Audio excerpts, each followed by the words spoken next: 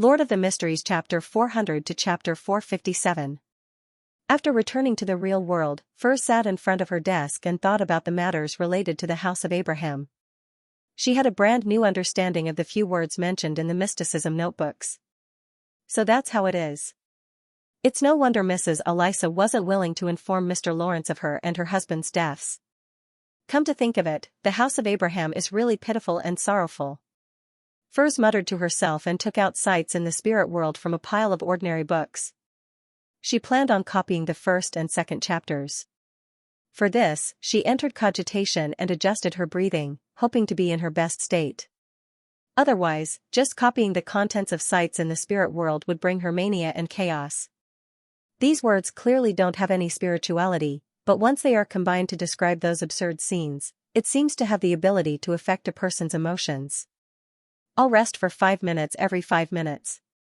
I don't want to lose control because of this.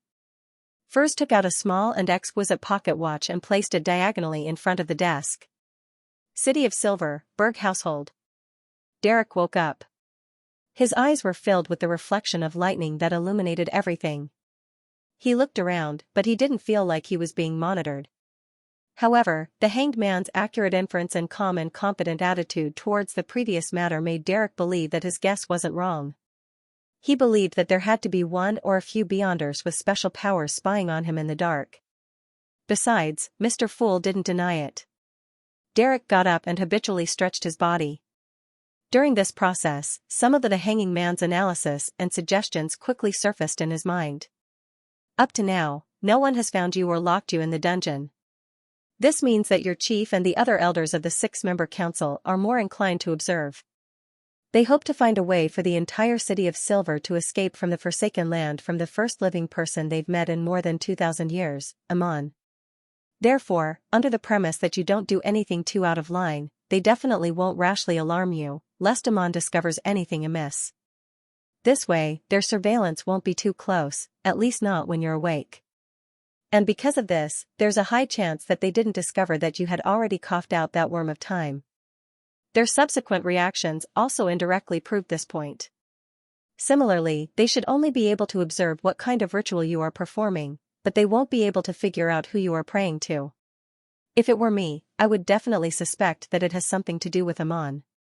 Based on the above reasons, you can openly complete the bestowment ritual and push all the blame onto Amon. Of course, you have to pretend to be sufficiently cautious and careful. You have to be prepared to be examined by a psyche analyst or other Beyonder of different sequences after everything ends. On this matter, you can seek Mr. Fool's help. According to the hanging man's suggestion, Derek circled the table twice, carefully closed the window, lit the candles, and set up the bestowment ritual. Above the gray fog, in the towering ancient palace.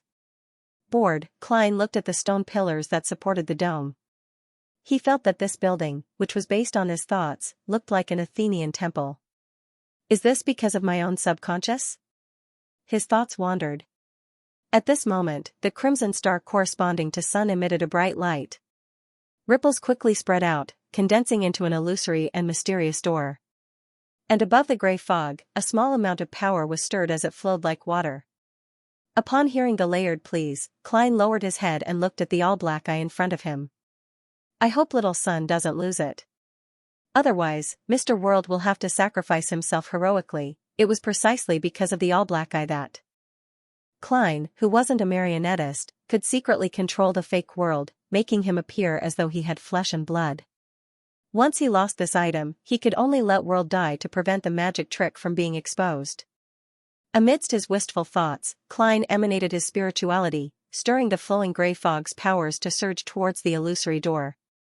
He forcefully pushed open a gap and stabilized the transmission passageway.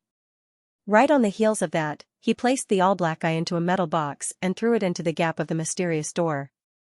He then said in a seemingly casual manner, "Do not touch the items inside." After doing all of this, he didn't stay any longer. This was because he knew that little son wouldn't be able to find an opportunity to take action so quickly.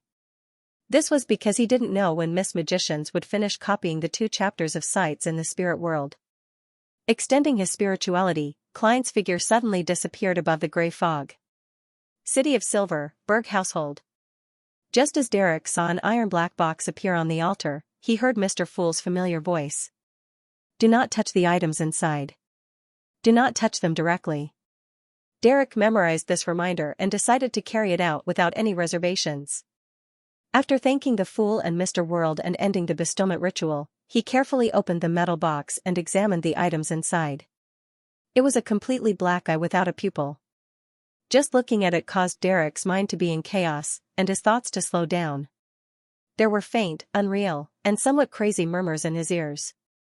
Shivering violently, Derek closed the lid of the metal box, picked up a pure silver dagger, and used the method of creating a wall of spirituality to completely seal the metal box. Then, he placed the metal box into a secret pocket inside his clothes, attached the axe of Hurricane, and headed straight for the training field. The exploratory team members had yet to be released from their disguised quarantine. However, Derek didn't plan on taking action today. He followed Mr. the Hanging Man's teachings and planned on observing the situation first before patiently waiting for an opportunity. Of course, if he encountered a great opportunity, he had to take action as expected. After entering the training field, Derek circled the exploratory team's area and saw that they were gathered in twos and threes, conversing softly. However, once they noticed that someone was watching them, they would immediately stop and stand there in silence. From time to time, they would take a few steps forward, as though they were zombies that had just crawled out from the depths of the darkness.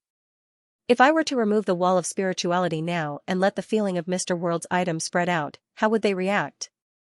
Would they turn their heads at the same time and look at me? Derek imagined the scene of everyone turning their heads in unison and coldly looking at him. For some reason, he felt an indescribable fear. He took a deep breath and told himself to be patient, to wait, and not to panic. City of Silver, top of the spire, in the chief's room. Demon hunter Colin Iliad, who was resting with his eyes closed, suddenly opened his eyes and looked at the shadowy corner of the wall. A figure contorted and stood up. It swayed slightly and said with a voice that sounded like metal rubbing against each other, Your Excellency, Derek Berg has held another ritual. Your Excellency, Derek Berg held another ritual. According to my observations, it should be a bestowment ritual. It's very similar to the sacrificial ritual we usually do, but the difference is that he received a response and was given an iron black square box. I can't see what's inside, but it gives me a very sinister and dangerous feeling. At this point, the shadow implored anxiously, Your Excellency, this must be done by that mysterious person. Your Excellency, this must be the orders of that mysterious person. We must take action. We can't ignore this any longer. Otherwise, Derek Berg will sooner or later summon an evil god or similar existence to destroy the entire City of Silver. Colin's expression turned abnormally heavy. He stood up and slowly paced. Let's wait a little longer. Up to now, we still haven't figured out the goal of the mysterious person who calls himself Amon. We don't understand why he only sent an avatar over after discovering the City of Silver and patiently stayed in the underground prison for 42 years. If he only wanted to destroy us, he wouldn't have done such incomprehensible actions. Let's wait a little longer. This might be our hope, the hope to survive when the apocalypse comes.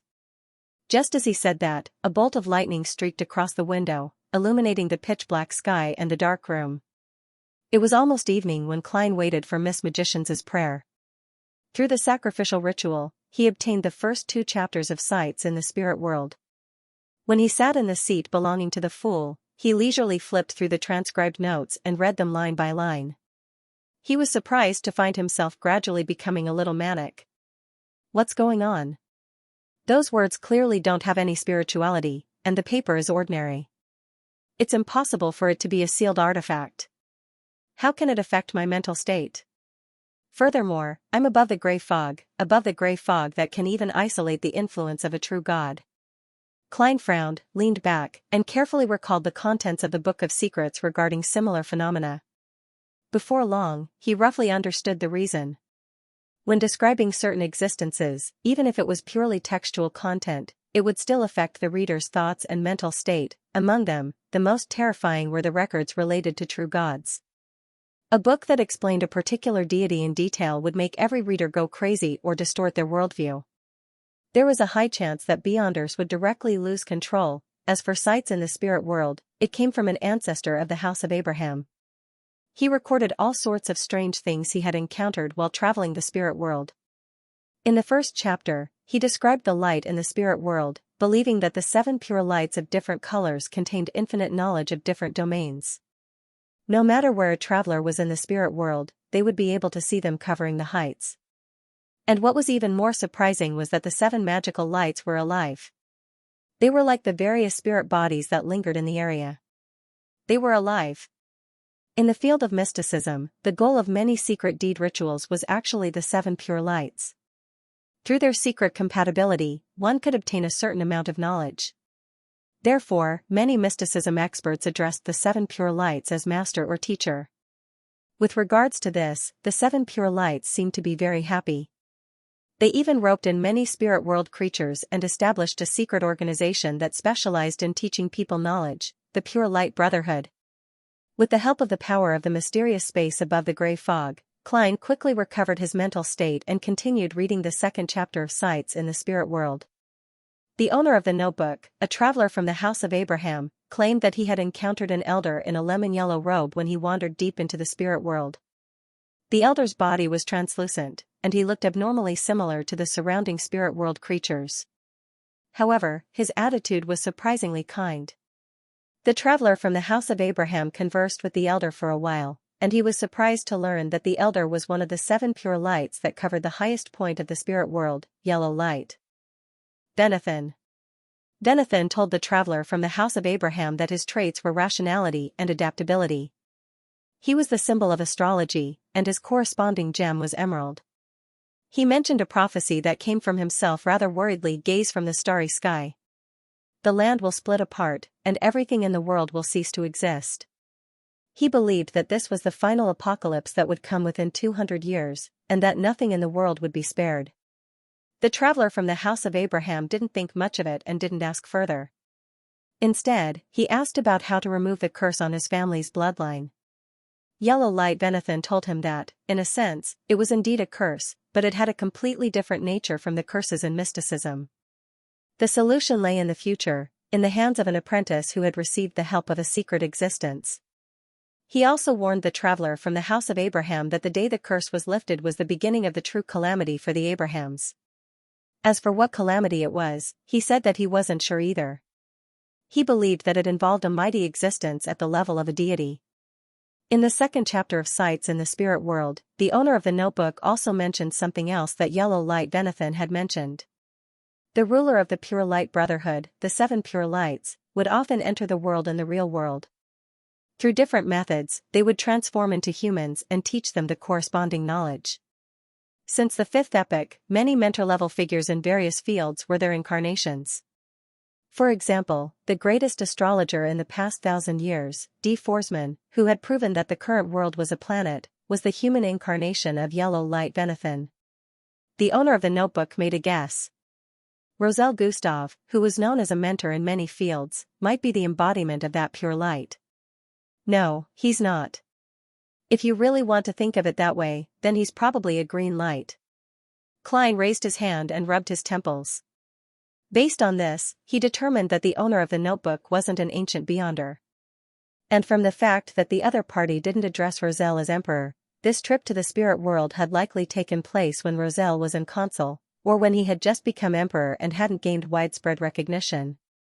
Of course, it couldn't be ruled out that the beyonders of the House of Abraham refused to recognize any emperor other than the tutor. A traveler who can travel the spirit world isn't a low sequence. And if he was a high-sequence beyonder, Mr. Dorr would have long been rescued, and the so-called bloodline curse would no longer exist. Therefore, the owner of the notebook is a sequence 5 beyonder, or a sequence 6 with the help of a mystical item. Although the House of Abraham has declined, it's not weak. Why is Yellow Light Venathan's prophecy extremely similar to what the Demonist sect and the Aurora Order claim, that the apocalypse will eventually come? From the time I just calculated, it's only 20 to 30 years before the apocalypse? Klein frowned as he thought. Roselle became consul in 1173, and it was now November 1349, 176 years ago. And back then, Yellow Light Venathan had prophesied that it would be within 200 years. Considering that Klein had only calculated the interval, it was possible that it would be 24 to 50 years before the apocalypse. Roselle became emperor in 1192 and was assassinated in 1198. Although the first 2 chapters of Sights in the Spirit World didn't have any practical knowledge, it had completely broadened his horizons. It allowed him to learn a lot about the situation in the spirit world, as well as the existence of the 7 pure lights and the Pure Light Brotherhood. As it turns out, when I advanced, transformed into a spirit body, and held the corresponding ritual, the pure brilliance that I could see at an extremely high place that contained countless knowledge was the pure light of the spirit world. Moreover, they were alive and had their own thoughts. How fascinating! The first 2 chapters of Sights in the Spirit World aren't completely devoid of practical knowledge. At the very least, I know that Yellow Light's true name is Venethan, and that its corresponding gem is Emerald.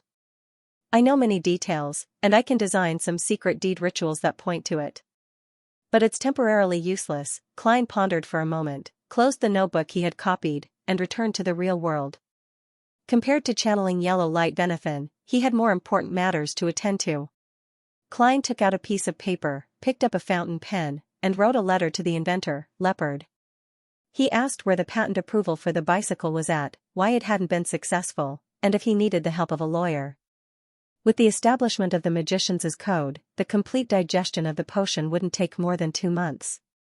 He had to save up enough Beyonder ingredients for his advancement to sequence 6 faceless as soon as possible. Among them, the sun might provide one for free because of the all-black eye, but the other still required Klein to think of a way himself. According to what he knew, the corresponding Beyonder ingredients for sequence 6 were basically more than 1,500 pounds, and they were often priceless. Apart from the 2 main ingredients, the supplementary ingredients included the blood of a 1,000-faced hunter and the hair of a deep-sea naga. They were 2 extremely rare items that were rich in spirituality, and they were similarly expensive. It's really hard to earn money, but it's easy to spend it. If only the werewolf Beyonder characteristic and interrogator Beyonder characteristic could be sold. I can't even waste 1 solely and 1 penny. Klein sealed the envelope and stuck a stamp on it. He didn't need to count to know how much money he had. 624 pounds in notes, 5 1-pound gold coins, 7 solely notes, and some copper pennies. By the way, there's also the 600 pounds that Miss Magicians and Miss Zio will pay for the Sheriff Beyonder characteristic. I hope they can raise the money as soon as possible. Klein silently blessed the 2 ladies.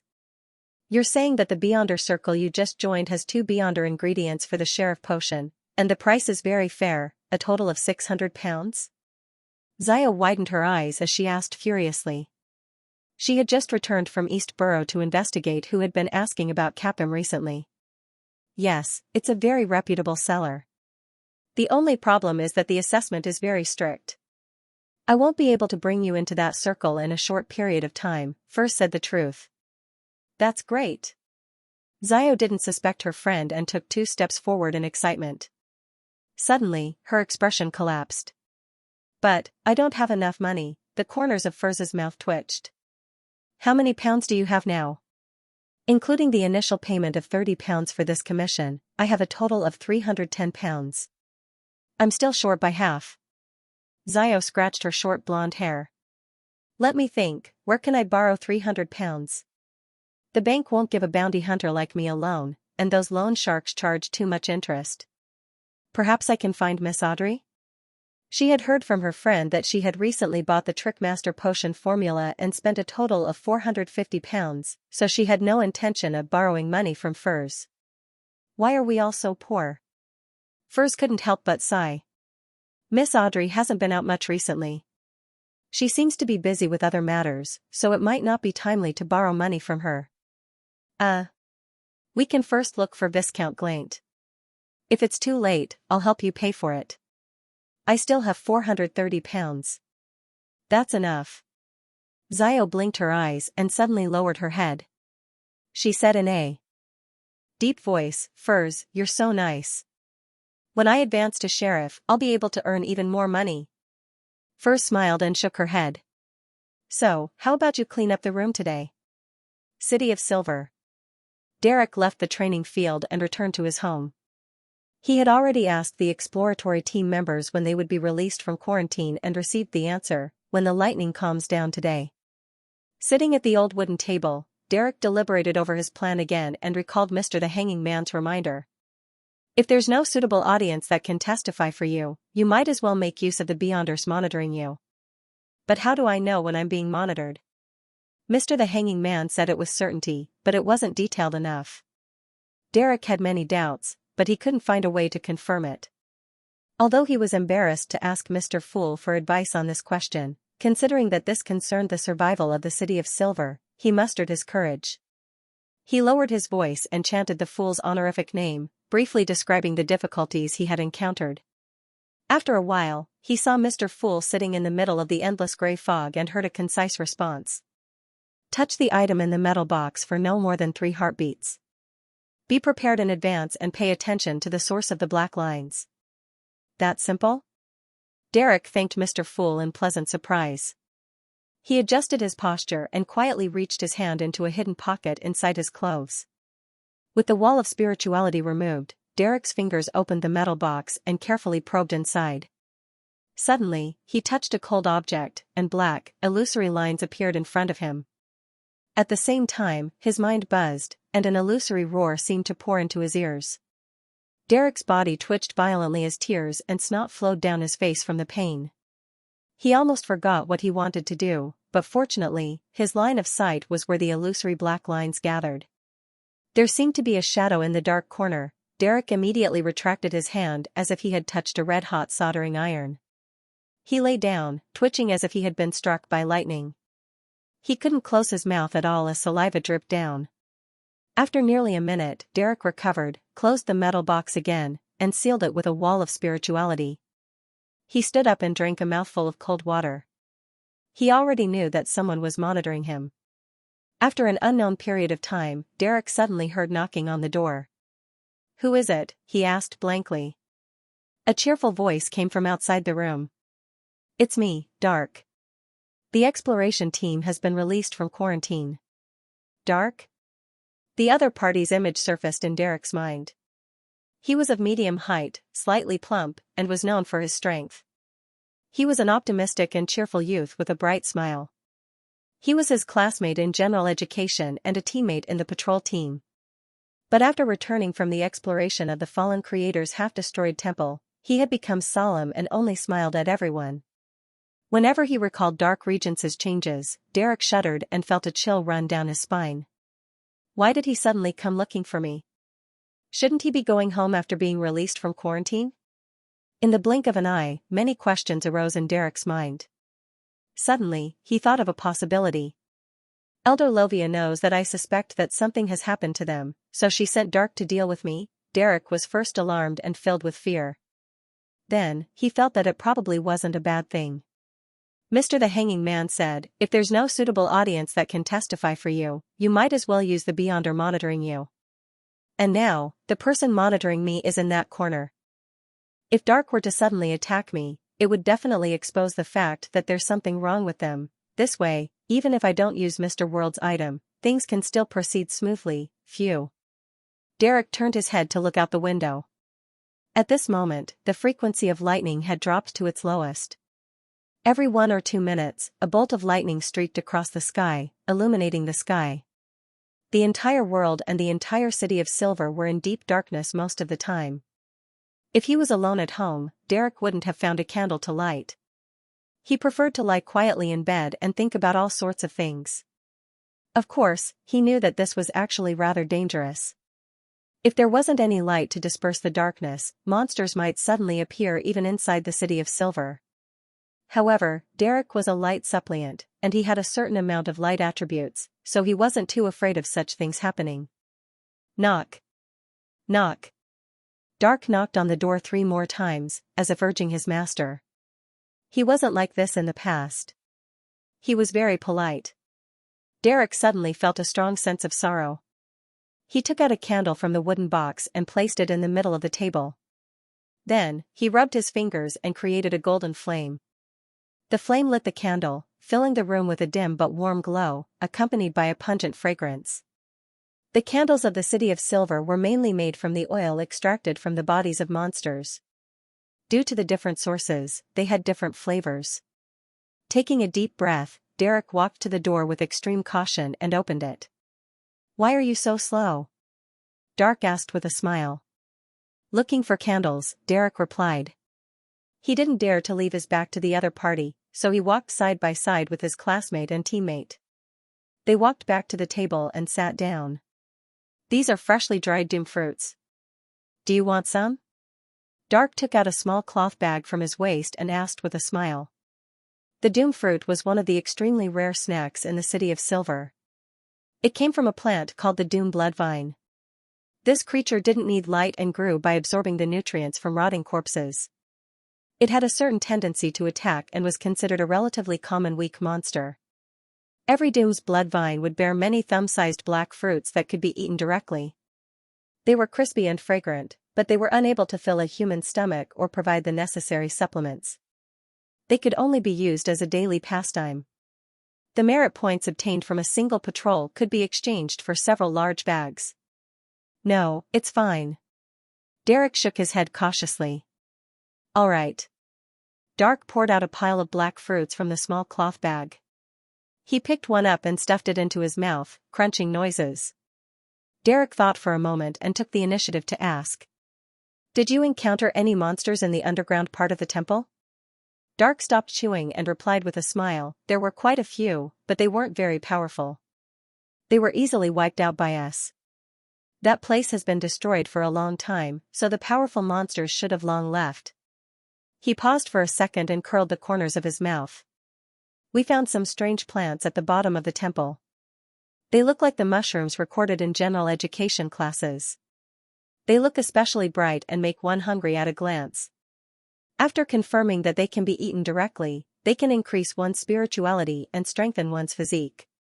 If it's paired with roasted monsters, it will emit an unimaginable fragrance." As he spoke, he took out a palm-sized mushroom-shaped object from another small cloth bag. Its handle was as white as jade, and its cap was bright red and crystalline. It was dotted with dark golden spots. Derek couldn't help but swallow a mouthful of saliva when he saw the plant, as though he had been starving for days. Under the dim candlelight, the beautiful mushroom-shaped object constantly swirled with an alluring luster. It was especially appetizing, making it hard for one to control their appetite. "Here's one for you." Dark smiled warmly. Okay. Derek almost took action on the spot. He picked up the mushroom-shaped plant and stuffed it into his mouth, but in the end, he endured it and forced himself to open his mouth. "I'll give it a try tomorrow." Dark didn't say anything else as he pushed the mushroom in front of Derek and continued to chew on the doom fruit. Derek spent a great deal of effort to move his gaze away from the mushroom. He asked with great difficulty, "Did you discover anything during this exploration?" "Yes." Dark stopped eating his snacks and held a black doom fruit in his hand. He replied very seriously, "We found many murals, connected murals." "Do you remember the statue in the temple?" "Yes." Derek glanced at Mushroom and nodded. A huge cross with a naked man hanging upside down nailed to it. Its surface was deliberately smeared with a lot of blood. Dark twirled the doom fruit in his hand. The newly discovered murals tell us that the builders of the temple believed that the statue represented the Lord who created everything, the omniscient and omnipotent God. They believed that the Lord did not abandon this land, but helped us bear most of the sins when the cataclysm came. Therefore, he changed from standing upright to hanging upside down, from walking freely to being nailed to the cross, and shed blood for us. God's grace is as boundless as the sea. We are not abandoned people. Instead, we are doted on. Without the Lord bearing the sins and bleeding for us, the City of Silver would have long been destroyed. Humans would have long ceased to exist. However, in the outside world, in the lone kingdom where Mr. Hangman and Miss Justice are, there's no curse at all. There's no extreme darkness, and there aren't all sorts of monsters in the depths of the darkness. We aren't blessed. Derek silently retorted. If that's true, we just need to change some of the symbols and corresponding honorific names during the ritual, and we will be able to obtain the Lord's response again. Dark endlessly described the murals at the bottom of the temple and voiced his guess. As for Derek, he found it increasingly difficult to resist the temptation of the mushroom. "No, I can't eat it. If I eat it, I might end up like Dark and the others, completely corrupted by the fallen creator and become a fanatical believer. Even if there's someone monitoring me, they won't discover any problems. Derek felt a sense of horror as he felt that he had to do something to escape his current situation. Chase Dark away and return the mushroom to him? But that would be equivalent to giving up the opportunity. Opportunity. Derek subconsciously cast his gaze towards the dim yellow candle flame that was quietly burning. I'll get you a glass of water. He quickly went through the plan he had discussed with Mr. the Hanging Man and stood up calmly. As Dark nodded, he threw the thumb-sized black doom fruit into his mouth, causing a crisp smacking sound to echo. As Derek poured the water, he deliberately slowed down his movements, lowered his head, and chanted Mr. Fool's honorific name. At the end, he said, "Your loyal servant prays for your attention. I pray that you accept his offerings. I pray that you open the door to the kingdom." Whoosh, a gust of wind suddenly blew in the room, and the powers of nature produced obvious fluctuations under the influence of the incantation.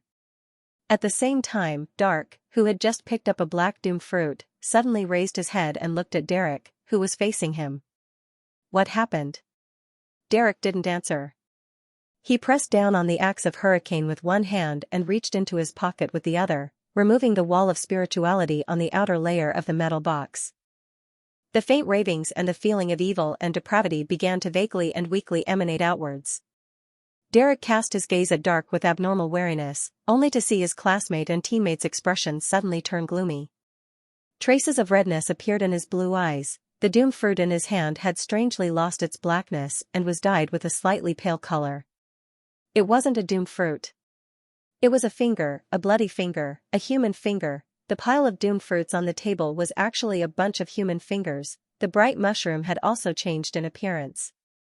It was no longer as beautiful, and it no longer had a luster that aroused one's appetite.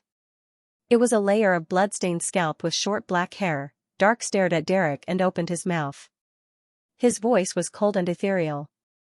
"What are you doing?" 15 Minsk Street, Bakeland. Klein, who had already crawled into bed and was in the warm world, heard a prayer that seemed to come from Little Sunday. He struggled to get out of bed and created a wall of spirituality. Then, he took 4 steps counterclockwise and went above the gray fog. Sitting in the seat belonging to the Fool, he wasn't in a hurry to examine Little Sun's request. Instead, he got the Dark Emperor card, the paper figurines, and other items to be neatly placed on the long bronze table in front of him. According to the Hanging Man's idea, the scene where Sun stimulated the members of the exploration team to mutate would be in the sacrificial ritual. This way, when the matter was over, it would be quite simple to make the item borrowed by the world disappear from the scene.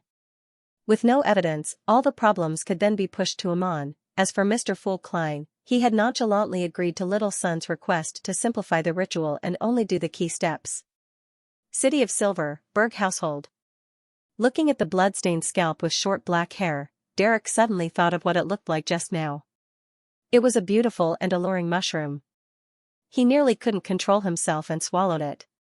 And the doom fruit that Dark wanted to treat him to, the doom fruit that produced a crunching sound when chewed on, was actually a bloody, pale-skinned human finger. At that moment, Derek's stomach convulsed violently, and a sour liquid surged to his throat. He resisted the urge to vomit and quickly sang a line of lyrics with a croaky voice. "God, please descend upon this place. The enemy shall be dispersed, and the believers shall rejoice." The song revealed a hint of warmth and holiness. Derek felt all the discomfort in his body calm down, and his spirituality became abundant and lively. His courage, his strength, and his agility were all significantly enhanced by the song. This was the beyonder power of a Sequence 9 bard. Dark stared at his classmate and former teammate who was singing softly, and his expression turned gloomy. The way he spoke became more and more inhuman. "What's on your body? What's on your body? What's on your body?" Suddenly, strips protruded out of Dark's clothes, as if a nest of vipers had been stuffed underneath, and they were slithering and wriggling non-stop. Whoosh! Whoosh! Bloody strips of flesh pierced through the black tight-fitting clothes, and the surface was covered in rough skin with body hair. The strips of flesh danced outwards, making Dark look like a blood-colored, soft-furred hedgehog. With a whoosh, the strips of flesh surged towards Derek, who was standing at his original spot. Derek was also a patrol member who had seen quite a number of monsters, so he didn't panic too much in the face of such a situation. He twisted his waist, raised his arm, and swung down the axe of hurricane that he had long held in his hand. The axe of hurricane cleaved at a few bloody strips of flesh, directly chopping them off and causing them to fall to the ground. However, because it was nighttime in the City of Silver, this strike didn't bring about any lightning.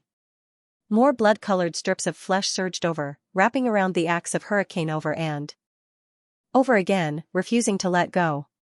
Seeing that he couldn't retract his weapon, a pure light suddenly lit up in Derek's eyes, as if two small suns had descended into the room.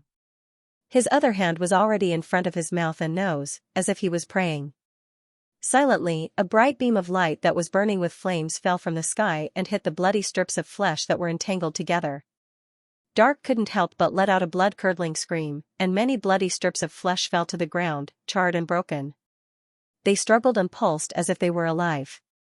The spirituality contained in the blood-colored meat strips, which were no longer under the control of the original owner, gradually fused with the natural forces stirred by the sacrificial ritual incantation, gathering into a red wave that grew more and more intense.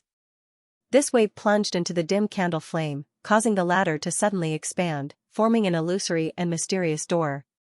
Derek had long drawn the secret symbol of the fool on the candle. This was the preparation they had made in advance. All of this formed a sacrificial ritual that had simple steps but complete elements. Crack, as the seat shattered, Dark pounced at Derek with the waving bloody strips of flesh. There was no fear or nervousness in his eyes, only the purest and most burning desire. And at this moment, Klein, who was above the gray fog, responded. Amidst the unreal creaking sound, the illusory door with many strange patterns cracked open a crack. Behind the crack was a deep darkness. In the darkness, there were countless transparent shadows of indescribable shapes. At the top of these shadows, there were 7 rays of pure light of different colors that seemed to contain infinite knowledge. And above the brilliance was an endless grayish-white fog. It was an ancient palace that overlooked the gray fog. Suddenly, a shadow leaped out from a dark corner and covered Dark, who was closest to it. The bloody strips of flesh that were dancing around Dark were completely enveloped by the pitch-black sticky liquid. His entire body had become like a cat that had entered an opaque bag. The shadow didn't stop.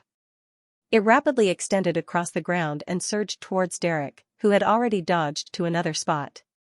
It shouted sternly, "Stop! What are you doing?" As a monitor, his original plan was to observe the changes from the sidelines and record the corresponding abnormalities. When the situation became uncontrollable, he would then take action to stop the two parties that were acting strangely. But when he saw the illusory door covered with strange symbols and labels crack open, he was shocked by the deep, mysterious, lofty, and majestic scene inside. His intuition told him that it had something to do with the terrifying evil god, so he had no choice but to notify Derek while taking action in a hurry, in an attempt to forcefully interrupt Dark's attempt to sacrifice himself to that existence. However, Dark had long determined his location, and the area he chose for himself was far away from him. Therefore, in order to control the youth who had been possessed by the mysterious Amon, the monitor, Shadow, could only first circle around or control Dark regents. And he chose the latter, because Dark was clearly abnormal.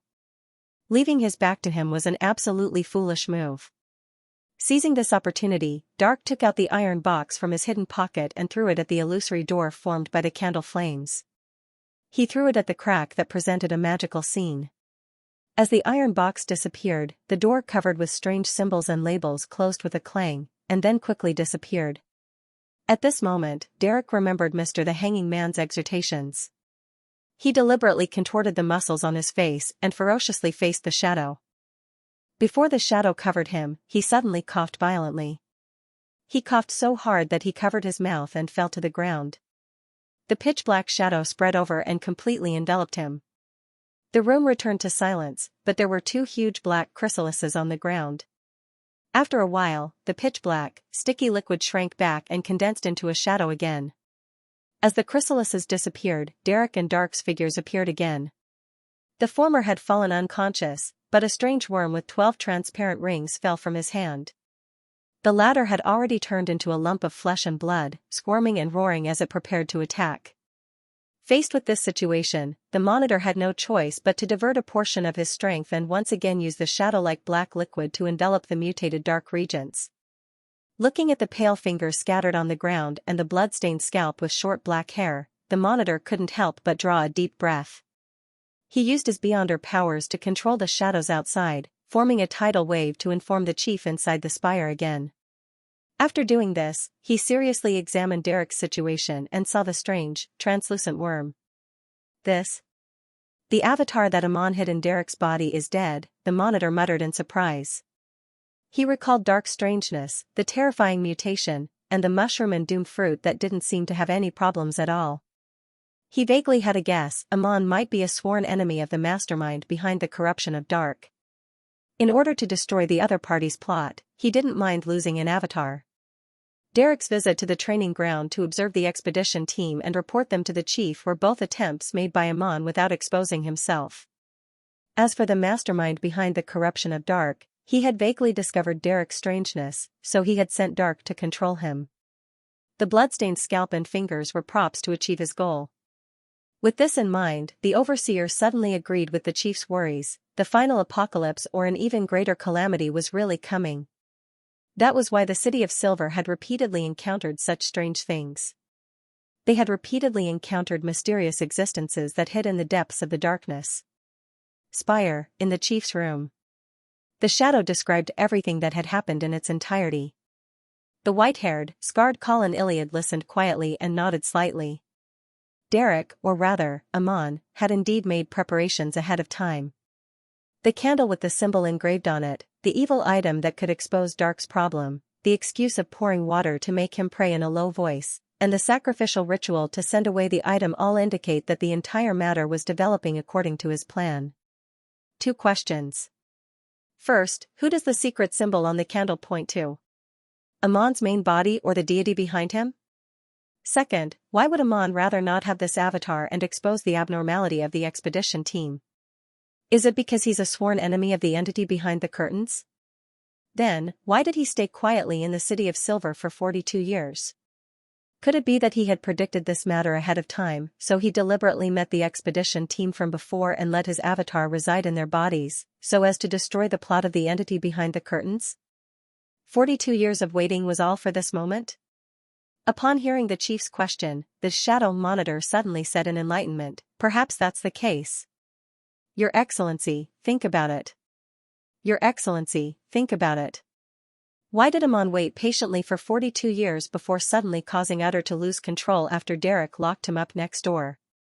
Because the time in the prophecy is coming, he is in a hurry to change to a parasite that can move freely and destroy the plot of the one behind the curtain. Indeed.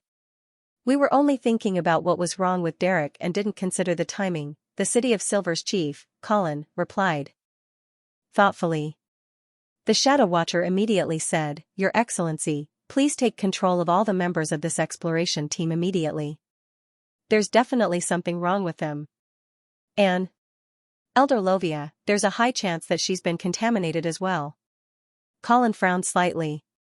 "Before you reported this, even before Dark left, Lovia came to me and told me that she suspected that the members of the exploration team had been contaminated by something.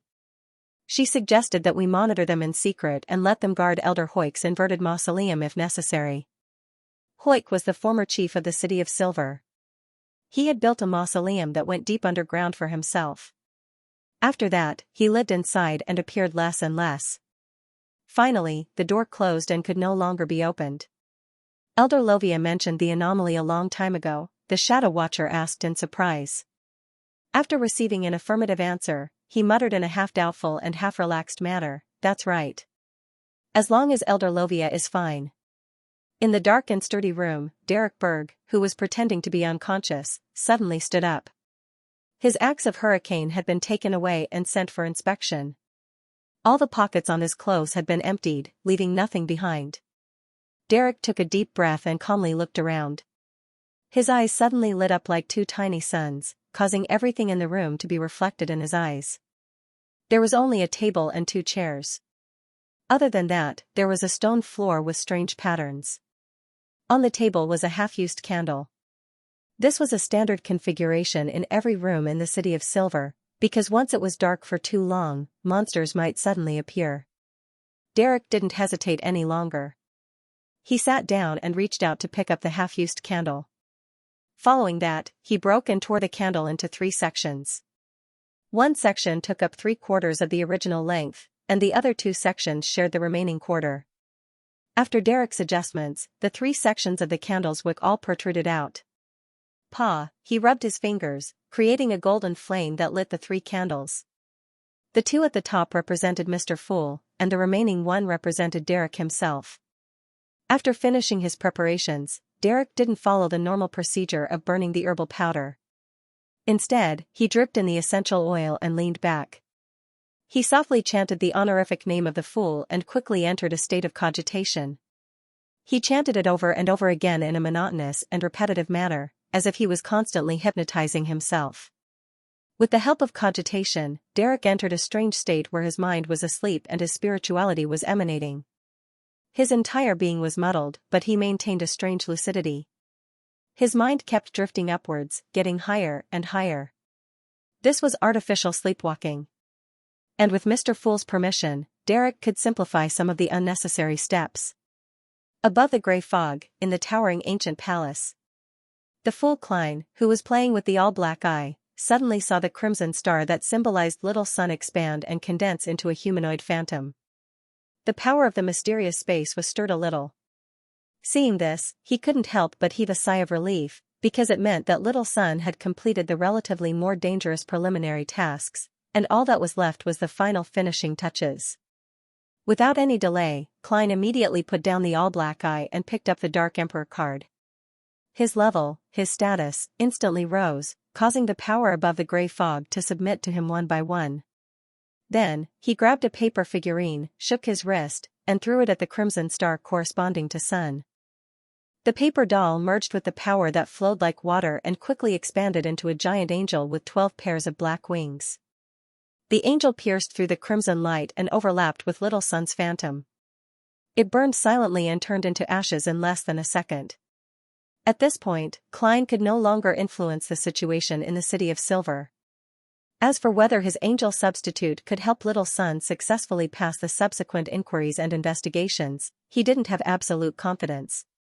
All he could do was sigh inwardly. After doing what needs to be done and working hard on what needs to be done, all I can do is wait for fate to arrange things for me. I hope it's a good outcome. In a daze, Derek saw an angel descend in front of him with an aura that blotted out the sky. It then wrapped itself in 12 pairs of black wings. He suddenly woke up, and in his eyes, there were 3 candlelight flames burning quietly. After thanking Mr. Fool sincerely, Derek ended the ritual and extinguished the 2 candles that only took up a quarter of the original amount. Then, he plucked them out and created a golden and clear flame in his palm. Drip. Drip. The 2 candles quickly melted, and tears kept falling. They either landed on the remaining candle's body or surrounded it. As the candle wick completely burned out, there was only 1 candle left on the table. It was a little shorter than before, but it wasn't very obvious. It seemed like it had only burned a little longer. After getting rid of the remaining traces, Derek extinguished the last dim candle flame. He sat up in silence and stared ahead in a daze. He didn't move for a long time. He was worried that the 6-member council wouldn't react quickly enough, allowing the exploratory team members to contaminate more City of Silver residents with the mushrooms and doomed fruits.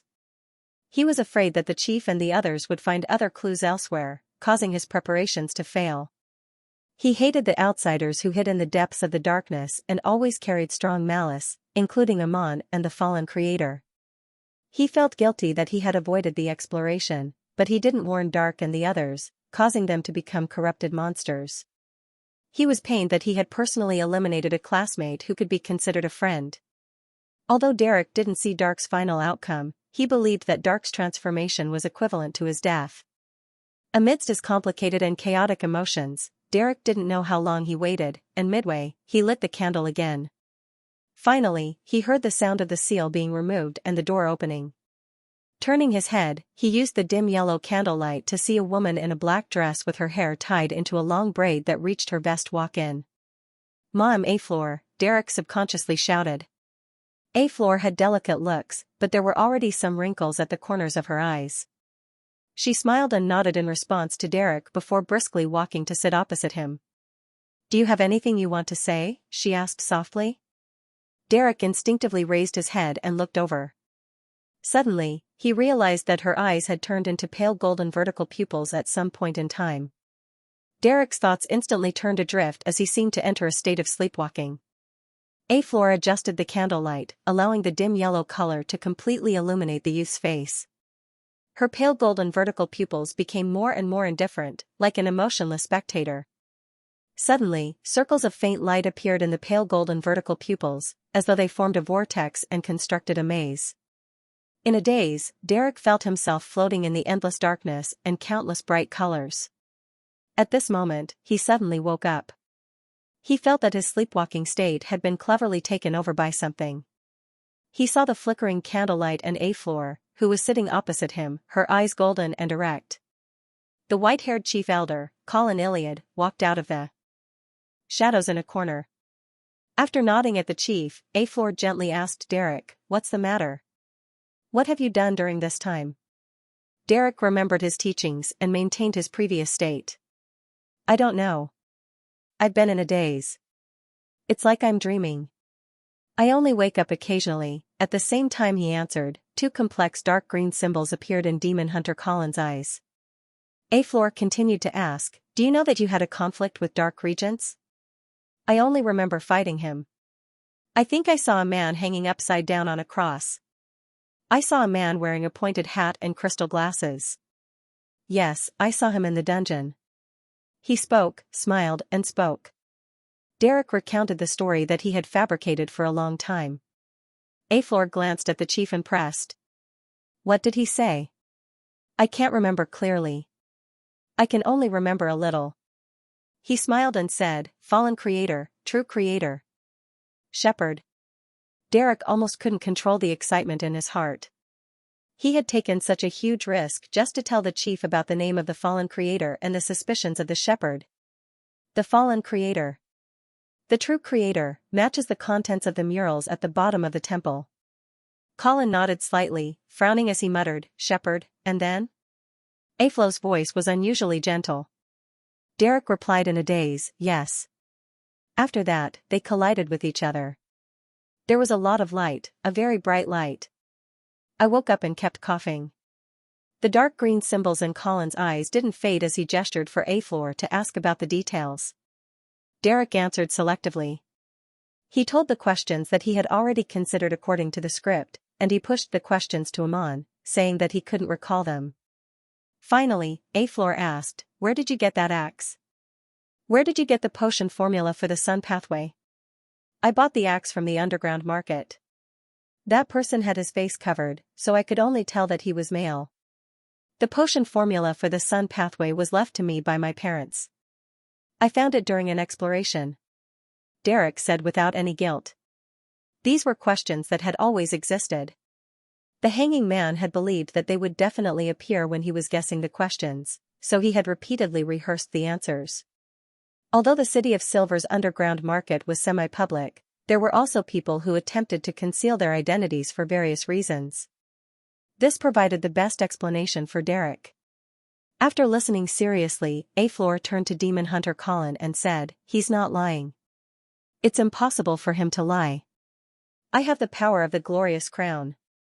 Colin nodded and said, "In such a state, he didn't show any signs of evil, depravity, or corruption." Discovering these things was a demon hunter's specialty. And as a high-sequence beyonder, the strongest point of a demon hunter was that they could conceal their actions and intentions, making it impossible for targets who could foresee danger to detect them. Therefore, every demon hunter was the nemesis of a devil. After some thought, Colin got up and left the room. He said to the shadow in the corner outside, "Let Derek leave later. For the time being, we don't think that there's any problem with him. But secretly monitor him for a period of time. If Amon can create 2 avatars, he might be able to create a third." "Yes, Your Excellency," the shadow replied respectfully. By the time Derek woke up, there was no one in the interrogation room. All that was left was the words that said that he was free to leave. He heaved a sigh of relief and walked out, thinking about Mr. the Hanging Man's exhortations. You can't relax and be careless. The surveillance in secret will definitely continue for a period of time. Otherwise, your chief will be unqualified. I can't even recite Mr. Fool's honorific name anymore. Derek muttered to himself as he walked down the spiral staircase. As he walked, he suddenly saw a familiar figure. It was Shepherd Elder Lovia, who was dressed in a purple-patterned black robe. She had a beautiful and elegant appearance. Lovia's pale gray eyes swept across Derek as a gentle smile appeared on her face. After returning to her room, Lovia walked to her desk with an indifferent expression and spread out a piece of paper made of leather. She pinched her right index finger with her left hand and snapped it, but the blood didn't drip down at all. It seemed to have been sucked to the surface. With this finger in hand, Lovia drew a complicated symbol on the paper. It was a symbol formed from half of the pupilless eye, which symbolized secrecy, and the other half of the contorted lines, which symbolized change. After carefully examining it, Lovia wrapped the severed finger with the piece of paper and stuffed it into her mouth. She chewed on it and swallowed it all. The flesh on her right palm, which only had 4 fingers left, squirmed at the wound, and it quickly grew into a new index finger, a slightly pale index finger. Lovia lowered her head, looked at her palm, and whispered, "Don't worry." Bakeland, in a basement that resembled a temple. Mr. A, dressed in a hooded black robe, quietly knelt in front of the hanging giant statue. He didn't move for a long time. Suddenly, he cocked his ear, as if listening to something. After a brief pause, Mr. A suddenly raised his hands and snapped his right index finger with his left palm. He stuffed the bloody finger into his mouth and chewed it like he was eating a snack. Gulp, Mr. A's throat squirmed as he swallowed the crushed finger into his stomach. His body suddenly trembled, as if he was being shaken by an invisible person. In this state, Mr. A stretched out his right hand and used the blood that flowed from his wound to write words on the ground. Those words weren't Jotun or Dragonese, which could stir the powers of nature, nor were they Hermes, which was used for sacrificial rituals. Instead, they were the most ordinary and common Ruan. The bright red luster quickly condensed, and the words formed a few paragraphs found: the fool that doesn't belong to this era, the mysterious ruler above the gray fog, the king of yellow and black who wields good luck, adored and believers, in Bakeland. With the end of the revelation, Mr. A stopped trembling, and a brand new finger grew out of his wound. He lowered his head and carefully looked at the words he had just written. The corners of his mouth curled up in the shadows. "I will only obey your oracle." Mr. A humbly prostrated himself on the ground, as if he had found the meaning of his existence. City of Silver, upper part of the spire. Lovia walked to the window and looked down at the flickering candlelight in the darkness. Her expression gradually softened. After an unknown period of time, she heard a knock on the door. "Your Excellency?" Lovia turned around lightly and asked with a smile. The door opened by itself without any wind. Standing outside was demon hunter Colin Iliad. He wore a brown coat and had a leather belt with hidden compartments around his waist. "Lovia, the abnormality of the exploratory team members has been confirmed," Colin said straightforwardly. "As the captain, regardless of whether you have any problems, you have to stay in the dungeon for 7 days and receive the baptism of the glorious crown. You should know very well that this is the rule." Lovia wasn't angry at all. "I know. I've already made preparations to stay in the dungeon for a long time. If you're still worried when it's over, I can accept any arrangement." As she spoke, she had already walked to the door and walked past demon hunter Colin. Colin turned around silently and followed her diagonally down the spiral staircase. Halfway there, the two of them heard heart-wrenching cries and shouts. "Is it starting again?"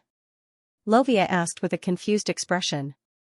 Colin nodded and replied hoarsely, "Yes, this is our fate that we can't escape," at this moment, in a hall in the middle level of the spire. The exploratory team members and the few residents of the City of Silver that they had contaminated were pressed to the ground by the corporeal holy luster. They were unable to move, as though they were carrying a huge mountain on their backs. A dark-skinned couple in their 40s walked up to a young man in his early 20s, each holding a straight sword with complicated patterns. The young man's body had already collapsed like a pile of meat paste, but his head was still intact, only a few blood-colored hairs had grown out of it. Seeing the couple approaching, he cried out in alarm, "Dad, Mom, what are you doing? Didn't we agree to eat roasted iron scorpions together tonight?" "Dad, Mom, I caught a lot of iron scorpions for you." The couple could not bear to look sideways, but the swords in their hands were raised high. After 2 puffs, the young man stopped crying. He first twitched, then completely lost all signs of life. On the other side, a 10-year-old girl also raised a sword with complicated patterns, and with tears streaming down her face, she stabbed her sister. The woman lying on the ground suddenly laughed and said in a gentle tone, "From today onwards, you will have to live on your own." "Don't be so naive," the girl cried until her vision blurred, and the sword in her hand stopped in midair. However, a strong and forceful palm pressed on the back of her hand and pushed it forward. Puff, the girl stood there in a daze as if she couldn't hear or see anything. This was the ancient curse that enveloped everyone in the City of Silver. They had to kill their own blood relatives with their own hands to prevent them from turning into a terrifying and strange evil spirit after death. Therefore, even though Dark had completely mutated into a monster and had been corrupted by an unknown existence, making him worthless for interrogation, the Shadow Watcher didn't dare to kill him on the spot. Instead, he tried his best to restrain him and bring him back to the spire to wait for his parents. Otherwise, things would become even more troublesome. The members of the exploration team who had also been corrupted were currently undergoing the same treatment that hadn't changed for more than 2,000 years. Although no one knew if they would mutate after death in such a state, no one dared to take the risk. Fortunately, the City of Silver didn't have a large population, and they were trapped in one place. Under the arrangements of the upper echelons, there were quite a number of people who were related by blood. Even if it had to be limited to 3 generations, there were still quite a number of them. It was precisely because of this that the Beyonders in charge of the patrol team had to first consider the factor of bloodline to prevent any accidents from happening. For the exploration team, the requirements weren't that strict. This was because their missions often went deep into the darkness and were extremely far away from the City of Silver. Even if they died or mutated, it wouldn't affect everyone's safety. Once a resident no longer had any blood relatives within 3 generations, they would be strictly monitored. As long as they were seriously ill or showed obvious signs of aging, they would immediately be sent into the depths of the darkness, far away from the City of Silver. When the former captain of the exploration team, Udal, who had been isolated in the dungeon, mutated, there were actually 3 elders in the spire. However, the one who ultimately took action was Chief Colin Iliad. Otherwise, he could only attempt to seal it. This was because Udal was his biological brother. Shepherd Lovia and Demon Hunter Collins silently entered the lowest level of the spire. Under the company of a few Dawn Paladins, they arrived at the depths of the dungeon. Soon, the 2 of them stopped outside a cell. The Dawn Paladins were scattered in the distance. Lovia didn't show any abnormalities as she unhurriedly walked into the room that only had a bed, a table, and a candle. Before the metal door closed, she turned around and looked at Demon Hunter Colin with her light gray eyes. She calmly said, "Your Excellency, you once told me that when the residents of the City of Silver leave this place and die in the depths of the darkness, they won't immediately mutate into evil spirits. They will have to wait for a few days. Therefore, the other members of the exploration team have plenty of time to distance themselves." Colin nodded, indicating that it was indeed the case. Lovia closed her eyes and revealed a sorrowful smile. 2 months ago, during an exploration, a member of the team died in front of me. I pretended to be separated from the other team members and waited there for 5 days, but he didn't mutate into an evil spirit. Demon Hunter Colin looked at her in silence until the metal door closed with a clang, and the seal took shape. Above the grey fog, in the ancient palace, Klein waited for a while, and seeing that the crimson star that symbolized Little Sun didn't change, he finally heaved a sigh of relief. It should be a success. He rubbed his temples, wrapped himself with his spirituality, and fell back into the real world. As soon as he felt the existence of his body, Klein tasted the cold. He sneezed, quickly dispelled the wall of spirituality, and got back into bed. Sadly, his bed was already cold. Thankfully, my body received a certain degree of protection after entering the grey fog. Otherwise, I'm afraid I'll catch a cold tomorrow. Klein wrapped himself in the blanket and sighed. His current state reminded him of a witty saying he had heard in his previous life: keeping warm basically depends on shaking. Before his bed warmed up again, he could only let his thoughts wander and consider all kinds of problems. I don't seem to have anything urgent to do recently. I've concluded the magician's code of conduct. Even if I don't challenge the impossible and just do a normal performance, I'll be able to digest the potion step by step around the new year. My next plan is to gather the beyonder ingredients for the faceless potion and save up the corresponding money. However, this can't be rushed. The tense strings in Klein's mind gradually relaxed, and he suddenly had the thought of resting for 2 or 3 days. As his bed warmed up, he fell asleep unknowingly. When he woke up, he happened to hear the cathedral bell strike 8 times. Klein stretched out his arm, felt the cold outside, and silently retracted it. It seems to have cooled down again today. I don't have anything urgent to do, so it seems like I can sleep in. He closed his eyes again, relaxed. But after lazing in bed for a while, he heard his stomach rumble and felt his abdomen swell. Life is really full of difficult choices, Klein mumbled. After trying his best to resist the 2 feelings for about 10 minutes, he finally gave up. He abruptly got out of bed and rushed to the bathroom next door. After changing his clothes and washing up, he went down to the first floor and dug out the ingredients to make Phaenopotter noodles. This time, he didn't plan on using the meat sauce he had bought. He wanted to try the meat paste that he had made 2 days ago. This was the meat paste that he had carefully selected and stir-fried according to the taste he remembered. Although some of the ingredients from the 2 worlds were ultimately a little different, making it difficult to truly replicate the taste, Klein found it pretty good after tasting it. Before long, he had Phaenopotter noodles mixed with sauce and meat paste, and he felt that it was a beautiful morning. Adhering to the tradition of this world, he flipped through the newspapers as he ate, and he first confirmed that old Mr. Eye of Wisdom hadn't placed an advertisement. Based on the thoughts he had last night, Klein decided to have some entertainment today, so he considered whether to attend a concert, an opera, or a play. Tickets to many music halls in Westborough, Hillstonborough, and Sherwoodborough cost at least 6 soldi. If one encountered a famous musician, it would even be priced in pounds. Professional music halls targeted at commoners cost 6 to 9 pence, and those open to the poor in East Borough who have spare cash only cost 1 penny. Klein flipped through the corresponding information to choose today's entertainment. At that moment, he heard the doorbell ring. Who is it? Klein jerked his head up and looked at the door. He felt like he had contracted a disease where he was afraid of the doorbell ringing. It was just like how he was afraid of his phone ringing on Earth. Putting down the newspaper and magazine, and looking at the empty plate without any seasoning left, Klein got up and walked to the door. Before he even grabbed the doorknob, he already knew that it was Dr. Allen outside. Don't you need to go to work? Klein mumbled and reached out to open the door. Good morning, Allen. The fog is gray today, he said with a smile. Allen still wore his cold expression, but there was a hint of anxiety and fear. He nudged his gold-rimmed glasses and didn't bother to greet him.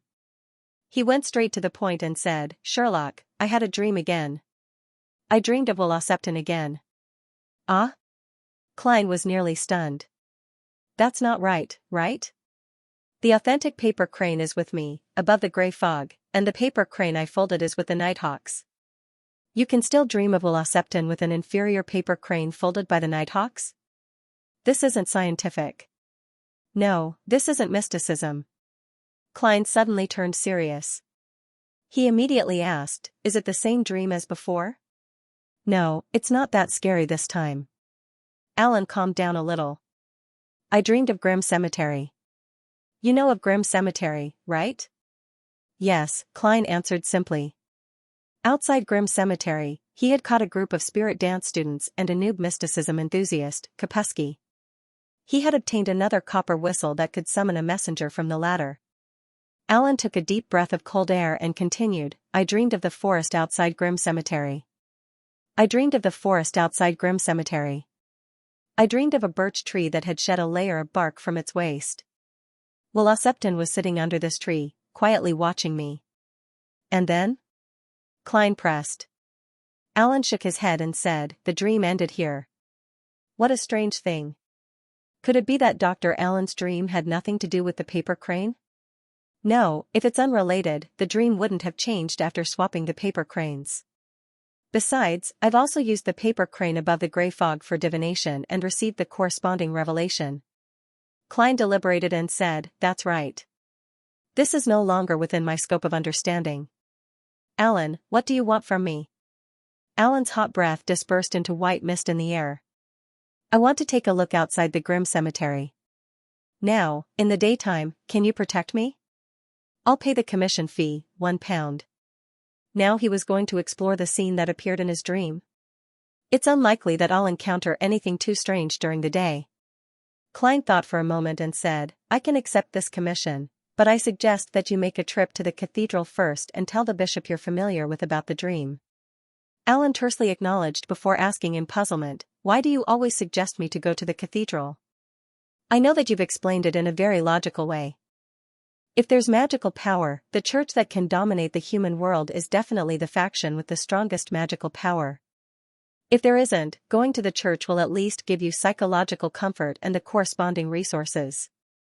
However, why do you suggest me to go to the cathedral when it's not too strange?" Klein considered for 2 seconds and replied in all seriousness, "I'm a detective. I come into contact with many unusual things, so I understand the uniqueness of the church. I also know when to seek help from them." "Really?" Allen's expression turned solemn. Klein immediately curled the corners of his mouth. "I'm joking. Allen, relax. I'll go change my clothes first. I'll also wash the cutlery." He didn't wear a thick coat and chatted with Allen for a long time at the door. His body was a little stiff from the cold wind. Taking this opportunity, Klein went to the bathroom and went above the gray fog. He divined the danger level of the commission and came to the conclusion that there was almost no risk. If he received a very dangerous revelation, his plan was to use the Church of the Evernight Goddess to repudiate the commission. Hillstonborough, Myriad Star Cathedral. "Sherlock, why don't you hire a maid? As a detective, you can handle several servants." Allen asked curiously as he led Klein into the largest cathedral of the Church of the Evernight Goddess in Hillstonborough. This was something he had wanted to ask on the carriage, but he had never found a chance to broach the topic. Klein sighed and said heavily, "Allen, let me tell you a story. Ellen, let me tell you a story. There was once a detective who hired 2 maids, a cook, and an assistant. He was doing quite well, but one day, he took over a case and successfully locked onto the murderer. The murderer was a very savage and cruel person. He snuck into the detective's house with the idea of revenge. Ellen, let me tell you a story. Ellen, there was a detective who hired 2 maids, a cook, and an assistant. The detective was a combat expert, and he only suffered minor injuries in the end. However, 2 of his servants died as a result. Allen, do you understand?" "I understand." Allen's tone was filled with obvious sympathy. "Sherlock, I didn't know you had such an experience." "No, the protagonist has nothing to do with me. This is just a story I just made up. I can't tell you directly that I'm involved in many strange and mysterious matters. There are often unspeakable secrets at home, so it's best not to hire a servant if possible." Klein looked ahead and let out a long sigh. The cleaning of his room was mainly done by Mrs. Stellan Sammer's maid. Twice a week, she only did the most basic cleaning for one solely. As they spoke, the 2 of them had already entered the hall of the Myriad Star Cathedral. It was dark, quiet, and sparse in the style of the Church of the Evernight Goddess. At the very front of the hall was a sacred altar engraved with the dark sacred emblem. On it, stars were inlaid with glowing pearls, and the crimson moon was formed with red gems. The rest of the place was pitch-black night. At a glance, it was dotted with stars, and the crimson glow made it look especially holy. However, Klein felt that it wasn't as good as the design of St. Selena Cathedral in Tingen City. The hall was pitch black, with only light shining through the fist-sized holes in front of it. It made one feel as if they could see the starry sky directly, giving them a sense of awe. However, there's a problem with that design. At night, the effect is gone. Klein found a random seat and sat down. He took off his half-top hat and leaned on his black hardwood cane. As for Alan, he continued walking down the aisle and headed straight for the confessional in search of the bishop. Sitting in such a hall and looking at the devotees who were focused on praying, Klein suddenly felt tranquil. Speaking of which, this is only my third time entering the goddess's cathedral. He laughed self-deprecatingly. Winter County, inside the Cathedral of Serenity. Leonard Mitchell put on a black trench coat and red gloves and entered the high-ranking deacon, Crestet Sesamir's room. Congratulations on officially becoming a Red Glove. May the goddess bless you. Sesamir drew a crimson moon on his chest. He still covered his mouth with his high collar. Praise the goddess. It's my honor. Leonard raised his right hand and tapped it 4 times in a clockwise manner. Sesamir didn't speak further and went straight to the point. According to your request, I placed you in Sostel's team. He's a soul assurer and has his own mystical item. I've also instructed someone to prepare the beyonder weapon you need for you. You've been in charge of a devil summoning case recently, and you've also taken care of the collection of clues. For example, the continuous incidents in Bakeland related to the tarot ritual. Yes, Your Excellency Sesamir. Leonard didn't have any objections. This will be the beginning of my revenge, he said silently in his heart. West Borough, the periphery of Grimm Cemetery. Klein accompanied Dr. Allen as they walked in the nearby woods for a long time. From time to time, he would cough because of the falling grayish-white dust. Perhaps there isn't such a tree. It's impossible for a dream to be completely reflected in reality. In the end, even Allen was a little uncertain. Thankfully, I'm good at finding things. Klein pointed in a direction with his cane. Let's take a look over there and make a final effort. All right. Allen took a deep breath. After walking for a while, Allen suddenly stopped in his tracks. He pointed to the front and said, There. More than 10 meters away, a birch tree with its waist peeled off stood there quietly, as though it was waiting for the two of them. It's exactly the same as in my dream, Allen said with great certainty. Klein smiled warily. But there's no Welosepton. Allen approached the birch tree and frowned for a while. Suddenly, he pointed to the side of the tree root and said Welosepton was sitting here back then, and he had one hand pointing at the soil below. Pointing at the soil below? Klein stood by the side and looked down at the area where there was almost no withered grass. You want to dig it up? Allen nodded. Since we've already found this place, we have to confirm what's inside. Sherlock, go to the cemetery and borrow 2 shovels. I'll stay here. You go to the cemetery. I'm worried that an accident might happen, Klein said cautiously. All right. Allen didn't decline and immediately left the woods. After a while, he spent some money and returned with 3 shovels and a gravekeeper before attempting to dig. As Klein dug, he suddenly smelled something familiar. As the soil on the surface parted, what was underneath was gradually exposed. It was the highly decomposed corpse of a child. His skin and flesh looked as though they were about to melt, and there were many worms crawling in and out of his nose and mouth. Clang, the shovel in Allen's hand fell and smashed into a rock. He pointed at the corpse's legs, his mouth frantically quivering, but he couldn't say a word. Klein held back his disgust and looked carefully. He discovered that the child's corpse's left leg was clearly missing its lower half. At the same time, Allen took 2 steps back, fell to the ground, and shouted in a shrill voice. He shouted with a sharp voice, Welosepton! Welosepton! It was Welosepton's corpse.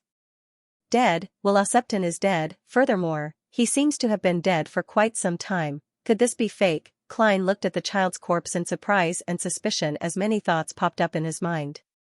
From what he knew, Welosepton was a child with a special trait. He might be related to the sequence 1 Snake of Mercury of the Monster Pathway. In the divination game he played, he had casually said, Doctor, your luck will turn for the worse, causing Allen to suffer for a long time. The paper cranes he folded allowed Allen's astral projection to be located in the spirit world, giving him a man-made revelation. Even Klein could only catch a glimpse of his whereabouts above the gray fog, making it difficult for him to come to an effective conclusion. How could such a child die for no reason? He died before Dr. Allen had a dream? Where are his family? Klein narrowed his eyes and endured the intense disgust. He carefully examined the highly decomposed corpse and discovered some torn tarot cards in the surrounding soil. His spiritual intuition told him that the corpse in front of him was most likely Will Septon. It's really shocking and puzzling. I'll head above the grey fog to confirm if Will Septon is faking his death. Wait, what has this got to do with me? I've long decided not to get involved in this matter, lest I get entangled by some snake of mercury. This might be even more terrifying than sealed artifact 0-08. Klein snapped to his senses and said to the dumbfounded tombkeeper and Dr. Allen, who was on the verge of breaking down, "Call the police." Okay. Good. The tombkeeper was stunned for a moment before replying repeatedly. He held the shovel and turned to run out of the woods. He was so fast that it was as if a zombie was chasing after him. He's indeed just an ordinary person. He's not cautious at all. Under such circumstances, shouldn't I be wary of the people around me? By exposing my back, it's easy for someone to smack me with a shovel. Klein glanced at the tombkeeper's back and sighed as he shook his head. When he was in the Tingen Nighthawks, he had read many case files and discovered that many victims had been scammed by their accomplices. With this in mind, Klein walked to Dr. Allen's side, bent down, and extended his hand. There's nothing to be afraid of, he's already dead. It's the death that scares people. Allen calmed down a little. He didn't accept Klein's help and got up on his own. His black robe was already stained with mud, which made Klein feel an inexplicable heartache. I can't bear to see anything valuable get damaged. He sighed in his heart. Seeing that Allen was still a little panicked, Klein smiled and said, "At times like this, praying to the God you believe in will have a good effect." Really? Allen was taken aback for a moment.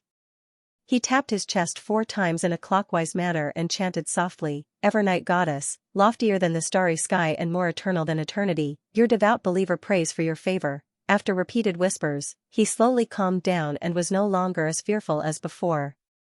Klein also drew a triangular sacred emblem on his chest and silently muttered to himself, "That's right."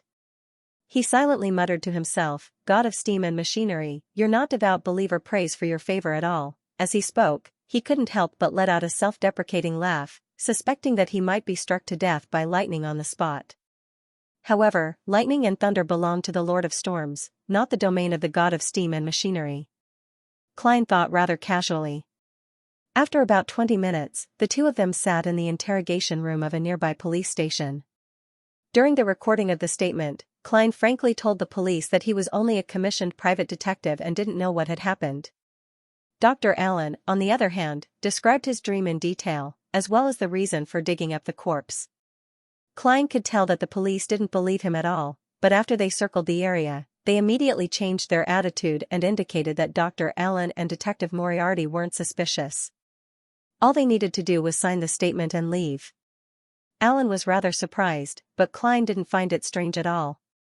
It was obvious that the Nighthawks had appeared. The benefits of getting the doctor to go to the Myriad Star Cathedral in advance to find the bishop showed itself. Before leaving the police station, Klein wasn't surprised to see a familiar figure. It was the Nighthawk who had entered his dream previously. This Nighthawk, who might be the captain, was still wearing a gray trench coat. It was obvious that he was more resistant to the cold than Klein.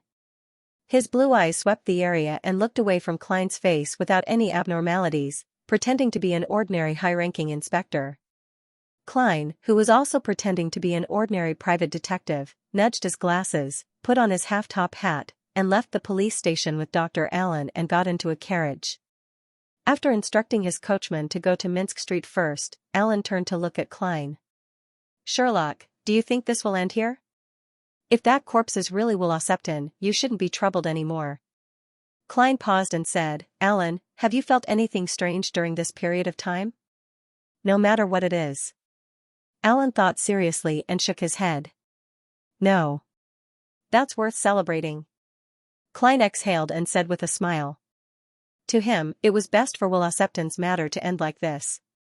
Although the paper crane Klein folded above the grey fog wouldn't expose anything, and there weren't any problems with the divination afterward, he was still a little worried that some Nighthawk would suddenly have a whim and use it to find some clues. And now, with Will Septon's death, this case might soon reach a dead end. It would be placed in the dossier and temporarily declared closed. No one would pay attention to it without any new developments. Alan relaxed and asked in puzzlement, "Frankly speaking, I don't think my testimony is very convincing. Why did the police choose to believe me in the end?" "I don't know either." Klein deliberately played dumb. "I thought I would have to get my lawyer to take me home again." "No, bail me home." Alan curled the corners of his mouth, which was a rare sight. "Sherlock, you seem to have a lot of experience when it comes to entering a police station?" Klein laughed and replied in a deep voice, "This is the fate of every private detective. This is the fate of every private detective." Just as Klein and Alan were being taken to the police station near Grimm Cemetery, Furswall walked into the quiet cemetery in an elegant black dress and a black bonnet with a fine mesh hanging down. She found Mrs. Alice's grave. She and Zio had already gone to Empress Borough to look for Viscount Glaint an hour ago and received a reply that he was willing to borrow £400 without any interest. Viscount Glaint's only request was for the two Beyonders to accompany him to the gathering that Mr. A was holding that night to ensure his safety. He was in a hurry to find the crown jellyfish's venom crystal to complete the concoction of the apothecary potion. The horn of an adult Pegasus had already been found by Audrey in her family's treasury. She had obtained one in the name of a biological experiment, effectively offsetting part of her debt. She also raised an additional condition. She wanted Viscount Glaint to use the Duke of Negan's children to confirm if the dragon specimen in his treasury belonged to the thousand-faced hunter and if there were any spots of light shimmering inside. After settling the loan, Furs wasn't in a hurry to pray to Mr. Fool. She wanted to complete the transaction as soon as possible because it would be too fast. It would make Zio instinctively feel that something was wrong and become suspicious. Taking advantage of her free time, Furs changed her clothes and rented a carriage to Grimm Cemetery on the outskirts of West Borough. After learning about the law of Beyonder characteristics indestructibility and conservation, Furs already knew that the main ingredient for her to become an apprentice was the Beyonder characteristic left behind by Mrs. Alisa. It was equivalent to her inheriting her power. Therefore, she couldn't help but want to come here and place a bouquet of flowers in front of Mrs. Alisa's tombstone to thank her. It was already early winter, and most of the flowers had already withered, but Furs still managed to buy a bouquet of simple yet elegant flowers. This was a flower cultivated in a glass greenhouse, so it was quite expensive. "Thank you, Roselle the Great, for your invention," Furs said sincerely in her heart. As far as she knew, most of the flowers used by the nobles at the winter banquets came from glass greenhouses, and a small number were sent directly from the warm southern regions by airship. This was beyond what the average middle class could afford. Standing in front of the black tombstone, Furs took a few deep looks at the photo of Mrs. Alisa. She bent down to put down the flowers and said softly, "Thank you." She immediately stood up straight, closed her eyes, and quietly recalled the past. At that moment, she heard a slightly aged voice. "You really are a kind lady." Furs opened her eyes and turned her head, only to find that Mr. Lawrence from the House of Abraham had appeared there at some point in time. He was also holding a bouquet of simple yet elegant flowers in his hand. "No, this is not kindness, nor kindness. Mrs. Alisa once brought me an unforgettable period of warmth when I lost my mother," Furs said sincerely. Her eyes suddenly became a little moist. Lawrence only had some wrinkles at the corners of his eyes. As he put down the flowers, he sighed. "This shows that you value friendship." After chatting casually for a while, Furs was about to leave. Lawrence was waving his hand when he suddenly coughed violently. Cough, cough, cough, he coughed until his legs went weak, and he fell to the ground, as if he would suffocate to death at any moment. As a doctor who had graduated from a formal academy, Furs did not hesitate to turn around, squat down, and start the first aid. After a while, Lawrence's condition finally stabilized. He wiped the saliva from the corner of his mouth and smiled at Furs. "Ma'am, can you send me back to the hotel?" "No problem." Furs helped him up. Lawrence looked ahead, his eyes slightly out of focus. He coughed lightly and laughed in a half-sad, half-self-deprecating manner. "My life may have come to an end." West Borough, Carl Pensa Hotel. Furs helped Lawrence into his room and laid him down on the bed. This was a rather luxurious hotel. Apart from the bathroom, every place was covered in a thick, soft, grayish-yellow carpet. The walls were hung with replicas of famous oil paintings. Lawrence took a deep breath and said, "Thank you, Miss Wall. Thank you, Miss Wall. Please forgive a dying man for not being able to bow." "No, Mr. Lawrence, your problem has been alleviated. As a former practicing doctor, I can tell you without a doubt that you can still live. After you rest for a while, we'll go to the clinic or the hospital," Furs consoled him. Lawrence smiled and said, "I know my physical condition very well. You don't need to console me. Besides, I'm an astrologer. I already have a premonition that I'll die in Bakeland, in this hotel." Apart from the superficial decorations, everything he said was the truth. He was nearly 80 years old, and he was no longer the strong and spirited lad from before. If not for the sequence potion improving his physical fitness, he might have already been buried in some cemetery. Lawrence originally believed that he could live for another 10 years, but who knew that he would encounter the rebellion instigated by the former traveler Butiz. He suffered serious injuries at the hands of the Aurora Order, and his remaining descendants all died in that disaster. This dealt him a huge blow, and he almost couldn't recover from it. And when he went to Bakeland to search for his 2 brothers and their descendants, he only found out that they had long passed away. This caused a certain level of mental trauma to him. With all these things added together, Lawrence clearly felt that his life was coming to an end. His original plan was to pay a bouquet of flowers at Labero and Elisa's graves before immediately returning to meet the other members of the Elder Council of Families and make arrangements for his funeral. However, the condition of an elderly person was really bad. It didn't take long for him to reach his end. Without waiting for Furs to speak, Lawrence struggled to take out a palm-sized notebook from his half-opened inner pocket. The notebook's hardcover was a coppery green, giving off a very ancient vibe. On its surface was a paragraph written in ancient Fasak: "I came, I saw, I recorded."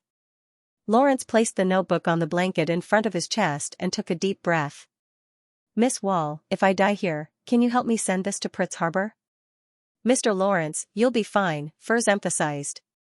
At the same time, she subconsciously glanced at the notebook and found that it was not thick. There were 3 kinds of paper in it. One was burnt yellow and had a very small amount. Another was yellowish-brown parchment and had a medium amount. The last one was ordinary white paper and had the largest amount. The third was ordinary white paper, which had the most numbers. "I mean, if, Ms. Wall, would you help? Pritz Harbor isn't far. It can't even be considered a trip. If I'm in a rush, I can even make a round trip in half a day with the steam locomotive." Furs nodded. Lawrence heaved a sigh of relief. He seemed to have recovered a little. "After I die, wait 10 minutes, take a glowing item from my corpse, and send it along with this notebook to Dorian Gray of the Pritz Harbor Fishermen's Association. My wallet and the 42 pounds in cash are my reward and gratitude to you. My clothes will accompany me to Ashes." "No, you don't have to give me anything." "No, you'll be fine, Mr. Furs," Furs said sincerely.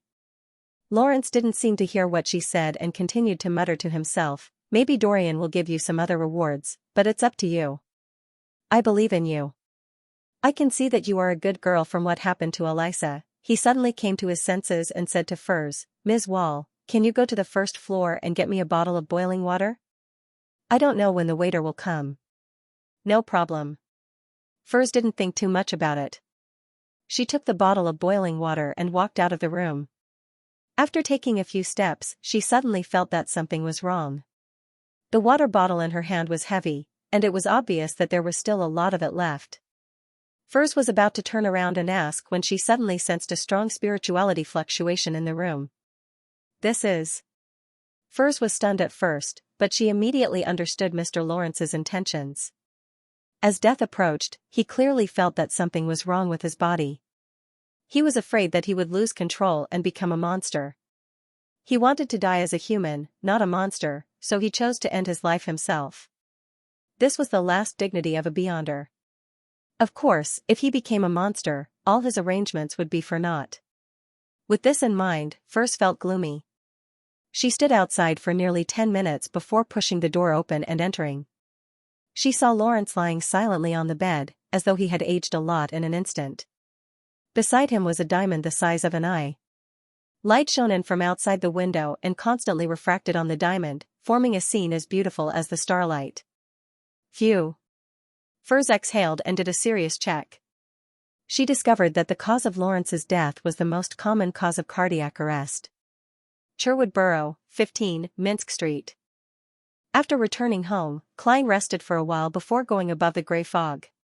He planned on divining Will Septon's death. He made the paper crane fly out from the junk pile in the corner and land on the long bronze table in front of him.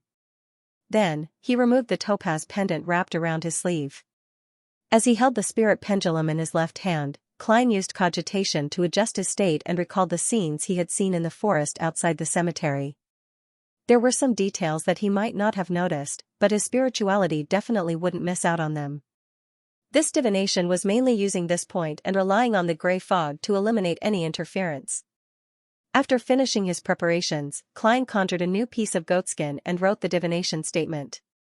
Will Septon is completely dead. Right on the heels of that, he pressed the paper crane to the side of the divination statement, causing the topaz pendant to nearly touch the words. After entering cogitation and completing all the steps of the spirit pendulum, Klein opened his eyes and looked at the results. The topaz pendant was spinning counterclockwise at a rather fast speed. This meant that it was negative. This meant that Will Septon wasn't completely dead. Klein was stunned, but he also felt that it was within his expectations. He thought for a moment and changed the divination statement. That corpse is Will Septon's. This time, the spirit pendulum gave him a positive revelation. That corpse was indeed Will Septon's. Klein had a vague idea as he wrote a new divination statement. Will Septon's corpse will revive. After calmly busying himself, Klein saw a revelation. It was spinning counterclockwise at an extremely fast speed.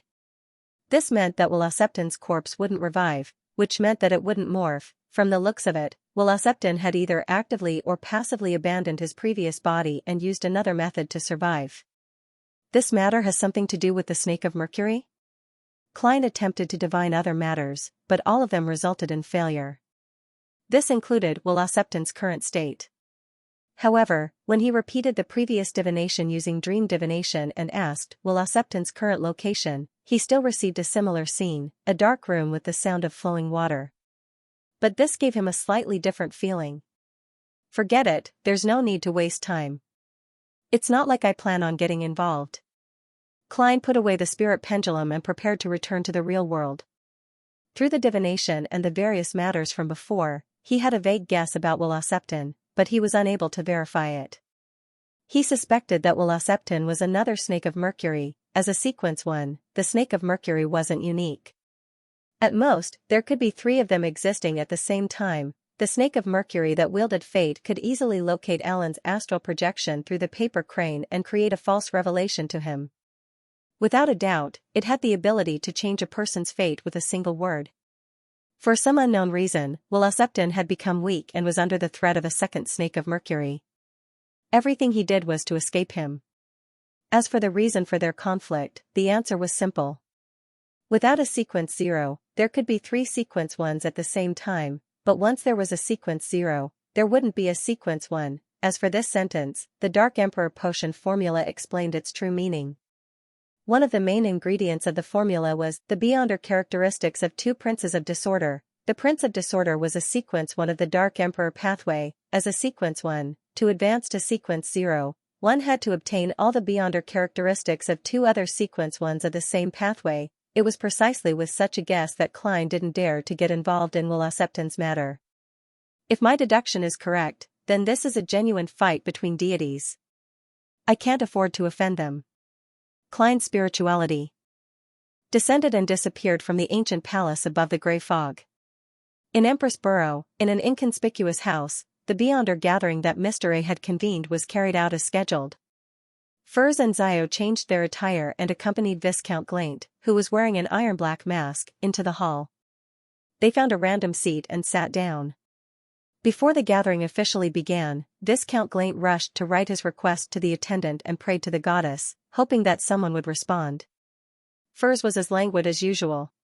She wore a hood, which she rarely did, and used the shadow to cover her face. She was recalling the matter regarding Mr. Lawrence. She knew very well what the diamond the size of an eye was. It was the beyonder characteristic left behind by him, but she was temporarily unable to confirm which sequence it belonged to. Furs casually flipped through the notebook and found that many of the pages were still blank. And the contents were filled with all sorts of strange, and mysterious symbols and magic labels. They were completely beyond the scope of Furs's knowledge. It doesn't matter what it is. What's important is that I have to keep my promise, Furs warned herself. At this moment, Mr. A, who was sitting on a single-seater sofa with an exaggerated hood, spoke in a hoarse voice. I have a mission. Help me find some people who believe in the Fool. Ah? Furs snapped out of her thoughts. The Fool? The Beyonders at Mr. A's party chewed on the word to themselves or whispered to their companions about whether they had met anyone with similar beliefs. When did such a cult appear? Someone asked in a low voice. At this moment, Mr. A asked the waiter next to him to raise a blackboard with a few lines written in Ruan, the fool that doesn't belong to this era, the mysterious ruler above the grey fog. The king of yellow and black who wields good luck. While everyone was examining the blackboard, Mr. A said in a hoarse voice that made people uncomfortable, Jotun, Elvish, Dragonese, and ancient Hermes won't do either. You can't even use them to write the corresponding descriptions. Otherwise, there's a high chance that something terrifying will happen. Help me find those who believe in the Fool. Of course, they might also be followers of the mysterious ruler above the grey fog, the king of yellow and black who wields good luck. As long as you find any clues, tell me immediately. I'll reward you handsomely beyond your imagination. This description. It sounds like an incredible existence. I've only seen such a title in the books of the seven gods. A member of the gathering exclaimed. His companion shook his head. Many cults have similar descriptions of the targets they worship. Is it really a cult? Another member of the gathering heard their discussion and blurted out in shock. It should be. Usually, the spirit world creatures we summon would also have such a 3-paragraph description, but one of them would definitely be something along the lines of someone's favor or something along the lines of something that belongs to someone. It wouldn't be in this form. A gathering member who was proficient in mysticism provided a theoretical basis. While they were enthusiastically communicating, Furs was dumbfounded. Isn't that Mr. Fool's honorific name? Although it's described in Loanese, I'm certain without a doubt. Why would Mr. A want to find Mr. Fool's believers? Was this the Aurora Order's intention? Furs's mind was in a mess. She knew that Mr. A was a member of the Aurora Order because a certain terrorist organization had publicly announced responsibility for the assassination of Ambassador Intis, Bakerland. After a brief moment of shock, Furs subconsciously examined herself, worried that someone would discover that she was already a member of the Tarot. In a sense, she was a blessed of the Fool. I only recited Mr. Fool's honorific name according to the ancient Hermes on the piece of paper, and I was pulled above the grey fog. No one knows of this matter, so there's no need to be afraid of investigations. But that piece of paper with Mr. Fool's honorific name has a source. It's hidden in a book we borrowed from Viscount Glaint. Furs's thoughts raced. The Fool that doesn't belong to this era. Isn't that the description I saw on that piece of paper? I even dreamed of an evil spirit. At the same time, Xiao also recalled the matter that left her with lingering fear, but her long experience as a bounty hunter prevented her from exposing anything abnormal. Following that, she traced it back and thought about the origins of the piece of paper. It was hidden in the middle of History of the Nobles of the Ruan Kingdom. I borrowed History of the Nobles of the Ruan Kingdom from Viscount Glaint's study. Suddenly, a person's name flashed across Furs and Xiao's minds at the same time. Viscount Glaint. At this moment, Viscount Glaint was looking at the blackboard and muttering to himself with interest. This honorific name is very rare. But it sounds very powerful. Just as he said that, he looked around in confusion and said to Furs and Xiao, "Why are you looking at me like that?" "Nothing, nothing." Xiao and Furs shook their heads at the same time. "Nothing, nothing." Xiao and Furs shook their heads at the same time. After dinner, in an elegantly decorated house, Audrey brought Susie into the living room under the guidance of her psychology teacher, Escalante. This was the academic gathering that had been agreed upon last week. Her maids and bodyguards were all left here, while she and Susie walked to the spacious living room. In the living room, it was unknown if it was due to the atmosphere or some other reason, but the gas wall lamps weren't lit. The light in the room came from the candles on the coffee table and a few gold-plated lamp holders on the cupboard. Before Audrey could take a closer look at her surroundings, she saw a gentleman in his 30s wearing a gray tuxedo walking towards her. "This is the owner of this place, Mr. Stephen Hamplister, a furniture merchant," the waist-length Escalante introduced. She was about to tell him about Audrey's identity when Hamplister chuckled and said, "Escalante, don't speak. Escalante, don't speak. Give me a chance to guess." He had a neatly trimmed mustache and a pair of charming dark brown eyes. He looked very cultured and refined, not like a furniture merchant, but more like a university lecturer. After seriously sizing up Audrey, he smiled and said, "Escalante only said that you're her student." "Heh, I think you're a cultured noble lady, and you're not the type who only looks impressive. There's no doubt that you don't have to worry about your quality of life dropping. You're a little agitated, you're very curious, and you're relatively simple and compassionate. Of course, the most obvious point is that you're very beautiful, just like an angel." He made a final joke before pressing his hand to his chest and bowing. "Welcome, Miss Beautiful Angel. You're right. As expected of a member of psychological alchemy. However, what you observed was me from a few months ago. It's all me that I deliberately presented myself." Audrey said in surprise and astonishment, "Mr. Hamplister, did you know me from before?" She didn't let the astonished expression linger on her face for too long, because such emotions were instantaneous reactions and couldn't last for too long. Once someone was surprised for a few seconds, it meant that they were likely faking it. Audrey didn't notice this at first, but after observing other people's acting for a long time, she naturally concluded many patterns. "No, I still don't know you. This is just a basic quality of a psychology hobbyist." Hamplister chuckled. Before he finished speaking, Audrey had already completed her observation and made the corresponding judgment based on the surrounding environment. His clothes and the furnishings of his house all indicate that he's a person who cares a lot about his own dignity. The sapphire on the ring on his left hand doesn't look small, but its quality is actually very ordinary. Furthermore, it doesn't have any symbols or magic labels. His financial situation isn't as good as it appears. He's very vain, although he was very enthusiastic just now. The way he stood, the pointing of his feet, and the changes in the color of his emotions all indicate that he still has a lot of concerns and is rather wary. He sincerely praised my looks, but it doesn't seem like a man looking at a woman.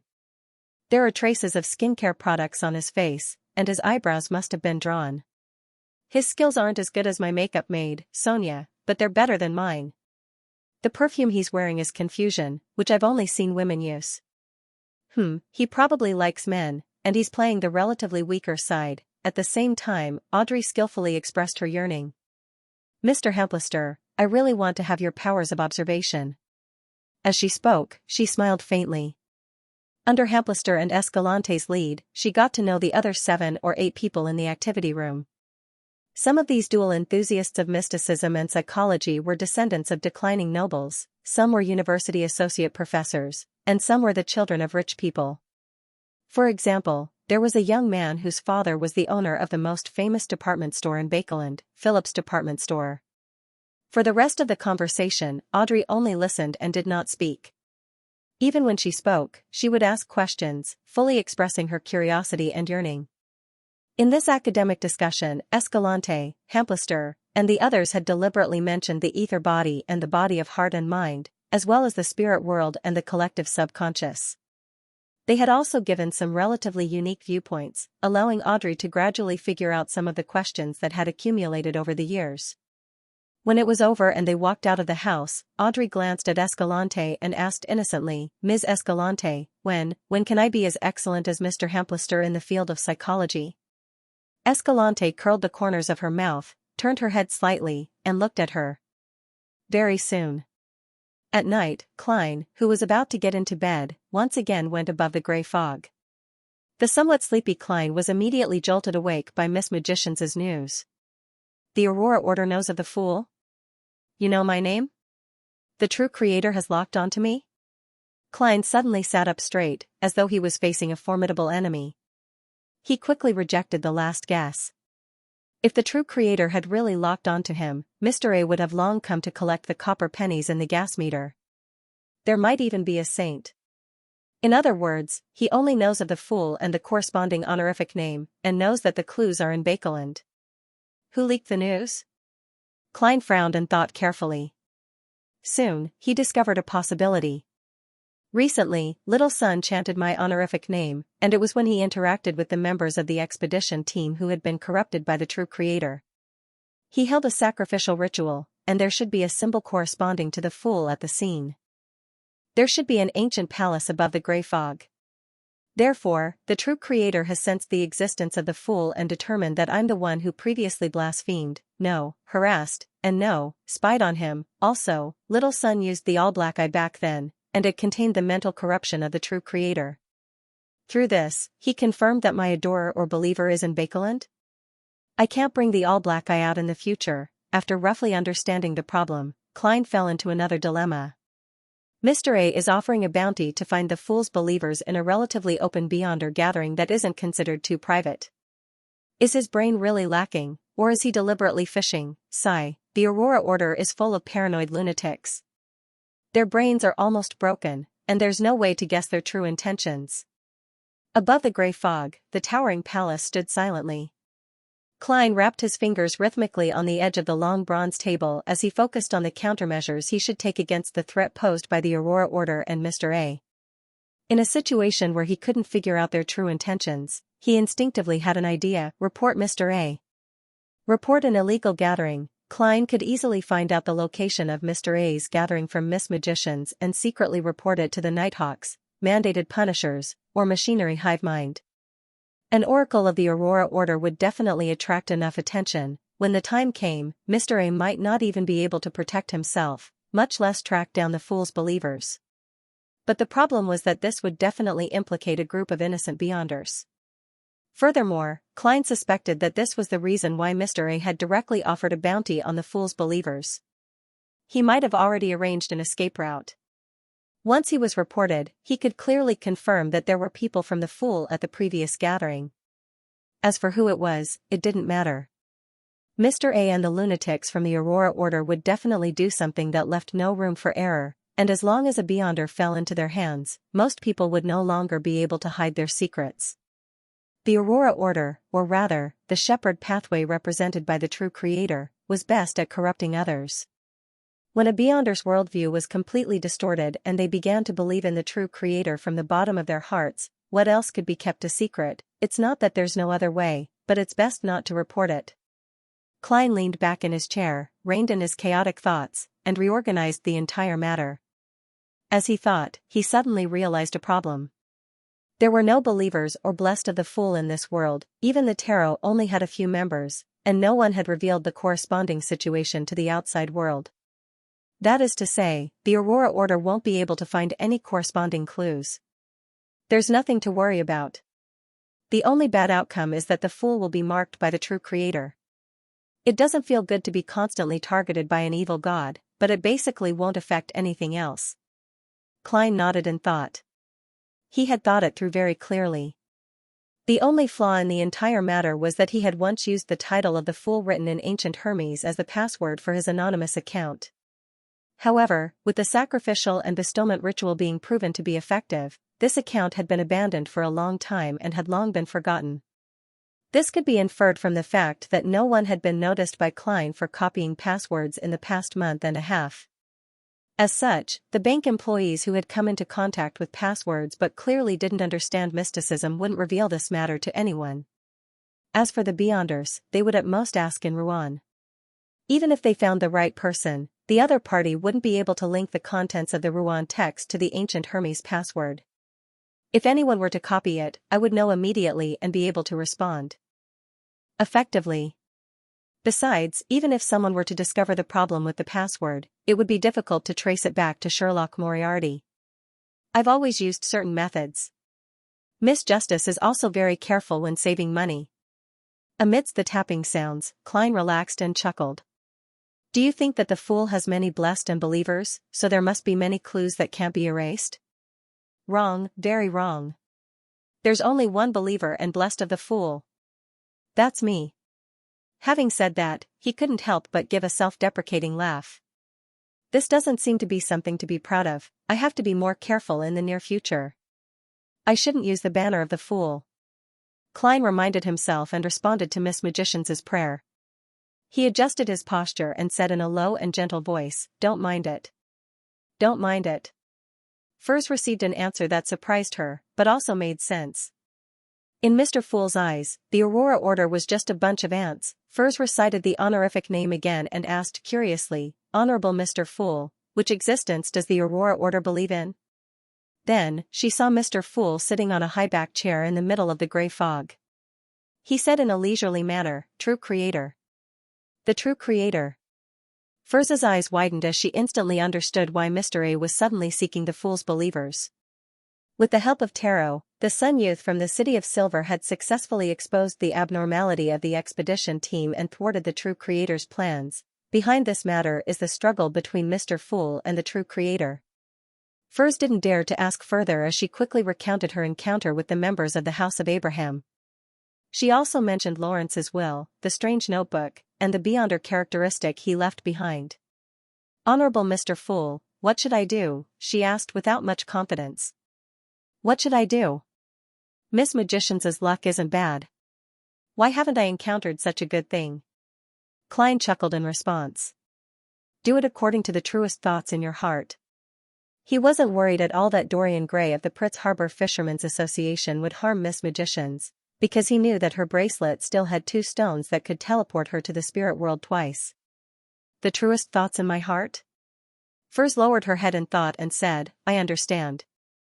I understand. Thank you, Mr. Fool." She decided to buy a ticket for the steam locomotive tomorrow. With such transportation, it would only take a little more than an hour to travel from Bakelin to Pritz Harbor. It might even take less than that. After reporting everything, Furs requested to hold a sacrificial and bestowment ritual and received a positive response. Hence, she used £600 in exchange for the Sheriff Beyonder characteristic. Picking up the fist-shaped object that was made up of iron black, dark red, and silver, Furs was both delighted and sighed as she looked at the beautiful spirituality luster. Zio has long gathered the supplementary ingredients, and she'll soon advance to sequence 8. As for me, I still don't know when I'll become a trick master. I hope that Mr. the Hanging Man and the others can help me find the corresponding Beyonder ingredients as soon as possible. Zio had been subconsciously acting as an arbiter, so she didn't have to worry about her digestion of the Sequence 9 potion. But what should she do after becoming a sheriff? Should I request Mr. Fool to pay a certain price in exchange for the teaching of the acting method? Or should I directly suggest that she join the police? At the end of the long, mottled table, Klein looked at the thick stack of cash in front of him and carefully counted it a few times. "This way, I'll have £1,230. I'm just short of £300 to gather the money needed for a Sequence 6 Beyonder ingredient. Of course, £1,500 is only the lowest price. The actual transactions are often much more expensive than that. Where else can I get money in the near future? I'll sell a portion of the shares the moment the bicycle patent is granted." Right, I almost forgot about the uniqueness of the tarot. The werewolf Beyonder characteristic can't be sold in Bakeland for the time being to prevent the high-sequence Beyonders from Rose School from discovering it. However, I can sell it elsewhere. I'll get the world to appear at the next gathering and entrust Mr. the Hanging Man to sell this item on the Sonia Sea. I'll get a corresponding commission as payment. After deducting all the expenses, the werewolf Beyonder characteristic can give me at least £1,000. It's more than enough for a Sequence 6 Beyonder ingredient. Klein quickly came up with an idea, and his heart calmed down. He found it a pity that Miss Zio didn't seem to have much money. After becoming a sheriff, even if she could quickly digest the potion, it would take her a long time to buy the corresponding Beyonder characteristic of an interrogator. And if Miss Magicians were to be fancied by the House of Abraham, he wouldn't be able to sell the subsequent astrologer potion formula. What a pity. Klein sighed and returned to the real world. Wednesday morning. Klein didn't lose sleep because of the True Creator's thoughts and the Aurora Order's investigation. He slept all the way until dawn and happily went out to buy a Desi pie for breakfast. And there was no doubt that Desi pie needed to be paired with sweet iced tea. As he enjoyed the delicacy and flipped through the newspapers, he saw an advertisement from the Ernst firm and learned that there would be a Beyonder gathering tomorrow night organized by old Mr. Eye of Wisdom. This time, I can seek to purchase the corresponding Beyonder ingredients. However, there's a high chance that there won't be any there. Even if there is, it would only be supplementary ingredients like deep-sea Naga's hair. Klein seriously considered which channels he could use to gather the ingredients. He spread out his left hand and counted silently with his fingers. The interior of the tarot includes Little Sun, Mr. the Hanging Man, and Miss Justice's respective channels, Old Mr. Eye of Wisdom's gathering, Miss Bodyguard and Merrick, but try not to contact them in the near future, and, right, Vampire Emlyn White. Didn't he say that I can write letters to consult some powerful sanguine? This is what it means to have connections. With this in mind, Klein immediately decided to go to the Harvest Church to wait for Emlyn White. Although it was impossible for the Aurora Order to track him down, it still gave him a sense of urgency. It made him want to gather the Beyonder ingredients as soon as possible. Once he digested the potion, he would quickly advance to Sequence 6. 10 in the morning, south of the bridge, Rose Street. Dressed in a double-breasted frock coat, Klein took off his half-top hat and slowly walked into the rather small Harvest Church. At a glance, he saw the giant-like Father Yutrovsky and the brown-robed Emlyn White. The latter was wiping the candlesticks, looking numb as though his heart had already died. What a coincidence. Wait, he can't be staying here all day, right? Only returning home at night? Klein randomly found a seat and sat down. There were no more than 5 believers in the entire church. Emlyn White also saw him. He put down the rag, walked over, and sat beside him. The vampire's expression instantly turned lively. He raised his chin slightly and chuckled.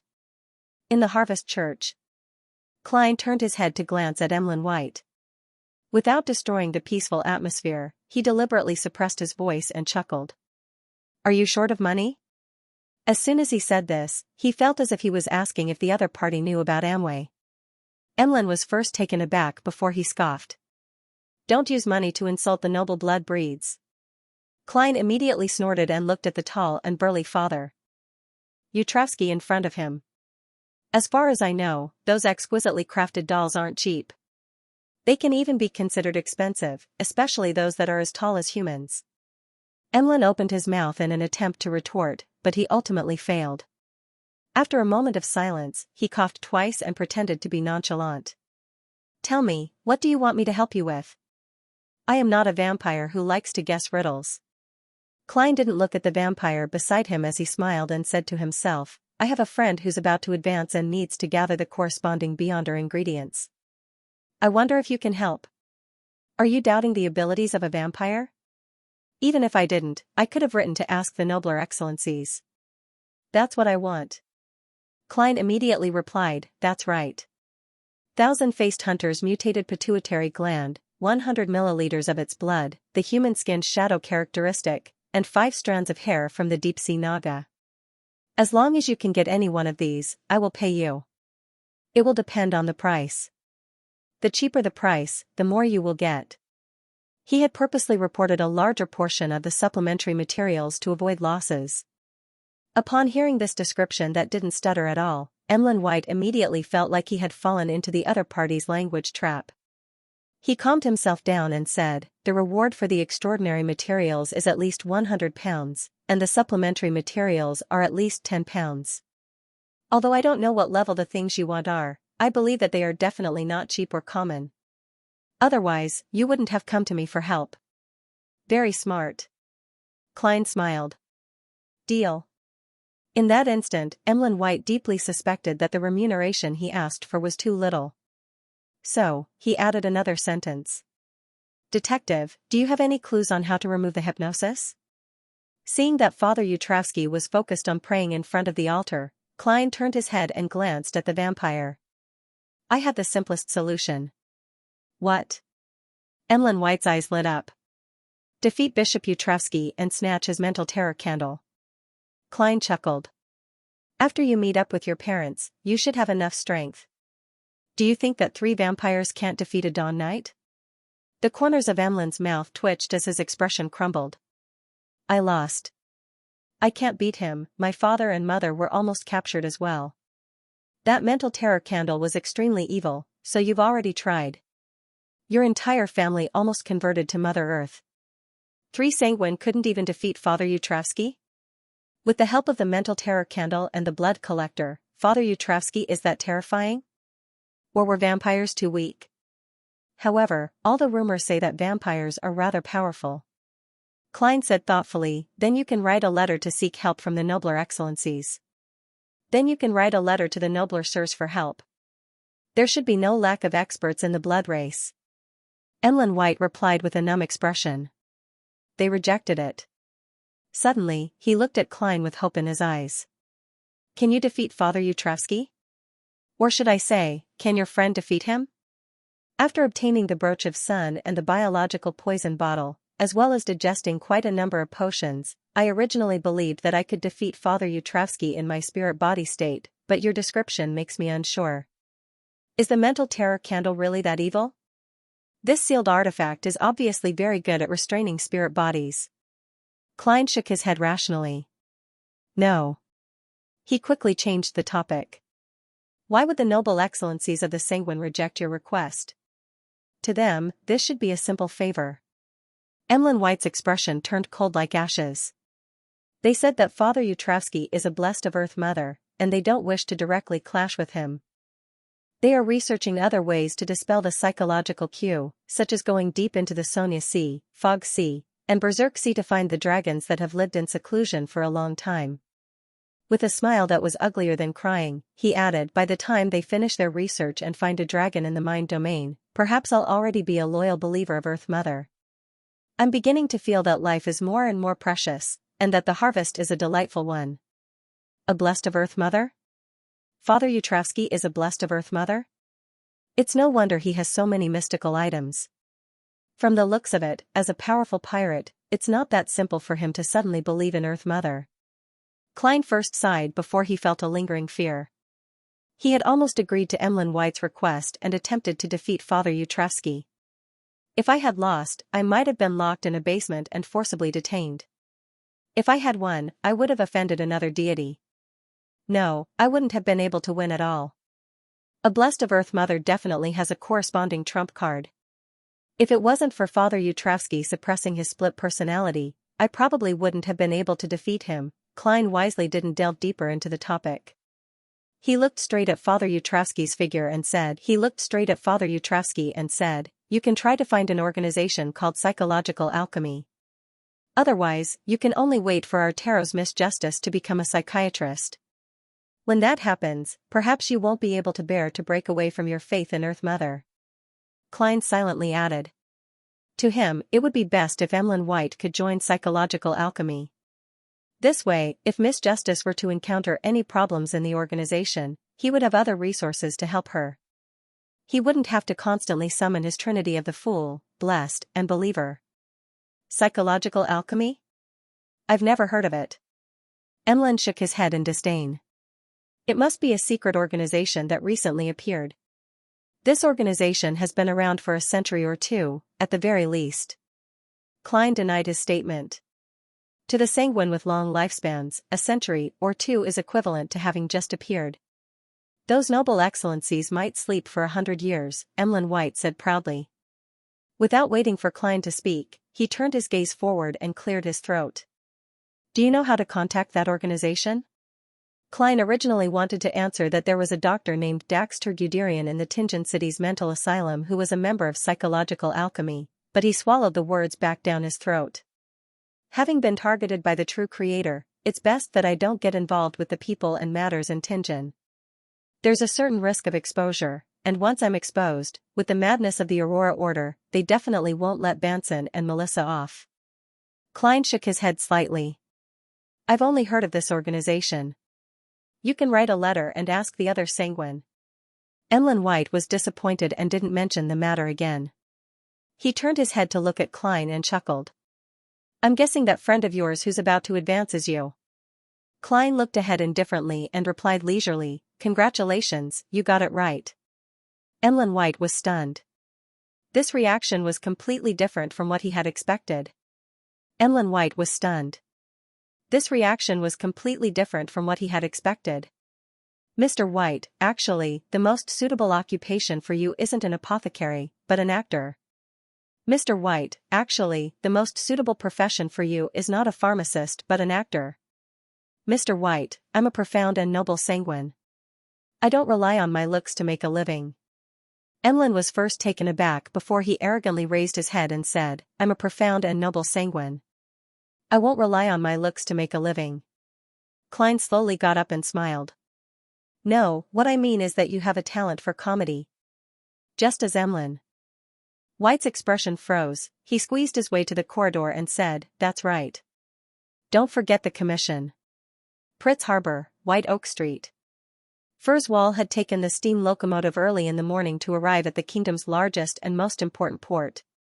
She had booked a return ticket for the inland waterway. It was relatively cheaper. As she breathed in the smell of the sea in the air, Furs saw many dockworkers in a hurry. During the peak season, there would be a surge of temporary workers at the port in order to obtain relatively good pay. Many of the poor who lived in Baekeland's East Borough would head southeast in groups, walking the distance of more than 60 kilometers by foot. This was the same as them participating in the harvesting of hops. The road is much wider than Baekeland's streets, and the air quality isn't bad, but it's a lot dirtier. Furs looked around and found the Fishermen's Association in an old building. Without any twists and turns, she easily met Dorian Gray in an office. This gentleman was of medium build, but he had exaggerated arms. His hair was combed rather neatly, completely different from the bird's nest-like hairstyles of most people in the association. This should also be an Abraham. Furs briefly explained the reason for her visit and handed Lawrence's suicide note, strange notebook, and diamond-like beyonder characteristic to him. Dorian received the items with a complicated expression and opened the suicide note first. After reading it carefully, he raised his head and looked sincerely at Furs with his blue eyes. "I commend you for your kindness and trustworthiness, Ms. Wall. I will always remember the help you provided to Elisa and Lawrence. Can you accept my thanks? I would like to treat you to lunch." "No problem." Furs was just worrying about how to spend the time before the ship set sail. Dorian immediately arranged for her to wait in the lounge beside her and provided her with black tea, snacks, newspapers, and magazines. After returning to the office, the gentleman opened a hidden cabinet with some doubts and took out an item. Dorian drew the curtains and made the office dim. Then, he sat down. He held the crystal ball in his left hand and touched the top with his right palm, stroking it back and forth. He kept murmuring as if he was murmuring. Gradually, the spots in the crystal ball became brighter and more obvious, as if the night sky was casting a reflection. The stars that were often used to determine the direction of fate and life appeared one after another, forming a three-dimensional astrolabe. There were also many revelations from the spiritual world that seemed to be symbolic symbols. Dorian Gray finally stopped what he was doing and looked at it intently. She didn't lie. That's indeed the trajectory of things. She seems to be able to bring about certain changes to the House of Abraham, optimistic changes. The light in the crystal ball gradually dimmed. Dorian stood up and made a decision in his heart. Lunchtime in the Four-Winged Bird restaurant. In front of Furs was a deep-fried fish that had been sprinkled with rosemary. Its skin was crispy and fragrant, and the meat was delicious. It didn't have any fine bones, making it rather delicious. The only problem was that the chef's aesthetic was very odd.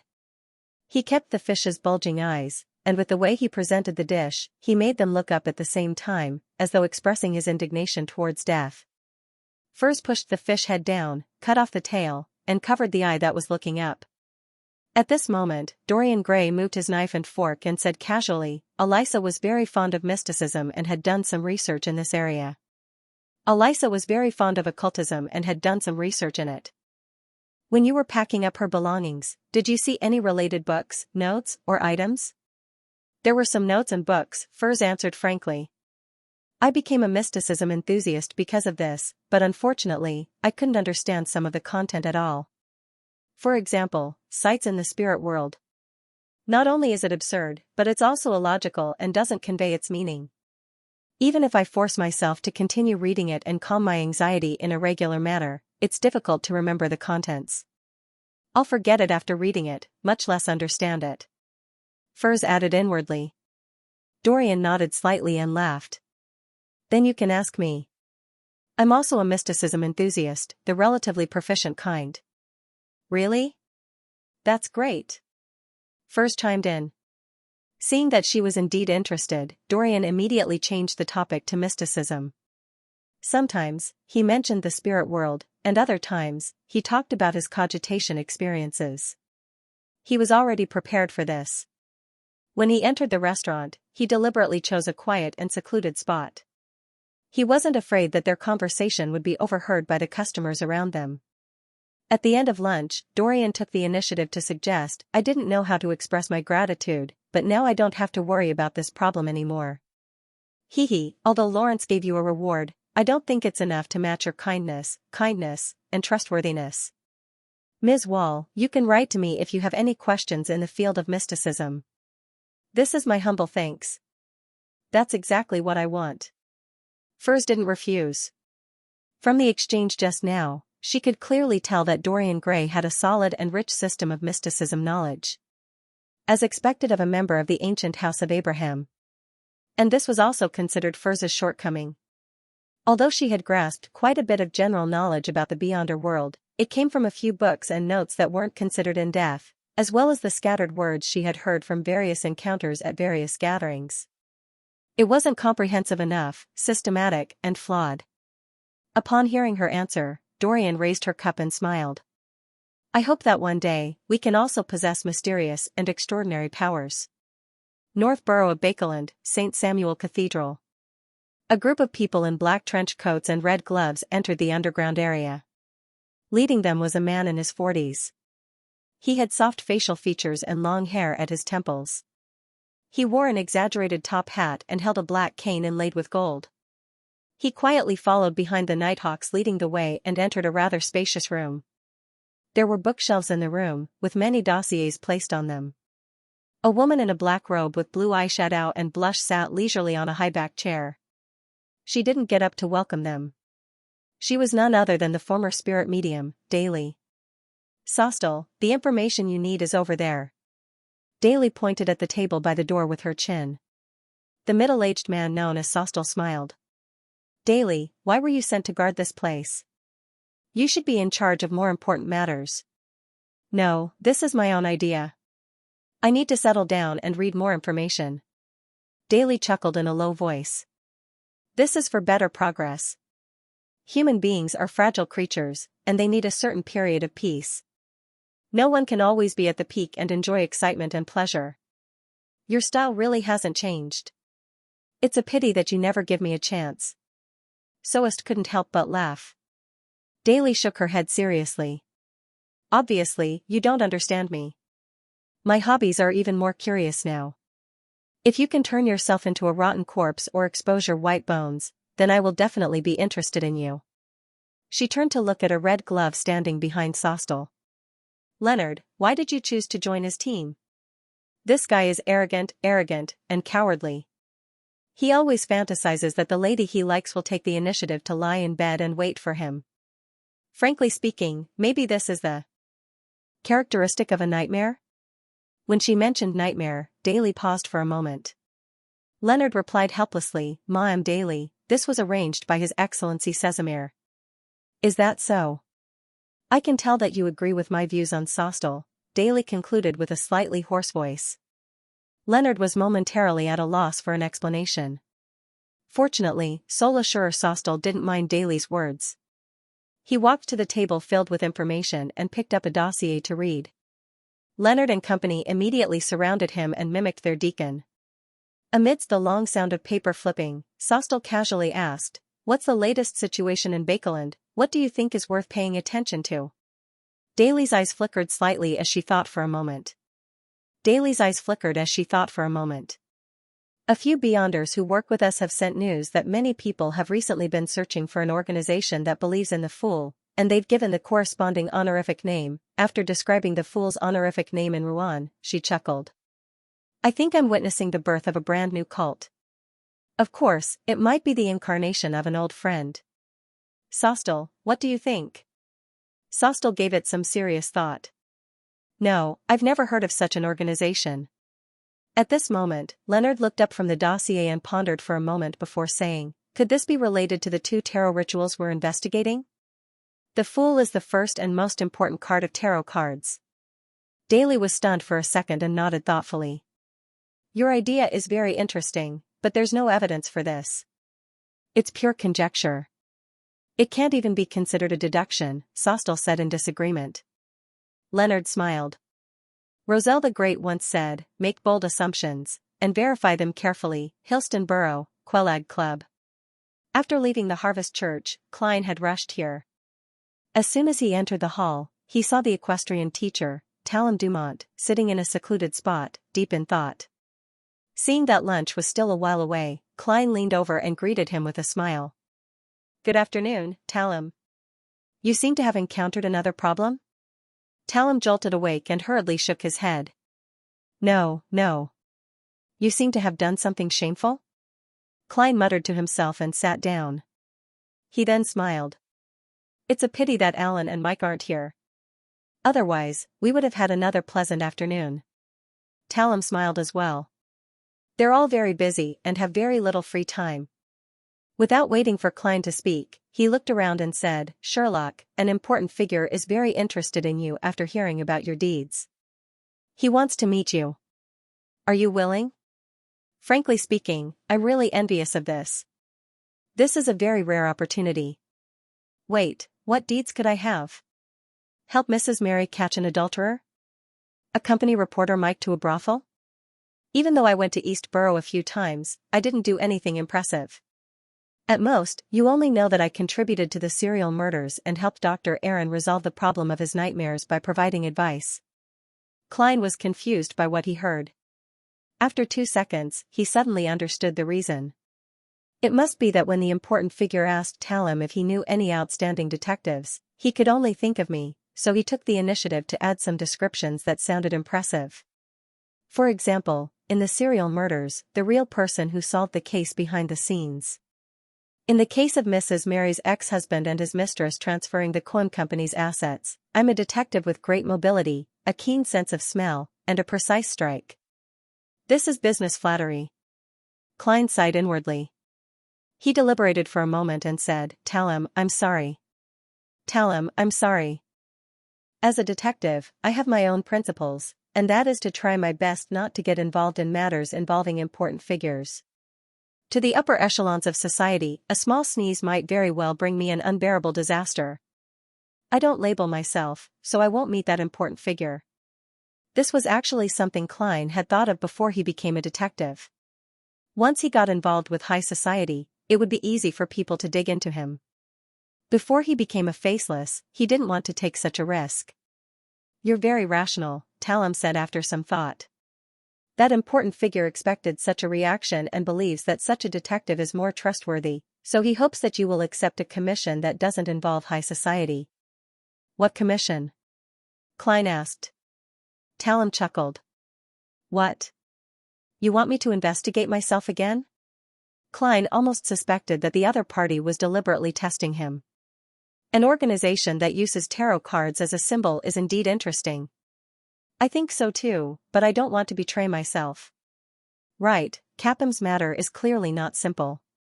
He has a total of 4 Beyonders protecting him, so there must be a sizable faction behind him. What's the difference between investigating this case and being embroiled in the strife of high society?" This isn't something Sherlock Moriarty should know." Klein revealed a thoughtful expression and deliberated. "It's not easy to find a mysterious organization, and it's very dangerous."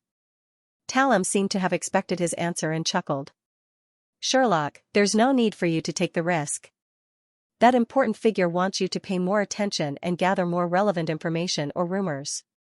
Here's £5 in cash. It's the expenses he's giving you.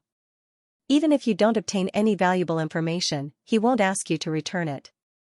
And once you obtain any useful clues, he'll pay you one by one and reimburse you for your expenses during the entire process. Such good conditions? That important figure places great importance on this matter. Does he have something to do with the faction behind Capham, or does he hope to find a mysterious organization that uses tarot cards as a symbol to help him? Reimbursement. It's been a long time since I've heard someone promise me something like this. With the other party saying so much, it would be too suspicious if a private detective were to reject it. Furthermore, it's obvious that I should be the one investigating me. Klein hesitated for a few seconds before saying, "All right, I'll do my best." He didn't stand on ceremony as he accepted the 5 one-pound notes from Talim. He planned on providing a plausible clue every week or two. Isn't the Aurora Order looking for the Fool? The Fool is clearly a tarot card. I hope that important figure pursues all the way and gets rid of Mr. A. Klein gradually had some thoughts. In the underground section of St. Samuel Cathedral, Solashur Sostel gathered his team members and discussed what to do next. He looked at the black-haired, green-eyed Leonard Mitchell and asked, half inquiring and half testing him. "If I leave it to you, how do you plan on investigating the 2 cases related to the tarot ritual?" Leonard raised his hand to comb his hair and smiled. "First, follow the previous train of thought and investigate the people or organizations that are searching for the Fool's believers. They might know something. Second, reinvestigate the previous 2 cases and place all the people involved on the list, regardless of whether they are suspicious or not. After that, I'll rely on Nightmare's powers to interrogate and eliminate them one by one. The devil might be hidden in the details, hidden in seemingly impossible people." Sostel chuckled. "I've looked through the dossiers. These 2 cases involve a lot of people, and they all live in different places. It would be rather difficult to investigate them again.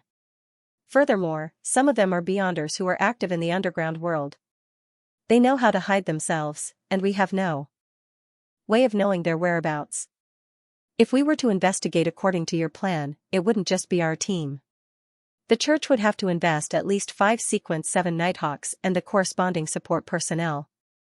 We're mainly in charge of cases related to devil summoning," another red glove reminded Leonard.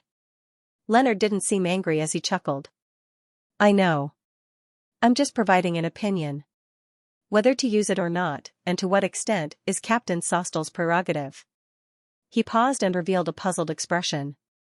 "I'm very puzzled. Why aren't the 2 cases related to the tarot ritual a high priority? The former involves an evil god's attempt to descend, and it's many times more serious than a simple devil summoning." Sostel took a sip of his coffee and slowly replied, "The Nighthawks have limited manpower, so the cases have to be prioritized." The Nighthawks have limited manpower, so the cases have to be prioritized. As for the secret organization represented by the tarot cards, they haven't shown any obvious malice towards us so far. In a sense, their actions have helped us. For example, they've destroyed the descent of the true creator. For example, they've let us know that this human trafficker, Capim, isn't simple. He has a huge secret hidden behind him. Having said that, he curled the corners of his mouth. Perhaps they can help us find out more bad things. Of course, the necessary investigations will definitely be carried out. No one can guarantee that the secret organization won't become our enemy in the future. I understand, Captain Sostel.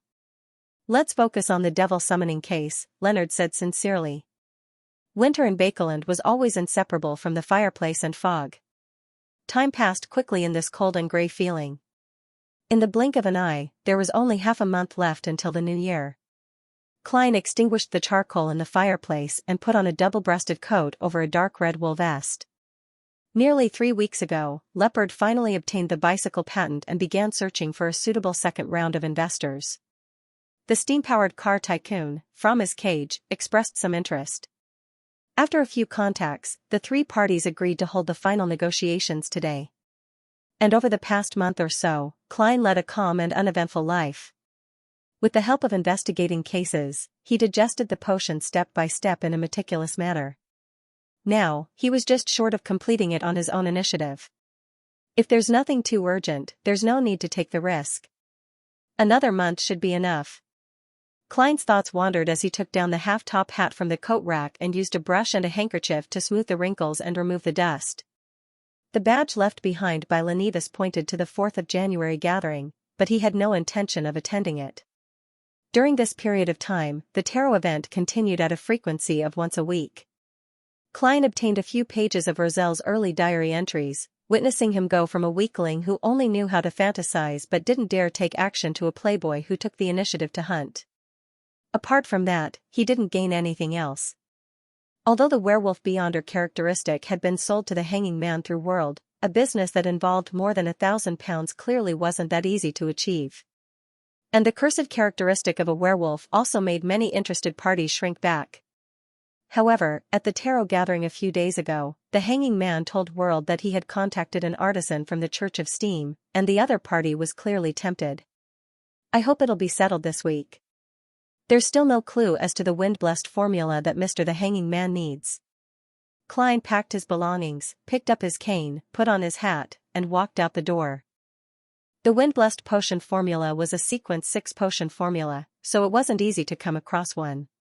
The hanging man Alger had waited for more than a month, but he hadn't heard any good news. After a long period of observation and testing, Audrey finally obtained the approval of psychological alchemy.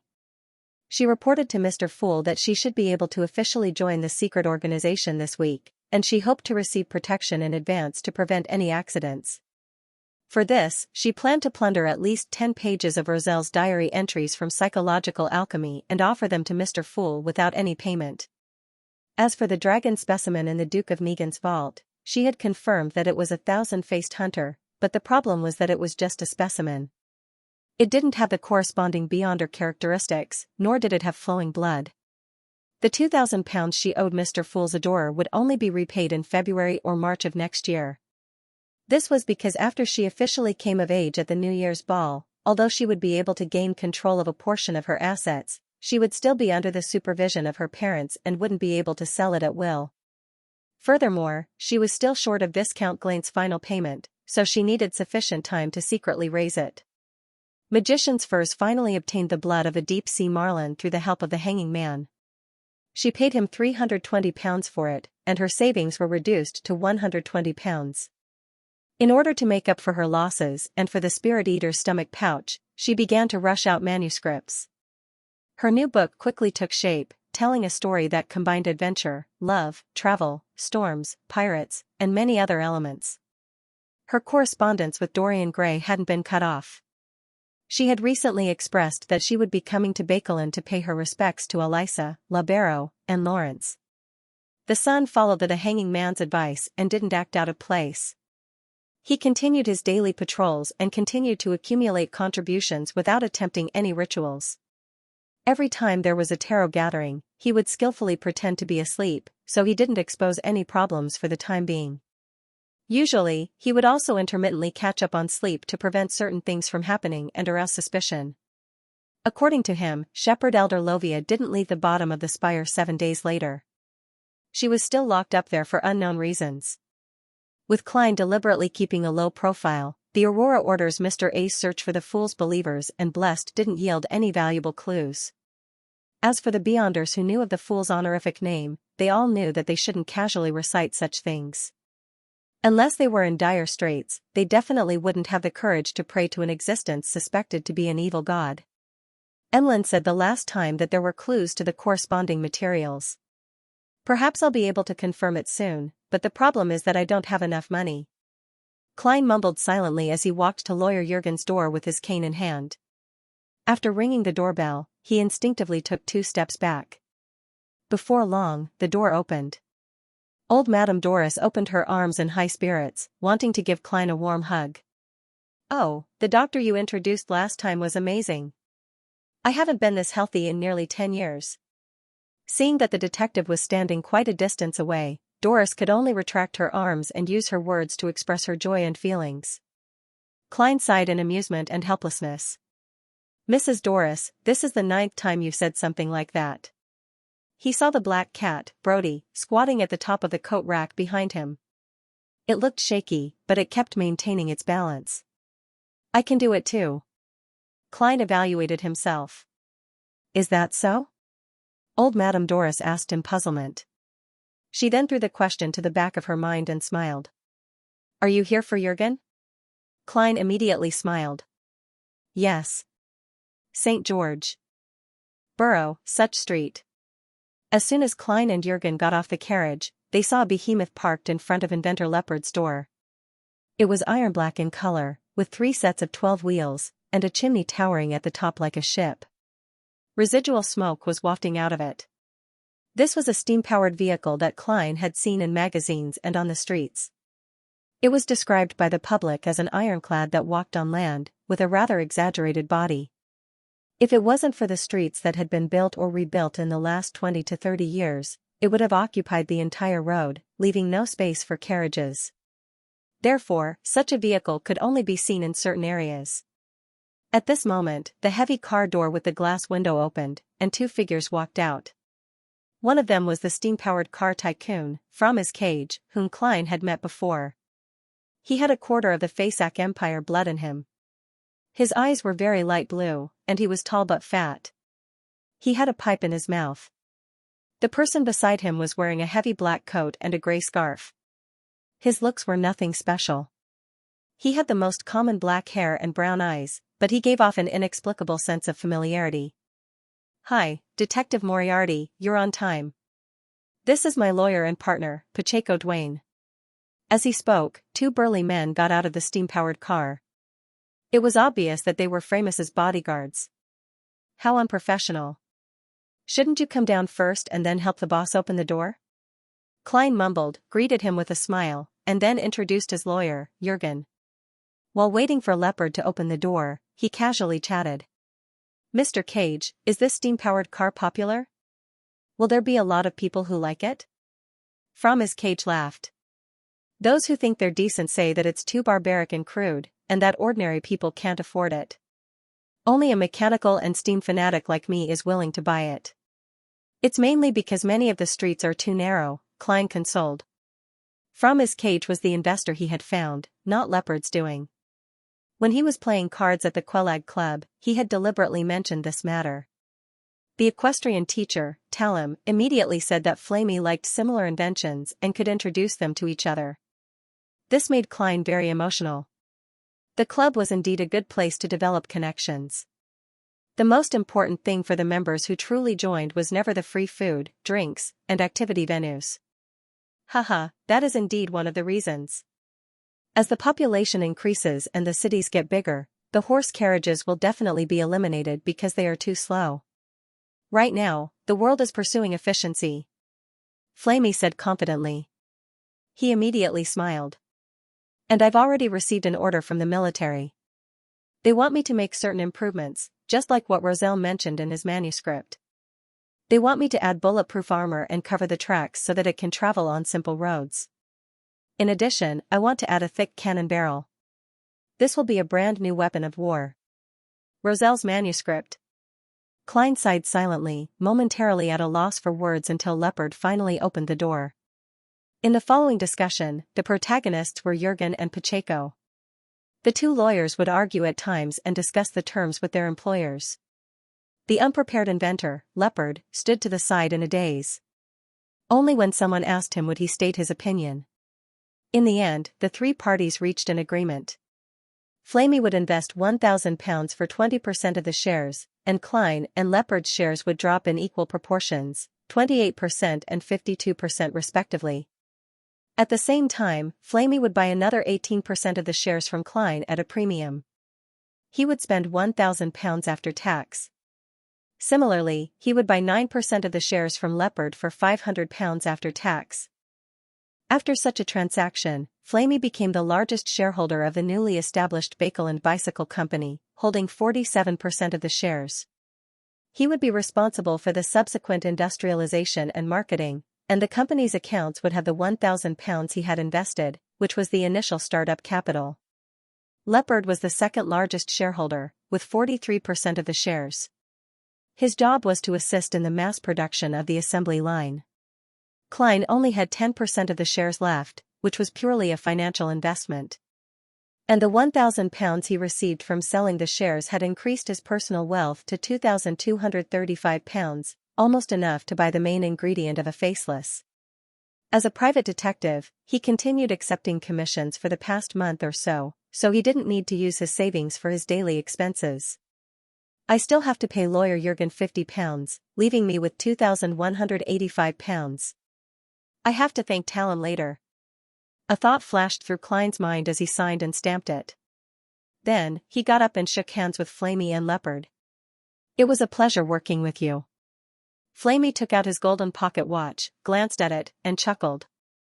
Normally speaking, we should have lunch together to celebrate the agreement, but there's an important figure waiting for me. I'm really sorry, but there will be plenty of opportunities in the future. Important figure, another important figure. The one behind Talon? The one whose expenses were reimbursed by me using some fake information about the Aurora Order? Klein suddenly felt a little guilty as he hurriedly said with a smile that it was nothing and that there was no need to worry about it. After leaving Leopard's house and getting into a carriage, Jurgen suddenly frowned. Sherlock, you agreed too readily. Why do you say that? Klein asked in puzzlement. He didn't even know what lawyer Jurgen was referring to. Jurgen said in a rather serious tone, when we were discussing the transfer of shares. According to your description, as well as Flamey's performance, I can imagine the bright market prospects of the bicycle. Although it's only an invention now and the overall valuation won't be too high, £5,000 is a good price. You should keep more shares so that you can have better returns in the future. I originally thought that you would only sell for 8% and have the confidence to negotiate for £500, but you actually agreed to 18%. Even if it's only £500, you've already recovered your initial investment several times over. You shouldn't be in such a hurry. Because I'm in urgent need of money. But I did agree too readily just now. There was no hesitation at all. This is a huge transaction, this isn't like me. Klein recalled the previous scene and gradually had some doubts in his heart. Had I been unknowingly influenced by Framey or Pacheco? One of them is a beyonder. Thankfully, the price is still relatively normal. As Klein pondered, he said to Jurgen, who was waiting for an answer, that's right. It's almost New Year, he didn't know how to explain it, so he just randomly started with an opening. If the other party was a smart person, they would follow the beginning and make their own connections to perfect the reason. There was no need for Klein to elaborate further. Of course, this was a trick targeted at smart people. Ordinary people would ask, so, what is it, what happened? Lawyer Jurgen was clearly a smart man. Seeing Klein's brief silence, he nodded. I understand. What do you understand? I haven't even thought about it myself. Klein pointed to the steam train station in front of him. I'm getting off here. I need to find an informant. Inside the powerful steam-powered car that rumbled forward, Framey, who was sitting in the front seat, rolled down the window, blew out a ring of smoke, and said to the inconspicuous lawyer Pacheco beside him. Did you use your powers just now? It was just passively stimulated. Pacheco smiled. My powers aren't most suitable for such situations. I prefer to face government employees and company employees. Framey nodded slightly. I'm just reminding you. There's no need to use your powers in such a situation. Don't delay the important matters. I understand, Pacheco replied in a low voice. East Borough, a cheap coffee shop. When Klein arrived, old Kohler was already waiting there. He took off his scarf and hat, sat opposite him, took out a stack of one-solly notes, and handed it to him. The expenses for next week's event, plus the reward for the previous information, comes to a total of £1. Recently, he had been giving out rewards quite readily because he had already found someone to reimburse. Old Kohler's face was clearly much rosier than before. He took the cash with some embarrassment. The information I gave you last time didn't seem too important. No, whether it's important or not depends on who sees it. Many things that you think are trivial might be the source of money for others, Klein explained with a smile. What's going on this week? Old Kohler took the stack of notes and stuffed them into his pocket as he said in thought, it's the same as before. Just like before, many people are still looking for believers of the fool. Haha, why would anyone believe in the fool? That's not a good title. The corners of Klein's mouth twitched slightly. Have they made any progress? The Aurora Order sure is persistent. Klein thought helplessly. No, there's no such person. Old Kohler shook his head and said, recently, someone has been organizing a strike. They've approached me several times, saying that they want to fight for more reasonable working hours and pay. It's a very common thing in this era, but it can also lead to rather serious consequences. Klein said thoughtfully, pay attention to who's organizing this. Pay attention to who is organizing this, but don't be too impatient. Safety first. All right. Old Kohler cleared his throat and said, these past few days, many gangsters and bounty hunters have been looking for a person. I don't know why, but it's likely that someone has offered a bounty. Who are they looking for? Feeling the cold weather, Klein picked up his coffee and took a sip. The warm liquid slid down his esophagus and warmed his stomach. Old Kohler thought for a moment. A man named Aztec Eggers. Aztec Eggers. Aztec Eggers? Klein raised his gaze from his coffee cup and looked at Old Kohler opposite him. Isn't that Mr. Aztec's full name? Why would someone suddenly offer a bounty on him? In Xianxia? Klein relied on his clown powers and pretended to ask casually. Did he say what kind of person he was? Old Kohler recalled. He seems to have Balam blood. University lecturer. It's indeed Mr. Aztec, and not someone with the same name. With the information provided by Old Kohler, Klein basically confirmed that the person being offered the bounty was Aztec, who was suspected to be the descendant of death. Then, here comes the question. Who or what organization is looking for Mr. Aztec, the charismatic order whose ultimate goal is to resurrect death? In Xianxia, who likes to be the mastermind behind the scenes, it doesn't seem like the latter. In Xianxia has sealed artifact 0-08, which can make a target act according to his description. Through a series of coincidences, he can achieve his desired goal. There's no need for him to use gang members and bounty hunters to find Mr. Aztec. Wait, what if this is sealed artifact 0-08's arrangement to begin with? In Xianxia discovered that he was targeted by Mr. Aztec, but he wasn't confident of winning the battle.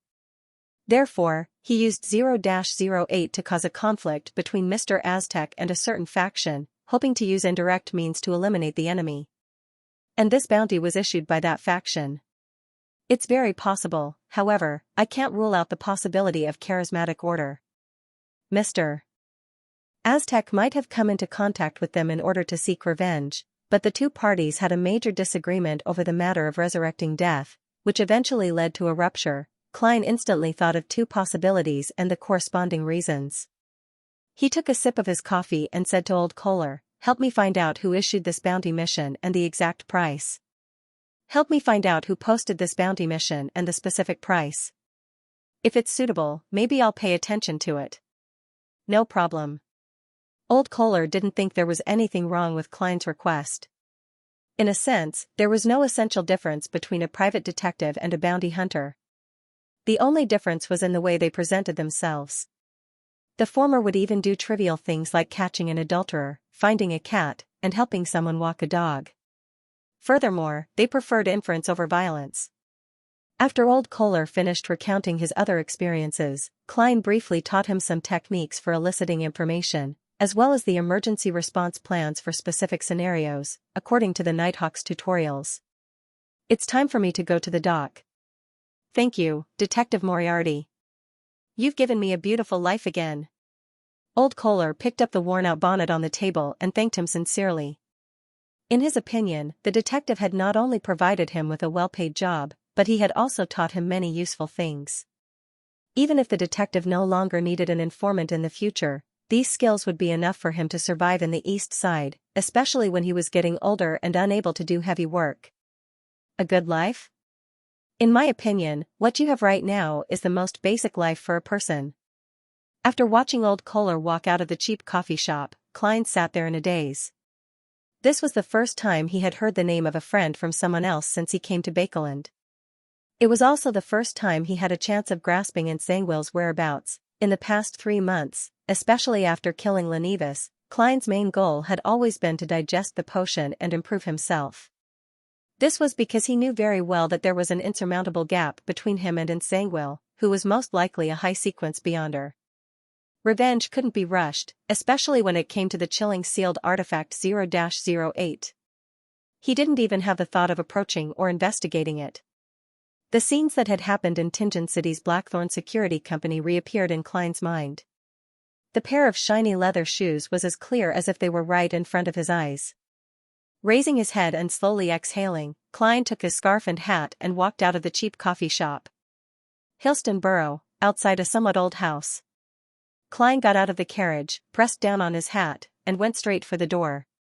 This was Eichinger Stanton's home. The great detective had written a letter to Klein a few days ago, inviting him over as a guest to discuss a murder case. As Klein was busy with the financing of the bicycle project, he tactfully replied that he wasn't free to express his rejection. To his surprise, Eichinger Stanton didn't mind. He said that the case had reached a dead end and that there wouldn't be any breakthroughs in the short term. He was very happy to wait for Detective Sherlock Moriarty's visit, looking forward to an exchange that would spark the sparks of wisdom. Klein had no choice but to divine a suitable date for his visit. He chose the one closest to the negotiation, which was this afternoon, and he wrote back to finalize the matter. Ding dong, ding dong. Klein rang the doorbell twice and took a step back to wait. After more than 10 seconds, the door creaked open. Detective Eichinger's assistant smiled and said, "Good afternoon, Detective Moriarty." "Good afternoon, Detective Moriarty. Mr. Stanton is waiting for you in the living room. Would you like coffee or tea?" The assistant was thin and wore gold-rimmed glasses. He looked both gentle and professional. Klein looked up at him and said, "Black tea. Don't add lemon slices." "No problem." The assistant led Klein into the living room and pointed to the living room's door. "I'm sorry, but our servants are all temporary. They happen to be off today, so I'll have to trouble you to head over yourself." Klein nodded slightly and walked to the living room on the first floor. As he raised his hand to knock on the door, he suddenly felt that something was amiss. "My visit to Mr. Stanton was arranged a few days ago. How did I happen to encounter all the temporary servants taking a break?" Klein narrowed his eyes and reached out to take out a copper penny. At this moment, the door of the living room was pushed open by a knock, and a crack appeared on it. In an instant, it was as though some seal had been removed as the strong smell of blood wafted out, drilling into Klein's nose. In his line of sight, the reclining chair in the living room was overturned, stained with dark red blood. A book had fallen to the side with its cover facing up. With just a glance, Klein felt as though he had seen the scene of a murder. The name of the book was reflected in his eyes, The Legend of the Devil in the Civilis region. Devil. Klein was just about to take action when a gust of wind suddenly blew in the living room, pulling the door back quickly. Creak. Klein clearly saw the complete scene inside the living room. The charcoal in the fireplace had long been burned out, and the red was no longer visible. The coffee table, sofa, chairs, cupboards, and other items were either toppled or shattered, as though they had witnessed an intense battle. There were plenty of bloodstains on the carpet and walls, accompanied by a large number of burn marks. However, there wasn't a single corpse to be found, not even a severed limb. Did something happen to Detective Stanton? Klein suddenly took a step back, intending to leave this place first. But almost at the same time, he felt someone lock onto him. Someone who was hiding somewhere was staring at him coldly and mercilessly. The moment he made a mistake in his response, he would immediately suffer a fatal attack. How is this a suitable time to visit Eichinger Stanton? Is there something wrong with my interpretation of the revelation? Klein didn't dare to act rashly. However, he wasn't too nervous or flustered.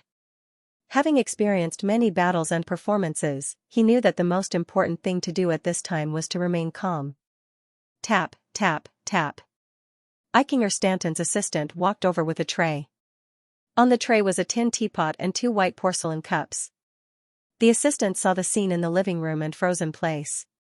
He looked at Klein, his expression suddenly filled with fear as he enunciated each word. He said word by word, "You killed Stanton, sir." Every time he spat out a word, a piece of flesh fell off his face, dripping with blood. By the time he finished speaking, he was torn into pieces, turning into a dismembered corpse. It was as if he had always been in this state, except that he had just been stitched up. Clang! Crack! The tin teapot and white porcelain cups fell to the ground at the same time, either rolling or splashing. The black tea quickly soaked the surroundings. Klein didn't move as he watched all of this happen, because he felt that he was still being watched. The person who had caused all of this seemed to be waiting for him to make a move before pouncing on him from behind and biting off his neck. After an unknown period of time, in a silent and strange stalemate, Klein saw the door to Eichinger Stanton's house open, and a group of police officers in black and white checkered uniforms rushed in. They discovered the disgusting and terrifying dismembered corpse on the ground and immediately pulled out their revolvers, pointing them at Klein at the door of the living room. Faced with the black muzzles, Klein relaxed. The silent gaze that seemed to have a gun pressed against the back of his head disappeared in an instant. Klein raised his hands and smiled helplessly. "I won't say anything until I see my lawyer." Bakelin Police Department's Xianxia station. Handcuffed to the water pipe, Klein saw lawyer Jurgen once again. "I'll accompany you for the interrogation." Jurgen's expression didn't change at all, as if Detective Moriarty should be here. Klein sighed and said, "What a tragedy. At a time like this, I should be thinking about what to eat for dinner, not chatting with a stern-faced police officer." What he was most thankful for today was that due to the Aurora Order's investigation and the attention of the high-sequence Beyonders of Rose School, he didn't bring any Beyonder items with him. The only revolver he had was easily evaded a body search through a magic performance. After entering the interrogation room, without waiting for the police officer to question him, he recounted how he had received a letter from Eichinger Stanton and how he had agreed to discuss a case. "We'll go to your house with lawyer Jurgen later to retrieve these letters. I hope they're still there." The officer in charge of the interrogation turned to ask, "How did you and Detective Eichinger Stanton meet?" Klein answered without hesitation, "That's right." Because of the previous serial murders, at this point, he was suddenly taken aback. He remembered something. He had always suspected that the devil dog had a master behind it, and he had once snorted coldly at the scene of the devil dog's death. When he thought of the possibility of the devil dog's owner, Klein immediately changed his strategy and recounted the process of him getting to know Eichinger Stanton because of the serial murders. In addition, he also took the initiative to mention that Eichinger Stanton had organized a group of detectives to investigate the serial murders and had successfully received a portion of the bounty. In that commission, although I only provided some ideas, well, in the professional terminology of the private detective industry, I provided advice, I was still deemed by Mr. Stanton to have made the greatest contribution, so I received the most bounty, Klein concluded. The two police officers in charge of the interrogation recorded the situation and asked if anyone could prove the above. Klein gave the names and addresses of Stewart, Kaslana, and the other private detectives. "Very good, Mr. Moriarty. Your answer is sufficiently detailed." A police officer stopped writing and asked, "How long did you stay at Eichinger Stanton's house today?" "I mean from the time you entered to the time we discovered you." Klein thought for a moment, and without consulting lawyer Jurgen, he directly replied, "That's right." He directly replied, "About 2 to 3 minutes." What he said was his true personal feelings. Another police officer raised his eyebrows. "Many residents nearby can confirm that you entered Eichinger Stanton's house at around 2:10 in the afternoon, and we arrived at the scene at 2:28 in the afternoon. That is to say, you stayed in the house for about 18 minutes, not 2 to 3 minutes. What were you doing for such a long period of time? Why didn't you leave or call the police? 18 minutes have passed?" Klein suddenly frowned. He felt that he had been in a stalemate with the person who was silently watching him for a minute at most. How did 18 minutes pass? Is it the strange feeling of being watched that messed up my grasp of time, or is there something else? Is this the other party's beyonder powers? If he really is the owner of the devil dog, he's at least a sequence 6, probably a sequence 5. As Klein pondered, Jurgen leaned forward, ready to accuse the police of misleading him. This wasn't a sufficient reason. He only wanted to use this method to interrupt the rhythm of the interrogation and delay the question that was obviously disadvantageous to him. At this moment, Klein raised his hand and rubbed his temples. "What I just said is all true. In my personal perception, I only entered Detective Eichinger Stanton's house for 2 to 3 minutes. At this point, he emphasized, yes, in my opinion." The two officers looked at each other and wrote down this point. After a brief silence, the police officer who had just asked the question said, "During those 18 minutes, a servant who had returned from outside rang the doorbell. No one answered, so he looked in through the oriel window and saw the body parts all over the floor and you standing in the living room doorway. He was terrified and ran to the police station like a madman to report the incident. Many passers-by and some residents could confirm this. Klein ignored Lawyer Jurgen's gaze and shook his head. I didn't hear the doorbell. The two police officers looked at each other again and didn't make any comments. They just took notes. They asked a few more questions about other details, and Klein, who had never done anything, answered all of them honestly. Towards the end, he couldn't help but ask in concern, "Did you find Detective Eichinger Stanton? I didn't see a corpse in the living room. He should still be alive." A police officer tapped the table with his pen and said, "This is also something we are very puzzled about." That's also something we're very puzzled about. The entire house only has signs of a fight in the activity room. Furthermore, the windows are tightly shut and haven't been opened for days. As you know, this is very normal in Backland's autumn and winter. However, the attacker and Mr. Eichinger Stanton strangely left the room. We don't know where they went. We didn't find any clues in the rest of the house or its surroundings. We didn't even find any traces of blood. Without waiting for Klein to speak, he answered his own question.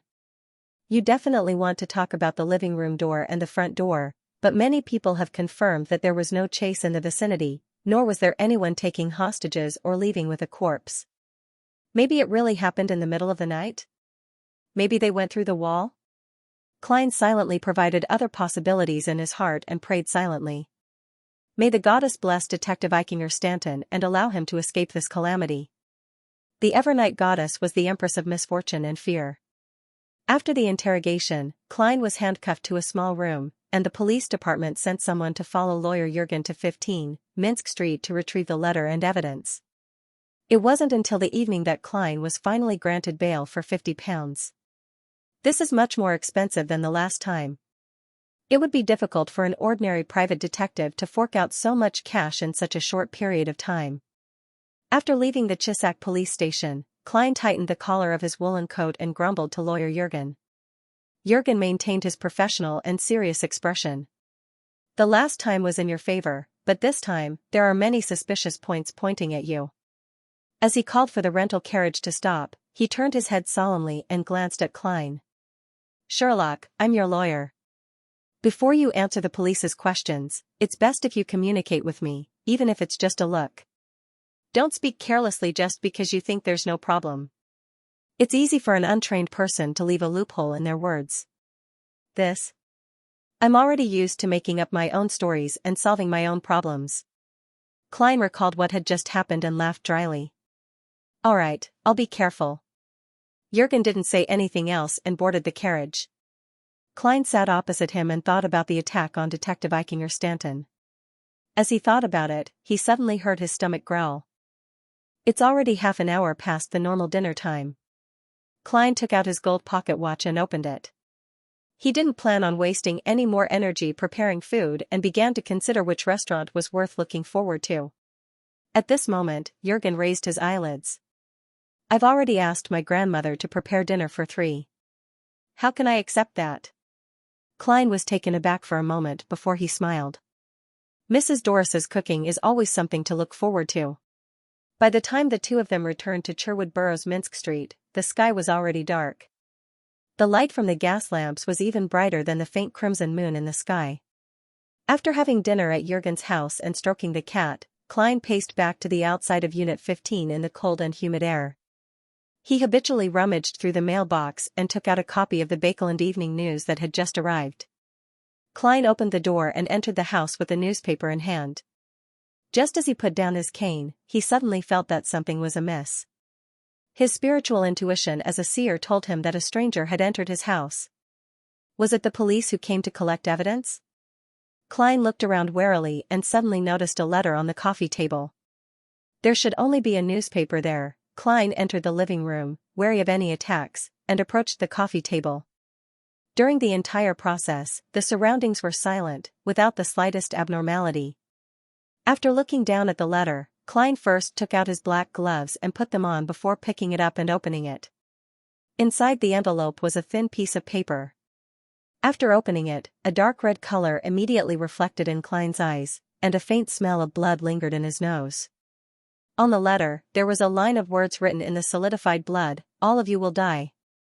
Is this really the owner of the devil dog? He's taking revenge on the people involved in the death of his subordinates? He's really bullying the weak and fearing the strong. Why didn't he directly seek out the Nighthawks in charge of the cleansing operation? Klein's heart tightened as many thoughts flashed through his mind in an instant. However, he quickly denied his complaints. It was the most normal choice for revenge to start with someone he could deal with. It was just like how he had never thought of looking for Xianxia in the few months he had been in Bakeland, but he had been relentlessly pursuing Lenevis. After looking around again, Klein gradually felt that the matter was a little confusing. Isn't he afraid of being ambushed by the officials by taking revenge in such a flamboyant manner? Is this the acting requirement of his potion, or could it be that because of Detective Eichinger Stanton's escape, he knows that he can no longer secretly eliminate the targets one by one, so he can only change his method? But this method is meaningless, right? Also, when I was at Detective Stanton's house, he had clearly locked onto me and was watching me the entire time. Why didn't he take action? Would he have any qualms about an ordinary private detective like me? No, that's impossible. He knows that I'm a Beyonder?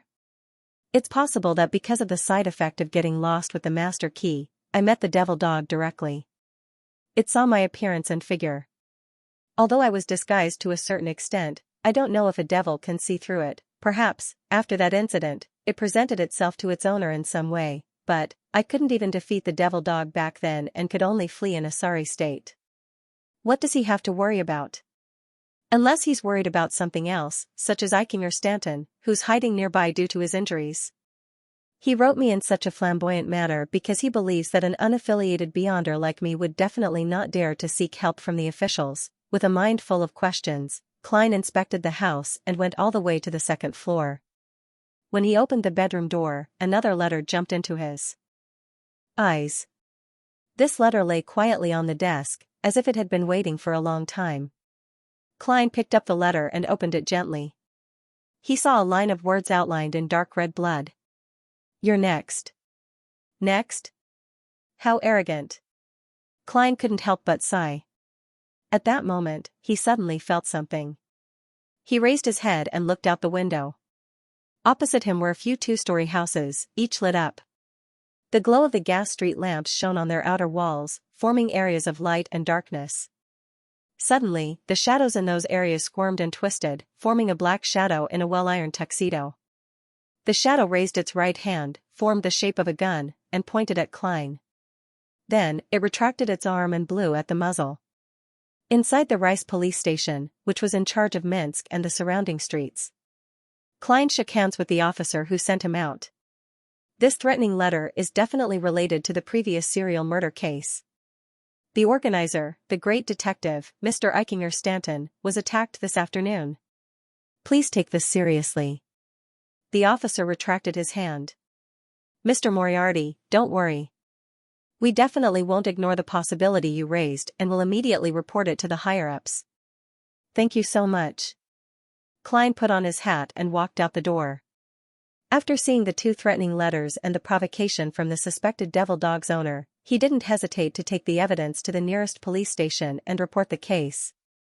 He secretly hoped that the matter would be handed over to the mandated punishers or the machinery hive mind as soon as possible, so that he could be protected by the authorities. Although he didn't have any reason to retain his identity as a detective, and he could completely give up his residence at 15 Minsk Street and change his identity, he suspected that this might be the goal of the writer of the threatening letter. Using the fear of unaffiliated Beyonders not daring to expose themselves, they forced him to move in the night, and then during this process, seize the opportunity to launch an attack. Actually, it's very suitable to strike while I'm reporting the case. It was the same when I was at home. That guy has other motives. Klein returned to Minsk Street in puzzlement and caution. Just as he got out of the carriage, he saw a figure loitering in front of his door with the help of the street lamps that were stained with rainwater.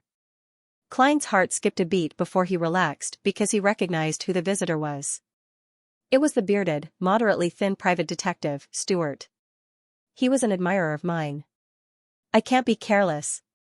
What if the devil has a subsequent ability similar to a faceless? Klein gripped his cane tightly and slowly approached. Then, he gave a probing shout. Detective Stewart suddenly turned his head and said nervously, Mr. Moriarty, I received a threatening letter. Mr. Moriarty, I've received a threatening letter. The content is you're all going to die. You received it too? Klein blurted out in surprise, but he felt that it was reasonable. He was one of the detectives Xianxia Stanton had gathered during the serial murder case. Stuart's eyes suddenly widened. You received it too? Yes. Klein nodded solemnly. And it's not just one, he added silently. What should we do? I went to look for Mr. Stanton first, but I heard that he had been attacked, so I quickly came to look for you. Oh, thank God for your blessings. I almost left early. Stuart blurted out. Klein pointed at the door. Let's go in first. After entering the living room, he used the excuse of going to the bathroom and hurriedly went above the gray fog to do 2 divinations. The first was to confirm if Stuart was the real person, and the second was to ask if there was any danger that night. In the end, he received a revelation that confirmed everything. That is to say, Stuart is not the enemy, and tonight there is no small danger. Of course, that danger might not erupt in front of Klein. It was possible that it would be eliminated by someone in secret. This was the limitation of divination. It could only obtain a certain revelation, but it could not cover everything and obtain an accurate answer. The limitations of this mysterious domain could not be solved by technical means such as elimination or dichotomy. After returning to the real world, Klein pressed the mechanical button to flush the toilet. Amidst the splashing sounds of water, he washed his hands and opened the door. Stuart, do you want coffee or tea? Klein asked without a hint of panic on his face. Stuart stood up and shook his head. No, we should first discuss the problem. Although I've received many threatening letters in the past, none of them can compare to today's. He must have written them in blood. My intuition tells me that he will definitely take action, and that he has the ability to do so. By the way, Mr. Stanton's attack was also his doing, right? I think so. Klein said calmly before sitting down. This should be related to the serial murder case from before. The only common connection between you, me, and Mr. Stanton is this case. Stuart's reaction is a little too extreme.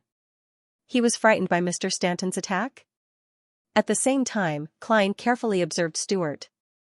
Influenced by his attitude, Stuart calmed down quite a bit. He sat down again and pondered. He sat down again and said in thought, that seems to be the case. Before he could finish his sentence, a clanging sound echoed in the room. Someone had rung the doorbell. Stuart immediately trembled like a bird startled by the mere twang of a bough. Klein frowned slightly as he glanced at him, got up, and walked to the door. Just as he held the doorknob, the scene outside surfaced in his mind. The visitors were Detective Xianxia in a gray tweed coat and her assistant, the red-haired girl, Lydia, as well as a few other men who looked rather familiar. They're all the private detectives that Mr. Stanton had gathered back then. As expected. Klein thought for a moment before recognizing the visitors. He forcefully pulled open the door and took 2 steps back.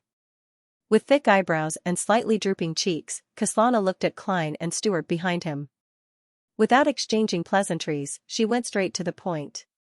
She didn't exchange pleasantries and went straight to the point. We all received the same threatening letter. You should be the same, right? Yes, Klein replied solemnly. Xianxia didn't hide her white breath. We were all gathered by Mr. Stanton to participate in the investigation of that serial murder case. That's the only thing we have in common. I think so too. Klein pointed into the room and said, let's talk inside. Seeing the 6 private detectives enter one after another, Klein quickly analyzed the intentions of the Devil Dog's owner. With such a huge ruckus, it would quickly attract the attention of the official Beyonder organizations. There might even be demigods lurking nearby. How was he to seek revenge? He was purely provoking them, forcing the military and the 3 churches Beyonders to send people to protect so many private detectives. Not only did he expend his strength, he was also exhausted from running around, and he didn't dare to be negligent. Was he trying to take revenge on his main target? During this process, he might even have a chance to kill a few official Beyonders. As for the operation against the private detectives, it would take a long time before they let down their guard. Of course, if there was an opportunity during such a probe, he definitely wouldn't let it go. For devils who could foresee danger, this was a method that was beneficial for them. However, the 3 churches, the military, and the royal family had many powerhouses and sealed artifacts. There was even no lack of demigods, and there was no lack of grade 0 and 1 sealed artifacts. Was the owner of the devil dog certain that he didn't have any abilities or items that could restrain his characteristics? No, he definitely wouldn't dare. The official Beyonder organizations, especially the Nighthawks, Mandated Punishers, and Machinery Hive Mind, were organizations that had been fighting against devils for countless years. In the fourth epoch, or even the even older third epoch, there was no lack of such incidents. The owner of the devil dog was at most a sequence 5. As long as something goes wrong, or even if nothing goes wrong, he might be torn apart by a demigod or a terrifying sealed artifact. Why would he still dare to make such an attempt, or could it be said that he's simply teasing the official organizations without taking action, again and again? There's another possibility. He used the threat letter to gather more than half of the targets together, using the checks and balances of the official organizations, procedural, bureaucratic tendencies, and taking advantage of the time difference. The attack on Mr. Eichinger Stanton must have been handed over to the Machinery Hive Mind, which is in charge of supernatural affairs in Hillston Borough. However, the ones who killed the devil dog were mainly the Nighthawks, so the two parties definitely wouldn't have discussed the details in detail. It might also be distributed according to Mr. Stanton's faith. Which deity does he believe in? I don't seem to know, nor can I tell. In short, with so many private detectives living in different boroughs and having different faiths, the division of jurisdiction is a headache, and it's not that easy to achieve a joint operation. At this moment, there should only be 2 or 3 groups of official Beyonders protecting us in secret. At most, they're at the level of a deacon, and they haven't used any powerful or dangerous sealed artifacts. The demigod high-sequence Beyonders also wouldn't cast their gazes over so quickly. This will give the devil dog's owner a chance. Although 3 to 4 groups of official Beyonders can definitely surround and kill one, or even more than one sequence 5, as long as he grasps the opportunity, there's still a high chance that he can successfully escape. In just 20 to 30 seconds, Klein had deduced 2 or 3 possibilities and given each of them a preliminary judgment. Thinking back to the divination that there would be quite a bit of danger tonight, Klein nodded in thought. He closed the door and entered the living room, saying to the detectives who were either sitting or standing, "Did you call the police? Almost half of the people who participated in the discussion are gathered here." He looked around and thought to himself. Kaslana answered on behalf of the others. Some called the police, while others tried to find Mr. Stanton or familiar friends. In the end, we gathered together and discussed how to visit you, the great detective. Klein nodded slightly and deliberately said, "Everyone, don't be too nervous. Don't be too nervous, everyone. The person who sent the threatening letter probably wants revenge for the serial killer, but he's only one person. At most, he has 1 or 2 companions. We have a total of 8 detectives, and all of them are good at fighting and shooting. Why should we be afraid of him? In addition, we weren't the only ones who were gathered by Mr. Stanton back then. It must have been the same for those who received the threatening letter. It's just that we didn't meet you, nor did we come to visit me." Hearing his words, Kaslana and her assistant, Lydia, had doubtful expressions on their faces, as if they were uncertain about something. The other detective took a deep breath and said, "Mr. Moriarty, perhaps, as you say, we need not fear him. But he's a sinister, venomous snake in the dark. No one knows when he'll attack, so there's no way to prepare in advance. Also, he might hurt our family." "Family? Oh, my wife. No, my little angel." The detectives' emotions fluctuated violently, and their reactions were a little exaggerated. Stewart, who was standing behind Klein, was trembling in fear and anger. "No, I don't want this," he muttered, on the verge of losing control of his emotions. Just as Klein and Kaslana were trying to calm them down, Stewart suddenly pulled out his gun and aimed it at the back of Klein's head. His eyes were glazed over, and his emotions seemed to have completely exploded. At the same time that Stewart raised his gun to take aim, Klein, who had been on guard for a long time, had already sensed it. He fell forward almost at the same time as his opponent, pouncing towards the ground. Bang! Stewart, who had clearly lost control of his emotions, pulled the trigger. The bullet grazed the side of a private investigator's face and hit the wall. Swish, swish, swish. The rest of the detectives pulled out their revolvers in response, as if everyone was an enemy. The scene was chaotic. Among them, Stewart and a private detective's faces were flushed, and their veins were bulging. Their eyes were burning with the flames of fear and fury, as if they had turned into so-called fiends. At that moment, Xianxia growled. "Stop." Her voice wasn't loud, but it was filled with dignity, causing everyone present to tremble and unconsciously want to obey. The scene was silent for a short period of time, but everyone's mood didn't seem to improve. Klein had already rolled to the other side and stood up with his own revolver in hand. His thoughts raced, and he couldn't care less about concealing anything. He planned to use his hallucination ability to calm the visitors down. Suddenly, the doorbell rang. Ding ding dang dang, the few private detectives shuddered violently, and their eyes became a little clearer. The soft ringing of the doorbell was like a bucket of cold water poured over their heads. Stewart looked at the revolver in his hand and muttered in a daze, "What was I doing just now? The official Beyonders have taken action." Klein heaved a sigh of relief. He raised his revolver and approached the door. As soon as he grabbed the handle, the image of the person outside the door appeared in his mind. It was Stanton, with graying sideburns and a thin face. He wore a deerstalker hat and a black coat. The great detective's face was a little pale, and his left arm was padded up near his shoulder. He was indeed fine. Klein was first delighted before he turned cautious. He still remembered how nimble Right Master Rosago had turned into a policeman he was familiar with to trick him. With his finger on the trigger, Klein pulled the door open and took 2 steps back. Stanton smiled and nodded at him. "Thank you for your visit this afternoon. Otherwise, I wouldn't have been able to continue playing hide-and-seek with that demon. You saved my life." This? Could it be that the correct interpretation of "it's appropriate to visit Stanton" is that visiting him this afternoon can help him get out of danger? What about the next few days of suitable visits? Avoiding the scene of the murder and not being suspected? Klein didn't know whether to laugh or cry. He did not let down his guard and moved aside.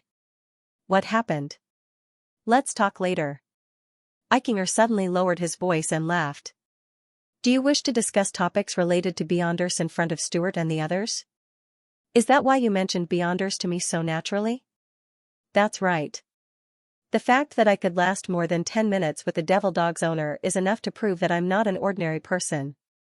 Also, I previously provided advice on deliberately pointing to demonized animals." Klein silently fell 2 steps behind Stanton. Upon seeing the great detective, Xianxia, and her assistant, Lydia, immediately heaved a sigh of relief. Stewart and the other private detectives also revealed relieved expressions. "Mr. Stanton, are you all right?" they asked one after another. Moved his left arm slightly and said, "I'm a little injured, but it's not too serious." "He's hurt a little, but it's nothing serious." "All right, everyone, don't be nervous. Things will be over soon. The police are waiting for that guy in the darkness nearby." "Is it because of the serial murder case? Will he harm the innocent? Will he hurt the innocent?" The private detective scrambled to be the first to ask. Pressed his right palm down and said, "Don't be anxious. I'll tell you in detail. But before that, there are a few questions I need to ask Sherlock and Xianxia. Let's go to the activity room for a few minutes." The prestige he had accumulated over a long period of time prevented the detectives from retorting as they sat down. Although they were still worried, they no longer felt anxious or uneasy, nor did they have the problem of losing control of their emotions at any moment. After entering the activity room and closing the wooden door, Klein looked at the enclosed room and suddenly thought of something. "This environment is very suitable for using items like the biological poison bottle, ahem." Klein cleared his throat, walked to the opposite side, and opened the glass window. He still didn't let down his guard against Stanton. He didn't even believe that Xianxia was absolutely trustworthy. Looked around and directly occupied Klein's reclining chair. Then, he chuckled and said, "I'm old, but I still like to sit like this." Klein sat down on the single-seater sofa and asked again, "Mr. Stanton, what exactly happened?" Glanced at Xianxia, who was behind the coffee table. "We're all Beyonders, so I won't explain the concepts of common sense." "Beyonder?" Xianxia first looked at Klein, then at Eichinger. She was a little surprised, but not too surprised. So you're also a Beyonder. Why were you stumped by a weak ghost back then? You didn't even see the problem. Maybe it's because you're not good at dealing with shadowy wraith-type creatures. Klein responded to Kaslana's gaze. Eichinger smiled. I once went to Lemberg to study abroad for 4 years. There, I came into contact with the Beyonder world and became a believer of the God of knowledge and wisdom. After returning to Bakeland, I gradually established a good relationship with the military, the Church of the Evernight Goddess, and the Church of the God of Steam and Machinery. However, I still didn't dare to truly expose my identity, because the mandated punishers would definitely treat me as a cultist and get rid of me.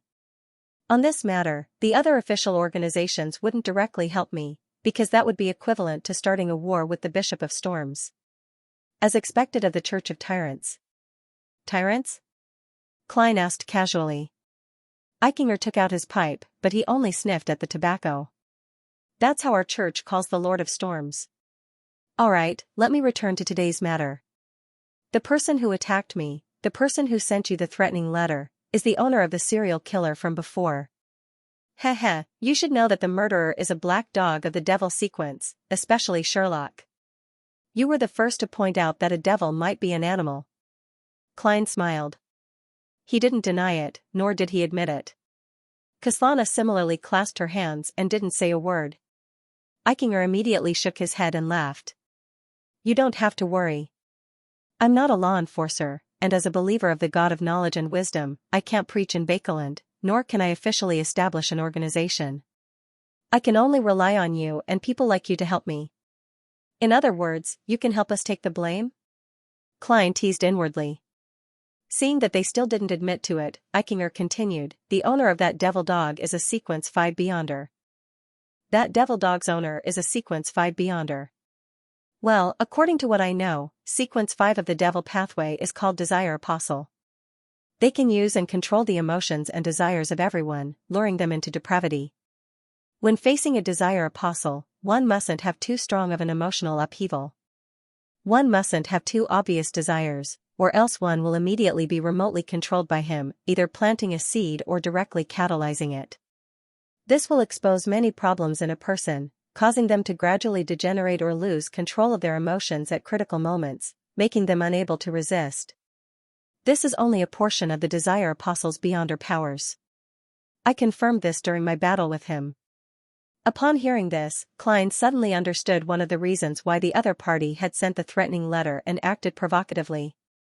He wanted to infuriate him, causing his emotions to fluctuate violently, thus achieving the goal of planting a seed of depravity or catalyzing his emotions, causing them to lose control and erupt.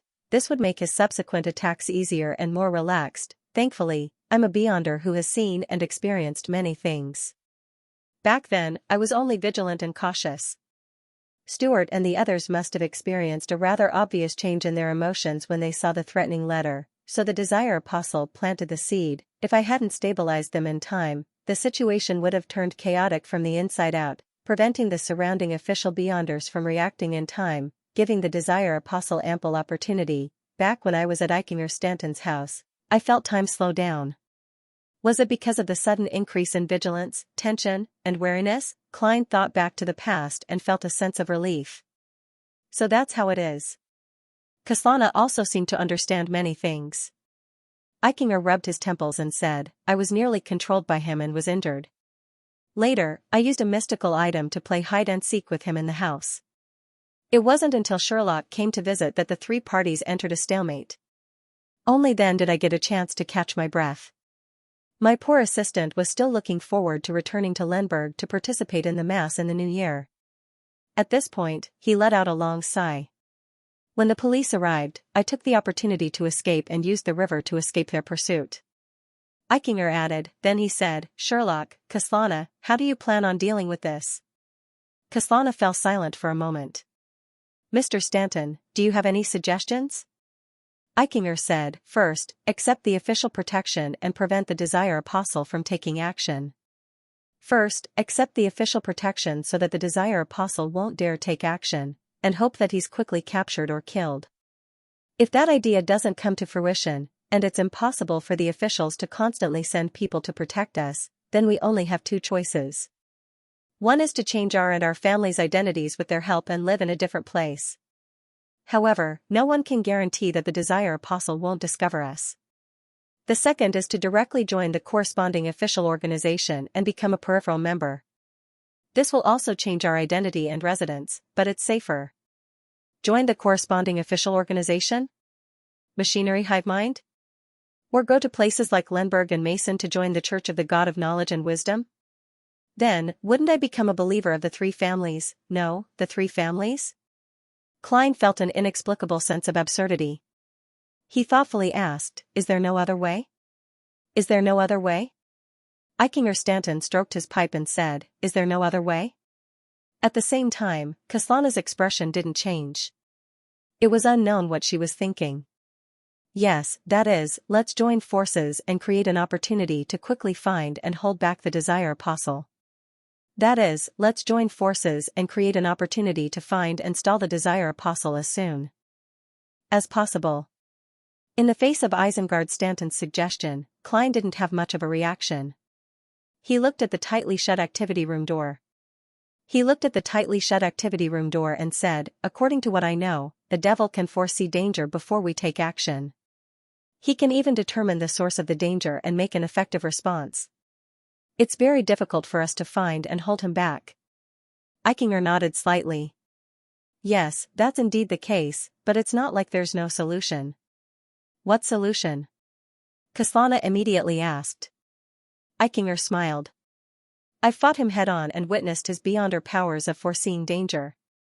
Therefore, I've figured out its advantages and disadvantages. It's true that a devil can sense danger ahead of time, and he can even do so a long time in advance.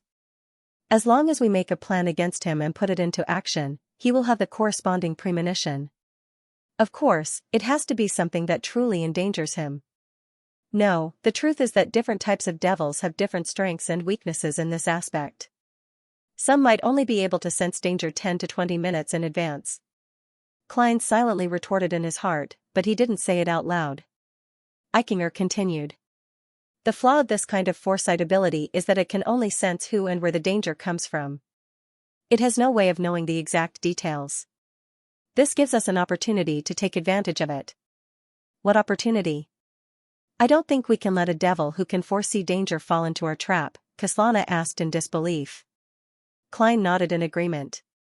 Of course, I can use the gray fog to deceive the Desire Apostle, preventing him from sensing the danger too far in advance. But the problem is, how can I expose the secret of the gray fog in front of others? Klein silently added. Eichinger chuckled. Normally, it wouldn't work, but the Beyonder world is always filled with all kinds of wonders. I'm a Sequence 7 knowledge keeper of the reader pathway. I can also be called a detective. I'll be frank with you to show my sincerity in cooperating. In such a situation and in such an environment, I believe honesty is more important than other factors. Only a Sequence 7? A Sequence 7 can actually escape from the hands of a Desire Apostle? From the looks of it, Mr. Stanton has a powerful mystical item. Klein adjusted his sitting posture in enlightenment.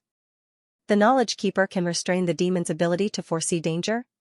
Kaslana leaned forward and asked. No. Eichinger smiled and said, but I have a ring. It originates from a Sequence 6 Beyonder of the reader pathway.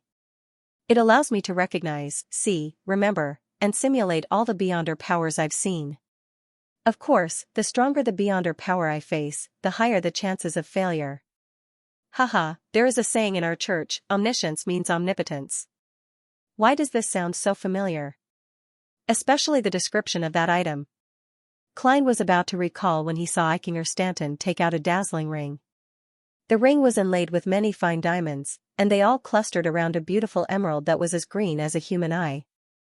Just looking at the ring made Klein feel dizzy, as if he had overused his brain. Isn't the sealed artifact 2-081? Eichinger Stanton is old Mr. Eye of Wisdom? Klein looked up in surprise at the detective sitting in the reclining chair. That ring was sealed artifact 2-081, which Eye of Wisdom had shown off to him several times at Beyonder gatherings. Eye of Wisdom. This codename sounds like it's related to the Church of the God of Knowledge and Wisdom. Klein used his clown powers to control his expression and sized up Eichinger Stanton without batting an eyelid.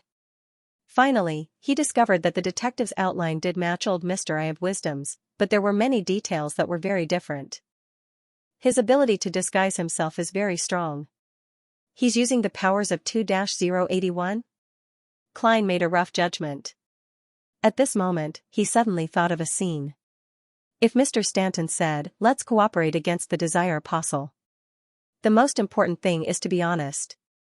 I've already described my sequence and mystical item. It's your turn.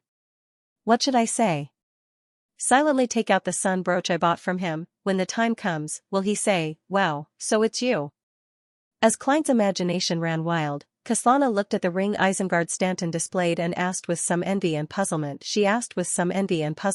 What ability do you want to simulate to fight against the Desire Apostle's foresight of danger? The corners of Eikinger's mouth curled up as he chuckled. A demon's ability to foresee danger. At this moment, he was like a fox with white fur. Ah? That works too? Klein didn't understand how to do it. Seeing his and Kaslana's puzzled looks, Eikinger smiled and explained, "The first step is what we're doing right now. The first step, which is what we're doing now, is to come up with a plan that can actually harm the Desire Apostle and put it into action. The second step is for the Desire Apostle to sense danger and know that the danger comes from us, from this place. The third step is for a demon to not be prepared in advance. There are some instincts that he can't change. His first reaction will definitely be to kill the danger or take revenge on us, and there will be a certain change in his body. Only then will he consider if the current situation isn't suitable for a counterattack, or if he should choose to stay away. The fourth step is for me, who has simulated a demon's foresight, to sense the threat of the Desire Apostle and grasp the source of the danger, which is also his current location. This? What a godly operation.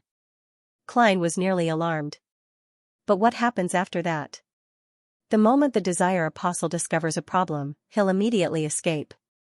We won't be able to chase after him in time. He immediately had a new question. Eikinger looked at the two of them and smiled. According to my deductions, he's definitely hiding in the vicinity. No matter how much he can remotely control the emotions of others, there's still a distance limit. And just now, he led Stuart and the others to lose control of their emotions. After I escaped the pursuit, the reason why I waited until now to come over was because I was discussing a plan with the Nighthawks, Machinery Hivemind, and the military. They each sent 2 to 3 teams to be in charge of a certain area in the surroundings. These areas have their own code names. This is something that the Desire Apostle can predict ahead of time. Even if he detects danger, he'll think that it's normal. Once I confirm his location, I'll immediately inform the official Beyonders. They will quickly seal off the corresponding area and surround him. But the problem is, how do we inform the official Beyonders? If we can't complete this in a few seconds, the Desire Apostle will escape. Of course, after the operation failed, he might have already left, Klein said in thought. If that's the case, we have no other choice. No plan is absolutely perfect. We can only wait for the activation of a certain sealed artifact. When the time comes, the Desire Apostle might have already left Bakeland, but he could return at any time, Eikinger explained. He then took out a palm-sized golden item. It looked like a miniature telegraph, but it had a loudspeaker. This is a sealed artifact. It can allow my voice to sound within a 5-kilometer radius. Eikinger introduced it with a smile. Its negative side effect is that once activated, all sounds within a 5-kilometer radius will be transmitted to the user's ears for a long time. Of course, I can simulate a Beyonder power to weaken this effect. Kaslana listened carefully and frowned slightly. Since there are official Beyonders, there doesn't seem to be a need for you to cooperate with us? Eikinger carefully and cautiously put on sealed artifact 2-081 and sincerely said, in order to not alarm the Desire Apostle in advance, the area closest to us is empty. In order to not alarm the Desire Apostle in advance, the area closest to us is empty. If the target is really here, we'll need the 3 of us to help each other and try our best to stall him. I have no problem with that. Klein agreed after some thought. Kaslana nodded as well. Mr. Stanton, there's actually no need for you to explain so much. We will cooperate for our own sake. An explanation is part of the plan, and reaching an agreement means that the operation is about to begin. Eichinger half closed his eyes. The emerald gem on the ring on his right hand shimmered with a dark blue light that was almost black. Suddenly, Eichinger Stanton stood up and pointed upwards with a solemn expression. "He's right here, upstairs." Klein and Kaslana stood up at the same time. One of them prepared to snap his fingers and light a match on the second floor to jump up, while the other followed Eichinger and ran towards the door. They never expected the Desire Apostle to be so bold. After the failure of the previous operation, he actually stayed nearby, at 15 Minsk Street. Perhaps he's watching all of this coldly from upstairs while we're discussing the plan to deal with him. This thought suddenly popped up in Klein's mind. At that moment, he saw Kaslana's eyes suddenly turn red. She clenched her right hand into a fist and punched at Eichinger Stanton's back. This. Klein's pupils constricted as he instantly understood many things. The reason why the Desire Apostle didn't escape was because he still had other arrangements. He still had the seed of depravity buried in someone's heart without catalyzing it. That person was Kaslana, one of the only 3 Beyonders here. The reason why the commotion that had been easily resolved without success was actually to lower everyone's guard. At the critical moment, Kaslana would lose control of her emotions. The Desire Apostle's biggest target was still Eichinger Stanton. How cunning! Klein snapped his fingers, but all he did was create an air bullet that shot towards Kaslana. At the same time, he shouted, "Be careful." Eichinger was also very experienced. He didn't care about the situation and directly threw himself forward. However, Kaslana ignored the bullet and allowed it to hit her arm, allowing blood to splatter everywhere. Bang, she slammed her fist into Eichinger's back. Crack, Klein heard the sound of bones breaking, and the point of contact was the spine. P.S. I woke up in the morning to write, but just as I opened a web page to check something, the wireless network connection disappeared. Even the wireless network card in the device manager is gone, and I didn't prepare a network cable at home. I could only hastily change to my phone to write. I finally made it in time. Yes, I haven't edited it yet. Please forgive me if there are any typos. My system is Windows 10. Does anyone know how to solve it? Gotcha. Klein saw that Eichinger Stanton's back had clearly caved in, and he felt a faint pain in his spine. With a plop, Eichinger, who had already fallen forward, fell to the ground, as if he had instantly lost consciousness from the pain. Kaslana, who had thrown the punch, stood in the same spot, panting with a blank look in her eyes. Her forehead was covered in cold sweat, and she didn't follow up with another attack. It was as if she had just woken up from a long nightmare caused by her emotions. All the strength in her body had completely disappeared from her previous outburst. Phew. Phew. Kaslana's body swayed, and she was about to collapse. Klein narrowed his eyes, took 2 steps forward, and rushed to Eichinger Stanton's side. He half-squatted down and tried to help him up. Eichinger, who was lying on the ground, shouted in pain. "Run. Don't worry about me." Clearly, he didn't believe that the trio, with one seriously injured and the other powerless, could hold back the Desire Apostle. Therefore, he told Klein to immediately escape and rendezvous with the official Beyonders. Otherwise, all 3 of them would die here. At the same time, Eichinger raised his right hand with great difficulty, attempting to use some Beyonder powers to let the official Beyonders in the distance notice the abnormality inside. As for the miniature telegraph with the loudspeaker, it had long flown to the wall because of Eichinger's collapse. Klein looked hesitant. Just as he was about to make a decision, he saw a sticky black liquid flow down from the ceiling, quickly condensing into a pitch-black figure. The figure seemed to be completely wrapped in a black curtain, with only a pair of cold blue eyes exposed. Upon seeing him, Klein felt as if he could see the strongest emotions and desires of a living being. Fear, anger, greed, jealousy, hunger, lust, and so on. The Desire Apostle didn't waste the situation he had painstakingly created, and he immediately entered the activity room. At this moment, among the 3 detectives, Kaslana had collapsed from her emotional outburst. Eichinger Stanton's spine had been severely injured, and he had basically lost his combat strength. Only Klein was unharmed. However, apart from the revolver and Beyonder bullets, all of his mystical items were above the gray fog. And he was facing a Sequence 5 Desire Apostle, a powerhouse who had the ability to nurture a devil dog, At this moment, the corners of Klein's mouth slightly curled up. His right hand, which he had placed on the wound on Eichinger's back, abruptly wiped it, causing the obvious depression to strangely shift to the side, onto one of his ribs. The most magical beyonder power of a magician, damage transfer. It could transfer a wound to the user's body once, reducing a serious injury to a minor one, but it could not transfer the damage to other people or objects. When Klein saw that Eichinger Stanton was injured, he had already thought of a follow-up plan. First, he would pretend that there was nothing he could do to make the Desire Apostle appear. Then, he would transfer the detective's wound, leaving him with only a minor rib fracture. At this moment, Klein believed that Eichinger would deal with the Desire Apostle at the same time. This was the most instinctive struggle of humans before death. This way, even if the Desire Apostle discovered that something was amiss, it would be too late for him to break away. Once Klein completed his treatment, he could join forces with the detective and hold back the target until the official Beyonders arrived. Almost at the same time, the ring that Eichinger had pointed outwards suffused a vibrant green glow. His body was quickly enveloped by a faint glow, and his wound quickly recovered. His rib fracture was instantly healed. The great detective's pain was real, but his helplessness was fake. However, this overlapped with Klein's help. When the Desire Apostle, who was about to make a move, saw this scene, his eyes widened, and his body suddenly came to a halt. Without being entangled, he immediately turned around and ran to the window. During this process, his body rapidly collapsed, turning into a sticky black liquid. The liquid seeped into the ground, into the wall, and instantly disappeared. Klein only had time to snap his fingers with his raised right hand. The air bullet passed through the open window and shot outside, causing sparks to fly everywhere. However, the Desire Apostle had completely disappeared. He ran so fast, without any hesitation. Are you even a devil?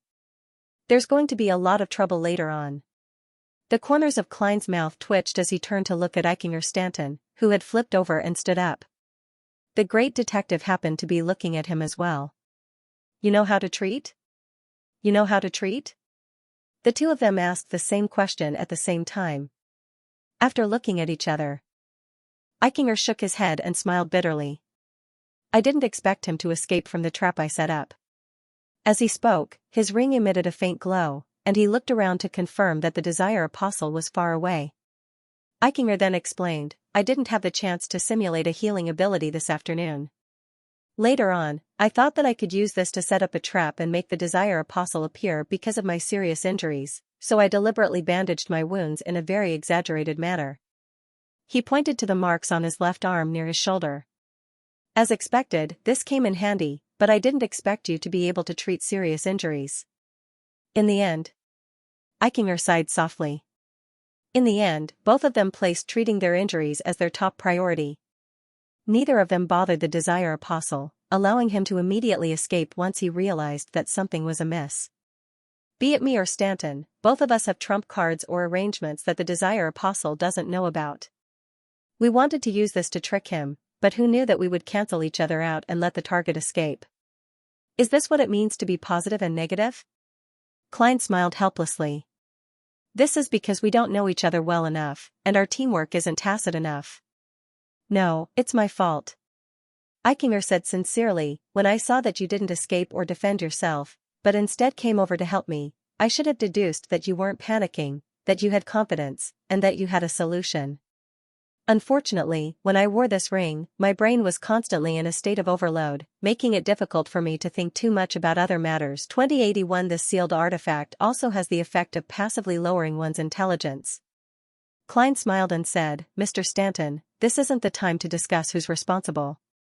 Mr. Stanton, this isn't the time to discuss who's responsible. The Desire Apostle has already escaped. We have to consider what to do next. As Eichinger took off the ring, he turned to the door of the activity room and said, the official Beyonders are about to arrive. I'll go outside to appease Stewart and the others before discussing a solution. Are you coming with me, or are you going to do your own things first? Official Beyonders. Previously, Mr. Stanton mentioned the Nighthawks, Machinery Hivemind, and the military. Please don't let it be someone I know. My spiritual intuition didn't warn me, so it shouldn't be. Mr. Stanton is giving me a chance to pack up and deal with sensitive items to prevent unfriendly official beyonders from finding trouble with me. Many thoughts flashed through Klein's mind as he asked in thought, Mr. Stanton, where was the Desire Apostle when you grasped his location? Eichinger thought for a moment and said, in your bedroom. Your bedroom. Sit at your desk. How arrogant. Klein pointed outside the door. I'll go check there and see if there are any traces left behind. If we can grasp the Desire Apostle's true appearance, the pursuit of him will definitely be much easier. I'll have to trouble you with the rest. All right. Eichinger walked to the side and helped the weak Kaslana up. Upon seeing this scene, Klein suddenly found it amusing. After discussing so much, making preparations and laying a trap, I still failed to hold back the Desire Apostle and ended up in this state. There are always more accidents than preparations. That's why magicians are only sequence 7. After leaving the room, Klein went straight to the second floor and walked into his bedroom. The layout inside hadn't changed at all. Even the distance between the chair and the table was the same as before, but Klein seemed to see a figure wrapped in a pitch-black liquid. He sat there, looking straight ahead, patiently and calmly waiting for an opportunity. As expected of a cold-blooded one. Klein looked at the glass of the oriel window, feeling that he might be able to divine what it reflected. The devil pathway is very good at committing crimes, so it shouldn't be that easy to leave behind clues. However, I can try going above the gray fog. Klein checked around and began to burn some of the mysticism notes he had casually written. Not long after he was done, he saw a few strangers go up to the second floor. The leader was a man with a rigid face, but he had a head of messy, unruly, and stubborn brown hair. He was holding an ancient silver mirror with strange patterns in his hand. There were black gems on both sides of the mirror's eyes. Hello, Mr. Moriarty. I'm a Cancer Bernard of the Church of the God of Steam and Machinery. Can I inspect this place? Klein nodded. No problem. He then said politely, do you need me to stay by your side and answer some questions? All right, sorry to trouble you. Mr. Stanton has mentioned your situation, Cancer said with a smile.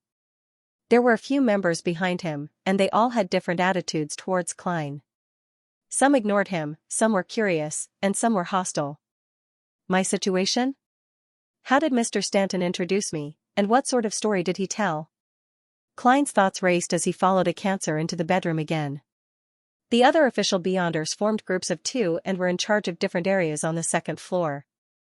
This is where the Desire Apostle sat? Cancer pointed at the chair in front of the desk. He had obviously already asked Eichinger Stanton. Yes, Klein answered frankly. Cancer didn't say anything else.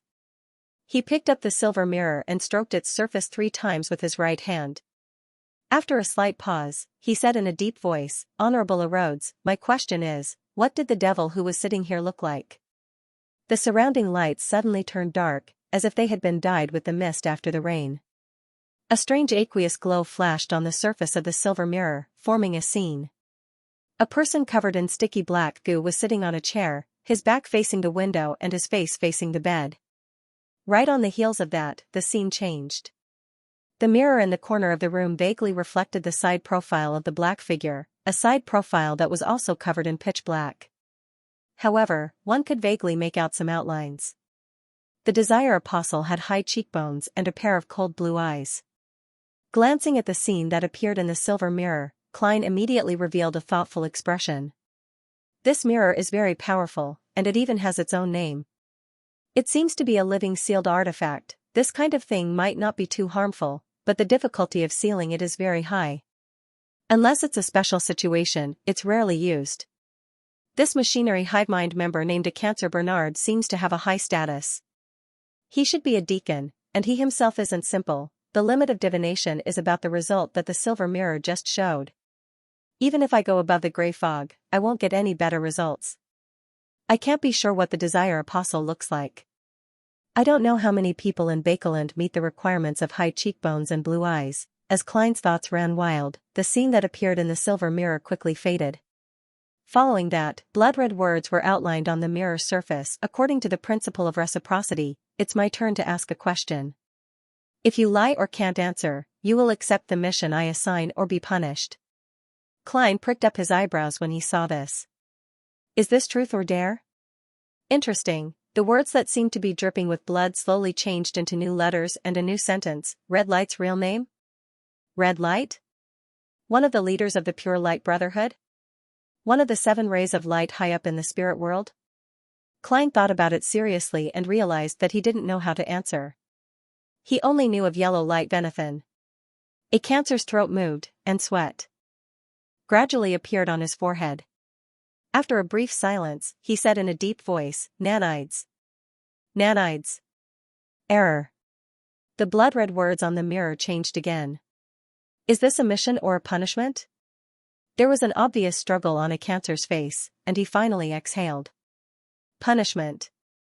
Just as he finished speaking, a bolt of silver lightning appeared out of thin air and struck his head.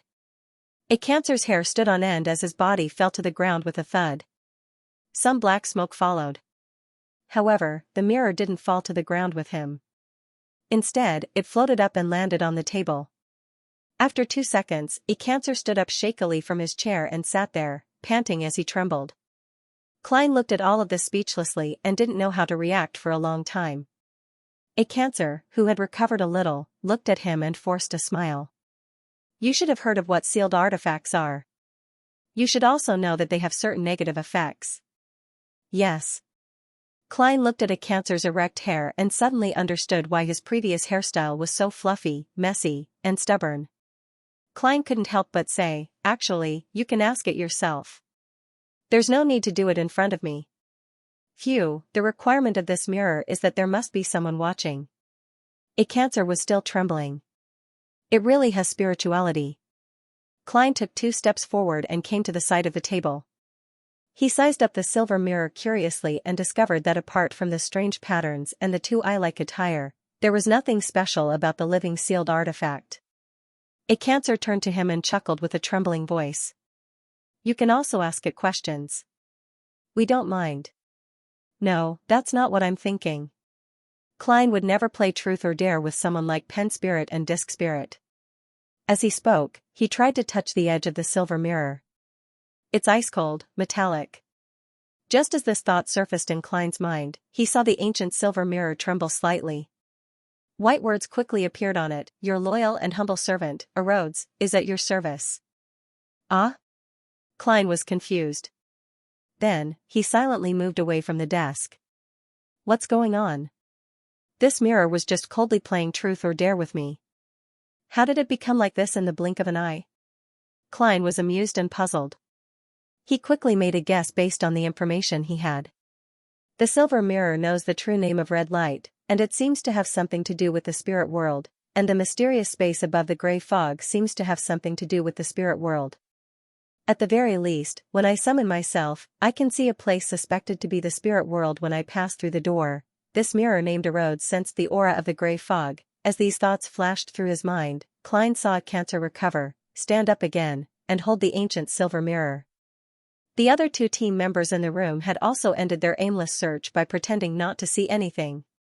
After a round of inspection, Klein bade farewell to a Cancer and the others and found Eichinger Stanton, who had returned to the activity room. What do we do next? He asked directly. Eichinger replied with a solemn expression, let Stewart and their families move in together first. Let Stewart and their families move in together first. This will make it easier to protect them, but this is only a short-term solution. You, Kaslana, and I will carry out our normal activities and receive secret protection. We hope to find the Desire Apostle as soon as possible. You're a believer of the god of steam and machinery, right? Yes, Klein answered as he drew a triangular sacred emblem on his chest. At the same time, he lamented. For the next period of time, I only dare to enter the world above the gray fog in the bathroom, in Empress Borough, in the luxurious villa of Earl Hall's family. Audrey looked at the elegantly designed wall clock on the wall, held back her nervousness and excitement, and slowly sat in front of the dressing table. She was about to go to her psychology teacher, Escalante's house, and take the crucial step of becoming an official member of psychological alchemy. And before that, she had to calculate the time to pray to Mr. Fool and ask him to provide help. I should be able to see an angel this time, right? Audrey thought with anticipation. She calmed down for a few seconds, clasped her hands together, placed them in front of her mouth and nose, and softly chanted the fool's honorific name. 15 Minsk Street. Klein was standing in the living room, looking at the scene that had finally calmed down and sighed. To him, the Desire Apostle only brought about danger, but to Stewart and company, there was a change in their lives. I hope it can be resolved as soon as possible. With so many Beyonders and sealed artifacts, there has to be something that can restrain the devil pathway. Amidst his thoughts, Klein suddenly heard a series of illusory pleas. It should be Miss Justice. He looked around, prepared, and walked to the bathroom as if nothing had happened. When he locked the bathroom door, he couldn't help but sigh inwardly. My life has changed a little too. Before the threat of the Desire Apostle was resolved, he, who was secretly protected by the machinery hive mind, could only try his best to avoid going above the gray fog. During tarot next week, he had to streamline the process and content, but no matter how much he compressed it, it would still take more than 10 minutes. Yes, constipation is a very normal thing. Who said that Beyonders can't be constipated? Klein took 4 steps counterclockwise and entered the world above the gray fog. Following that, Audrey held a simple ritual according to her previous teachings and entered an artificial sleepwalking state. And when Klein saw her blurry figure appear in the Crimson Star, he followed the prescribed procedure.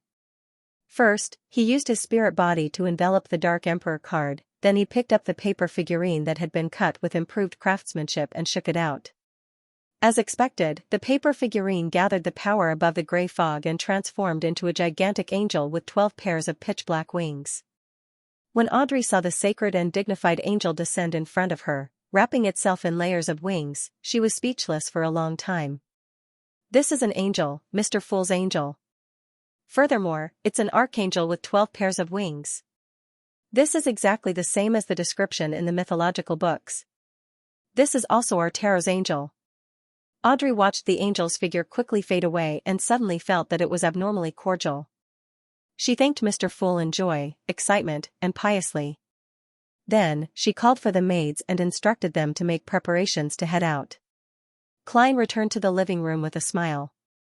He looked at the bullet hole in the wall and fell into deep thought.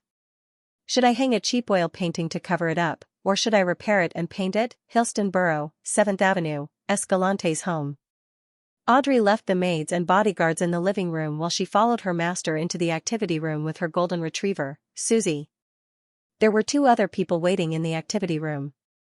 One was Hilbert Alucard, a psychologist whom Lady Norma had introduced to Audrey, and the other was Stephen Hamplister, the convener of the previous psychology seminar. At that moment, although it was already time for dinner, there was only an ordinary candle lit in the room. The candle was placed in the middle of the coffee table, gently swaying the dim yellow flame, dispelling the darkness in the activity room. After greeting each other, Hilbert, who had brown skin and some southern continent blood, glanced at Susie, but didn't say a word. Audrey smiled apologetically. With her around, I feel more secure. Susie also looked at Hilbert with innocent eyes. I can understand this mentality. Please have a seat. Hilbert smiled and sat on the sofa on the other side of the coffee table. Hamplister and Escalante also found their seats and sat down. After Audrey sat down, Hilbert picked up the candle wick and made the light brighter. Through the candlelight, he looked at Audrey. Now, answer me honestly. Do you really want to join psychological alchemy? His eyes seemed to be dyed with a hint of gold under the candlelight. Deep in his pupils, there was another eye, a vertical eye. Audrey suddenly fell into a daze before she snapped out of it and nodded slightly. Yes. Hilbert asked again, will you deliberately harm psychological alchemy? His tone was strangely enticing, as though as long as the person being asked gave an affirmative answer, he would unknowingly agree with it and follow it from the bottom of his heart. No, Audrey answered very rationally. After a few questions, Hilbert, Escalante, and the others heaved a sigh of relief. The former smiled and asked, is there anything else you want to say? Audrey hesitated for a moment and showed her honesty. I once bought the spectator formula at a Beyonder gathering. I am already a spectator. Erudite. This sequence's name sounds a little powerful. The Reader Pathway Sequence 7 is called Knowledge Keeper or Detective. It's a job that focuses on grasping knowledge and reasoning abilities. At most, it comes with decent combat and the ability to use machinery, so it's not considered powerful. But at Sequence 6, there seems to be a qualitative change, especially in the field of Beyonder combat. From the looks of it, every Beyonder pathway below High Sequence Beyonder has such a node, but it's not fixed at a certain sequence. For example, the Seer pathway is Sequence 7 Magicians. Klein drank a mouthful of hot coffee and didn't probe into the secrets of other sequences. He smiled and said, "Mr. Stanton, you seem very relaxed. You're not nervous or worried at all." Eichinger didn't answer directly. He put down his knife and fork and took out his pipe. "You don't mind, right?" "Actually, I do mind, but the pollution and fog in Bakeland are already so serious. A few more puffs of second-hand smoke won't make it worse." Klein shook his head and smiled. "Does this help you think?" "To be more precise, it's a habit. I'm used to doing this every day after breakfast." Eichinger fixed his pipe and took a deep puff. As he exhaled the smoke, he sighed. "Fear, nervousness, and worry can't help us face threats. In that case, why can't we relax a little? The brain will be more active because of this. My assistant was too easily worried, which resulted in this fatal disaster." Sigh. Eichinger glanced at Kaslana and continued, "Besides, our opponent is a desire apostle. Furthermore, our opponent is a desire apostle. Emotions that are too strong must be forbidden." Having said that, he chuckled. "Most importantly, it's not like we don't have any other way to lock onto the desire apostle." "What way?" Kaslana put down the last piece of bacon and asked seriously. Eichinger took a puff from his pipe and laughed self-deprecatingly. "When discussing such topics, I still prefer an easy chair. Apart from having a premonition for danger, devils aren't good at divination or foresight. Therefore, if the desire apostle wants to find out who his main targets for revenge are, he'll definitely take the initiative to investigate the situation and gather information. Otherwise, how would he know that a group of private detectives have made outstanding contributions to the serial murders? How would he be able to accurately lock onto you and me? In this process, he'll definitely interact with many people. Even if he disguises himself, he'll still leave some traces. Combined with the blurry images provided by the machinery hive mind, he'll be able to form clues. Similarly, if he wants to attack me, he has to figure out where I live, what my daily routine is, and if there are any powerful official Beyonders protecting me. This requires a long period of observation and investigation. Similarly, he has to interact with other people and fixed locations. Once there's interaction, there will be clues.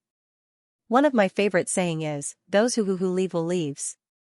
"Then," he said, I like. Only, like, one, like. Aaron, to say, of, and, I. Last time, he was still in Tingen. Kaslana, whose cheeks were slightly drooping, sighed. As expected of a great detective. "I didn't think of these things. Your observation and thinking skills are admirable."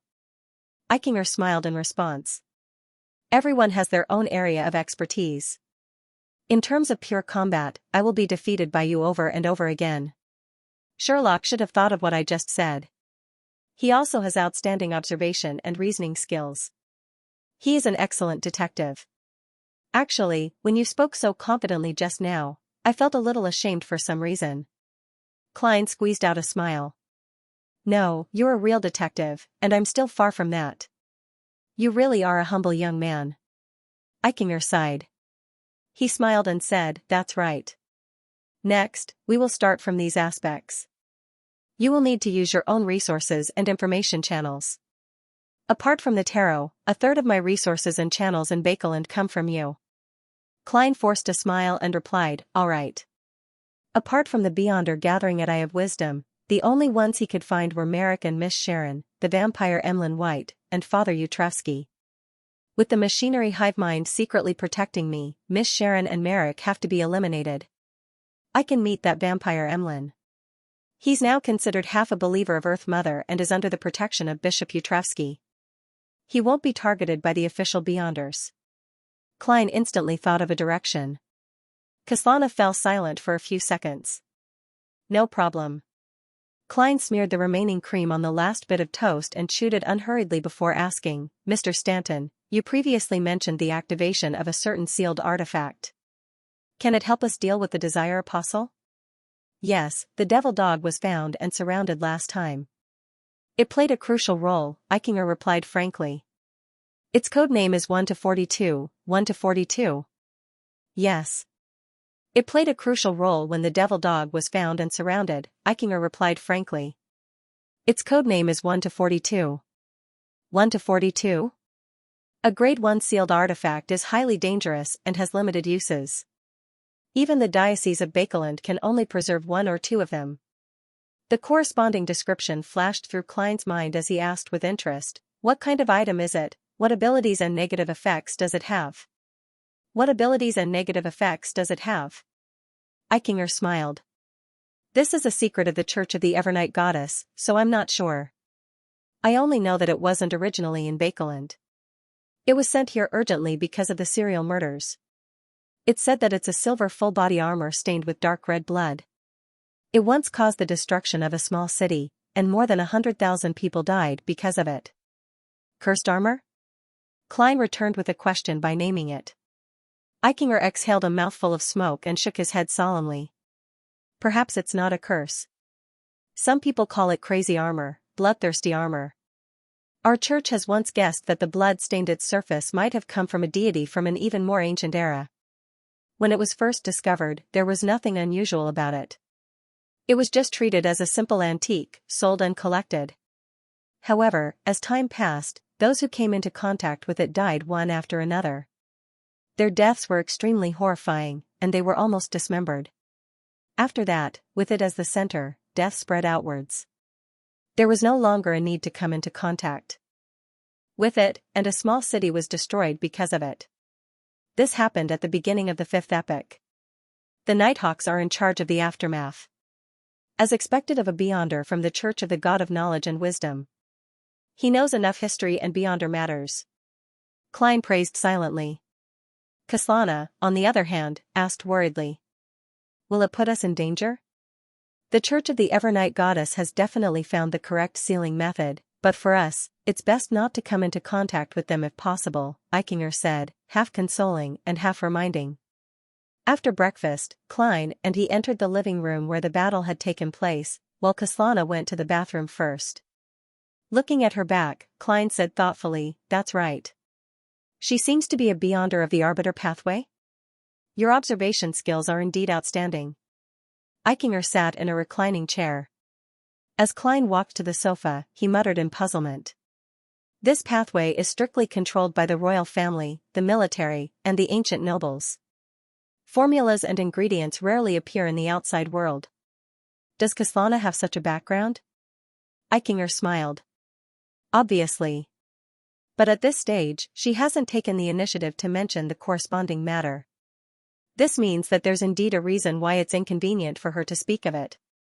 With a smile in his eyes, he looked at Klein, as though saying, aren't you the same? Klein laughed dryly and sat down. After a while, Kaslana came to the living room and continued discussing the Desire Apostle with Klein and Eichinger. As she spoke, her expression suddenly turned gloomy, and she sighed. This is the most dangerous matter I've ever been involved in. I don't know if I'll survive in the end. If I'm killed by the Desire Apostle, I hope that my tombstone will have this sentence, she had a great mother. Kaslana's voice gradually softened, and there was a hint of gentleness in her hard and unapproachable demeanor. Eichinger nodded in agreement. She's also the most dangerous enemy I've ever faced. He then smiled. If I die because of this, and you're still alive, are you willing to help me send my relics to Lemberg, to the Holy Temple of Knowledge? Don't raise flags like crazy. Klein's mouth was half open, unsure of how to stop the two detectives in front of him. No problem, but I hope that this day will never come. He tried his best to resolve the situation. Isengard glanced at him and asked curiously, what's that? Sherlock, what about you? If you're killed by the Desire Apostle, what wish do you want others to help you fulfill? Resurrect me. Klein sighed and said, I wish to be buried in a nice cemetery. I hope to be buried in a beautiful cemetery. It's best if the body is whole and sprinkled with holy water and fresh flowers. The core meaning of his words was, no cremation. The three of them fell silent for a moment until the doorbell jingled outside. The person who came was the deacon of the machinery hive mind named Xianxia Bernard. His hair stubbornly squeezed out of the brim of his hat, giving him an indescribably messy look with his deep and masculine features. This time, he didn't take the strange silver mirror named Rhodes. It was unknown where he had stuffed it. If there's a chance, I wouldn't mind using that magic mirror to see how my loyal and humble servant will react. Klein thought. Xianxia didn't enter the door. He stood there, looked at the trio of detectives, and said in a low but rapid voice, Mr. West End, 6, Edward Street. Xianxia Bernard pressed down on his black top hat, pointed to the door of the house behind the fountain, and said to Klein, Eichinger, and Kaslana, we've reverse investigated all the channels through which the information were leaked. Combining the profile of the person's face and the help of the magic mirror, we've preliminarily locked onto a suspect. When you mentioned the magic mirror, you obviously paused for a moment. I don't know what price you have to pay to get the answer you want. Klein sensed the problem in Xianxia's tone and inexplicably sympathized with him. The owner of this house? Kaslana asked with almost certainty. Isengard Stanton looked around and said as though he was in thought, you chose to contact us directly because you found another piece of evidence? Yes, the portrait of the owner of this house can prove some things. He never takes pictures. Xianxia replied frankly, in addition, the surrounding residents have seen a big black dog nearby many times. This can basically prove that the target is the Desire Apostle. At this point, Eichinger suddenly laughed. Sorry, we were too impatient, so you didn't even have a chance to introduce the suspect. As Xianxia walked around the fountain and walked to the front door of the house, he quickly said, that's right. The owner of this house is called Patrick Jason, a major shareholder of a small bank. According to his neighbors, he is a cheerful, passionate, and optimistic middle-aged man. He has never married, but I think he has a few mistresses, several of them. In his social class, the number of servants he hired was seriously insufficient. Every time he held a dinner party or ball, he would have to hire a batch of temporary attendants from the Metropolitan Family Servant Assistants Association. His explanation for this was that he had problems sleeping, and too many servants would destroy the peace he needed. I can see that he has many secrets to hide, so he doesn't dare to hire too many servants. Eichinger said half-jokingly. Klein, who hadn't hired a single servant, said guiltily, maybe it's just that his finances aren't as good as everyone thinks. Yes, this is a factor that cannot be ruled out. Eichinger walked up the stairs and came to the front door. Xianxia glanced at Klein and said in enlightenment, that's right. You don't hire servants and only get the landlord's maid to do temporary cleaning twice a week, just to hide the secret that you're a beyonder? Among all my secrets, this is the smallest one. Klein deliberately smiled bitterly. Yes. As he spoke, Xianxia reached out and pushed open the main door. An indescribable stench wafted out from inside. The smell of decay. Eichinger instantly made a judgment. Xianxia called over a machinery hive mind team member. Carlson, what did you find? The beyonder named Carlson wore a pair of thick glasses and wore a complicated expression. We found a lot of bodies here. In the cement basement, in the thick walls, in the garden where the weeds are growing, there are corpses hidden one after another. The earliest can be traced back to more than 10 years ago, and the latest are the servants who were still alive a few days ago. Some of them only have white bones left, and some have only rotted a little. Deacon, this place is like a human slaughterhouse. As he spoke, members of the machinery hive mind and carefully selected police officers carried out one corpse after another. Some of the corpses were completely dismembered, with tongues, fingers, stomachs, and eyes scattered all over the place. Some were just a pile of bones. Looks like a lot of missing person cases in Bakeland will be solved because of this. Eichinger pinched his nose and sighed. Klein saw an intestine that was almost dragged to the ground. He exhaled and turned around to examine the situation in the house. Machinery hive mind member Carlson muttered a few more words. Jason pays his servants very high salaries and gives them a lot of leave. The servants of the surrounding residents are very envious. Jason's chef even promised his child that he would come home once this week and bring him to the circus to watch a performance, what a devil. Kaslana was slightly moved. After looking around, Klein restrained his emotions and solemnly asked, why are the furnishings of the house so simple? As a banker, even if the bank he owns isn't big, Jason should have expensive porcelain, outstanding oil paintings, extravagant wall clocks, and various items made of fine silk. Why can't I see any of these at the scene? Well, the wood used in his furniture is still very good. Carlson glanced at Deacon Xianxia, and after receiving a nod of agreement, he said, it's obvious that Jason planned for a long time for this revenge. It's obvious that Jason planned for a long time for this revenge. He sold the valuable but inconspicuous items in the room one after another, and even agreed to the Varvat Bank's acquisition of his own property. After killing the servants, he sped up the speed at which he extracted the cash and sold the oil paintings and other items. He seemed to know that he would definitely be found, so he didn't take any chances. Before the operation, all he had left here was the house, furniture, and an identity. A large amount of cash, precious metals, and jewelry had been moved to who knows where. After hearing Carlson's description, a few adjectives suddenly appeared in Klein's mind: calm, rational, crazy. A true devil. Eichinger evaluated and immediately deduced, his mind is very clear, and he does things calmly, but he also has a strong tendency towards madness and a spirit of adventure. This matches the characteristics of his previous two operations. So, we have to be wary of his adventures? Klein keenly grasped the key point in Detective Stanton's words. Yes. Eichinger nodded solemnly. Following that, the detective searched the house and found a lot of evidence that could prove that there was something wrong with Patrick Jason. They also saw the portrait hanging in the activity room. It was a middle-aged man with high cheekbones, blue eyes, ordinary facial features, and neatly combed hair. There was nothing special about him. At that moment, Xianxia came in and said to Klein and the others, we found some items in a secret room. We found some items in a secret room and confirmed that Patrick Jason had tried to summon a more powerful demon, but for some reason, he did not succeed. Those items also confirmed his identity. He is a member of the Beria demon family. His real name should be Jason Beria. The Beria family? Klein nodded, unsurprised. In the ancient Fourth Epoch, the human forces that worshipped the demons formed a loose alliance called the Blood Sanctify sect. This organization is very divided internally. The three great demon families, Noise, Androlade, and Beria, stand together. Their ancestors once received gifts from the abyss. They worship an evil god called the dark side of the universe. He's the ruler of the abyss, a terminator who will definitely erode and corrupt the entire world of reality and the vast universe. Eichinger introduced the wild beyonders to Klein and Kaslana.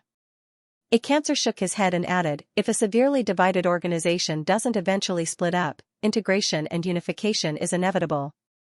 All kinds of situations and rumors show that since at least 1,000 years ago, the Beria and Androlade families have been gradually weakening. In recent decades, they have even become the vassals of the Noise family. Yes, the Beria family's symbol is the combination of a pentagram and a goat's horn. No matter what, Belial was still an extremely ancient family with a deep foundation. It was no wonder that Jason could groom a devil dog. This was one of the reasons. The other reason was that he opened a bank, even if it wasn't big. In the Second Epoch, the ancient god corresponding to the dark side of the universe was Devil Lord Farbati. Was there any connection between the two? Klein sighed and felt curious. After repeated searches, the three detectives and the Machinery Hivemind members could only confirm that Patrick Jason was the Desire Apostle, but they were unable to find his current location. Klein used the excuse of asking for help and took a handkerchief that Jason had used in the demon summoning ritual. He planned on doing a divination above the gray fog when he had the chance. Jason had dealt with the things he often came into contact with. Not long after, Xianxia found them and said with a solemn expression, the Nighthawks are coming with that sealed artifact. Let's leave first. Okay, Eichinger and Kaslana answered at the same time. As for Klein, he had already raised both hands and feet in approval in his heart. After leaving Jason's villa that occupied a large area, Klein looked back as his expression gradually turned solemn. Puzzled, he asked, I don't think there's a problem. What problem? Kaslana hurriedly asked. Klein deliberated and said, by selling the bank, the property, and many valuable items ahead of time, it means that Jason was already prepared to abandon his current identity and life. If it's purely to avenge the devil dog, the motive wouldn't be enough to support such actions. Maybe he had a very deep relationship with the devil hound? Sherlock, you probably don't think so, but I've really seen people who treat their pets as family, Xianxia said disapprovingly. Eichinger said solemnly, no, Sherlock is right. Xianxia, do you know what the ancient name of sequence 8 of the devil pathway is? Xianxia revealed a thoughtful expression. She seemed to have heard of it before, but she couldn't recall it immediately. At this moment, Klein helped her answer in a deep voice. Cold-blooded. Cold-blooded. Xianxia ruminated over the name and immediately understood why the two detectives, Moriarty and Stanton, had said that. Seeing her reaction, Klein pointed in another direction and said, let's split up. We'll start from our own channels.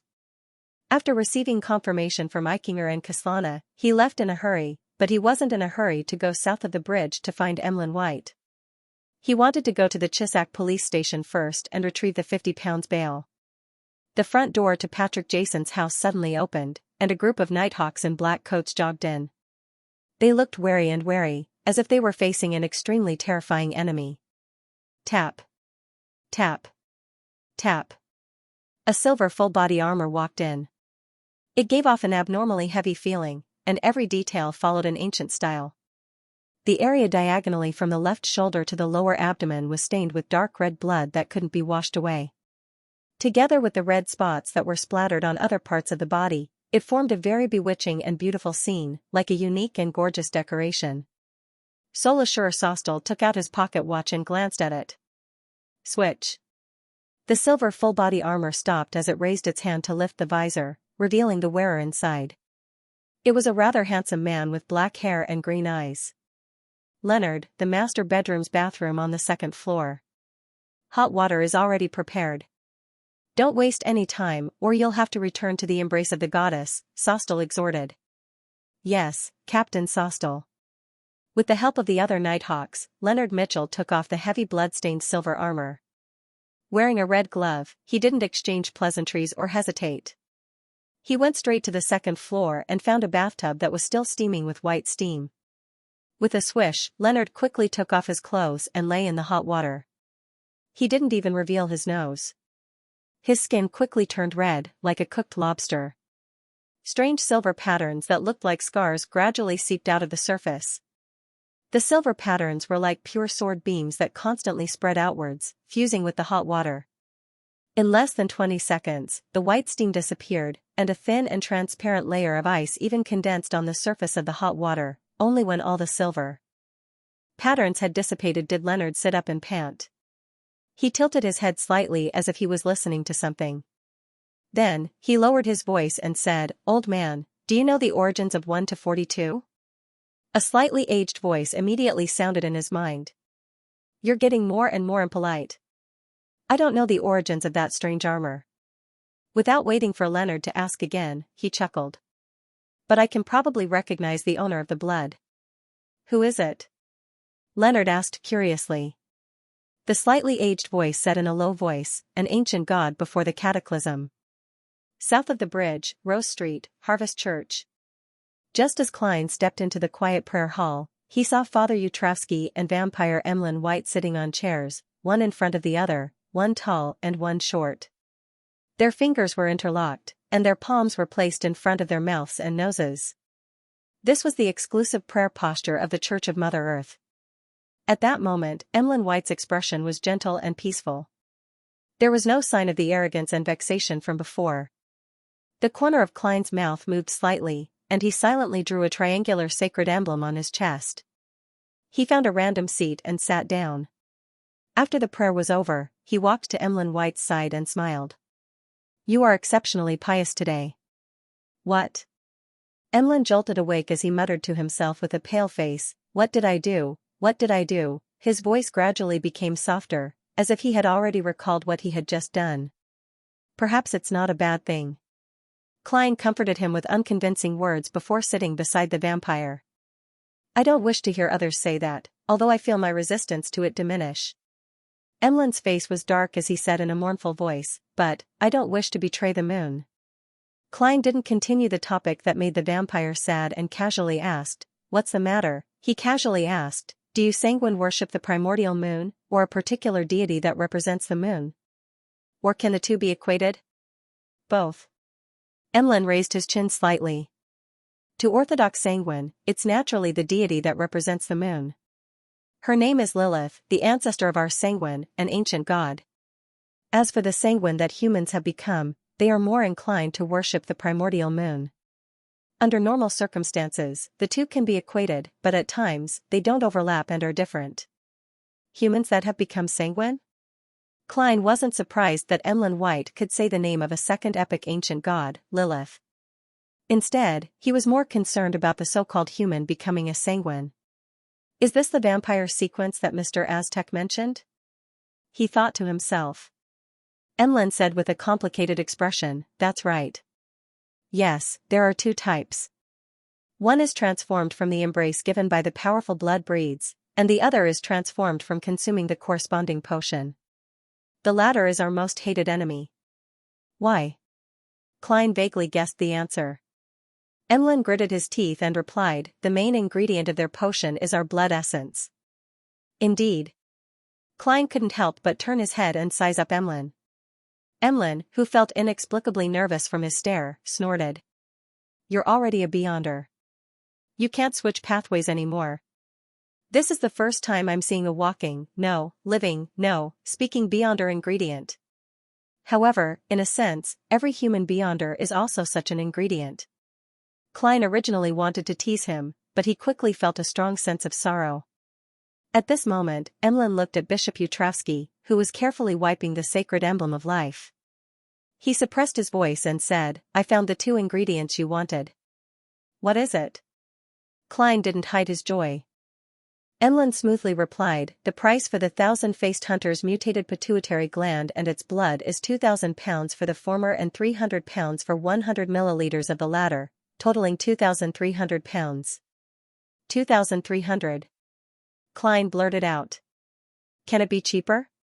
After receiving his bail, he currently had a total of £2,185 in cash. To the middle class, this was already a rather ample amount of savings. Some might only be able to save up that much money in their entire lives, but Klein realized that it wasn't enough. No, if it wasn't for me, he would have wanted £2,800.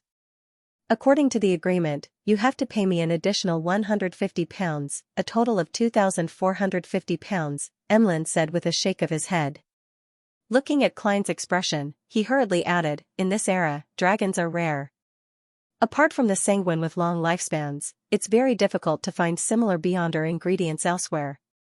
Even if there are, they'll be more expensive. I'm still short of £265. I've painstakingly saved up so much money, and I'm about to use it all up. Furthermore, it's still not enough. I hope Mr. the Hanging Man can sell the werewolf beyonder characteristic as soon as possible. There's still the human-skinned shadow characteristic and the deep-sea Naga's hair. It won't be much cheaper than this. I still can't determine the situation with little son, so I'll have to behave myself for a period of time. The payment he owes me is best paid by removing the mental corruption of a rampager from a mystical item. It's more discreet. Klein's thoughts instantly flashed as he felt the light outside the window dim significantly. He took a deep breath and said, all right. All right. But the deal will have to be delayed for some time. I recently offended a fellow who's being protected by official beyonders. You don't want that cellar to be locked in the cathedral's basement, right? And I still have to gather the remaining funds. Klein raised his head slightly and looked at the dome of the cathedral. Official beyonder? Emlyn White jumped in fright as he stood up abruptly and looked around. Klein glanced at him and said, don't worry about it. You're now a priest of the Church of Mother Earth. You have a legal identity, and Bishop Utravsky will protect you. I'm not. Emlyn's denial was abnormally weak. He sat down again and suddenly had a thought. Can those official beyonders solve the problem of psychological cues? Maybe. Klein nearly broke into laughter. But that way, there's a high chance that you'll become a believer of the Evernight Goddess, the god of steam and machinery, or the Lord of Storms. Of course, you can also choose to become a member of the military's special department. They might send you abroad as a spy to seduce a noble lady. I only like dolls and pure and beautiful girls. Emlyn immediately emphasized. I can see that you're a little tempted, but only a little. Klein changed the subject. Do you know anyone from the Beria family? In Bakeland. Belial? That family of demon-worshipping lunatics? No, they are devils themselves. Emlyn blurted out in surprise. Why are you looking for them? Klein said helplessly, the person I offended was one of them, Patrick Jason Beria, because of a serial murder case. Help me inquire about his recent whereabouts and acquaintances in your circle. If there's any accurate information, I'll pay you. This depends on the importance of the information. Of course, this can all be reimbursed by the Nighthawks, Machinery Hivemind, and the military. Klein thought in a relaxed manner. Emlyn nodded in thought. You actually dared to provoke a true demon. When you have accurate information about him, he will know that you will cause serious harm to him. It's fine. I have the protection of the official Beyonders, Klein replied indifferently. Emlyn was momentarily speechless. After a few seconds, he said, All right, I'll give it a try. All right, I'll give it a try. The minimum reward for the information is £20. After settling this matter, Klein didn't stay any longer. He got up and walked towards the cathedral's door. His mind was filled with the problem of how he was going to raise the money. Miss Magician's new book has already been published. There should be a considerable amount of guaranteed royalties, and there will be subsequent royalties. Perhaps I can sell her the astrologer potion formula, but she hasn't even gathered the ingredients for the Trickmaster potion. Miss Justice has joined psychological alchemy, and I don't have the formula to sell it to her. Sell knowledge, the werewolf Beyonder characteristic is only about £1,000 to £300, and it might even be lower. Could it be that a mystical item will be produced? Or I can think of a way to make Emlyn White a believer of the Fool, and at the price of removing the psychological cue, I can receive offerings. Right, Jason Beria is carrying a large amount of cash, jewelry, and precious metals. If I can find him, I might be able to get a share. Amidst his thoughts, Klein walked out of the cathedral and saw the dark sky and thin fog. He sighed softly. I'm short on money. Returning to Minsk Street, Klein walked into the bathroom with a thick stack of newspapers in hand, assuming the posture of someone who had been fighting for a long time. 15, Minsk Street, in the washroom. Klein took out a paper figurine from a hidden pocket in his clothes and shook it, turning it into a stand-in. He made the stand-in sit on the toilet with a newspaper in hand to fool others while he hid in the shadows. He took 4 steps counterclockwise and went above the grey fog. This series of actions was even more magical than magic. Inside the magnificent and ancient palace, Klein sat at the end of the long bronze table and conjured Jason Beria's handkerchief in front of him.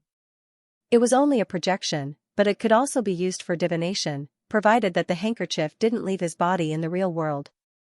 Back when he was divining the mutated sun's sacred emblem in Tingen City, Klein had used a projection. Back then, he didn't know how to summon himself, so he was unable to bring an item with spirituality to the world above the grey fog. Of course, there was still a huge difference in the effects of using a projection and his actual body for divination. Therefore, whenever he could use his actual body, Klein would try his best to do so. However, he was now being protected by official Beyonders, so it wasn't convenient for him to hold a ritual. It would be troublesome if someone found out that he was lighting a candle while squatting on the toilet during the day. If I can really divine the whereabouts of the devil, Jason Beria, but the revelation isn't clear enough, then I'll take the risk and summon myself to bring the handkerchief up. Klein mumbled as he conjured a piece of goatskin and a fountain pen and wrote the divination statement: Jason Beria's current location. Normally speaking, it was impossible to divine the whereabouts of a target by relying on a handkerchief that had only been used in a particular ritual. This was because the connection wasn't strong enough, and there were too many disturbances. For example, it was easy to provoke the abyssal archduke that the ritual was directed at. However, to Klein, these disturbances could be eliminated. The so-called abyssal archduke was at most a high-sequence devil, and not the embodiment of the abyss, the dark side of the universe. And the targets of his mysterious space above the gray fog were the eternal blazing sun, the true creator, and other deities. Even the weakest was Mr. Dorr, who was at least at the angel level. Furthermore, he had yet to fail. As for the problem of the connection not being strong enough, Klein, who only received a certain amount of enhancements from the gray fog, was unable to resolve it. All he could do was give it a try and try his luck. Perhaps he would have the corresponding confidence after becoming a high-sequence saint in this domain. In theory, it's possible.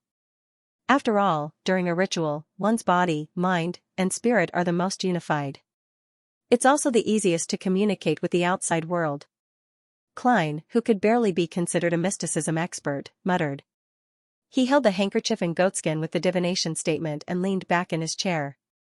He quickly entered a meditative state and kept muttering Jason Barria's current location. After repeating it 7 times, Klein fell into a deep sleep and arrived in the world of dreams. In the dusky world, countless scenes continuously flickered, disconnected from each other, extremely scattered. Soon, the image became clear and occupied Klein's vision, making him feel like he had entered a dream. In the dream, the light was dim, the desk was dark red, and a figure was standing in front of the oriel window, looking at the garden outside. There was a glass shed in the garden. Inside, roses bloomed, glistening in the December cold. The figure's appearance was projected on the window. It was a man of medium build, with slightly curly brown hair and cold brown eyes. He looked to be in his 30s. This? Wasn't I divining Jason Barria's location? Who is this? It feels a little familiar. Klein was puzzled, but he didn't think too much about it. He allowed his spirituality to remain in a scattered state, as though he was wandering a mysterious world. Just as he was feeling puzzled, the man turned around and walked to a corner of the room. There were 2 large leather suitcases there. The man squatted down and opened one of the suitcases. Inside were neatly stacked stacks of cash and gold bars. The exposed banknotes were all in 10-pound denominations, and the gold bars emitted a charming luster. The man took out an item from a hidden pocket in the suitcase, shook it, and unfolded it. It was a slightly pale piece of human skin. It was a complete piece of human skin. The man quickly took off his clothes and put on the human skin. In just 10 seconds, he had transformed into Jason Barria with high cheekbones, blue eyes, and neatly combed hair. At this point, the scene suddenly shattered, and Klein opened his eyes. It's no wonder Jason dared to take the risk. It turns out that he has been wearing this human skin for more than 10 years and has never revealed his true appearance. As expected of a calm and crazy devil. Klein couldn't help but sigh. Jason had left his portrait in the house, but it didn't arouse any suspicion from Isengard and company. This was because the surrounding residents had seen him and knew what he looked like. Even without a portrait, with the abilities of the official organization's Beyonders, it was enough to recreate one, and the effect might even be more similar to a photograph than a photograph. Therefore, there was no need for Jason to have no motivation to destroy something like that. This was very understandable. Who knew that he had left a lure in this most ordinary place? If he were to search according to the portrait, even if the Nighthawks had sealed artifact 1 to 42, it wouldn't be that easy to lock onto the target. Furthermore, he had used his own abilities to conceal his face during his 2 operations. Who would have thought that the tightly hidden and protected face was fake? Klein sensed a hint of cunning from Jason. He rubbed his temples and began to recall the scene he had seen in the dream divination. A house with a glass greenhouse. This characteristic is rather obvious. There aren't many similar buildings in Bakeland. But the problem is, how should I report it? The moment I mentioned this to the machinery hive mind, Jason must have already sensed the danger and started to disguise himself. Should I directly look for the Nighthawks with sealed artifact 1 to 42? What if I encounter someone I know? I don't want to turn into ashes and be scattered into the Tussock River. Besides, I can't rush to report it. I just started my operation, so it's impossible for me to get feedback from the information channel so quickly. That guy really has a lot of cash and jewelry. A whole box of cash. The total value might exceed £50,000. Klein's thoughts raced, and it took him a while to calm down. He decided to wait 2 days before using the appropriate method to inform the Nighthawks in charge of the revelation he had received. After the divination came to an end, he returned to the real world, removed his substitute, and squatted on the toilet. In the afternoon, Klein, who was about to leave, casually threw a coin. This time, the revelation he received was that it wasn't a good time to go out. Will it be dangerous if I go out? Without hesitation, Klein sat back down in the living room. After about 20 minutes, he heard the doorbell ring.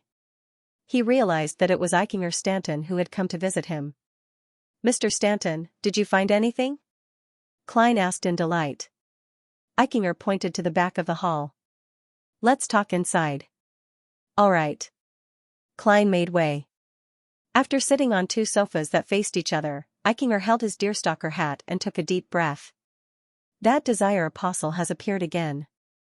Seeing Klein maintain his silence, he nodded in satisfaction and continued, "The family members of 2 detectives didn't want to be protected. The families of 2 detectives didn't want to be protected. They felt that they wouldn't be implicated, so they stayed outside. During lunch today, they were found dead in their respective offices. One of them was too terrified and scared himself to death, while the other was too excited and used up the last of his energy. They were too stubborn, as expected of the tyrant's believers. But this way, the mandated punishers have officially intervened. It's said that the high-sequence beyonders of the churches and the military have cast their eyes over, placing the matter of the desire apostle at the top of their list." "You wish for me not to divulge your identity as a believer of the God of knowledge and wisdom?" Klein asked in enlightenment. "It's indeed easy to talk among detectives." Eichinger smiled and nodded. "No problem." Klein first made a promise, then said, "I have some information channels that can't be exposed. If I receive valuable information from them in the future, I hope you can help me pass it to the Nighthawks and keep it a secret." As for why he was looking for the Nighthawks and not the machinery hive mind, he believed that he didn't need to explain it too clearly. With Detective Stanton's intelligence, he could figure it out even if he used his toes. Eichinger first agreed to Klein's request, then he asked in puzzlement, "Telling me is equivalent to letting Jason know ahead of time." "Telling me is equivalent to letting Jason know ahead of time. I hope I can find a good way to avoid it. Please also help me think of other possibilities." "That ring of yours should be able to simulate quite a number of beyonder powers," Klein replied frankly. "All right." Eichinger didn't say anything else. He pondered for a few seconds, took out his pipe, and took a whiff. "The Desire Apostle's actions today have confirmed one of my guesses." "Heh, it's also the problem you thought of before. His main goal isn't revenge?" Klein understood what he was saying. Eichinger leaned forward and said solemnly, "Since Jason has already passed the cold-blooded stage, it means that he has definitely become cold-blooded. It's impossible for him to do this for that devil-hound. Sherlock, look. Up to now, all the official Beyonder factions in Bakeland have been mobilized. Even the high-sequence Beyonders have shifted their attention to this matter. At this time, if Jason wants to deal with the other real target, wouldn't it be much easier?" Klein pondered for a moment before replying in a deep voice, "That makes sense." After chatting for a while, Eichinger continued looking for Kaslana. Klein tossed a coin and headed for the Quelag Club as planned. For the time being, they didn't reveal their guesses to the official Beyonders, afraid that it would harm Jason and cause him to give up on the operation. As soon as he entered the Quelag Club, Klein met Surgeon Allen in the lobby. "Long time no see," he greeted with a smile. "I've been too busy recently." Allen replied in a friendly manner, but he maintained his cold expression out of habit. "Besides, my wife has recently gotten pregnant. I'm going to be a father again." "Congratulations." "When did it happen?" Klein asked casually. Allen thought for a moment and said, "It was recently confirmed." "It was confirmed recently. It should have been more than a month." "Yes, more than a month ago." Allen nudged his gold-rimmed glasses and gave an affirmative answer. "More than a month ago? Wasn't that when you were plagued by nightmares related to Will-Septon?" Klein was surprised and puzzled, but he didn't let his emotions show on his face. In an instant, he thought of the 2 divinations he had done. Will-Septon was in a dark room, and there was the sound of flowing water outside. Could that be a sign of amniotic fluid or blood? Klein's heart skipped a beat as he suddenly came to a realization. When he looked at Dr. Allen again, the look in his eyes was rather complicated.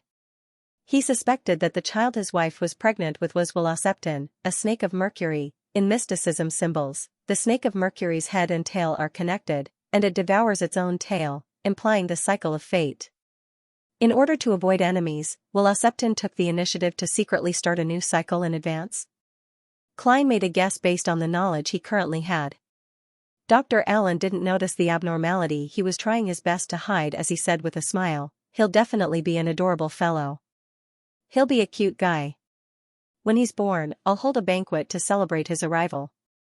"Sherlock, don't reject my invitation." "Perhaps it's her," Klein replied with a smile. Frankly speaking, he was a little curious. He wanted to see what kind of state the newborn snake of Mercury would be in. However, he was also a little afraid and worried. After all, the snake of Mercury was a sequence one of the monster pathway of fate, and it was involved in the fight for the position of a deity. No one could be sure that the future would be smooth sailing, stable, and blissful. To Dr. Allen, "I'm not sure if it's fortunate or unfortunate. Whether Velocipton is kind or not is one thing, and whether the other snake of Mercury will discover it is another thing. And Velocipton hasn't done anything at the moment. Informing the Nighthawks seems a little cruel. I've always been able to understand unaffiliated Beyonders. Quietly watching the development from the sidelines without getting involved or making use of it is the best choice. Maybe I've misinterpreted it and thought too much? Maybe Velocipton isn't a snake of Mercury at all. Maybe Dr. Allen's wife's child is normal." Many thoughts flashed through Klein's mind. "Her? That's even better," Allen said expectantly. Klein pondered for a moment before asking another question. "Do you still have nightmares recently?" "Occasionally, but they're all normal nightmares. There's no more Velocipton." "Sherlock, thank you for your guidance," Allen said sincerely. No, that's not normal. As a keyboard warrior, my limited psychological knowledge tells me that it's normal for me to occasionally dream of Velocipton. This is a standard reaction after being stimulated. Since the other party caused me so much trouble and left such a deep impression on me, it will definitely be reflected in my dreams. Therefore, the correct change is that I will occasionally dream of Velocipton. But the dream will no longer be very clear. I might even forget the details when I wake up, only knowing that it happened." Klein became more certain. Just then, he heard a whoosh. He subconsciously looked out of the hall, only to see that the darkness in the air had been blown away by the strong wind, and the faint yellow fog had been swept away. The leafless branches swayed, and the strong wind dragged out a clear trace, heading straight towards the southeast. A few seconds later, everything returned to normal. It was as calm as before. It's rare to see such strong winds in Bakelin during winter. At least, I don't have any impression of it. Allen also looked out the window and sighed. This isn't a normal wind. What happened? Klein suppressed his puzzlement and found an excuse to go to the bathroom to do an ordinary divination, but he didn't receive any effective revelations. He temporarily put the matter to the back of his mind and prepared to go to the underground shooting range to practice his marksmanship. But at this moment, an attendant in a red vest passed through the hall that was as warm as spring and came to his side. He said respectfully, "Mr. Moriarty, your friend is looking for you." "Who?" Klein asked in surprise.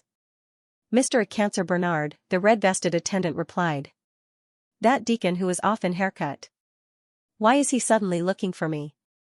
Did he discover something new?" Klein immediately walked to the club's reception hall. Xianxia pressed down on his hat that was propped up by his fluffy hair, came over, and lowered his voice. "The mandated punishers have found Patrick Jason Beria." "How did they find him?"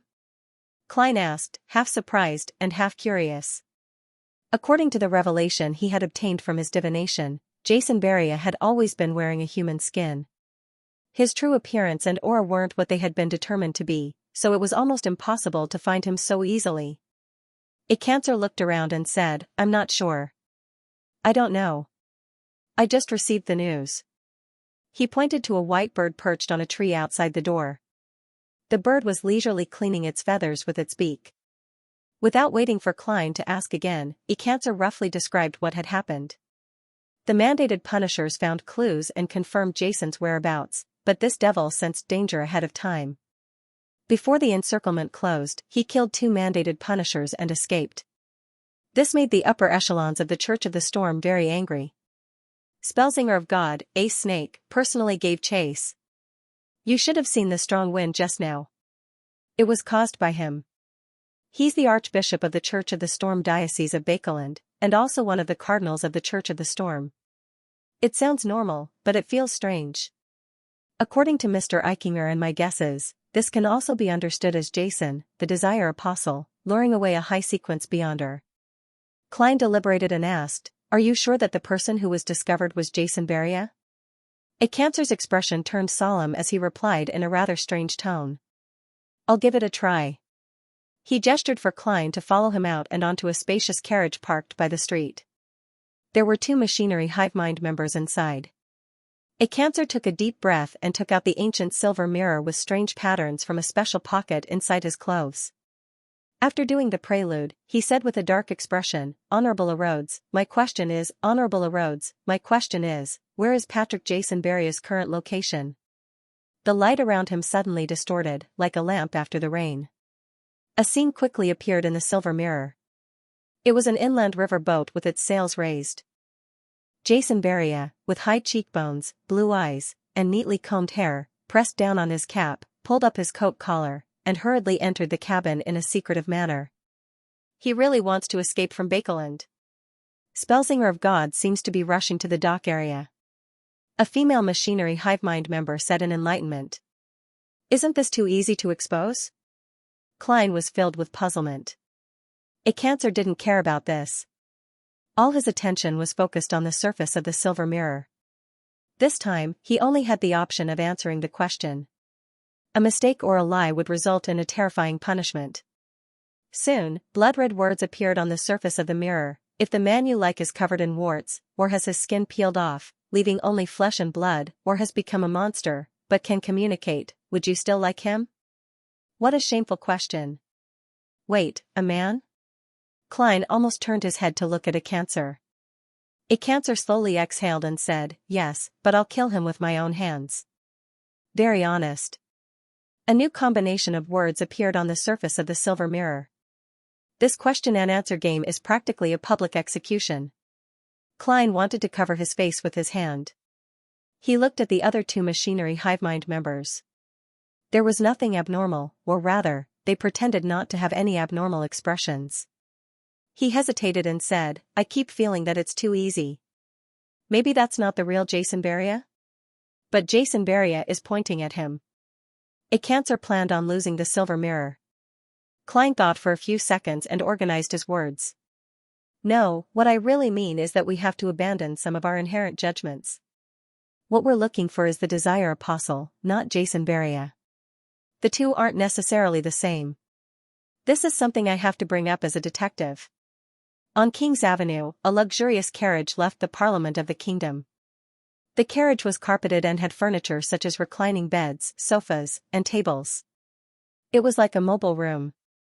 Dressed in a dark blue admiral's uniform, the current Duke of Negan, Lord Palace, was holding a glass made of crystal and drinking the blood-like Ormer wine.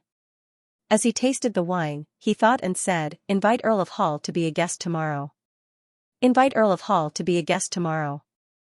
I want to talk to him about increasing the wages of factory workers, improving their working hours, and amending the poor law. These are all bills that he's been pushing hard for recently, so he should be very interested." Why is the Church of Evernight suddenly concerned about such matters?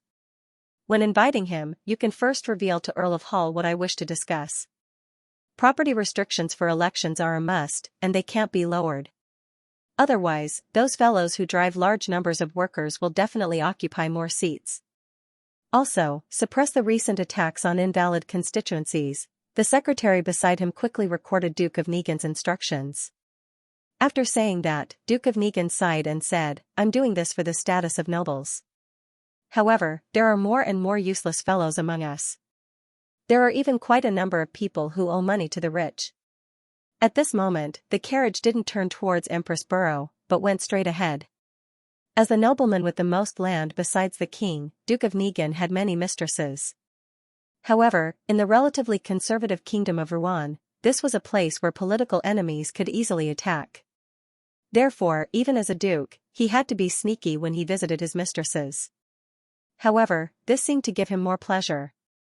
Today, he was going to the mistress he doted on the most for the past 2 to 3 years, a young lady who had just turned 20. Taking out a bottle of medicine made from the powder of a mummy and drinking it, Duke of Negan couldn't help but touch the accessory hanging around his neck. It was a dark blue thumb-sized conch. It was a mystical item that the Church of the Storm had specially provided after the Zillings assassination. As long as Duke of Negan blew it, Spellsinger of God, Ace Snake, in the Holy Wind Cathedral would hear the commotion and lock onto his location. To protect himself, Duke of Negan even changed the residences of his mistresses to Cherwood Borough, not far from the Holy Wind Cathedral. In the carriage outside the Quelag Club.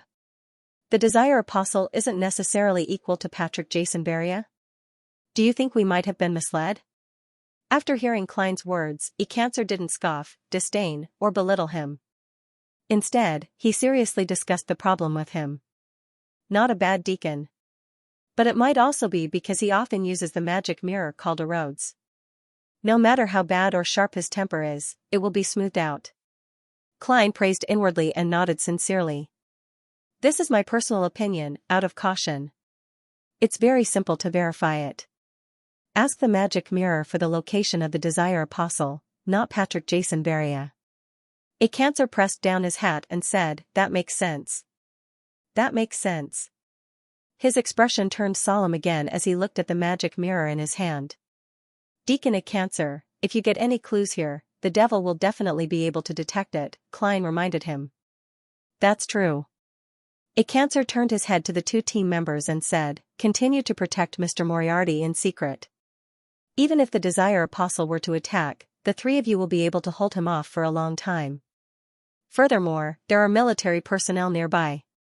"Yes, Deacon," the 2 Machinery Hivemind members answered without hesitation. Xianxia immediately left and rushed to where the Nighthawks were, which was where Eichinger Stanton was. The Spellsinger of God has been lured away, and the sealed artifact of the Church of the Goddess has already been dispatched. If the Desire Apostle really does take action, it will definitely be this afternoon. I hope I can make it in time. I hope that the magic mirror can give the correct answer. But if that's the case, I won't have a chance to get involved. I won't be able to see the devil that's endangering everyone die with my own eyes. I won't be able to come into contact with his suitcase filled with cash, gold bars, gold coins, and jewelry. Klein sighed as he looked at Xianxia's back in disappointment. But he quickly regained his mood. That's good too. At least I don't have to take the risk, and I can safely resolve this crisis. Furthermore, the Machinery Hivemind will definitely not mistreat me. If it really succeeds, my views and suggestions will definitely be placed in a very important position. Furthermore, I'm a believer of the God of steam and machinery. According to the style of the major churches, they'll probably give me a portion of the harvest. With the premise of £50,000, it won't be too little. Thinking of this, Klein couldn't help but feel a little regretful. However, he would not take the risk and get involved. The magicians never performed unprepared, it's still too tight and rushed. It didn't give me any time to plan. Klein nodded at the 2 Machinery Hivemind members, got out of the carriage, and returned to the Quelag Club. Just in case, he got an attendant to reserve a lounge for him. Hillston Borough, Eichinger Stanton's living room. Leonard Mitchell combed his slightly unruly black hair and followed Captain Sostel's instructions. With the help of the other Nighthawks, he struggled to put on the silver full-body armor that was stained with blood. He pulled down his visor, hiding his green eyes in the deep darkness. Then, he stretched out his left hand, which was wearing a silver metal glove, and took the magic mirror from Xianxia. Within the Church of Steam and Machinery, this silver mirror's code name was 2-111. It's only a grade 2 sealed artifact? Sostel asked in surprise. Xianxia nodded. Yes, it's not very dangerous. At the end of his sentence, his tone suddenly sounded like he was gnashing his teeth. In other words, it has reached the standard of a grade 1 sealed artifact in all other aspects? Sostel asked thoughtfully. Xianxia glanced at him warily. Only in certain aspects. He refused to reveal any more information. At this moment, Leonard gently stroked the surface of the silver mirror with his right hand, and the living room suddenly fell silent. After repeating it 3 times, he said in a deep voice, "Honorable Erodes, my question is, where is the Desire Apostle who attacked Ikinger Stanton?" The entire house suddenly darkened, as if a dark cloud had just floated past. Aqueous light flowed on the surface of the silver mirror, quickly condensing into a slightly blurry image. It was a luxurious villa with a large garden in front of the window. In the middle of the garden, there was a glass greenhouse. Bright red roses were blooming inside. Above the glass greenhouse, one could still see the pale sun behind the mist. "It's in Bakeland." Ikinger Stanton immediately calculated the location of the scene based on the angle of view and the position of the sun in the sky. "This is completely different from when I asked for Jason Beria's location. We were misled," a Cancer said in a deep voice. Solashur Sostal exhaled. "How cunning. Then who is Jason Beria, who's being pursued by the Spellsinger of God?" "Sigh, there's no time to discuss it. Let's first circle the general area from the information in the image and immediately take action. I suspect that the Desire Apostle will cause something big next." At this moment, the silver mirror named Erodes had already dispersed the image and words appeared. It required Leonard Mitchell to answer a question. If he lied or was unwilling to answer, he would be severely punished. Leonard felt an inexplicable sense of nervousness. He put away his usual frivolous demeanor and quietly waited for the question. A few seconds later, he saw the blood-like words change as they took shape one after another. "Is there a host on you?" Halfway through the question, Leonard's pupils rapidly constricted. His back tensed up, and cold sweat broke out on his forehead. If it wasn't for the blood-stained silver armor concealing him, others would have already discovered his abnormality. At this moment, his left palm trembled for some baffling reason. The silver magic mirror suddenly trembled slightly, and the bright red words were strangely stained with a hint of green. If one wasn't staring at the mirror and paying full attention, it would be difficult for others to notice the extremely minute change in color. The words continued to squirm, changing the previous question. "Is there a mark on your body that you can't tell others about?" "Yes, that mark exists in my memories." Leonard replied calmly, but his body inside the blood-stained silver armor felt exhausted, as though he had suddenly relaxed after being highly tensed up. "This mirror is too dangerous. It actually sensed it directly." Thankfully, after so long, old man has recovered a little, he thought with dry lips. Sostal took out his pocket watch, opened it, and said to Leonard inside the blood-stained silver armor, "There's still time. You'll be in charge of the next operation."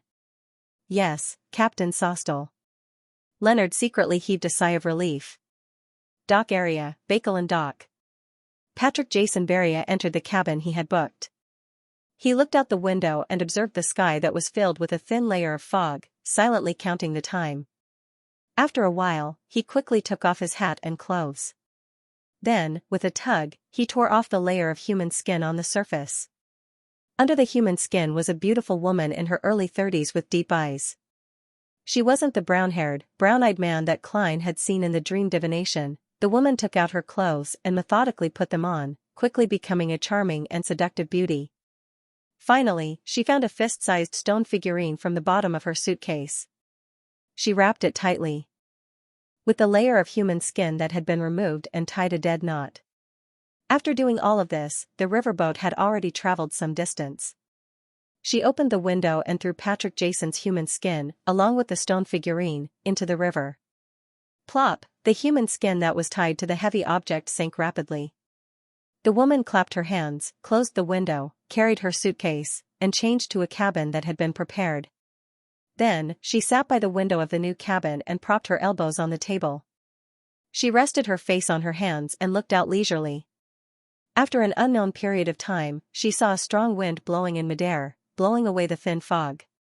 The corners of her mouth curled up into a radiant smile. Sherwood Borough, in a luxurious villa not far from the Holy Wind Cathedral. Palace Negan, with a bloated waist and grayish-blue eyes, bear-hugged his mistress, a beautiful girl with a hint of innocence on her face. There were 2 people beside him. One was a middle-aged man in a black tuxedo. He had brown hair and blue eyes, and he was expressionless. He was a beyonder guard provided by the Church of the Storm, a sequence 6 windblast. The other was Duke of Negan's secretary. He was a thin, handsome, blonde young man. He looked refined, calm, and reserved. His greatest flaw was that his hairline had receded beyond his age. As for the other guards, or rather, security personnel, they were scattered outside the house. On the second floor, the windblast rushed in before Duke of Negan could enter the bedroom and did a quick check. As for Duke of Negan's secretary, he was in charge of searching the surrounding rooms. After confirming that there were no problems, they nodded at Duke of Negan, indicating that he could continue. "My emotions have almost calmed down," Duke of Negan said half-jokingly. His mistress replied happily, "That way, we can have a good chat. Then we can have a good talk. I'd like to hear you tell me about your adventures at sea. I hope you'll have that spirit in the end." Duke of Negan hugged his mistress into the bedroom and closed the door with his heel. His secretary and the windblast entered the rooms on both sides, not relaxing in the slightest. In the attic of the house, a man in a dark-colored coat sat on an old chair with his eyes half-closed. It was unknown what he was sensing, but from time to time, he would smile and shake his head. His brown hair was slightly curled, and his brown eyes were cold. He was none other than the one Klein had seen in the dream divination. And one of the suitcases by his feet was missing. How brave. Such a strong desire. This doesn't match my judgment of him. It looks like he consumed the corresponding medicine. He's really too cooperative. Heh. How could they have imagined that Patrick Jason Beria was two different people? The man looked up slightly as though he was intoxicated. Almost there. This is the moment. The glass greenhouse outside the window reflected the pale sun's light. The bright and glistening roses were eye-catching even in the thin fog. In the bedroom, Duke of Negan seemed to have regained the feeling of following his father and elders when he was young, riding a horse across the vast land, driving hounds, and chasing wild beasts. Finally, he reached the peak, and his surroundings seemed to become abnormally quiet. Right at this moment, his mind suddenly buzzed. He felt that kind of pleasure and comfort suddenly exploding continuously. There was no limit and no end to it, exploding again and again. Duke of Negan's waist trembled as his vision turned blank. His mind lost all its thoughts. His heart began to beat violently, unable to bear the burden. It was like a steam boiler that had exceeded its limits by an unknown amount. It would explode at any moment, and hot steam would spew out at any moment. If it were an ordinary person or a beyonder with a weak physique, they would definitely have suffered a myocardial infarction, bleeding to the brain, and die on the spot. However, Duke of Negan ultimately survived. However, his eyes were glazed, and saliva dripped from the corners of his mouth. He collapsed weakly towards his mistress who was lying flat on the ground. The windblast and the Duke's secretary, who were on guard in the two rooms, simultaneously sensed the abnormality and mystery of the spirituality. The former's body was suddenly enveloped by a violent gust of wind, sweeping him towards the wall. With a loud thud, he tore open a huge hole and entered the bedroom. The secretary went straight for the source of the mystery, the attic of the house. Along the way, he didn't dodge, but the decorative vases and other objects in the corridor seemed to have a life of their own as they cleverly avoided him. And when he ran up the stairs to the attic, the wooden floor seemed to move upwards, as though it was helping him. In just 3 to 4 seconds, this refined and handsome blonde young man had already entered the attic and saw a figure sitting on an old chair. The figure was covered in a sticky black liquid, like the gathering of all the ugly desires and intense emotions deep in a human's heart. It was greed that was willing to sell the rope that could hang oneself, hunger that didn't want to let go of its own kind, and unrestrained lust. This was a devil that walked on the ground. The thin secretary's expression didn't change, nor did he directly attack. Instead, he looked at the other party, reached out his hand, and politely closed the door. Bang, the wooden door of the attic was closed. The entire room suddenly felt as if it had been completely sealed off. It was as if they couldn't leave this place without expending a lot of effort to break it. At this moment, the concept of closing the door and sealing the room seemed to have been changed to sealing this place and isolating the inside from the outside. The desire apostle moved. His body swelled and grew a pair of huge bat wings that emitted light blue tongues of flame. One after another, fireballs emitting a strong smell of sulfur took shape and bombarded the blonde secretary of the Duke of Negan. The secretary stretched out his left hand, which was wearing a white glove. He clenched his fist and turned his wrist. Rumble. Rumble. Rumble. The fireballs no longer followed the principles of a straight line or parabola. They suddenly scattered in all directions, as chaotic as the irregular movement of tiny particles that a botanist had proposed. Some of them hit the wall, some hit the ceiling, some landed beside the frail secretary, and some retreated, nearly injuring the Desire Apostle himself. The entire attic was in a mess. There were smashed and charred marks everywhere. Even the house shook twice. However, the mysterious power that sealed this place, or rather, the laws that had been tampered with, had yet to be destroyed. The surrounding walls, old wooden doors, and dusty roofs were only tottering, but they didn't collapse. The Desire Apostle didn't feel depressed because of the failure of his previous attempt, nor did he panic because the other party's emotions were calm and his desires were restrained. He couldn't control or catalyze them. His coffee-colored eyes suddenly had a fiery redness that resembled magma, condensing into the blonde secretary's appearance. He spat out a word in the devil language that was filled with filth and stench. Die. Almost at the same time, the gold-rimmed glasses secretary's pupils constricted. He spread out his left fist and aimed his palm at the Desire Apostle. Suddenly, his figure split into two. One was the refined, thin figure of him, and the other was a shadow covered in the black liquid of desire. The two quickly alternated, overlapping at times. Die. The language of foulness reverberated in the attic. The secretary grunted and took 2 steps back. The split figure dissipated, and large patches of red rust immediately appeared on the surface of his body and his face. It was as if he had turned into an Iron Man that had been left in a damp place for many years. Cough. Cough. He coughed violently and spat out clumps of blood that had congealed and was covered in rust. The marks on the surface of his body slowly shook off. Cough. Cough. Cough. The Desire Apostle was also coughing, and he also coughed out blood that had congealed into rusty stains. The sticky black liquid that covered his entire body became much thinner. Half of the effects of his language of foulness seemed to have been transferred to him by the Duke of Negan's secretary. Inside the bedroom, the Windblessed helped the Duke of Negan up and kicked the beautiful mistress to the other side, in case she was an accomplice of the attacker. The reason why he didn't help the secretary was because he knew very well that he only had one duty, to protect the Duke of Negan, and in such a situation, he had to be wary of more than one enemy. At this moment, the Duke of Negan eased up a little, but despite his considerable strength, his limbs still went limp. His body was empty, and his mind was dispirited. He was unable to use his Beyonder powers at all. He gestured for the Windblessed to take off the conch necklace around his neck and bring the item to his mouth. The Duke of Negan took a deep breath and blew into the small conch that was covered in strange patterns. Walala, the low sound of the tide spread out as it surged towards the Holy Wind Cathedral. With his grace's speed, he'll be here soon. The Windblessed consoled him before carrying the Duke of Negan on his back, approaching the window and jumping down. He wanted to meet up with the Duke's guards outside. There were 2 or 3 low-sequence Beyonders inside. The Duke of Negan panted and said, "Capture.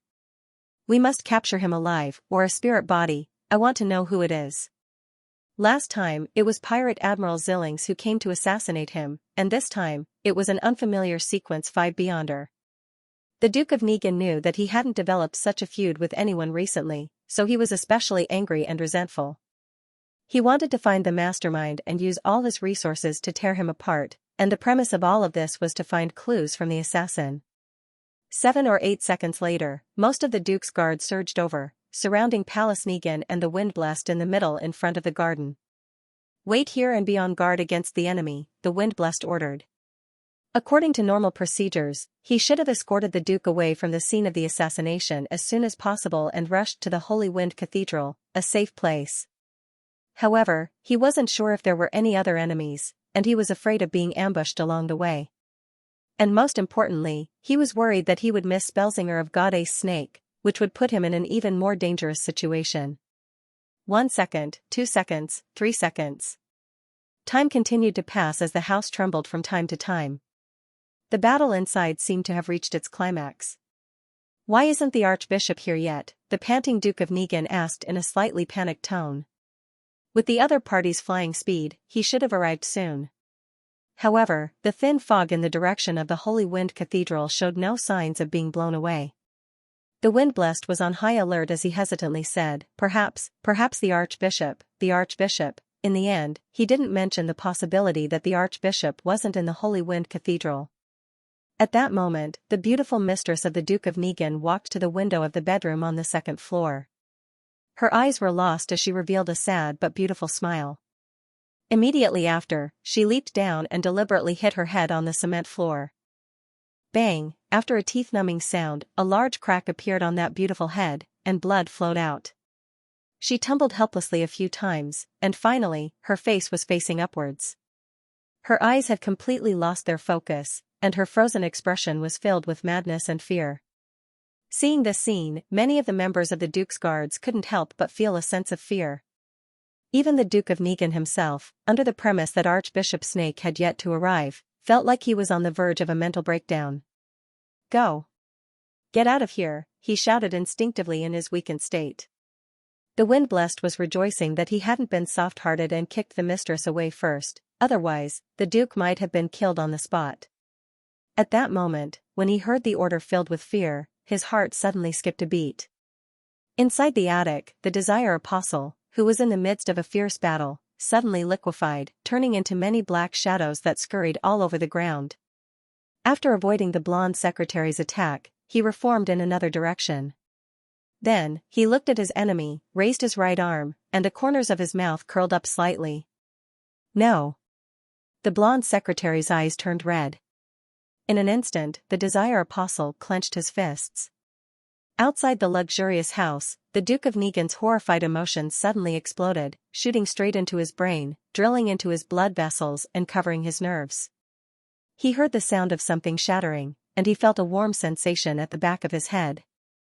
At the same time, several members of the Duke's guard panicked, raising the special revolvers or rifles in their hands and firing wildly at the center. Bang! Bang! Bang! The Windblessed was the first to grab the Duke of Negan and roll to the ground. Invisible winds as sharp as knives appeared out of thin air and slit the throats of the guards. Plop! Plop! The guards clutched their throats and slowly fell to the ground amidst the blood that seeped out. As for the Duke of Negan, his body twitched a few times before he stopped moving. He had been robbed of his life by his own fear. If he wasn't a Sequence 6 Beyonder, his fear would have even dismembered him. Of course, if he hadn't become extremely weak, he wouldn't have such intense emotions. Even if he had, he wouldn't have died as a result. But there were no ifs in this world. The leader of the Conservative Party, the nobleman with the most land besides the king, the elder brother of the current prime minister, a Sequence 6 Beyonder, and a genuine big shot, Palace Duke of Negan, had died just like that. The roses in the nearby glass greenhouse were still blooming. In the attic, the blonde secretary clearly sensed something, and he could no longer control his emotions. Thus, his mind turned blank as he anxiously ran out and opened the door to the sealed room. 2 seconds later, he reacted and turned around again, but the figure covered in black liquid and the suitcase in the corner were gone. The Desire Apostle quickly left the villa and evacuated the scene according to the predetermined route. The Desire Apostle, who had once donned Patrick Jason's human skin, immediately stopped and looked around in bewilderment. Only now did he vaguely sense the impending danger. He was at the edge of a garden, where the vegetation had withered due to the cold winter, revealing the dark brown soil. There weren't many pedestrians on the street on the right side of the street on a weekday afternoon. At this moment, there were only a few people passing by, not noticing anything unusual. The Desire Apostle's eyes suddenly shone with a hint of silver, and a full-body armor walked over from the other end of the garden. Its left shoulder was slanted downwards, stained with coagulated blood, exuding a bewitching beauty. It itself seemed to be very heavy, and every step it took caused the ground to tremble slightly. As soon as he saw the blood-stained silver armor, the Desire Apostle felt suffocated, as if he had encountered his most terrifying natural enemy. How did they come so quickly? How did they see through my trick so quickly? The Desire Apostle regained his calm and cold-bloodedness. He focused all his attention on sensing the emotions and desires of the Beyonder in the bloodstained silver armor. However, to his despair, the silver armor completely blocked his Beyonder powers. It was as if he had touched a rock, a cold armor that had no wearer. The Desire Apostle had no choice but to raise his right hand and spread out his huge bat wings, quickly condensing them with some blue flames. At this moment, a silver light flashed between his right hand's thumb and forefinger, and his thumb fell to the ground with a neat cut. Swoosh! Swoosh! Swoosh! As the silver light flashed, the remaining 9 fingers of the Desire Apostle were cut off at the same time, and the suitcase he was carrying also fell to the ground with a thud. The Desire Apostle's pupils immediately constricted to the size of needles, and he immediately flapped the pair of huge bat wings on his back, quickly fleeing in another direction. The shadow at the bottom of his feet unknowingly shrunk and hid in a single spot. The Desire Apostle had just taken 2 steps when countless silver beams suddenly burst out from his body like blooming fireworks. The viscous black liquid that covered the surface of his body fell to the ground like raindrops, and the cuts on his forearm, arm, shoulder, ribs, neck, and other parts smoothly dispersed. Pa! Pa! Pa! The Desire Apostle's pale, blood-stained intestines, as well as his squirming stomach and contracting heart, all fell to the ground. The place where he stood had the densest scarlet blood. The more it spread out, the more it looked like it was sputtering, forming a beautiful flower of death. A Sequence 5 Beyonder, a Desire Apostle who had just completed an impossible assassination, had been dismembered without being able to put up any resistance. This was a Grade 1 sealed artifact. This was sealed artifact 1-42, which had once caused the deaths of more than 100,000 people. Leonard Mitchell, who was wearing that terrifying armor, took 2 steps forward with difficulty. He sized up the corpses on the ground and raised his voice. He's not completely dead yet. He paused for a moment, then added another sentence. Different devils have different characteristics. This Desire Apostle's a shadow form. He just abandoned his body, leaving only his shadow. As Soul Assurer Sostal instructed a number of Nighthawks and Machinery Hivemind members to not let ordinary people approach, he observed the scene and listened to Leonard's words. He took out his pocket watch, opened it, and asked with a solemn expression, "What's going on?" "Only 10 minutes, is that enough?" "Don't force yourself." "No problem. 1-42 has already locked onto him." "I can feel its excitement," Leonard said without hesitation. Sostal spread his red-gloved fingers and said to the other Nighthawks, "Bring hot water with you and follow Leonard closely. Bring hot water and follow Leonard closely. If there's a problem, change it immediately and dig a bathtub on the spot. Also, leave a mark. The other team members and I will quickly follow." Tap. Tap. Tap. The blood-stained silver armor began to run in pursuit. It looked heavy, but it was unbelievably fast. Sostal watched the red gloves leave and turned to look at a Cancer. Deacon Bernard, lead the remaining Machinery Hivemind members to that house and guard the Duke's guards and the others who are still alive at the scene. Guard? A Cancer subconsciously asked. Sostal nodded solemnly. How could the Desire Apostle be sure that the Duke would go to that house today, to the point of being precise enough to lure the Spellsinger of God away in advance? A Cancer was instantly enlightened. Are you saying that a member of the Duke's guards or someone the Duke trusts is an accomplice of the Desire Apostle? Otherwise, it would be impossible for him to grasp the timing so well. The so-called operation would have no chance of success. I can only say that this is the most likely reason. We can't rule out the possibility of a prophet hiding behind the Desire Apostle. Sostal didn't say anything else. He led the second batch of Nighthawks and followed the mark to reinforce his teammates in front. With a sullen expression, a Cancer led the remaining Machinery Hivemind members back to the residence of the Duke of Negan's mistress. He looked up at the pale sun behind the thin fog and knew that the entire situation in Bakeland, and even the entire kingdom of Rouen, and the entire world, would change because of what happened today. In the dark sewers, a shadow was clinging to the bottom of the stone wall, quickly moving in a certain direction.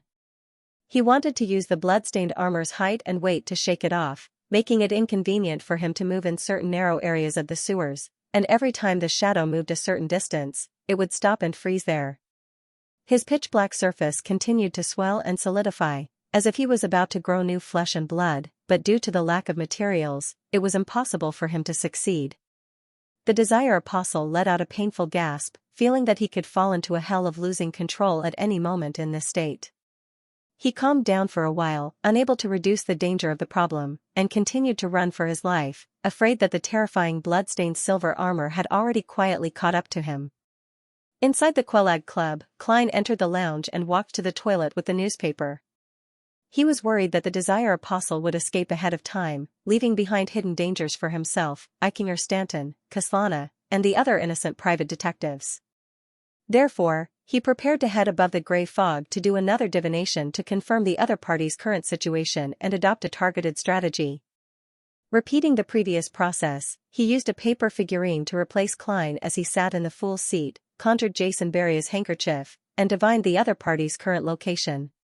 In the gray dream world, Klein saw the dark sewers and a living shadow. He saw that the other party seemed to be trying to fill up a body of flesh and blood, but he kept failing. He saw some fine black dust shed from him.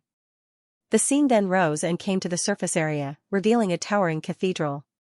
Holy Wind Cathedral. Klein opened his lightly closed eyes and grasped the Desire Apostle's situation. The other party really hasn't been caught, but he seems to be seriously injured. His condition isn't right, and there's something strange about it. His suitcase is gone as well. He must have abandoned it when he was injured. Klein thought for a moment, and using divination, he recalled the map of Bakeland and made it appear in front of him. Similarly, he also created a rough layout of the Bakeland sewers. Having made full use of the sewers, he had been gathering similar information, focusing on East Borough, the Bakeland Bridge area, and the Cherwood Borough where he was located. After hard work, he had long completed the first stage of his goal and figured out the main layout of the sewers. If he wanted to refine it further, it would take a very long time. At times, Klein even wanted to sneak into Bakeland City Hall and directly peek at the corresponding blueprints. According to the two maps and the scene he had seen in the dream divination, Klein discovered that the Desire Apostle, Beria, didn't flee in the direction of the Tussock River. Instead, he headed straight for Hillston Borough, as though he wanted to pass through it and enter the area with the artificial lake in Empress Borough. That is to say, he's getting closer and closer to me. Klein's heart stirred as he suddenly had an idea. Although I can't be sure which sewer he'll pass through, I can use divination to determine. He's seriously injured and in a very strange state. His interference in this aspect has become extremely weak. If he's not far away, it's not impossible to find him. After all, I've seen his true appearance before, and I can grasp some of his aura. I'm a professional at finding people. I have to do something. I can't let him escape just like that. There's still time. After confirming the level of danger, Klein made up his mind and returned to the real world. He took out a candle and quickly set up a ritual, summoning himself and responding to himself. Not long after, a figure wearing black full-body armor, a pitch-black crown, and a cloak of the same color appeared in the bathroom. It was none other than Klein, who was in his spirit body and carrying the Dark Emperor card. He also included mystical items like the Brooch of the Sun and the biological poison bottle to ensure that nothing went wrong. Then, he disappeared into the air and left the Quelag Club in another direction. At this moment, Klein could fly, so he was extremely fast, but he didn't cause any wind because he was a spirit body. He scraped a tree and took away a dead branch. With Jason Berry's true appearance, some of the aura he remembered, and the handkerchief as a medium, Klein used the dowsing rod method and combined it with the layout map to quickly determine the sewer that the other party had passed through. Entering the pitch-black and smelly place, Klein passed through a large number of narrow areas at his fastest speed and entered a relatively spacious area. The dark river flowed, and a mixed smell filled the surroundings. He occasionally adjusted his direction and chased after Jason Beria. The Desire Apostle nearly lost control again. He hurriedly stopped and pressed himself against the damp walls and cold pipes, trying his best to restrain the bloodlust and desire to kill in his heart. Whoosh! Whoosh! The thin shadow undulated. At that moment, he suddenly turned his head and looked at the place he had just passed. The pitch-black full-body armor and the black crown first entered his eyes, outlining an extremely dignified figure. Behind the figure, the weightless cloak swayed gently as he moved forward. It's nearby. A dirty river flowed in the ditch, and there was no light in the sewers. When a normal person walked here, they had to carry a lantern in order to see the necessary situation clearly. But to Klein, who was in his spirit-body state, this wasn't an obstacle. Everything around him had long been reflected in his eyes. Therefore, when the Desire Apostle discovered him, he also discovered the Desire Apostle. Without opening his mouth or hesitating, he directly opened his mouth and let out a silent scream. This was an attack that directly harmed the soul. The Desire Apostle's body, which was just about to move, suddenly stopped, as if someone had given him a heavy blow. Large patches of black fell off the surface of his shadow-like body, as if he was shaking off snowflakes that were stained with the deepest desires. At this moment, the already heavily injured Desire Apostle nearly fainted. Without the support of a corporeal body, he was like a candle flame in a gale under such an attack, swaying and about to be extinguished at any moment. His shadow suddenly dispersed, turning into a pitch-black liquid that flowed in all directions, making it impossible to know which one to chase. And at this moment, a shadow suddenly leaped out from the darkness behind Klein and pounced forward. The black liquid, which was no longer considered viscous, was only a tool used by the Desire Apostle to confuse the enemy and facilitate his surprise attack. Klein didn't seem to react at all, allowing the shadow to pounce on him. However, the Desire Apostle suddenly shivered, as if he had come into contact with the coldest thing in the world. The shadow quickly slowed down, as if it had been frozen to the point of being stiff.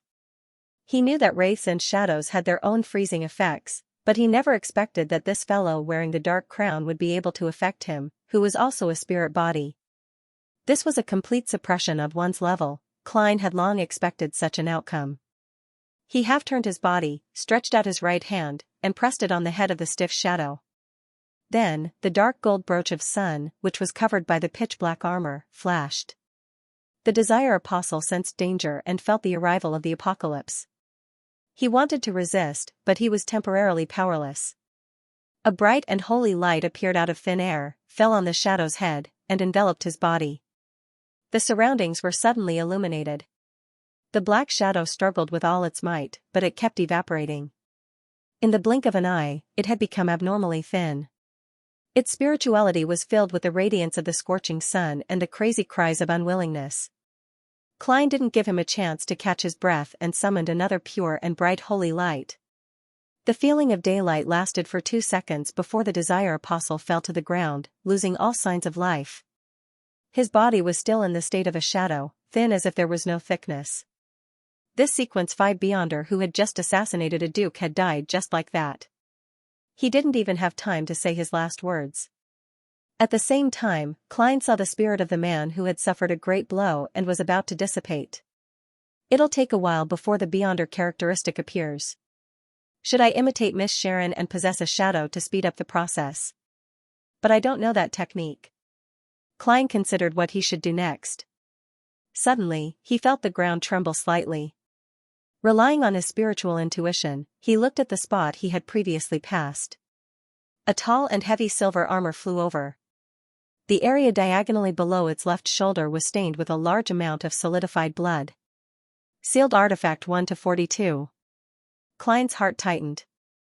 Without any hesitation, he enveloped the Desire Apostle's spirit and ended the summoning. His original plan was that even if he didn't have the time to finish off the Desire Apostle, as long as an official Beyonder arrived, he would immediately return and leave the subsequent matters to them. The red glove and the blood-stained silver armor had just seen a figure wearing a pitch-black crown and a cloak of the same color when he discovered that the other party had silently disappeared without leaving a trace. He narrowed his eyes slightly and carefully examined the spot where the other party had been and found the Desire Apostle who had lost his life. "Eliminate the clues and destroy the evidence," he said in a low voice. Tap. Tap. Tap. The red gloves behind him arrived one after another. After returning above the gray fog, Klein wasn't in a hurry to mediate. He directly left the mysterious space and entered his body in the real world. He skillfully packed up the candles and other ritual items, and soon, he removed the last traces. After doing all of this, he created a double again, took 4 steps counterclockwise, and arrived at the ancient palace above the gray fog. Here, he could directly communicate with the remnant spirits like a true spirit medium. He didn't need to pray to anyone, nor did he need the help of rituals. This was something he had already verified when he was mediating with Nimble-Rite Master Rosago. Considering that the Desire Apostle Belial's spirit had been purified and could dissipate at any moment, Klein planned on asking for more important information first. As for the Devil Pathways potion formula, he planned on leaving it for last. After all, even if he obtained it, he didn't plan on selling it, lest he nurture a few cold-blooded serial killers. Looking at the brown-haired, brown-eyed, and hollow-eyed Desire Apostle, Klein emanated his spirituality and asked, "What exactly are you plotting?" The Desire Apostle's connection with the outside world was completely cut off by the gray fog. He could only answer in a daze, assassinate the Duke of Negan. The Duke of Negan? Him again?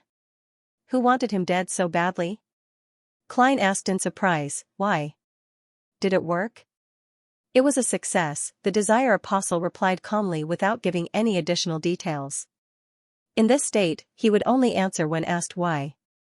Poor Duke of Negan, even the Lord of Storms can't protect you. Klein drew a crimson moon on his chest. He didn't try to understand the details. Who ordered you? Is it the organization that hired Vice Admiral Hurricane Zillings back then? Klein recalled the previous assassination attempt. The Desire Apostle said in an unperturbed tone, "That's right. An organization, the most secretive and ancient organization. Most Beyonders don't know of its existence. It's said that its members are important figures in various fields. Perhaps the upper echelons of the various churches and various countries' militaries are one of them." That sounds familiar. Could it be the secret organization that Roselle the Great joined, the ancient organization that holds the second blasphemy slate? Klein's heart stirred. What kind of reward did they promise you to be willing to give up the identity you've been working on for more than 10 years? The Desire Apostle's voice changed slightly as he replied, "A card of blasphemy, the Abyss card." A card of blasphemy? One of the 22 cards of blasphemy created by Roselle, the Abyss card. This most likely corresponded to the Devil Pathway. It's no wonder that the Desire Apostle is willing to pay all the things he's accumulated over the past 10 years for this. That contains the hope of him becoming a high-sequence Beyonder. This reward is much more valuable than the mission, however. Vice Admiral Hurricane Zillings shouldn't be attracted by such a reward, unless that organization has another card of blasphemy that he needs, or something else. If it's really the mysterious organization that Roselle joined, it's normal for them to collect a few cards of blasphemy. Even if they don't, they still have the blasphemy slate. Klein was first alarmed before he asked in puzzlement, why are they dealing with the Duke of Negan? The Desire Apostle's spirit became a lot fainter as he said in a hollow tone, "I don't know. I'm only considering if I should take on this mission." Then, have you heard of anything? Klein pressed. The Desire Apostle was still in that unperturbed state. I heard that their main purpose is to resurrect, or rather, awaken the true Creator. They interfere with the progress of history, making it match their own needs, so that they can complete their goal at a certain point. If the trend of the times doesn't go as they expected, they will try their best to reverse this trend. Apart from that, they only watch quietly from the sidelines, watching coldly from the sidelines. Perhaps for decades or centuries, there won't be a single operation or commission. Apart from that, they'll just watch quietly and indifferently. Perhaps they won't take any action or commission for decades or centuries, a secret organization in the true sense of the word. It matches Roselle's description of secretly controlling the world. It's also related to the original creator. Seeing that the Desire Apostle's spirit body was about to dissipate, Klein hurriedly asked, "What's the name of that organization? How do I contact them?" The Desire Apostle looked ahead emotionlessly as his figure quickly dissipated. And before completely disappearing, he answered the question from before, "Their name is Twilight Hermit Order. In the house with the glass greenhouse." The thin Mr. Secretary, wearing gold-rimmed glasses and white gloves, sat with a somber face, which hid deep sorrow. "What's your name? What's your sequence? Which Beyonder pathway?" Deacon Xianxia asked solemnly. The blonde secretary slowly replied in a deep voice. "Lockhart, Siakam, Sequence 5. As for which Beyonder pathway I belong to, you can apply to MI9 to check my files." "Very well," Xianxia asked, "does the Duke come here at a fixed time every week?" No, he's not someone who likes to stick to a schedule, especially after he was assassinated by the Xianxia. Before today, no one knew that he would be here. I only heard about it in the parliament this morning, Lockhart replied seriously. Xianxia thought for a moment. If there is a spy among you, who do you think it is? Do you have any suspects? Lockhart thought for a few seconds and shook his head. Xianxia asked about the details of the battle and gained a general understanding of the process. Seeing that Lockhart was pale and heavily injured, he politely got up and went to investigate the other members of the Duke's guard. After watching the machinery hive mind deacon leave, Lockhart took a deep breath and walked with heavy steps to the side of Duke of Negan's corpse. This great noble was no longer naked, but there was still extreme fear on his face. After looking deeply at Duke of Negan's corpse for a few seconds, Lockhart whispered sadly, "Sorry." At this moment, with his back facing everyone, the corners of his mouth suddenly curled up. He added another sentence in his heart in an unusually calm manner. "This is the choice of the times. Westboro, 9, Hope Street, Prime Minister's official residence." Aguisid Negan stood behind a large table and looked at Earl of Hall with a grave expression. "Your Grace, my secretary should have already informed you of what happened. You're the first noble I thought of at this moment." This Conservative Party bigwig, the current Prime Minister, seemed to have aged several years in an instant. His tall and thin figure seemed to be unable to withstand the grievous news as he leaned forward slightly, to the point where he had to use both hands to support himself on the table. But his eyes were still sharp and his attitude was still calm. Earl of Hall, who had a beautiful mustache, sighed and said, "I'm sorry to hear this news. This has shocked me greatly. I was just about to visit His Grace in the next few days to discuss the few bills that we are all very concerned about. Who knew that he would be attacked?" His youthful handsomeness had been ruined by the deep wrinkles and his obesity. He first expressed his condolences, grief, and empathy. Then, he restrained his emotions and said, "His Grace is already dead. Compared to crying and anger, we need to be more cautious and calm. Only by doing so can we handle the aftermath and not let the heavy steam locomotive that is the kingdom run off the rails. This is also the reason why I came to you immediately.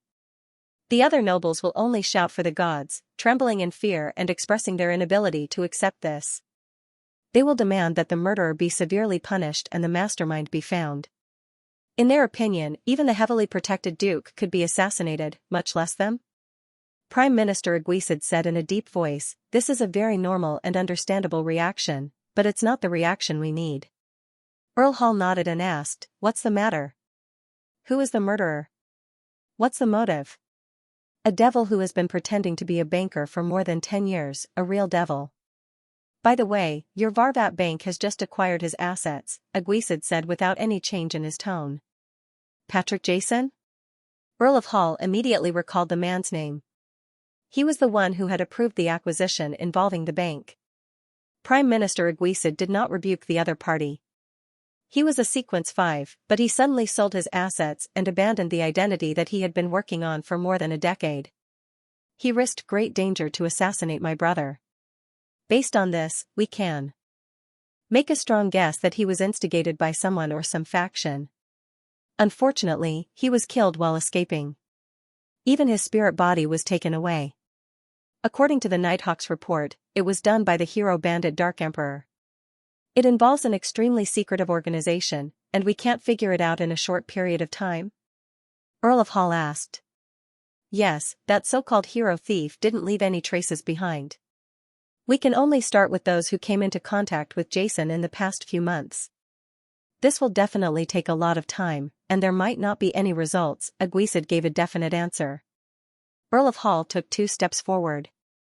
"What is His Majesty's stance on this?"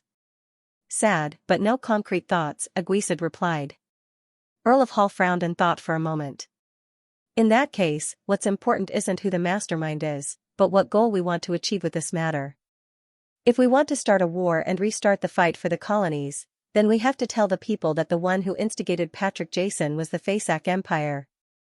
Then, we have to fabricate a detailed process and show them some evidence that seems to be the case. In the past few centuries or even 1,000 years, our neighbor to the north has always played such a role. I believe everyone is already used to it and will not doubt it. It's very, very, very normal for barbarians to do such things. Furthermore, the people fear them. Prime Minister Aguisid twitched the corners of his mouth without a smile. However, we are making a series of changes. It will be the second half of next year at the earliest before we can stabilize and have the ability to wage war. Earl of Hull pondered and said, then find a target that everyone can accept. Then find a target that everyone can accept. Hero Bandit Dark Emperor is too mysterious, and the secret organization behind him is even more so. If it were to be announced, it would definitely cause great panic. People are always afraid of the unknown and things they don't understand. Yes, how about the Aurora Order? They just assassinated that pervert Intis a few months ago, so it wouldn't be surprising for them to do anything else. Their reputation is sufficiently bad. Their situation has been repeatedly mentioned in the newspapers and magazines. They have even become horror elements and classic villains in many novels. Furthermore, this can effectively dispel the suspicions others have towards us. There will always be people who believe that we commissioned the Aurora Order to carry out the previous assassination. Also, take this opportunity to clean up Bakeland while we're cracking down on illegal terrorist organizations. There are too many dangerous fellows hiding here. Aguisid hummed in acknowledgement. The Aurora Order isn't a bad target, we'll use them as a target first. When we're ready next year, we'll announce the results of the investigation and accuse the Fasak Empire of instigating the Aurora Order. I believe no one will care about the excuses of terrorist organizations and northern barbarians. Earl of Hull was taken aback. This is a step further than what I had in mind. Aguisid didn't speak further as he stood up. I'll meet His Majesty now. Having said that, he glanced at Earl of Hull. You have to be careful too. We still haven't figured out the motives behind those people's assassination of my brother. Humph, the Church of the Storm has already agreed to change the Archbishop of the Bakeland Diocese. Snake is always late at critical moments. The believers of the Storm are always so irritable, easily angered, stubborn, arrogant, and easily manipulated by others. Don't be prejudiced. For example, Lumi is very intelligent. Earl of Hull chuckled softly before tapping his chest 4 times. Thank you. The goddess will protect me. Twilight Hermit Order. Sounds very impressive. Klein, who had returned to the real world, got up and pressed the mechanical button to flush the toilet. Amidst the sound of running water, he walked out of the bathroom and thought about the information he had obtained through mediumship. He suspected that the Twilight Hermit Order was the ancient organization that Roselle the Great had joined and possessed the second blasphemy slate.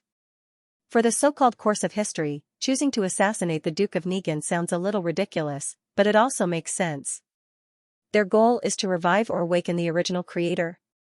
This is somewhat close to the philosophy of the City of Silver. Little Sun and the others never believe that the Lord who created everything has passed away. They only accept that he has abandoned that region and have always been trying to get a response. Klein paced back and forth, letting his thoughts wander. After an unknown period of time, he suddenly heard knocking on the door. It wasn't an attendant or maid from the Quelag Club, but a member of the machinery hive mind that Klein had seen before, Carlson, who wore thick glasses.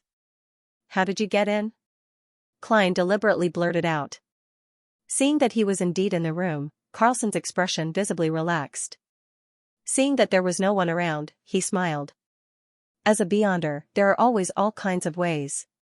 He received a message from Deacon Acancer and learned of the Desire Apostle's death. Then, he came to confirm my situation, and my performance was quite successful. The great transformation of a living person wasn't exposed and successfully concealed. Klein's heart stirred. Your expression tells me that there's good news? Yes, Patrick Jason Beria has been killed. You're safe and don't need our protection anymore, Carlson said truthfully. With this feedback, Klein felt that the potion in his body seemed to be digesting faster. He asked in surprise and delight, "Are you sure?" "Yes." Carlson gave an affirmative answer. "That's great," Klein said happily. Carlson glanced at him and praised sincerely. "Your detective intuition and logical thinking gave us the most important help. The deacon said in the letter that he would secretly give you a reward after this, about £1,000. £1,000. Not bad.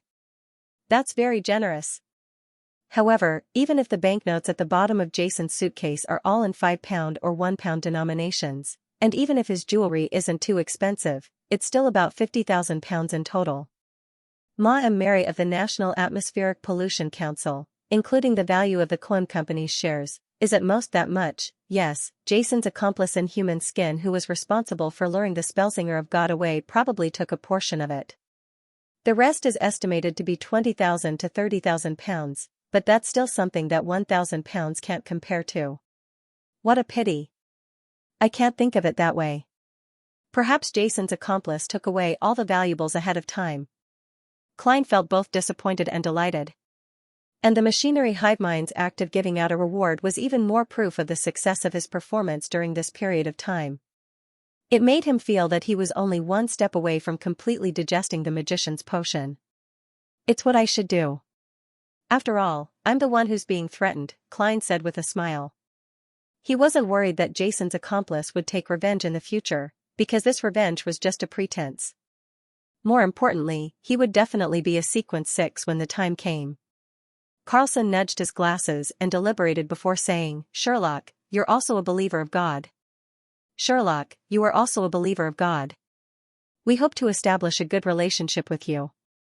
If you encounter any problems or gather any information, you can inform us. This is developing me as an informant for the Machinery Hive Mind. I have another channel for reimbursement." Klein drew a triangular sacred emblem on his chest in all seriousness. "No problem." Klein, who was no longer protected by the Machinery Hive Mind, stayed at the Quelag Club until after dinner. Then, he took a carriage and slowly returned to 15 Minsk Street. He habitually opened the letterbox and saw a new letter, one without a stamp. This letter was left behind by Detective Eichinger Stanton after his afternoon visit to no avail. He wrote, "I heard about your suggestion from the Machinery Hive Mind. Your acumen and rigor are shocking. If you weren't already a Beyonder, I would even think that Reader is the most suitable path for you. You're the best young man at deduction I've ever seen." Klein stood in the living room and finished reading the letter left behind by Eichinger under the light of the gas wall lamp. There's nothing novel about the performance this time. It's a step-by-step repetition of what happened before. It didn't even have much of an effect. But the advantage is that there's enough of an audience, and they're all around me, allowing me to directly receive feedback. As Klein held the letter, he suddenly felt something. He half closed his eyes and felt that something in his body was rapidly disintegrating. He felt that many illusory stars had appeared around him, and he felt that there was a very weak attraction between the resplendent stars. In the last month of 1349, his magician's potion was finally digested. The street lamps at night illuminated the wet ground, and from time to time, a carriage would pass by, splashing water droplets. Bakeland was located in the middle of the kingdom, only a few dozen kilometers away from the Sonia Sea. It rained all year round, and the average temperature in July was only 28 degrees Celsius. The lowest temperature in winter was about 2 degrees Celsius. It was rare for the temperature to drop to zero or even break through, but this didn't stop people from feeling cold here. Even the northern Fasak natives, who were used to living in a world of ice and snow, sometimes couldn't withstand the humid chill that penetrated their clothes and flesh. Klein stood in a room with an unlit fireplace, behind the oriel window, looking at the tranquil scene outside. He felt his body, mind, and soul feel abnormally relaxed. As long as he gathered the ingredients and concocted the potion, he could immediately advance to Sequence 6 and become a faceless. The magician's potion has been completely digested. The Desire Apostle was personally ended by me, unable to escape. The Aurora Order's search for the Fool's Believers is still in a dead end. Apart from Mr. Aztec being pursued by some unknown faction and the potion ingredients, I don't have any more problems for the time being. Klein leaned forward, exhaled, and watched as it condensed a layer of white fog on the window. The reason why he had taken the risk to intercept the Desire Apostle was that he was worried that the other party had other arrangements and could use this to successfully escape the pursuit of the official Beyonders. When the time came, he, who had provided the key advice, might be remembered and retaliated against later. As a cold-blooded demon, it was unlikely that he would take the risk to avenge his companions, but this didn't mean that they wouldn't choose to vent their anger because of the near-death experience. This operation is indeed necessary. Perhaps the Twilight Hermit Order is somewhere to receive the Desire Apostle. After the Desire Apostle escapes, I, who don't have the corresponding information, might only be on guard according to Sequence 5, believing that I wouldn't be in too much danger once I advance to Faceless. However, the Desire Apostle might very well use the information provided by the Abyss card and the Twilight Hermit Order to advance to a high sequence beyonder. Such a development is terrifying just thinking about it. A righteous stab is indispensable. Klein reviewed the afternoon's events and summarized his experiences and lessons. After admiring the night scenery for a while, he turned around and walked back to the sofa to sit down. With the machinery hivemind's bounty, the thousand-faced hunter's mutated pituitary gland and blood can be bought. The deep-sea Naga's hair also needs enough money. This material should be relatively easy to find at sea. I can get Mr. the Hanging Man's help. The only problem is the human-skinned shadow's characteristic, and even if there are clues, the gold pounds won't be enough. When he thought of this, Klein could not help but mock himself silently. I'm not a person who loves money. It's just a normal hobby. When I was in Tianjin, I always encouraged Melissa to spend and urged her and Banson to hire a maid. I felt that no matter what, I shouldn't mistreat myself. Every time I did a covert operation, I placed safety first and caution above all else. I wouldn't be affected by wealth. But for revenge, I have to advance my sequence, and advancing my sequence requires me to buy expensive beyonder ingredients. All I can do is save up pennies at a solely, saving as much as I can. He suddenly shrank his shoulders, feeling that the coldness in the living room made magicians, who weren't known for their physical fitness, shiver. Therefore, he decided to take a bath, crawl into bed, and read books on the bed. There were still 3 or 4 hours before bedtime. There was no need to light the fireplace. Klein sighed, stood up, and walked to the second floor. The underground area of the steam church. When Xianxia had finished reading all the recorded statements, he took a sip of his coffee. After a few seconds of silence, he took out the ancient silver mirror named Erodes. Carlson glanced at it and asked curiously, Deacon, if I were to ask the Honorable Erodes about an unsolved mathematical problem or a classical paradox, would it give the correct answer? Most of the time, it will reject you directly. If it thinks that you have ill intentions, it might even give you a bolt of lightning or make you suffer a curse that you absolutely do not want to face. Xianxia sighed and said, it's a living sealed artifact with extremely high intelligence. It's not a difference machine that rigidly follows the rules. When using it, it's best not to have the thought of taking advantage of loopholes. Carlson looked at the surrounding team members and kindly suggested, Deacon, let me help you ask. I have nothing to hide. He straightened his back and assumed an honest posture. Xianxia smiled bitterly. There's no need. I already know what I need to know. I'm no longer afraid of such questions. Besides, the Honorable Erodes will occasionally ask rather profound questions. With your physical condition, the subsequent punishment won't be easy to endure. With that, he clenched his fists and stretched out his fingers to caress the surface of the silver mirror thrice. In the subtle mist, Xianxia said in a low voice, Honorable Erodes, my question is, who instigated the Desire Apostle to assassinate the Duke of Negan, or which faction? The silver mirror did not show any changes for a short while. It was only after a while that aqueous light appeared, outlining a scene that resembled an oil painting. It was a plain where the sun was about to set. The vast fields were covered with a pale golden afterglow.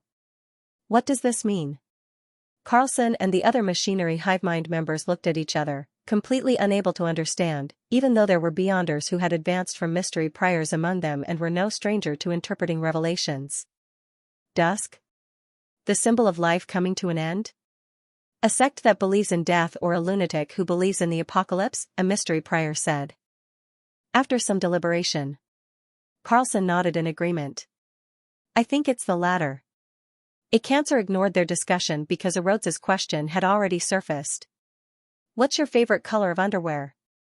Xianxia's face suddenly flushed red, and he felt as if smoke was rising from the top of his head. With great difficulty, he spat out a word, red. The room suddenly became abnormally quiet. Carlson and the others pretended to look into the corner. Xianxia sat down in exhaustion, grabbed his fluffy hair, and prepared to ask a second question. Carlson couldn't help but say, Deacon, let me give it a try.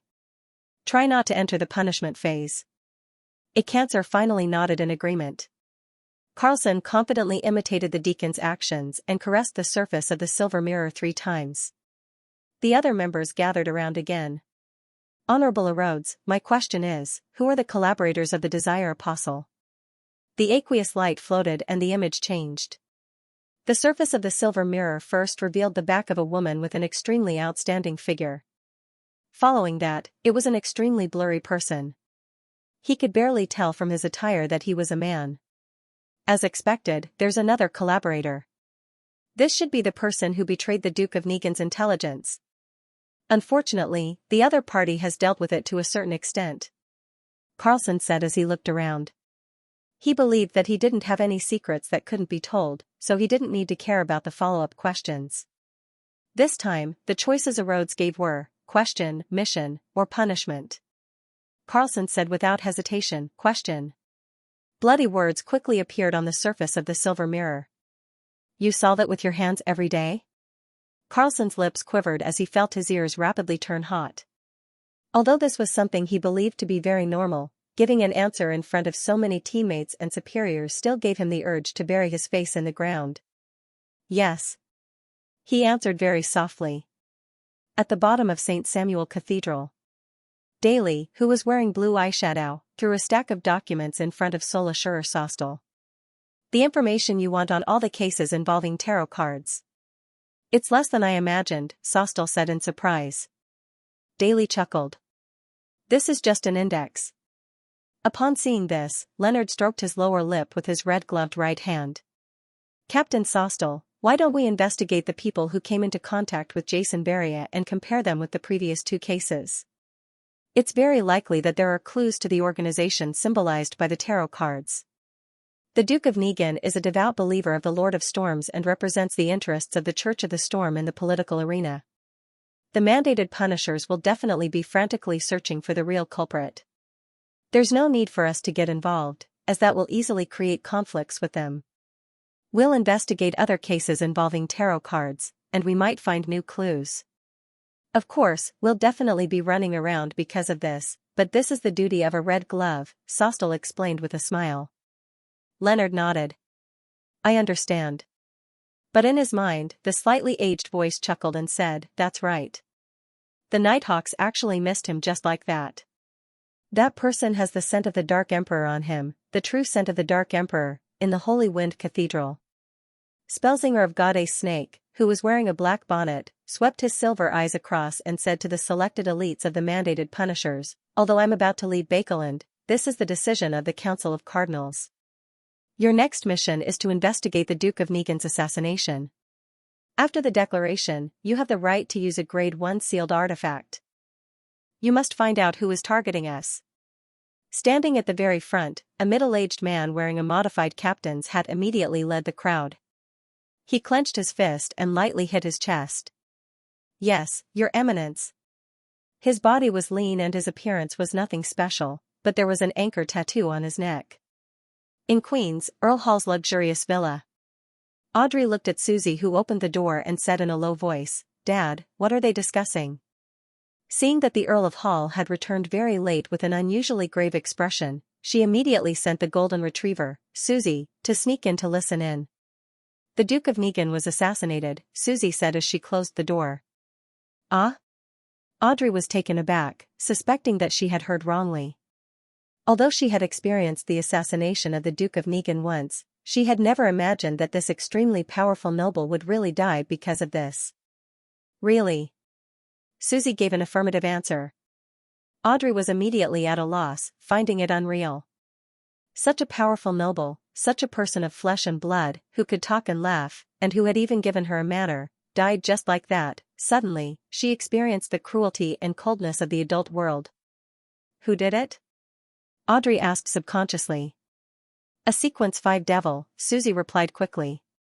But he's already been silenced by that hero bandit Dark Emperor. Ah? Audrey was stunned once again. How could it be hero bandit Dark Emperor? How could he be Mr. Fool's blessed?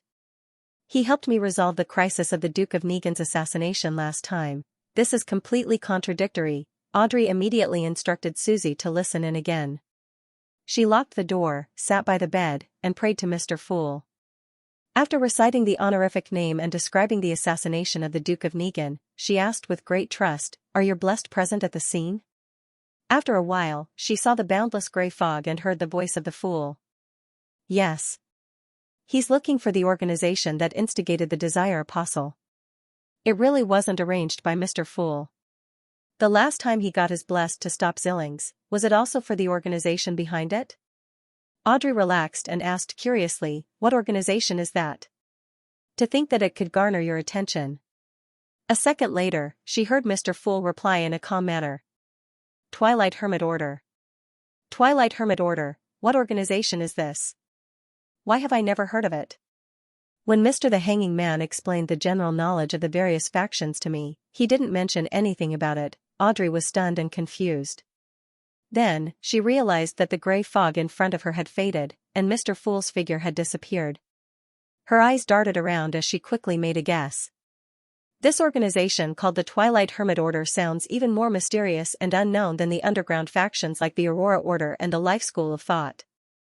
It's to the point that even Mr. the Hanging Man, who is knowledgeable and has a close relationship with the Church of the Storm, doesn't know of its existence, and the operation they're plotting is directly aimed at a great noble of the kingdom, one of the most powerful matchmakers in the world. They might be the deepest observers of the Beyonder world, the true controllers who influence the situation in the northern and southern continents. It's no wonder Mr. Fool pays attention to them. The reason why Mr. the Hanging Man's request for help from his adorer was successful wasn't because the promised reward was generous enough, but because Mr. Fool was targeting the Twilight Hermit Order. This organization is as mysterious as us, tarot. Audrey felt a baffling sense of excitement. This diluted the impact of Duke of Negan's assassination. There aren't many Beyonders who know of the existence of the Twilight Hermit Order, and I'm one of them. And our tarot is targeting them. Audrey stood up and walked to the full-body mirror. Her chin was slightly raised, forming an abnormally beautiful arc looking at the blue-eyed girl in the mirror. Audrey slowly calmed down. For the first time, she had the urge to raise her sequence because of something other than her interest. Even a Beyonder under strict protection, Duke of Negan would be assassinated, much less Dad, who's just an ordinary person. Although I can tell from this situation in the treasure vault that there are definitely many Beyonders in the family, and the Church of the Goddess will provide additional protection, this still doesn't make me feel at ease. Duke of Negan's guards aren't any worse. All the best, Audrey. Quickly advance to Sequence 7, Sequence 6, and hide in the shadows. Be Dad, Mom, and Brother's last line of defense, the capital of the Rorstad Archipelago, City of Generosity. The Blue Avenger passed by here once again and stopped at the harbor, giving the sailors a chance to indulge and vent. Alger Wilson changed into a robe embroidered with storm patterns and went to the largest church on the island, the Church of Waves. It is classical in style, with extensive use of stone columns and arches, and has a soaring dome and two bell towers. In the early days of colonization, the pioneers often did not have the time to build churches, which brought them extremely serious consequences. Surrounded by tribes, jungles, and ancient buildings, even if they had already conquered the area, they would often die mysteriously and without reason, in large numbers. This kind of situation that caused great panic gradually decreased after the churches of the major churches were built, and it became an occasional thing. Standing at the entrance of the church, Alger was not in a hurry to enter. Instead, he observed the dark and mysterious atmosphere inside through the narrow window, as well as the warm candlelight that illuminated the area of human activity. A few seconds later, he walked into the prayer hall, clenched his right fist, and hit the left side of his chest. He said to his bishop, "May the storm be with you. May the storm be with you." The bishop responded with the same posture. Without waiting for Alger to speak, the bishop of the Church of Waves took out a telegram. "You came just in time. The Council of Cardinals has issued an order. Read it before you pray." "What order?" Alger asked casually as he reached out to take it. The bishop said with a solemn expression, "The Council of Cardinals has ordered all mandated punishers and priests to pay attention to the situation related to Hero Bandit Dark Emperor, as well as all matters involving the tarot ritual." Hero Bandit Dark Emperor? Alger fully expressed his surprise. He already knew that the Dark Emperor was Mr. Fool's blessed. The bishop nodded solemnly. The one who assassinated the Duke of Negan was a Sequence 5 devil, but this devil was killed by hero bandit Dark Emperor while escaping. This was the same outcome as Rear Admiral Hurricane Xianxia, who failed to assassinate the Duke. Not only is the appearance the same, but even the essence is the same. The one who killed Xianxia is also Mr. Fool's blessed. Another blessed. The one who really wants the Duke of Negan dead is Mr. Fool? No, if it's really him, he would have warned Kalangos previously to be careful of Miss Justice so that his identity wouldn't be exposed on the spot. Mr. Fool is focused on the truth behind the assassination. He's focused on the real murderer? Who, or what organization, could it be that Mr. Fool places so much importance on it? Alger instantly thought of many things and made a preliminary judgment. He looked down at the telegram and realized that the church had set up a special investigation team for the assassination of the Duke of Negan. Every member was an elite of the mandated punishers. Should I apply to join and keep tabs on the situation? Alger was momentarily hesitant. In the end, he decided to follow his original plan and keep a low profile. It was a new day. Klein woke up naturally, got up slowly, washed up, and went downstairs. He wasn't in a hurry to prepare breakfast. Instead, he habitually opened the door, bathed in the mist, and took out the day's newspaper from the mailbox. What is it? Suddenly, he noticed a thick envelope in the newspaper. It wasn't too light. Pinching the surface, the fragrance of the ink on the banknotes flashed in Klein's mind. His spiritual intuition told him that it was a considerable amount of cash. He carefully opened it and pulled out the stack of gold pounds. After counting, he confirmed that there was a total of 1,000 pounds in cash. It's a bounty from the machinery hive mind. Is this what they call a secret reward? Why are they so assured? They're just going to leave it in the mailbox? What if it's stolen? In his joy, Klein couldn't help but grumble. With this money and no longer being secretly protected by the machinery hive mind, he could find vampire Emlyn White and complete the deal from before. After breakfast, Klein immediately put on his coat and hat, picked up his cane, and went out with a newspaper. On his way to the public carriage stop, he saw his landlord, Mrs. Stellan Sammer, instructing the maid to load the suitcases into the carriage in front of the door. "Good morning, Mrs. Sammer," Klein greeted with a smile. Stellan smiled modestly and returned the greeting. Her mental state seems to have recovered. "I don't know what happened before." Klein asked curiously, "Where are you going?" "It's almost the new year. Mary gave Luke an early holiday. We're going to Desi Bay to welcome the new year." "Sigh, we've been to a few of the cities there. It's the same for the famous coastal town. We're planning on heading to Fainapotter. The scenery in Seville City is said to be pretty good." Klein replied cooperatively, "That's right. How enviable. What about you?" "Detective Moriarty, where do you plan on spending the new year?" Stellan asked with a smile. "There's a high chance I'll stay locally." "Right, I have to prepare the tools to repair the wall that Stuart had previously punched a hole in." The corners of Klein's mouth curled up. Back to Mid-Seashire. The winter there has a different flavor. Stellan's smile became more obvious. "I hope to meet you at Desi Bay during the new year. South of the bridge, Rose Street, Harvest Church." Upon seeing Detective Sherlock Moriarty enter in a black tweed coat, Emlyn White, who was carefully wiping the candlestick, smiled.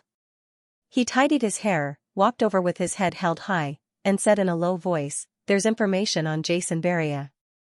"There's information on Jason Beria. A vampire knows him. I also have information on him." Klein smiled as he handed the newspaper over. The headline on the front page was, "Yesterday, the Honorable Duke of Negan was assassinated, and a true devil wreaked havoc across the land." Under the headline was a detailed description of yesterday's assassination. It pointed out that the murderer was a banker named Patrick Jason, and that he was killed on the spot. The terrorist organization, the Aurora Order, claimed responsibility for the matter. When he saw this news, Klein, who was having breakfast, nearly spat out his milk. He originally thought that the Aurora Order's Mr. A was out of his mind to want to take responsibility for such a matter, but on careful thought, he felt that it was closer to an official cover-up.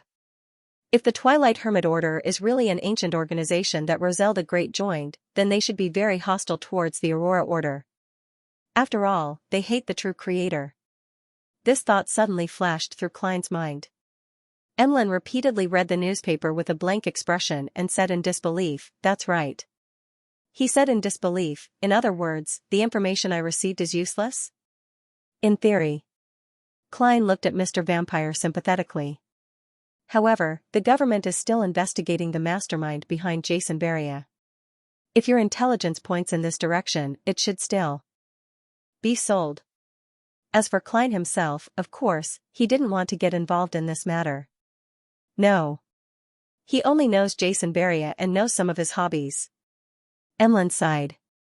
Seeing his reaction, Klein asked in amusement, "What's the matter? Don't you read the newspaper?" Only now did he know about such a big thing. Emlyn glanced at him strangely. "Why are you reading the newspaper?" "I'm very busy. Busy cleaning the Harvest Church, busy going home to accompany those puppets, busy thinking of ways to cheat blood to drink." "You really are a New Age vampire." Klein opened his mouth, forcefully suppressing the laughter he was about to let out with his clown powers. He didn't tease Emlyn White as he said seriously, "I've already collected enough gold pounds for those two materials." Upon hearing Klein's question, Emlyn White jumped in fright and carefully sized him up. "You're richer than I imagined." He originally thought that Sherlock Moriarty would need at least a week to raise £2,450. "I've been saving up for a long time," Klein replied with a sigh. Emlyn nodded thoughtfully. "Is being a private detective that profitable?" "It's just an identity that makes it convenient for me to move around.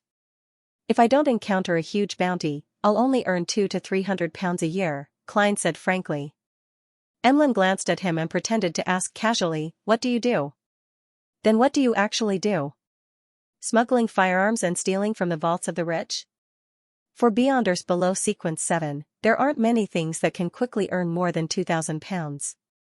Most of them are on the verge of breaking the law and committing crimes. You, a vampire, are talking to me about breaking the law? It seems like you're quite interested in earning quick money. Klein smiled and said, "You take on more dangerous missions. If you're not afraid of death, you can give it a try." Emlyn shut his mouth and said after a long while, "Come to me in the evening. Come find me in the evening. I'll take you to the cellar." What a loyal vampire. Klein was about to agree when he suddenly felt that it wasn't safe. What if the seller gets greedy at the sight of money? What if he doesn't have the corresponding Beyonder ingredients and just wants to trick me into robbing him? Emlyn White can be trusted, but the seller he introduces might not be. I have to find an excuse to do a divination above the grey fog to confirm the level of danger. There's no need for it to be so complicated. There's a better way. Amidst his thoughts, Klein turned to look at Emlyn. "No, you can go by yourself. I'll give you £1,000 as an advance payment. Bring the two ingredients to the Harvest Church. After confirmation, I'll pay the rest." I believe the seller should be able to accept this method. This shows the trustworthiness of a noble sanguine. After being praised like this, Emlyn subconsciously raised his chin. There's no problem with this transaction method. Having said that, he chuckled. "Are you afraid that the other party won't keep their word? Will you feel at ease in the Harvest Church? Of course, with a goddess of the earth's chosen, who is over 2 meters tall and extraordinarily muscular, standing next to you, anyone would feel safe." Klein smiled and pointed at Father Yutravsky. "Those who can deal with him won't care about £2,000 to £3,000. Emlyn's face darkened as he snorted. "Aren't you worried that I'll pocket the £1,000 advance payment?" Klein leisurely looked ahead and said, "Why should I be worried? You'll come back here every day, and you'll be easily found. A living vampire is worth more than £1,000 even if it's taken apart and sold." Emlyn's sore spot was poked and he muttered angrily. "Blood clan. Do you understand? Vampires. Also, don't use the unit only." Klein chuckled and didn't say anything else, waiting for the other party to calm down. "We'll trade according to your request." Finally, Emlyn reached out and rubbed his temples. Klein immediately took out the envelope he had received in the morning and handed it to the other party along with a thick stack of £1,000. "See you here at 8 tonight." Emlyn counted the notes, and after confirming that there were no mistakes, he warily stole a glance at Father Yudrowski and suppressed his voice. Mr. Private Detective, as someone who often comes into contact with all kinds of intelligence and news, have you ever heard of an evil god named the Fool? Evil. Evil you. Klein nearly cursed inwardly. He replied with his usual expression, there have been a lot of people searching for the Fool recently. Recently, many people have been looking for believers of the Fool. Do you wish to join their ranks and obtain the corresponding bounty? Emlyn sighed. No, I'm just considering if I should pray to this evil god or evil spirit. Please? Help me remove the psychological cues. You know what has been circulating? As for the exact honorific name, as long as it's translated into Hermes or Ancient Hermes, there's a chance of receiving a response. You're right? What do you know? How much harm will it bring to the believers? Will it forcefully change the believers' views? Although the target is me, I still want to say that my dear vampire friend, you're resorting to anything in your desperation. Klein said with mixed feelings, the Fool is very mysterious. The Fool is very mysterious. Up to this day, other than the information you already know, no one else knows. The details, such as the scope of the clergy, or the corresponding prayer ritual. What puzzles me is that under such circumstances, why don't you consider your vampire, sanguine ancestor, the ancient goddess, Lilith? As long as the ritual is correct and the offerings are appropriate, she should be able to help you remove the psychological cues. Emlyn leaned back slightly and looked straight ahead without saying a word for a few seconds. He seemed to turn deep in thought. After a brief silence, he slowly said, before the cataclysm, the ancestor rarely responded. Before the cataclysm, the first ancestor rarely responded to prayers. Only some special matters could be answered? This doesn't include the removal of the psychological cues. In the legends of the City of Silver, the ancient goddess, Lilith, who represents the moon, has already had her authority reclaimed by the awakened creator, or she might have perished in a battle of the gods earlier. Then, who is the one who occasionally responds to the sanguine's prayers? The primordial moon? Klein deliberately pressed. Then, there's still the primordial moon that can be prayed to. Many underground Beyonder rituals can use it. The power of. This is mainly referring to the shaman king and the corresponding creature. Klein added inwardly. Emlyn's lips quivered, but he didn't say a word. There was an indescribable look of horror on his face. After a long while, he said solemnly, I believe that the primordial moon is the primordial moon. Towards the primordial moon, I suspect, is disguised by an evil god or a high-level devil. Most people who pray will change bit by bit, becoming cruel, crazy, and filled with the desire to reproduce. As for the remaining ones, mainly the sanguine, there's a high chance of them losing control on the spot and becoming true monsters. There was once a powerful sanguine who tried praying due to danger, but in the end, she became a piece of meat that only knew how to mate and reproduce. She gave birth to strange offspring with cows, sheep, horses, rats, and even plants and rocks. Each of them was equivalent to creating a new species of monsters. Thankfully, she was quickly wiped out, and so were her descendants. The primordial moon is that dangerous? There's no mention of it in the Book of Secrets. Shaman King Klarman has already been corrupted? His thoughts have been corrupted? Thankfully, I'm only imitating and modifying it. The target of the prayer is myself. Klein's heart raced in fright from Emlyn White's description. This made him deeply realize that the hidden existences other than the 7 deities weren't that trustworthy. Apart from me. He sighed. At this moment, Emlyn smiled bitterly. If the negative effects brought about by the Fool weren't that great, towards praying isn't something that can't be considered. The only effect is that you have to pay a certain amount of remuneration. In order to maintain his image, Klein could only pat Emlyn on the shoulder and draw a triangular sacred emblem on his chest. It's very dangerous to pray to a hidden existence that you don't know the situation. In that case, why don't you choose a religion you like from the 7 deities? It's not like they will affect your daily life or make you abandon your dolls. If there's really no other way. Emlyn suddenly realized that he was calmer than he imagined. Klein didn't stay any longer as he squeezed into the corridor and walked out of the Harvest Church. Looking at the foggy sky outside, he began to consider what he should do next. Without a doubt, his current focus was on saving money and searching for ingredients. I need to stabilize little son to prevent myself from being suspected again. I'll use the method of removing a rampager's mental corruption as payment for the promised remuneration. The deep-sea Naga's hair can be entrusted to Mr. Hanging Man, while the human-skinned Shadow's characteristics will depend on myself. There hasn't been any news from Emlyn White and old Mr. Stanton for more than a month. I need to change channels. Yes, it's been so long. The high-sequence Beyonders from Rose School shouldn't be closely monitoring the Bravehearts bar. I'll take a look around in the evening and see if I can contact Miss Sharon and Merrick. Klein quickly came up with an idea. And in order to go to the Bravehearts bar, he had to first head to East Borough and change into his worker's clothes in the one-bedroom apartment he rented on Black Palm Street. With this in mind, he walked to the public carriage stop opposite. On the outskirts of West Borough, in Grim Cemetery.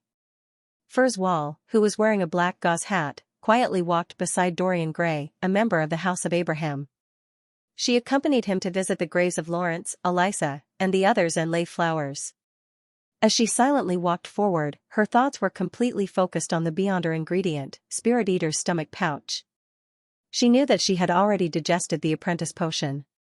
As long as she obtained the Spirit Eater's stomach pouch, she could become a trick master, but she still didn't have any clues to the corresponding item. As for Sun, who had the most hope of helping her, he didn't dare to hold a ritual or invite his friends to hunt Spirit Eaters because of what had happened previously. In order to quickly improve herself and escape the curse of the full moon, she even prayed to Mr. Fool and asked his adorer to help her find the ingredients.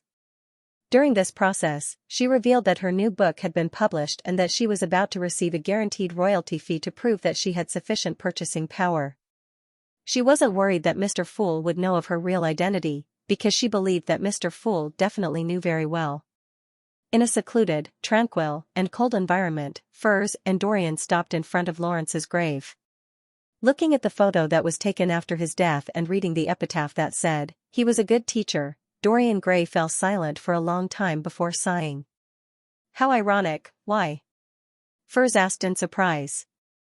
She had previously heard Lawrence mention that he was a public school teacher in Midseshire's Constant City, so she had used such an epitaph. This has nothing to do with you. It's our family's business. Dorian gave a self-deprecating laugh and bent down to put down the flowers. After straightening his body, he looked ahead and suddenly said, "It's my fault." Dorian Gray's question did not surprise Furs. She had been mentally prepared after more than a month of exchanging letters. She had even consulted the experienced Mr. the Hanging Man on the tarot and grasped what kind of expression and reaction she should use to face it. Are there really such Beyonders? Furs asked with a stunned expression. Dorian nodded slightly. Yes. He looked around and saw that there was no one nearby, so he walked to a tree that had lost all its leaves and pressed his hand on it. Dorian's figure suddenly blurred, as if it had become a reflection in the water. When his vision cleared, he was already behind the tree, his posture unchanged. God! This is really, really amazing. Remembering Mr. the Hanging Man and Miss Justice's teachings, Furs opened her mouth in a semicircle and exclaimed. Dorian walked back and asked with a smile, "Do you want to become such a Beyonder?" Yes. Furs was silent for a moment before replying excitedly. He was finally going to become a peripheral member of the House of Abraham. Many things would become much easier in the future. Her heart was filled with sincere joy.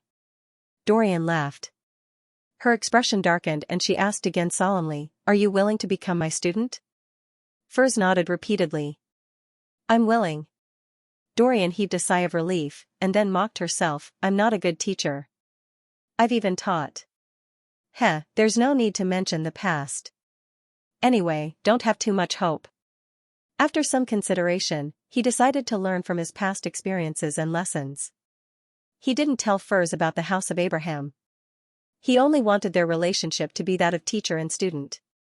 This way, he didn't have to worry that she would covet the few remaining powerful mystical items in his family. "No, your explanation of mysticism knowledge is excellent." "Really, Mr. Gray, no, teacher." Furs hurriedly confirmed the relationship between them. Dorian looked at the tombstone, shook her head, and sighed. I didn't intend to teach any more students, but your noble character has infected me.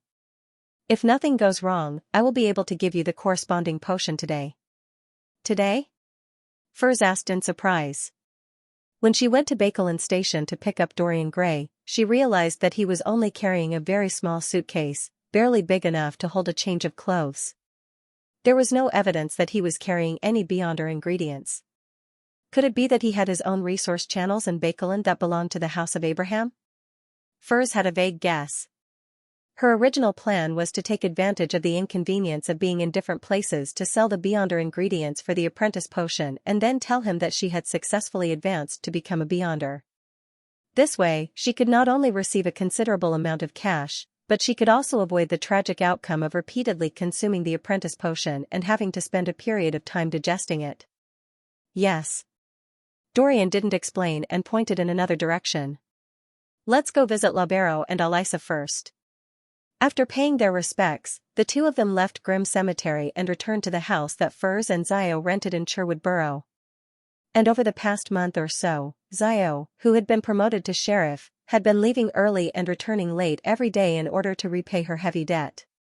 She worked hard to obtain every bounty she could, so there was no doubt that she wasn't at home when it was almost noon. Is there a quiet room? Dorian looked around with a relaxed expression. Plenty. Furs led the new teacher into the activity room on the first floor. Dorian circled the room and confirmed the environment before instructing Furs to light a candle mixed with dark red sandalwood. He closed the door and drew the curtains. As the dim yellow light flickered, he walked to the candle and took out 2 bottles of essential oils that were as lustrous as water and some common herbal powders. Holding a ritual? Shouldn't there be 3 candles? Furs watched curiously from the side and didn't rashly speak, as though she was stunned by the atmosphere. After completing the first part of the ritual, Dorian took a step back and spoke in ancient Hermes with a serious expression. I summon in my name a strange spirit that roams the upper realm, a void creature that loves music, a contract partner of Dorian Gray Abraham. Whoosh, a sudden gust of wind blew in the activity room, bringing with it a sobbing trill. The swaying candlelight was dyed with a ghostly blue luster. Circles of light quickly spread out, as though forming a door that was beyond the normal concept.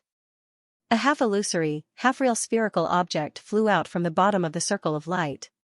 Its entire body was milky white in color, and it didn't have any eyes, nose, arms, or legs. There was only a crack on its surface that looked like a mouth. Dorian revealed an obvious smile, opened her mouth, and softly hummed a folk lullaby. The ball immediately swayed left and right in an extremely pleased manner. After humming the song, Dorian reached out her hand. Malmos, give me the item I left with you the day before yesterday. The ball jumped up and down as its body suddenly swelled up, and its mouth opened extremely wide. Then, it spat out 2 Beyonder ingredients with strange luster. There's actually such a thing. Furs was taken aback. Dorian caught the main ingredient of the apprentice potion, stopped the summoning, and ended the ritual. He turned his head and smiled at Furs. Even in the spirit world, void creatures like Malmos are very rare. Under normal circumstances, summoning cannot be directed at them. A senior of a sufficiently high sequence has to enter the spirit world and, after a long period of searching, establish a contract with one of them. Only then can a descendant complete the summoning in the corresponding name. And after the void creatures come over, they can establish a new contract, allowing them to be closely connected to themselves and no longer be summoned by others. So that's how it is. It sounds interesting. Furs said from the bottom of her heart. She couldn't help but look forward to the future. If I don't consider the curse of the full moon, the suppression of ordinary Beyonders, and the fact that they are constantly in danger, exploring this wonderful world is really a wonderful thing. I hope that one day, I can truly roam the spirit world, Dorian replied with a chuckle. Malmo's greatest use is that he can swallow many items into his stomach without causing any harm to them. This is equivalent to a moving, hidden warehouse that is almost impossible for others to find. Of course, he can't store too much. There's a limit to his stomach. Also, he doesn't like people without musical talent and will refuse to sign a contract with such people. Thankfully, at least I know how to play the 7-string zither. Just as Furs heaved a sigh of relief, she was instructed by Dorian to find an iron-black stew pot. As she watched him concoct the potion, her expression didn't seem to change, but she was frantically praying for an accident. I don't want to drink the apprentice potion again. That will waste a lot of time. If I had known this would happen, I would have been more honest and frank. It's too late to say it now. Teacher Gray should have done a divination, but the results were interfered with. Being honest means that there's definitely a powerhouse behind me, someone instigating me. Amidst her thoughts, Furs saw Dorian turn around and hand her a bottle of bubbling potion. Drink it, and you'll become a beyonder, Dorian said in a calm but alluring tone. Then, he comforted Furs, don't worry. With me here, there won't be any problems. Okay. Furs gritted her teeth, took the apprentice potion, and drank it in one gulp. At the same time, a thought flashed through her mind, honesty is the most valuable quality. The carriage stopped outside East Borough. Klein held his cane and wore his top hat as he entered the vast slums from a relatively good neighborhood. After walking for a while, he saw two familiar figures coming out of the tidy apartment. They were both girls, one 17 or 18 years old, and the other 15 or 16 years old. They were Liv's daughters, Xianxia and Daisy. The latter had once been kidnapped by Capim and had been rescued during the Black Emperor incident. Daisy also noticed Klein and immediately smiled brightly. Good afternoon, Detective Moriarty. Klein nodded with a smile and asked in surprise, what's going on? Daisy, didn't you go to public elementary school? After the appeals of Mike Joseph and the other reporters, as well as the promotion of the Church of the Evernight Goddess, Bakeland's municipal government used Capim's estate to set up a charity fund to help the women and families who had been hurt by Capim. Darcy's family took advantage of this opportunity to move from the dilapidated apartment, which had a terrible security environment, to the edge of East Borough. They moved from one room to two rooms, separating the laundry workshop from the place where they slept and ate. In addition, Daisy had also received compensation for attending public elementary school. The weekly tuition fee of 3 pence and the corresponding meal allowance were covered by the charity fund. This made her very happy. The reason why Klein found it odd was because public elementary schools only closed on Sundays. Daisy shouldn't be here at this time. The school is very close. I took advantage of my lunch break to come back and help Xianxia deliver the laundry to the guest's house. She and her mother are too busy, Daisy answered frankly.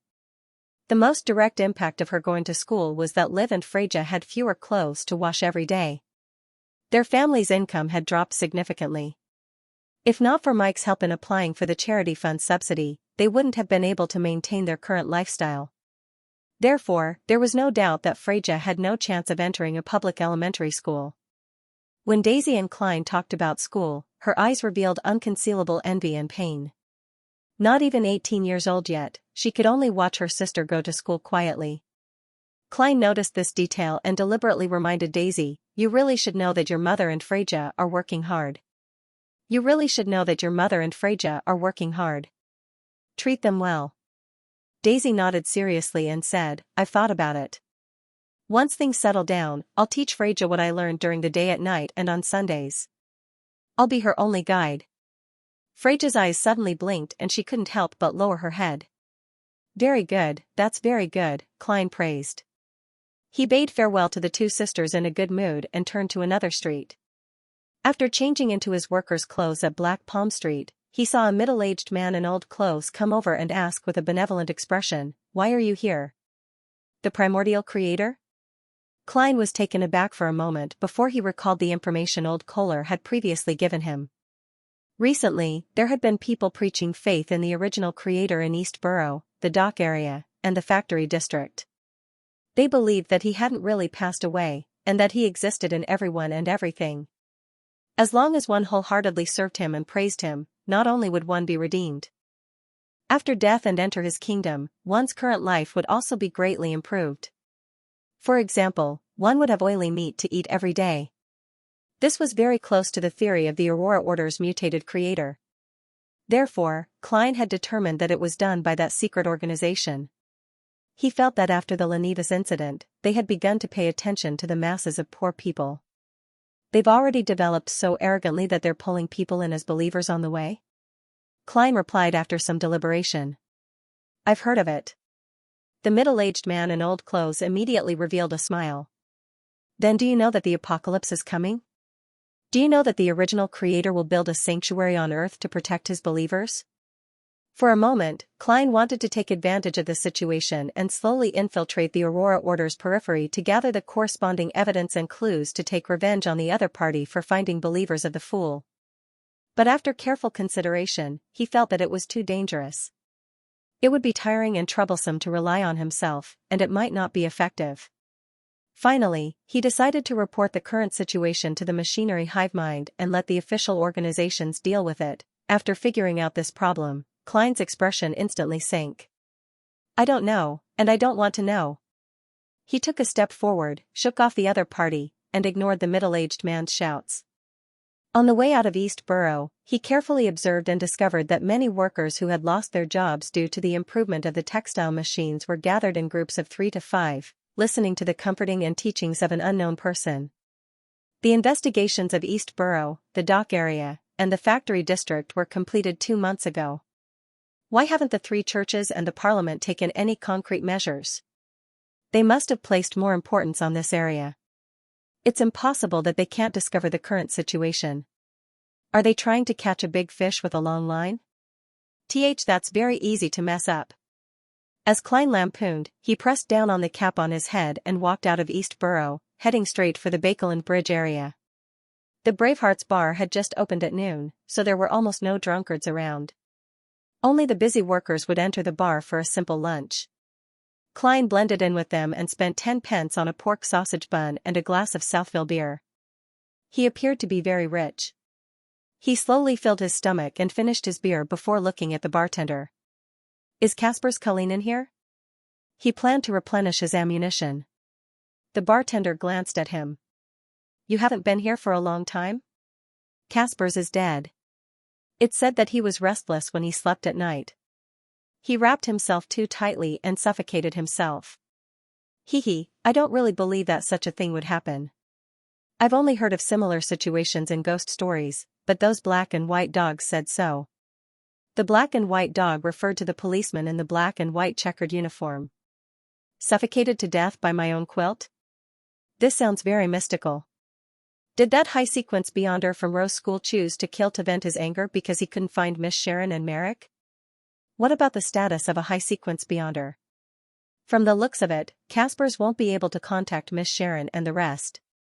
Perhaps they've already left Bakeland. Casper still hasn't fully anticipated the dangers of the Beyonder world. If it were me, I wouldn't have returned to the Bravehearts bar. I would have long brought all the money I've saved up and moved to a different city. However, under normal circumstances, high-sequence Beyonders wouldn't specifically target such ordinary people. At most, they wouldn't consider the after-effects of forceful mediumship. As expected of Rose School where one indulges in one's desires. To think that a high-sequence Beyonder would actually do such a thing, Klein was both surprised and sympathetic towards the black market arms dealer. The bartender wiped his cup and continued, If you want to buy some goods, there is a new merchant now. Old man. He's in billiard room 3, the bartender said without looking up. Old man. He's in billiard room 3, the bartender said without looking up. Klein immediately got up, strolled to the familiar spot, and knocked on the unlatched door. Come in. A voice came from inside. This voice sounds familiar. Klein pushed open the wooden door and looked inside. Standing beside the billiard table was a boy who wasn't too old. He was wearing an old coat and a brown round hat. He had bright red eyes and was none other than Ian, whom Klein had met when he first arrived in Bakeland. Due to the case of the disappearance of Detectives Reel that he had entrusted to him, he had been embroiled in the dispute over the third-generation difference engine manuscript. He had no choice but to spend a large sum of money to hire Mr. A of the Aurora Order to kill the Intis ambassador to the Kingdom of Rouen, Bakerland Jean Mudun. It's you, Detective Moriarty? Ian jumped in fright. He had deliberately pasted 2 strands of mustache on his mouth to make him look older. Klein smiled as he entered the billiard room and closed the door. Long time no see. At first, he was quite surprised that Ian had appeared here and become a black market weapons merchant, but then he thought of some details and felt that it was reasonable. Klein was able to find the Bravehearts bar and Casper's Kalinin because of Ian's introduction. This big boy must have some connections nearby. Yeah.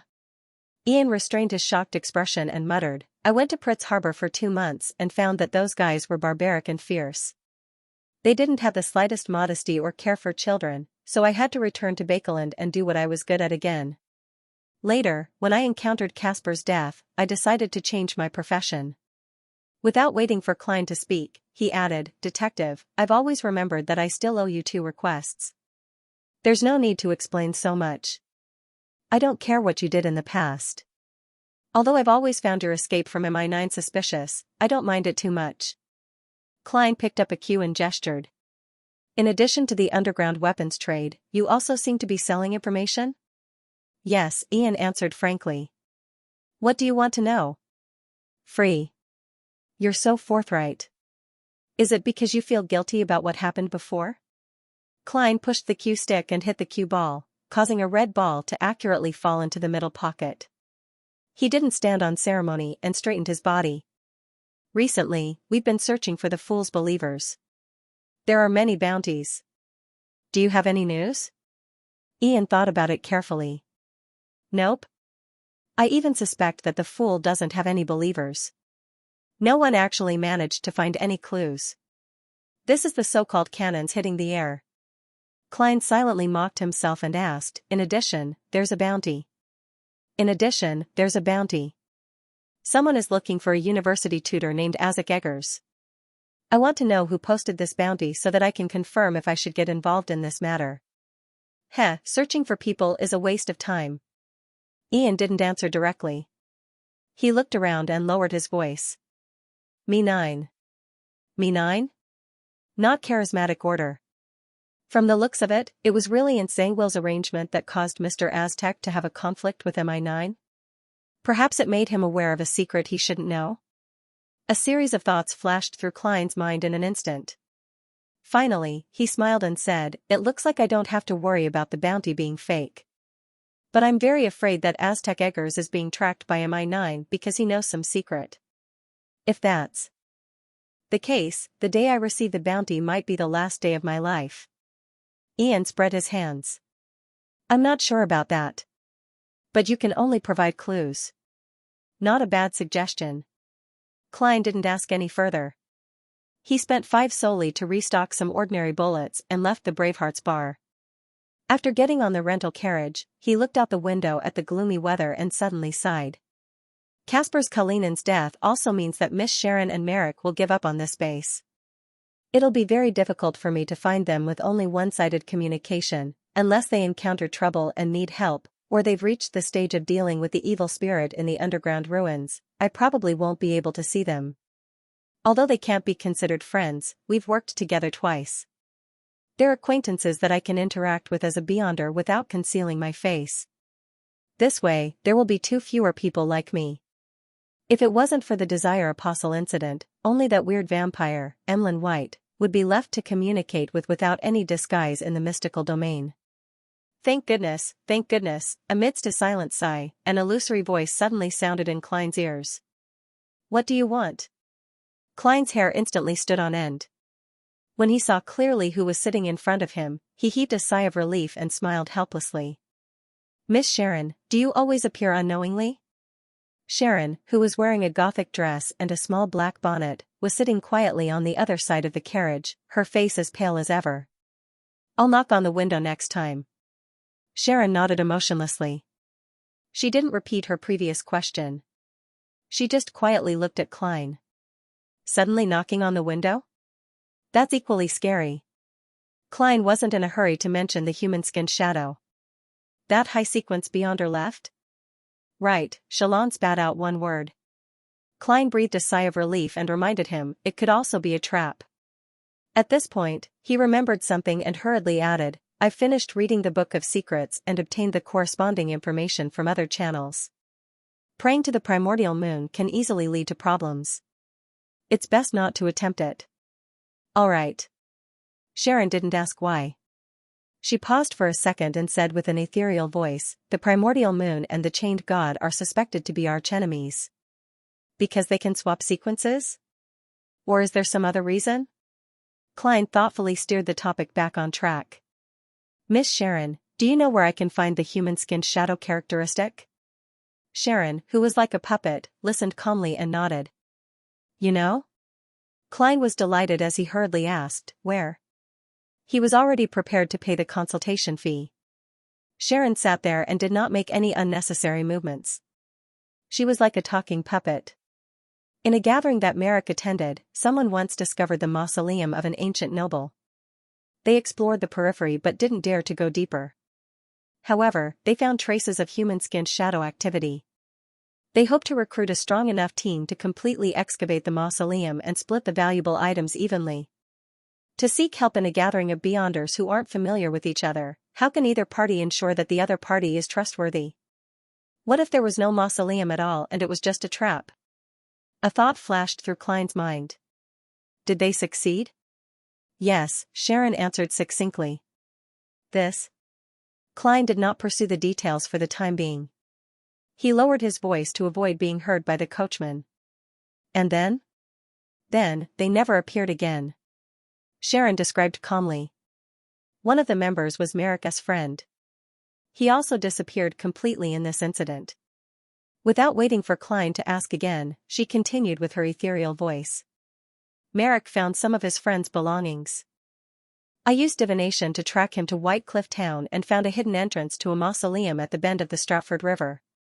Merrick's friend is inside, but he's already dead. You went in? Klein blurted out. No, I used another method to confirm it, Sharon explained. I felt that the mausoleum was very dangerous, so I didn't try to explore it. At this point, she looked straight at Klein with her blue eyes. If you don't have a sequence 4 Beyonder or a sealed artifact of the corresponding level as a helper, it's best not to venture deep into the tomb. If even you find it dangerous, I don't need to go above the gray fog to divine it to know how terrifying it is. Klein lowered his gaze and looked at the floor of the carriage. Do you know which ancient noble's tomb it is? Without pausing, Sharon replied, yes. His surname is Amon. Amon? The member of Amon's family who had his avatar lodged in Little Sun's body and nearly infiltrated the mysterious space above the gray fog? Klein used his powers as a clown to control the twitching of his eyelids. Are you sure? At this moment, a figure appeared in his mind. He wore a black classic robe and a pointy hat of the same color. He had a wide forehead, a thin face, black eyes, black hair, and a crystal monocle. Sharon's light blonde hair reflected the light that penetrated the mist outside the window, like an oil painting by a master. According to the items obtained from the first exploration, a member of the gathering who is good at ancient history has determined that the owner of the tomb belongs to the Tudor dynasty of the 4th epoch. Their family name is Amon. It's really a blasphemer family from the 4th epoch. This family isn't plagued by a curse like the Abrahams, nor is it like the Antigonus family, which was directly destroyed by a particular deity's church. According to the uniqueness and power that Amon displayed in the City of Silver, this family's situation can be compared to Zeradol's. They all have secret legacies, and they all have high sequence Beyonders, or even powerhouses that have reached the level of an angel. They all protect certain important secrets, such as the coordinates of the Forsaken Land of the Gods. The danger of a tomb left behind by such a family is obvious. Who knows, Amon might even use certain changes to cast his gaze over from the distant Forsaken Land of the Gods. I can't use the situation of a low or mid-sequence Beyonder to infer how terrifying a demigod is. Klein didn't think for long before he rejected the possibility of exploring the Amon family's tomb. He raised his head to look at Sharon in disappointment. Is there only a human-skinned shadow there? Sharon shook her head. No. Oh? Klein's eyes lit up as he put on an attentive posture. Sharon's voice didn't change as she said, at a gathering I attended, a Beyonder promised that as long as someone could complete the mission she gave, she would satisfy any reasonable request of the other party. The material restriction was below high sequence Beyonder. In other words, she can give any Beyonder ingredient below high sequence Beyonder? The first thought that came to Klein's mind was, she must be bragging, right? Even in the Church of the Evernight Goddess, only the Holy Cathedral, which is the Cathedral of Serenity, has such a possibility, and many of the materials didn't need to be on hand, because they weren't needed at all. Faced with Klein's doubts, Sharon calmly replied, she's a high sequence Beyonder. High sequence beyonder? No wonder. These are the upper echelons of the various churches and secret organizations. Even if they don't belong to any faction, they would still be able to establish their own faction. However, the promise of any beyonder ingredient below high sequence beyonder is definitely an exaggeration. Thoughts flashed through Klein's mind. Sharon added succinctly, "Don't worry." She said that certain materials require a certain period of time. That's more like it. Klein asked with interest, "What's the matter?" "What's the mission she gave?" Sharon had been sitting upright and dignified. Investigate the true identity of Hero Bandit Dark Emperor. Klein believed that if he were to drink water at this moment, he would have spat it out uncontrollably. Who did I offend? Why am I being targeted by a high sequence beyonder? He first cried out in Chinese for his innocence before quickly analyzing the possible targets. A member of the Twilight Hermit Order? Because Hero Bandit Dark Emperor killed Desire Apostle Belial, a member of the Aurora Order? They made the connection to the Fool from the tarot cards left at the scene of Capham's incident, and thus decided to investigate Hero Bandit Dark Emperor, a member of the Three Churches and MI9? Just to figure out the truth behind Capham's incident, every one of them is possible, and none of them can be ruled out. Klein didn't show any signs of abnormality as he deliberated and asked, "Why is she investigating the true identity of Hero Bandit Dark Emperor?" "No one knows," Sharon replied in the most concise manner. Klein thought for 2 seconds and organized his words. "What kind of person is she? I want to know if I should accept this mission." Sharon was silent for 2 seconds, as though she was recalling.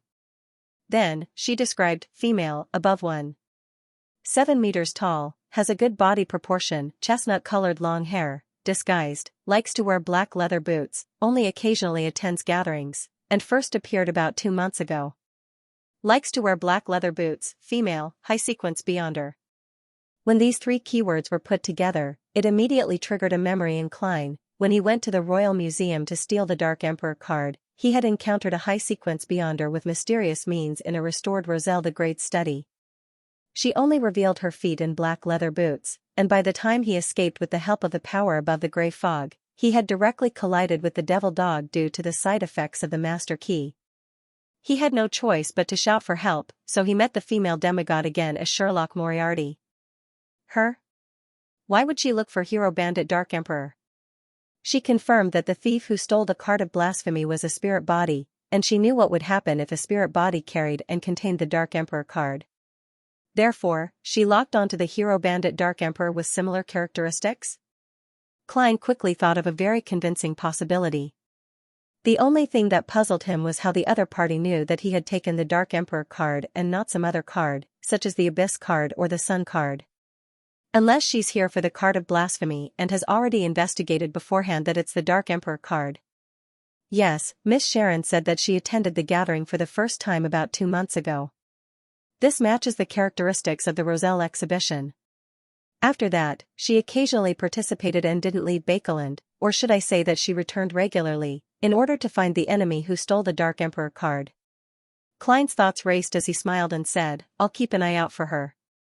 I'll keep an eye out for her. Hopefully, we'll find something. There won't be anything in this lifetime." He added inwardly without hesitation. Sharon nodded almost imperceptibly and didn't say anything else related to the human-skinned shadow. Clearly, she only had 2 clues, but this was much better than the circle of vampire Emlyn White and Eye of Wisdom Ikinger Stanton. Klein slowly exhaled and hid the disappointment in his heart. He then asked in a concerned manner, "What's the matter?" He asked in a casual manner, "You and Merrick aren't plagued by the curse anymore, right?" "There's only one scarlet lunar corona," Sharon replied calmly. Those who wore the scarlet lunar corona could be immune to the influence of the full moon. It was an item that mutants dreamed of. In other words, one is fine, and the other is fine. When affected by the full moon, Merrick will nearly go crazy, while Miss Sharon will lose her powers. From the looks of it, it's Merrick who's using it. Klein thoughtfully changed the topic. "Have you found a way to remove the mental corruption of the Rampager and the Beyonder characteristic left behind by Ray Steve?" He had only asked casually, not harboring much hope. In his heart, he believed that Sun's side was more confident. No. Sharon seemed to be talking about someone else's business. Maybe I'll sell this method to you in the future. I hope you've already saved up the gold pounds. Klein hummed and suddenly didn't know what to talk about. He paused for a few seconds before asking, "Where is White Cliff Town?" "The outskirts of Bakeland, south of the bridge," Sharon replied succinctly. She looked into Klein's eyes again. "Nothing else?" "No." Klein first shook his head, then asked, "Can I tell others about the mausoleum?" "Sure." Sharon, who was wearing a long black dress and a small bonnet, quickly faded and disappeared into the carriage. 8 o'clock in the evening, Harvest Church. Klein, who had changed back into his normal attire, quietly surveyed the area by pressing down on the edge of his top hat. Then, he walked into the hall and walked towards Emlyn White, who was in front of 3 rows of candles on the right. At the vampire's feet was a black suitcase, and its surface seemed to be covered with a wall of spirituality. Upon sensing Sherlock Moriarty enter, Emlyn was first delighted before he revealed a wary expression. He bent down to pick up the suitcase and took a few steps back diagonally, getting closer to Father Yutravsky, who was focused on praying. "He's afraid that I'll snatch the Beyonder ingredients by force." Klein stopped 3 meters away and smiled. "Let me first verify if they're the 2 ingredients I need." Emlyn White reached out to comb his hair, lifted the suitcase to his chest, and undid the hidden buckle. The wall of spirituality shattered, transforming into a gentle breeze that passed through the prayer hall. Klein, who had long activated his spirit vision, immediately saw a strange and dazzling light. It was the spiritual luster of many Beyonder characteristics. There were 2 small boxes inside the suitcase. One was made of white tin with many patterns, simple and heavy. The other was a pure paper box. Emlyn held the black suitcase in one hand and opened the silver but slightly dim tin box. The item inside was like a walnut with its outer shell peeled off. It was yellowish-brown in color, with bumps and depressions that resembled the lines of a brain. As the candlelight flickered, it constantly changed its appearance. At times, it was grayish-white with wrinkles growing on it. At other times, it was dark brown and extremely smooth. At other times, the 2 colors intersected, outlining a featureless face. Upon seeing it, Klein felt that the potion's power, which had been completely digested and fused into his body, was somewhat abnormal, as though a magnet had encountered a magnetic pull. He controlled his body with the powers of a clown and suppressed the feeling of attraction. He already knew that it was the mutated pituitary gland of a 1,000-faced hunter. From the looks of it, what Roselle the Great guessed in his diary is indeed possible. High-sequence Beyonders of the same pathway will intermittently and unconsciously attract low- and mid-sequence Beyonders to their vicinity, and there's a tendency for them to gather together. Although the 1,000-faced hunter's mutated pituitary gland is still far from a high-sequence Beyonder, so it doesn't have such a magical attraction, it already has enough Beyonder characteristics. In addition, I've also digested the Sequence 7 potion. When the 2 are close enough, similar signs appear. I didn't notice it in the past. Firstly, the corresponding Beyonder ingredients are of low grade. Secondly, my strength is lacking, and my sequence isn't high enough. Right, every time I finish digesting the potion, an illusory starry sky seems to appear around me. There are many resplendent lights in it, and they pull each other in an attempt to approach each other. This might be the scene of the law of convergence of Beyonder characteristics of the same pathway. Furthermore, the greater the mass, the stronger the gravitational pull. Then, will the Beyonder characteristics of similar pathways conform to this law? Without changing his expression, Klein recalled the records in Roselle's diary, and combined it with his experience of digesting the potion 3 times, he roughly confirmed the existence of a certain law. Emlyn White glanced at him warily, quickly closed the tin box, and opened the paper box beside it. The inside of the paper box was padded with cotton, and in the middle was a glass bottle that could hold 200 milliliters of liquid. Half of it was empty, and the rest was filled with a sticky liquid that changed its color according to the light. "Are there any more questions?" Emlyn closed the paper box. "Let me confirm it again." Klein took out a gold coin and let it spin between his fingers as though it had a life of its own. Clang, the gold coin bounced up and landed in Klein's palm. This time, the portrait was facing up, indicating that it was a confirmation. Klein nodded slightly and took out stacks of notes from different pockets in his clothes. There were 10-pound notes, 5-pound notes, and 1-pound notes. £1,450. Klein piled the cash high and placed it on the table and chair beside him. Take a few steps back. No, 5 steps. Emlyn shouted cautiously. Klein smiled as he raised his hands and took 5 steps back. Emlyn carefully approached and checked if there was any white paper in the pile of cash. After doing a quick count, he threw the suitcase in his hand at his transaction partner. Klein jumped in fright, but he was agile and accurately caught the suitcase.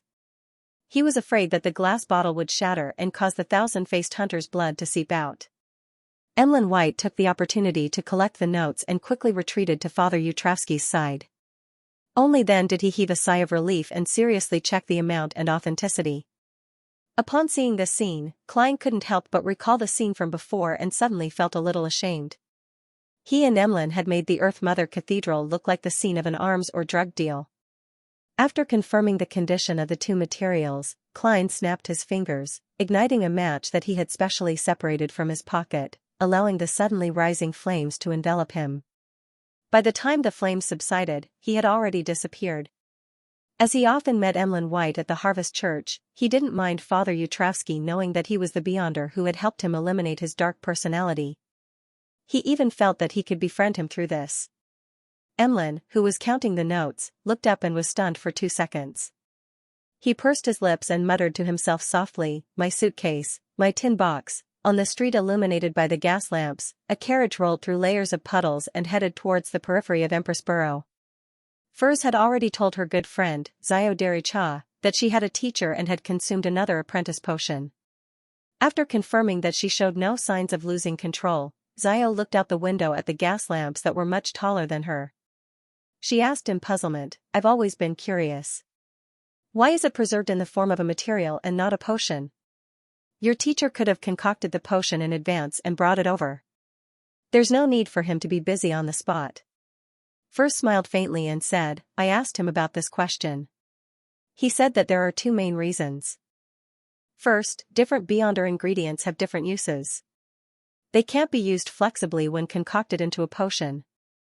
Second, the Beyonder characteristic can be preserved when it solidifies, but it can't be used after it becomes a potion unless there's a special isolation technique." "Why?" Xiao asked in surprise. "This isn't an ordinary potion or Beyonder weapon. Its spirituality will constantly dissipate and weaken." Furs wasn't in the mood to laugh, but she had no choice but to maintain her smile. "It's not a problem of the characteristic losing, but that once a Beyonder ingredient becomes a potion, not only can humans absorb it, but other creatures and even inanimate materials can as well. It's just that it's a lot slower. For example, I can use a glass bottle to store the potion. It doesn't seem like a problem, but perhaps in a few days, the glass bottle will completely drink the potion, turning it into a special mystical item. It might even give it a certain level of intelligence. Of course, my teacher said that such a situation has huge side effects. The 7 churches and certain secret factions have special isolation techniques, but it's rather troublesome. They won't use it on low or mid-sequence potions." "How magical." Xiao sighed from the bottom of her heart. She glanced outside again and said in a low voice, "Don't worry. We're almost there." She and Furs were here to participate in the Beyonder gathering that Mr. A had convened. Furs smiled as though her heart was being cut by a knife. "I hope there's a Spirit Eater's stomach pouch." Her teacher, Dorian Gray, had taught her the acting method before he left. She had also given her a Trickmaster potion formula and gotten her to try to find the Beyonder ingredients herself. If she hadn't gathered them by the time the apprentice potion was digested, she was to write to him for help. This made Furs fall into a state of confusion. Why did I spend so much money on Trickmaster's formula and acting method? Up to now, Tarot's greatest and most irreplaceable use for me is the things that Mr. the Hanging Man and Miss Justice taught me to take note of, as well as Mr. Fool's interference with divination. Otherwise, teacher would have long discovered the problem, and I wouldn't have been able to become his student. Sigh, I'll just treat it as the price for the full moon curse being neutralized. As her thoughts raced, Furs suddenly noticed that the house where Mr. A was holding the gathering had clearly collapsed. There were even charred marks in many places. There was an intense battle here. Who was dealing with Mr. A? An official organization? Furs immediately gave Zio a hint and instructed the carriage driver outside, "Not here. Not here. 2 streets ahead. The Aurora Order's stronghold has been discovered. The terrorist organization has suffered a heavy blow." The next morning, Klein saw the news the moment he flipped open the newspaper.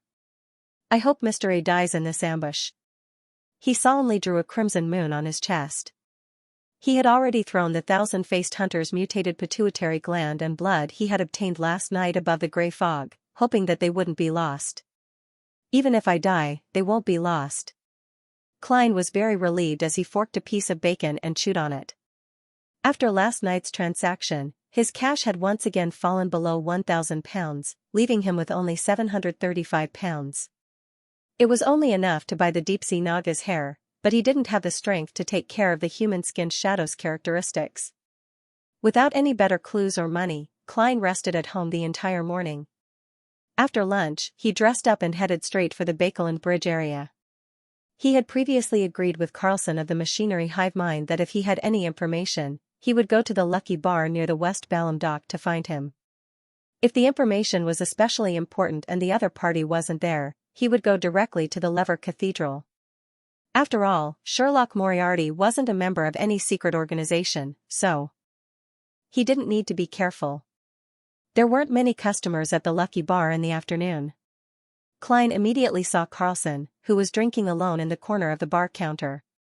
He walked over, knocked on the table, and reported in a suppressed voice. "Many people in East Borough are spreading the faith of the primordial creator." Carlson drank the wine brewed from pure malt and replied noncommittally, "Got it. Got it."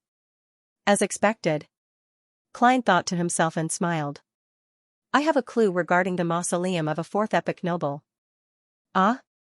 Carlson paused in the act of raising his glass and turned his head to look at Klein in surprise. He subconsciously nudged his thick glasses. However, he realized that Detective Sherlock Moriarty didn't describe what happened next. Instead, he looked at the bartender a few steps away and smiled leisurely. Carlson finally snapped out of his daze when he saw the frothy Southville beer being placed in front of Sherlock Moriarty. After the bartender left, he suppressed his voice and asked, "What do you want? What do you want?" Klein raised his glass and took a sip. He took a few seconds to savor the aroma of malt and a faint aftertaste after the bitterness. "Cheers." He turned to look at Carlson and raised his glass with a smile. Carlson didn't hesitate to shake his head and reject his invitation. He mumbled, "You're drinking beer, and I'm drinking strong distilled spirits. It's not suitable for a toast." Klein was only putting on an act. He took another sip of Southville beer, looked ahead, and chuckled. He chuckled and said, "What I want is very simple. I don't know what's inside the tomb, so I can only give a vague description. I hope to choose one of the items you obtained from exploring the tomb. I'm not greedy, and it won't involve high-level items. Even if there were, I wouldn't dare ask for it. If you don't find anything, or if there's only high-level items inside, then I don't want anything. Of course, I believe that if the latter happens, you will definitely not be stingy with giving me a sum of cash that matches my contribution." After learning about the Amon family's tomb from Miss Sharon yesterday, he had a rough plan. The first plan was to blow the copper whistle and contact Mr. Aztec to join forces with him to explore the tomb. However, there were many potential problems with this plan. First, Klein didn't know how much strength Aztec, who was still searching for his memories, had recovered. Second, Aztec was being pursued by MI9. Rashly contacting him could easily bring trouble to Aztec and himself. Third, there was a high chance that Klein would once again enter the sites of sealed artifact 0-08. Of course, he had considered the possibility of using the gray fog to complete the communication and exploration, but blowing the copper whistle above the gray fog wouldn't summon a messenger. This was a dead end to any subsequent plans. More importantly, Klein didn't dare or want to expose the secret above the gray fog to Aztec Eggers, whose identity was unknown. Therefore, he finally chose the second plan, which was to use the identity of an informant to hand over the information to the machinery hive mind and ask for the corresponding, reasonable remuneration. In terms of the number of high-sequence Beyonders, was there any faction that had more high-sequence Beyonders than the 7 churches? According to what Klein knew, there were nearly 10 high-sequence Beyonders in the Church of the Evernight Goddess. In other words, nearly half of the 13 archbishops and 9 high-ranking deacons had reached or exceeded sequence 4. This didn't even include the blessed of the goddess, the pope who ruled over the church. Even if the Church of the God of Steam and Machinery was inferior in this aspect, it wouldn't be too far off. Their archbishop of the Baekeland diocese, Horamic Haydn, was a high-sequence Beyonder. And this kind of Orthodox church, which had a rich foundation, wouldn't place a lot of importance on mid-sequence items. Klein believed that he had a chance of negotiating a reasonable price. To put it simply, the core elements of the second plan were, if there's trouble, look for the organization. After hearing Klein's offer, Carlson was stunned for a second and blurted out, "Aren't you a believer of God?" "The one living in my heart has always been the goddess." Klein drew a triangular sacred emblem on his chest. "It's precisely because I believe in God that I'm telling you this news instead of revealing it to the Nighthawks through Mr. Stanton. God said that those who are willing to be strong should be allowed to be strong. Only by becoming stronger and having more money can I come into contact with more channels and grasp more resources, thereby providing you with better and more effective intelligence." In order to convince the machinery hive mind, he had specially flipped through the Steam and Machinery Holy Bible that he had previously bought as a facade. He found a few deity quotations that met his requirements and carefully memorized them. Carlson was momentarily at a loss for a retort. He stood there in a daze, forgetting to drink. When Klein saw this, he hurriedly added, "That's right. Also, this will help you build a harmonious and efficient new era informant relationship. As long as you spread the word that I've received for this and that you've kept your promise without going back on your word, I believe that the other informants will be deeply moved and motivated to do their best to gather useful information for you. Of course, I hope to use my alias during the publicity." Carlson's face froze when he heard that. He picked up his glass and gulped down a mouthful, nearly choking. "Ahem, Sherlock, the real you is completely different from the impression I had of you." He sighed. In his memory, Detective Sherlock Moriarty was good at analysis and reasoning. He was extremely calm and polite, and he provided very effective advice with a sense of justice. He was an outstanding believer of God. And now, the other party. Klein drank a mouthful of beer and chuckled. Everyone has different sides. It's easy to make mistakes by using a single side to replace the whole. This is a problem that you have to pay attention to when reasoning. Carlson calmed down for a moment and stood up. "I don't have the authority to agree to such a request. I'll report it immediately.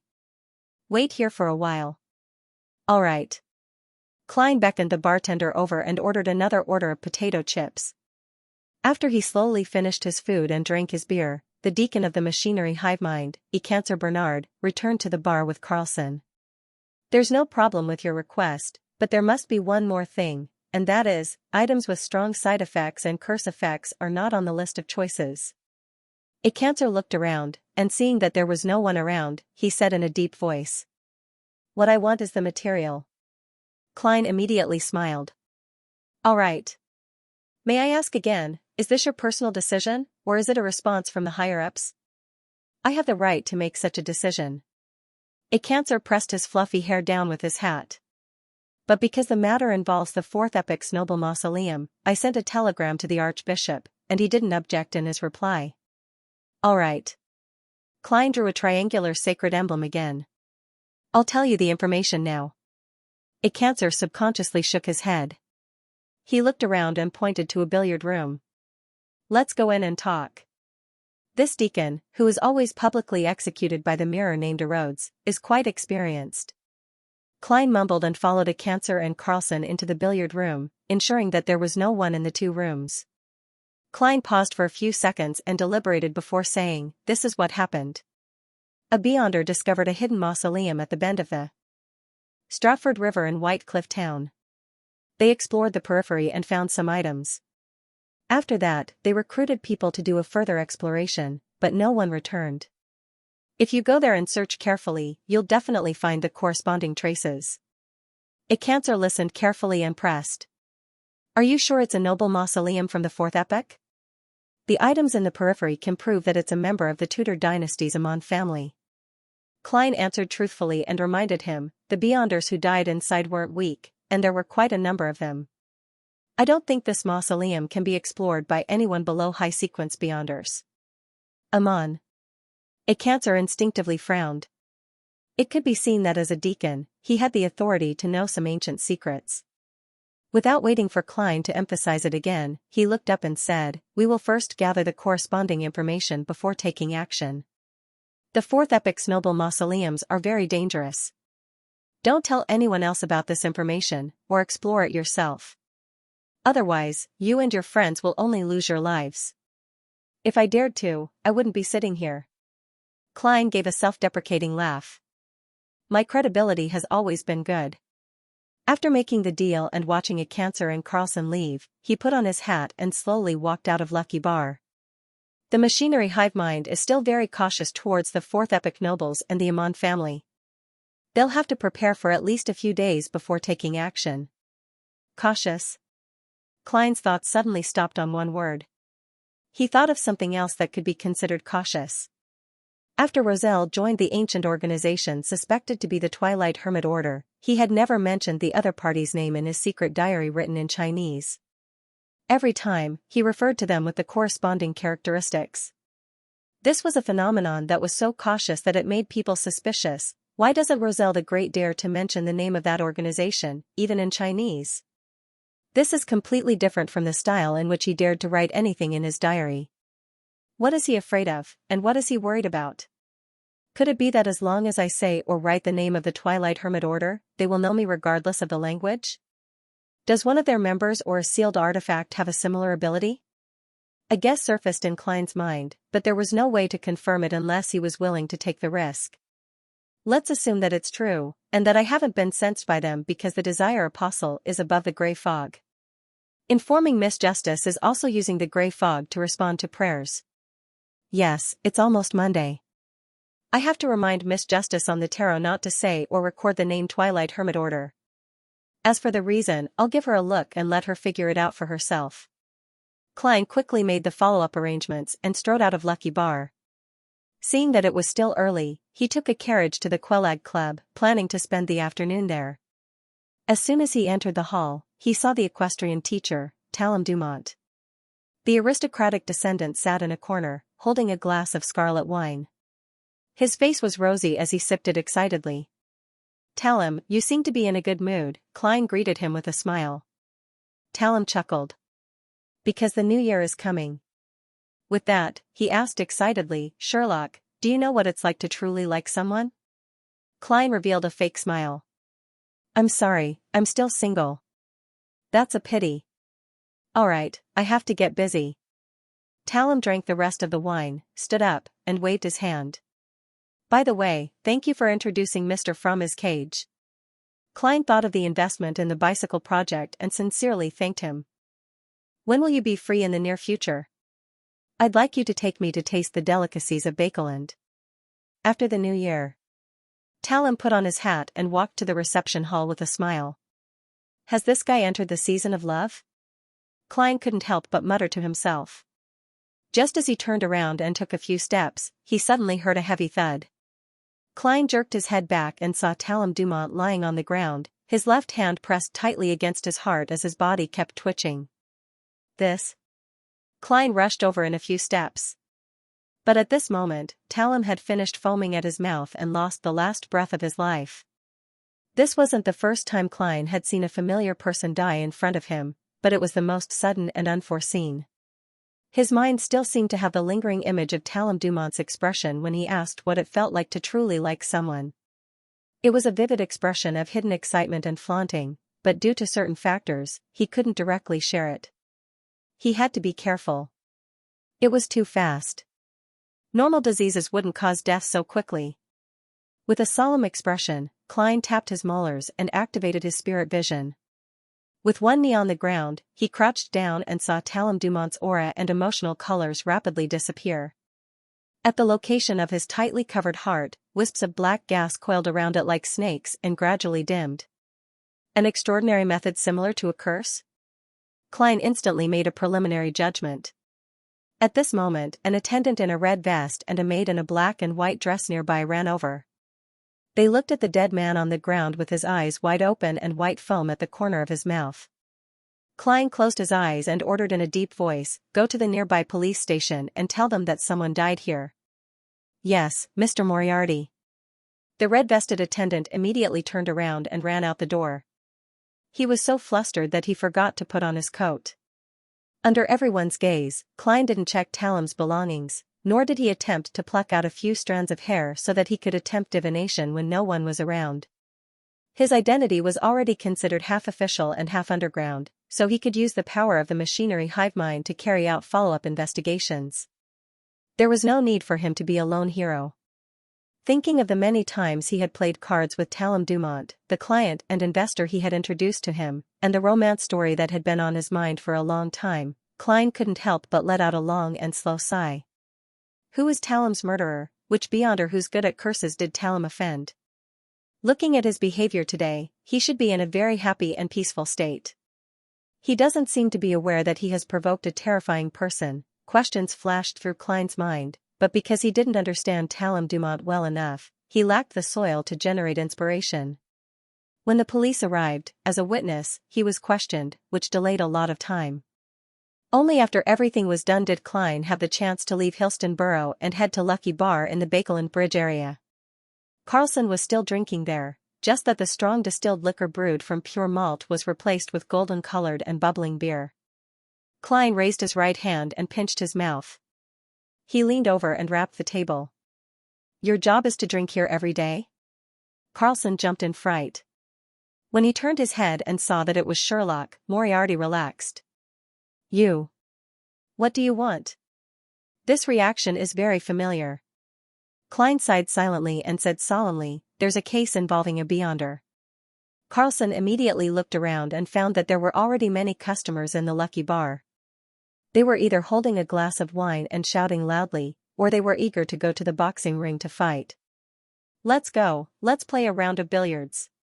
Carlson pushed up his thick glasses and took his beer to an empty billiards room. Klein followed closely behind and skillfully closed the door. "You seem to be a good drinker," he said casually. "No, I'm just a slow drinker." Carlson put down his glass and picked up his cue stick. Then, he added for some baffling reason. "Besides, I've been wanting to be alone recently." "I don't care about that." Klein pursed his lips and said, "I encountered a death at the Quelag Club in Helstonborough." "I encountered a death at the Quelag Club in Helstonborough.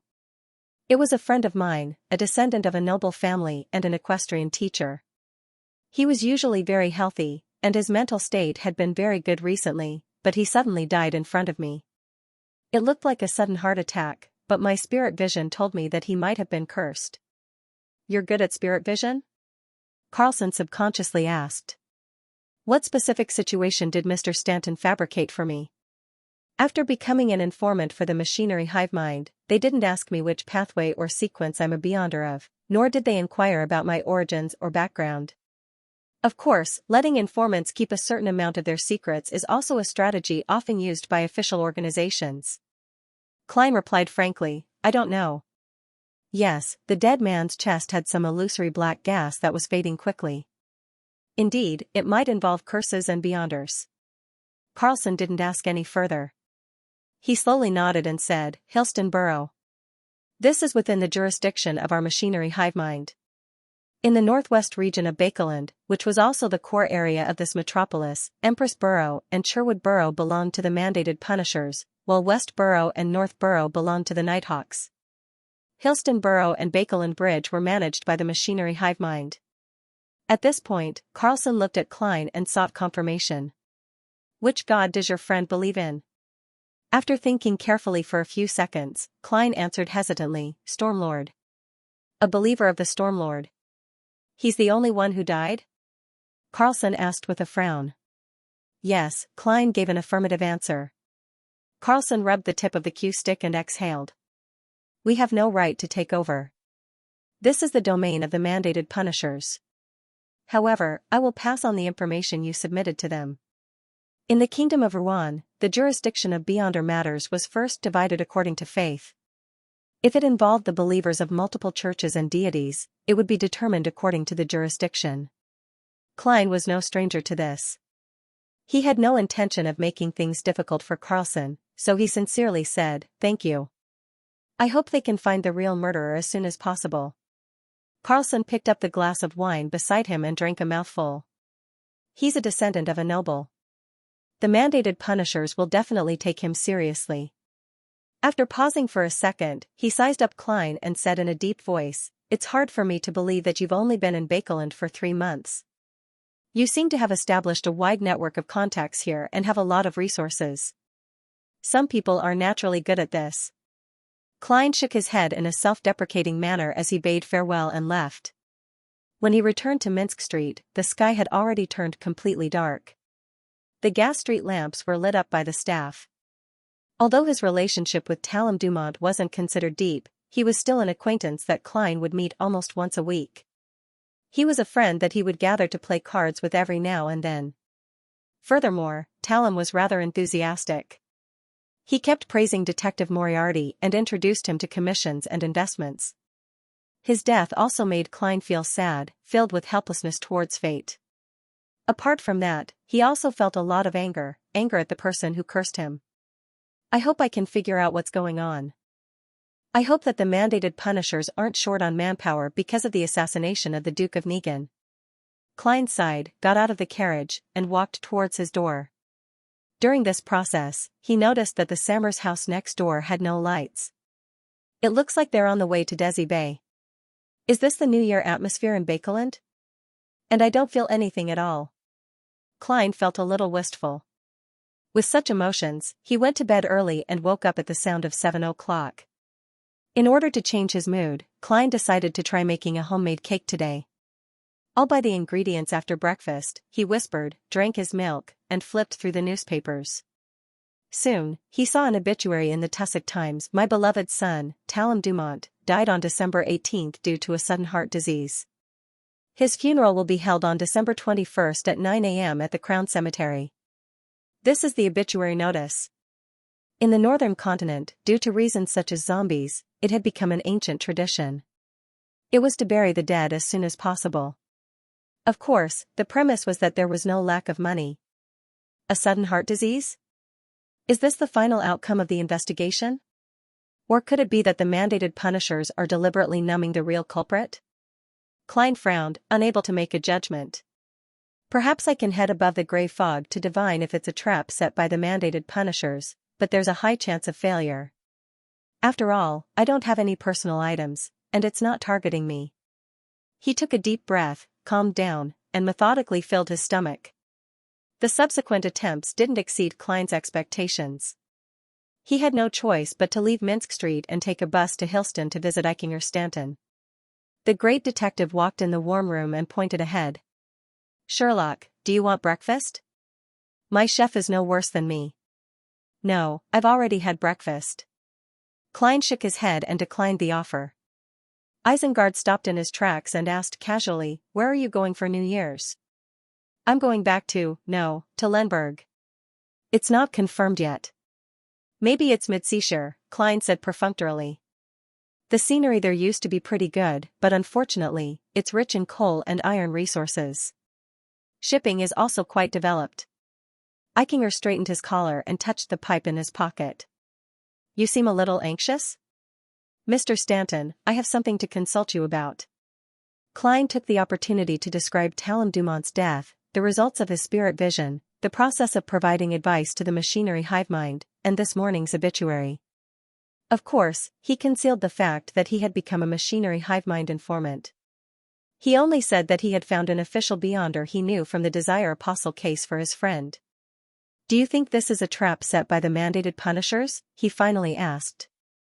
Eichinger held his pipe and muttered, "I've always been trying my best to avoid the mandated punishers. I've always been trying my best to avoid the mandated punishers, but I don't know enough about the corresponding situation. I'll get someone to ask around. If there's any news, I'll write to you." "All right, thank you." Klein bowed sincerely. In the evening, he received a letter specially sent by Isengard. There was only one sentence in the letter. The scene in front of him reminded Klein of the romance story that Talem Dumont had told him. His noble friend had fallen in love with a commoner woman and refused to marry anyone but her. This was something that was absolutely not allowed in the upper circles of the nobles. Talim was very vexed by this and almost hired someone to kill him, but in the end, he convinced the woman to leave his friend on her own accord. Could the protagonist of this story be Edisac Augustus? All aspects of the situation match. As a prince, marrying a commoner is an act of treason in this era. Since the founding of Rouen, the spouse of a direct member of the Augustus family can only be a noble woman. From what I heard just now, Edisac has found that commoner woman again? Furthermore, he's even grounded her as punishment? True love. In just an instant, the story of a tyrannical prince and a pitiful little white flower took shape in Klein's mind. He emptied his gaze and admired the midwinter scenery in front of him. This isn't what it really looks like now. When spring comes and the green grass sprouts, you'll see a golf course of the highest standards. Prince Edisac dismissed the maid, raised his whip, and pointed around. Golf? As Klein asked, he had already figured out the answer. Prince Edisac motioned for the guards and attendants to stay away, leaving only the old butler and Klein by his side. As he strolled across the barren plains, he chuckled. Yes, golf. This is a sport that truly belongs to the nobles.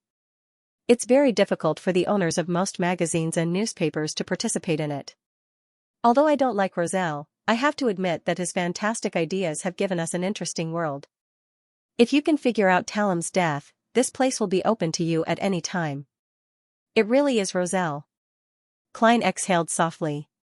Seeing that he didn't respond, Prince Edisac continued to sigh.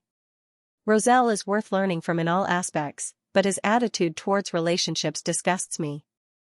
Of course, this is the common style and style of most nobles with Intis.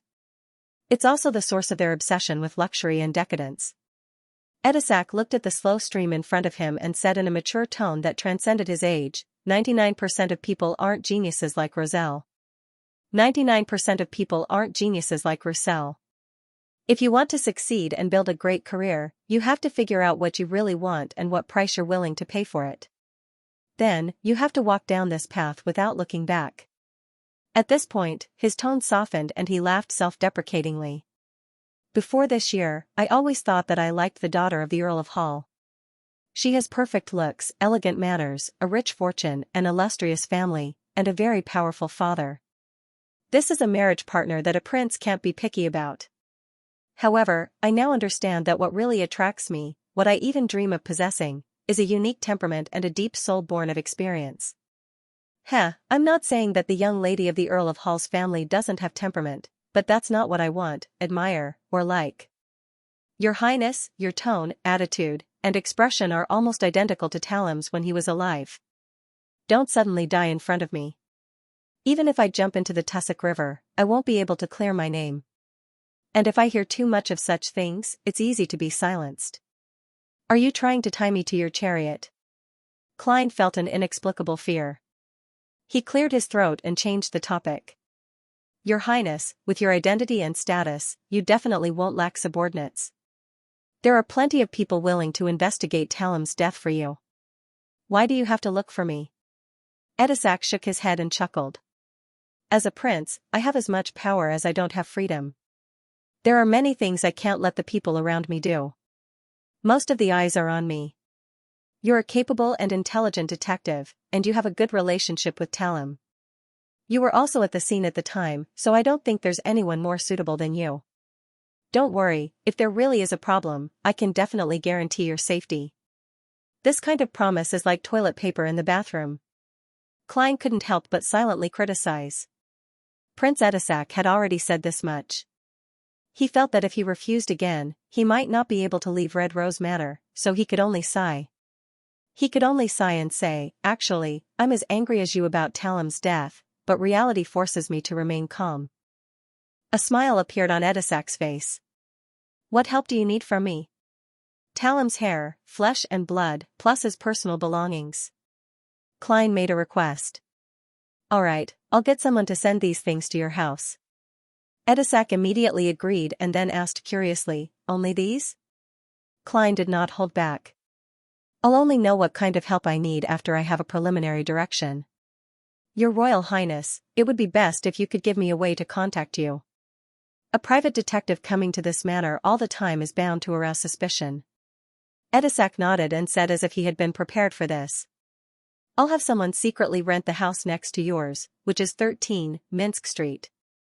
When you need to contact them, write a letter to visit your new neighbor and put it in the mailbox. As for the reward, you should know that I'm not a stingy person.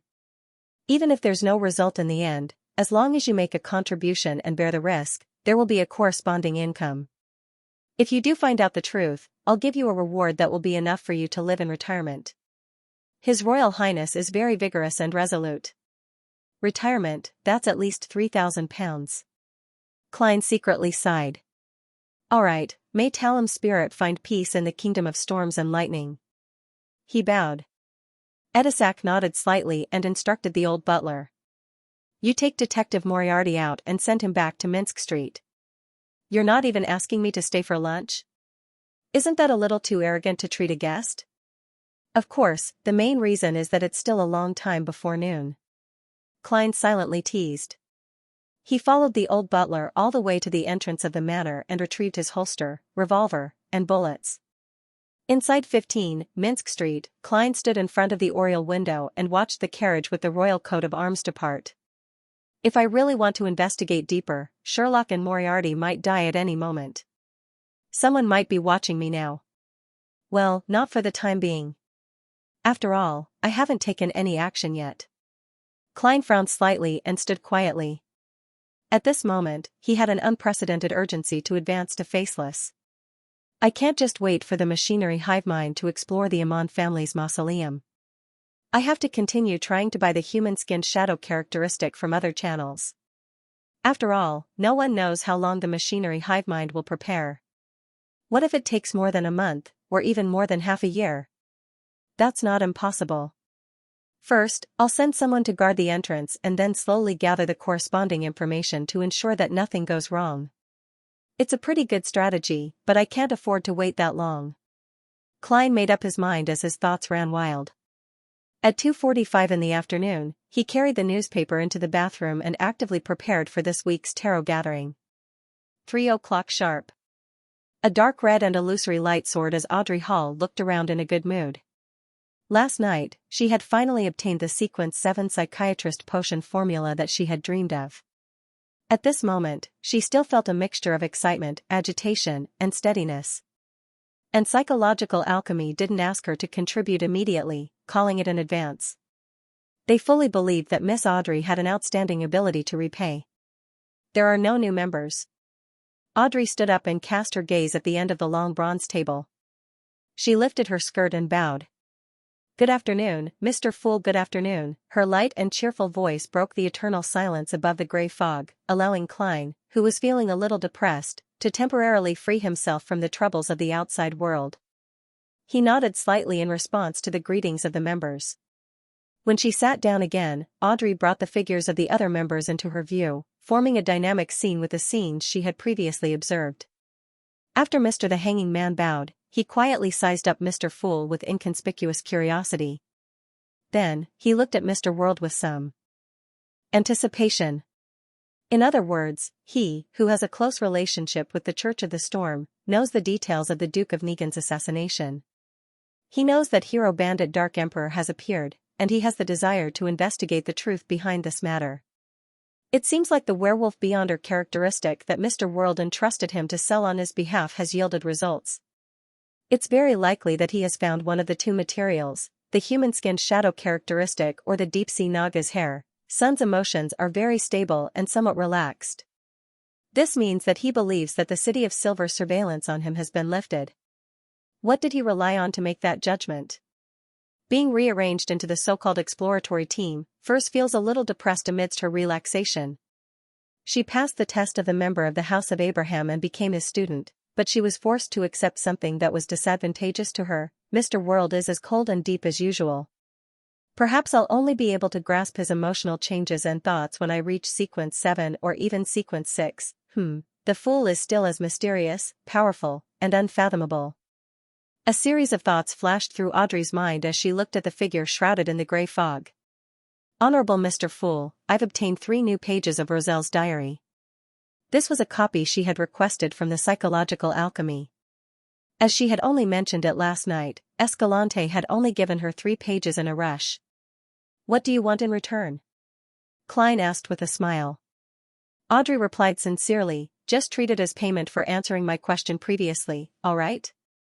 When she said this, she felt an inexplicable sense of flaunting. When she said this, she inexplicably felt like showing off. "Mr. the Hanging Man, none of you know of the existence of the Twilight Hermit Order. Phew, I'm really envious. I wonder what difficult question Miss Justice has asked him in private. I'll write to teacher when I get back and ask if he has Roselle's diary. No, I have to tell others that it's his notebook." Magician's Furs immediately felt a desire and motivation. Under the Hanging Man's suspicious gaze, Klein nodded nonchalantly. "Sure." Audrey quickly conjured 3 yellowish-brown diary pages and passed them to Mr. Fool. Klein took a look and saw that the first page wrote, just as Klein picked up the diary, Audrey added, "Mr. Fool, there are still 10 pages of the diary that will be given to you in the future. This is the payment for your previous protection." She repeated the promise she had made in private to prevent Mr. Fool from thinking that she had forgotten about it.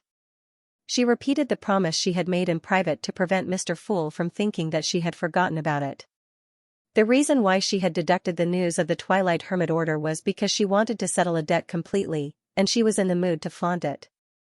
Payment for providing protection. Magician's Furs ruminated over the words and suddenly realized that she had missed out on a very important problem. Regarding the House of Abraham, Mr. Fool had sent an angel to help me interfere with divination. I should also pay the corresponding payment. Oh no, I didn't think of this before. I thought it would be like any other ritual, that it would be over once it ended. Furs was momentarily horrified. In normal ritualistic magic, when praying for the help of a deity or corresponding existence, sacrifices would be offered in advance. They would burn essential oils and herbal essences that pleased the target, which was equivalent to paying in advance. However, in rituals related to the Fool, many steps could be omitted, and the price could only be paid after the event was over. There was even no need to pay at all. This made Furs, who was used to the former, subconsciously thank him. She hurriedly looked at the end of the long bronze table and sincerely said, "Honorable Mr. Fool, your interference with divination has greatly helped me. Honorable Mr. Fool, your interference with divination has greatly helped me.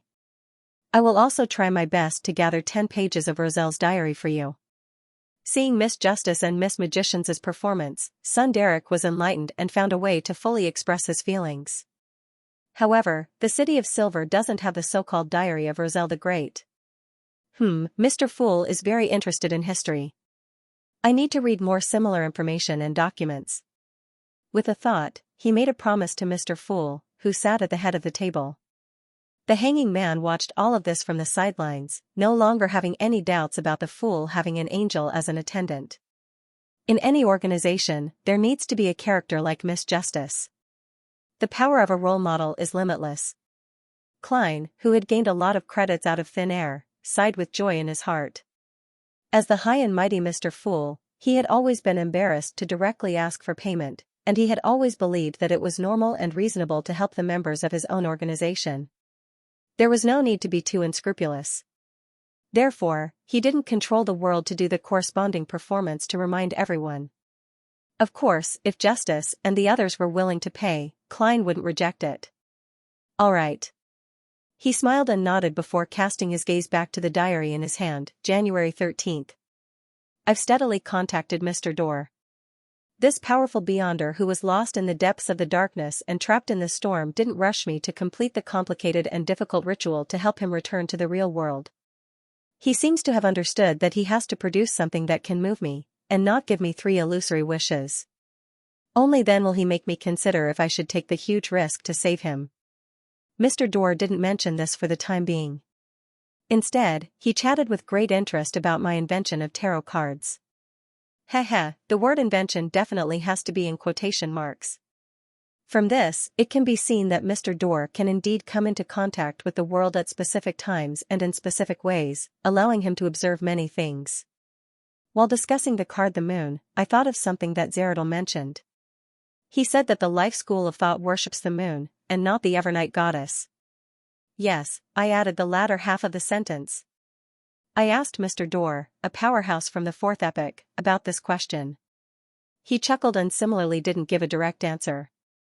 But compared to the secretive seer who made me want to beat him up, he was a lot more frank. He told me that if he were to choose a card to represent the Evernight goddess, he wouldn't choose the moon card. His choice was the star card. That's interesting. I pressed on. Who's the true owner of the moon card? His answer became more and more teasing. He said with a smile that the moon card currently doesn't have an owner. If I didn't understand wrongly, he meant that the top of the moon pathway is empty. The position of sequence 0 is empty. That's not right. Isn't there a primordial moon?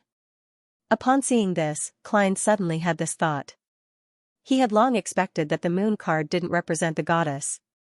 Be it the life school of thought's beliefs, the attitude of the vampires, or the records in the Book of Secrets, they all vaguely pointed out a problem. Evernight wasn't equivalent to the moon. In comparison, vampire ancestor Lilith and the primordial moon were more likely to be sequence 0 of this pathway. According to the history lessons in the City of Silver, Lilith might have perished in the dark second epoch, but the primordial moon was an existence that people still believed in and responded to. Of course, those who prayed to it wouldn't end up well. Why did Mr. Dorr say that the moon currently didn't have an owner? From the Book of Secrets, I can tell that in the fourth epoch, the primordial moon has always existed. Klein nearly frowned. Soon, he had 3 general guesses. First, Mr. Dorr didn't know enough and didn't know of the hidden primordial moon, but the possibility was very low. Second, the so-called primordial moon was actually a disguise of a particular deity. In essence, it didn't occupy the sequence 0 position of the moon pathway. Third, it was a sequence 1 of the moon pathway or a corresponding sealed artifact in disguise. There's another possibility. The uniqueness of the moon pathway will automatically respond, Klein muttered to himself. In the sequence 0 potion formula described by the Dark Emperor card, the most important beyonder ingredient wasn't all the characteristics of a sequence 1, but something named uniqueness. Different pathways had different uniquenesses. There is only one true God, apart from the first guess, the other possibilities aren't small. Which beyonder pathway is the moon pathway? Klein flipped to the second page of the diary and was lucky to discover that it was connected to the previous page. I continued asking, but Mr. Dorr refused to say anything more. He wants to whet my appetite so that I can save him? No way. I hid my curiosity and teased Mr. Dorr for his lack of respect for a true God. He leisurely answered me that this was the attitude of the nobles of the fourth epoch towards deities. This fellow is too pretentious. However, I'm indeed very interested in the nobles of the fourth epoch, so I continued asking. Mr. Dorr told me that in the Tudor dynasty, there are 5 great nobles: Abraham, Antigonus, Ammon, Tamara, and Jacob. Each of these families can be called an angel family, and they possess extremely terrifying strength. Just the name angel family alone can explain many things. It really makes one yearn for it. Mr. Dorr said that the angel family of the fourth epoch wasn't limited to these 5. There were also the Zeradal and Zoroast families that had always been loyal to the Solomon Empire, the Tuluan-Sostal dynasties Augustus, Sauron, Einhorn, and Castilla families, the Andalurad and Beria families that operated in secret, as well as the Demonis family that was one step above the angel family that originated from a true god. So the final winner of the fourth epoch was the Tuluan-Sostal dynasty, but where did their royal family go? The 4 angel families, Augustus and Sauron, split up the northern continent. Just as Mr. Dorr said previously, the number of top powerhouses in the fourth epoch far exceeds my imagination. However, most of them have already been buried in the dust of history. Even the Sauron family has declined and was overthrown by me. In another 1,000 or 2,000 years, perhaps the Augustus family and the other families will no longer exist. Only those true gods will appear to forever illuminate the real world. Although there were deities that perished in the fourth epoch, it should only be an extremely small number. This reminds me of a line I memorized from reading online novels in the past. If you don't become a true god, you will eventually be reduced to ashes. The time for communication is over. Mr. Dorr has gone offline. He's really like a prisoner who has a fixed time for release, and he does know enough. When he mentioned the Zeradal family, there was a hint of contempt in his tone. Perhaps I have to maintain my relationship with Mr. Dorr and leave a path of retreat aside from the Church of Steam, Zeradal, and that secret and ancient organization. A crafty rabbit has more than 3 burrows. During Roselle the Great's final struggle, he only thought of the organization suspected to be the Twilight Hermit Order, but he didn't mention Mr. Dorr at all. Something seems to have happened in between. So the ancestors of the Rouen royal family, the Augustus family, were so rich that they were actually an angel family. However, why did the royal family of the Toluan-Sostal dynasty, which they were loyal to, disappear just like that? Klein immediately thought of a few things as he increasingly wanted to peel away the fog that shrouded the history of the fourth epoch to see its true form.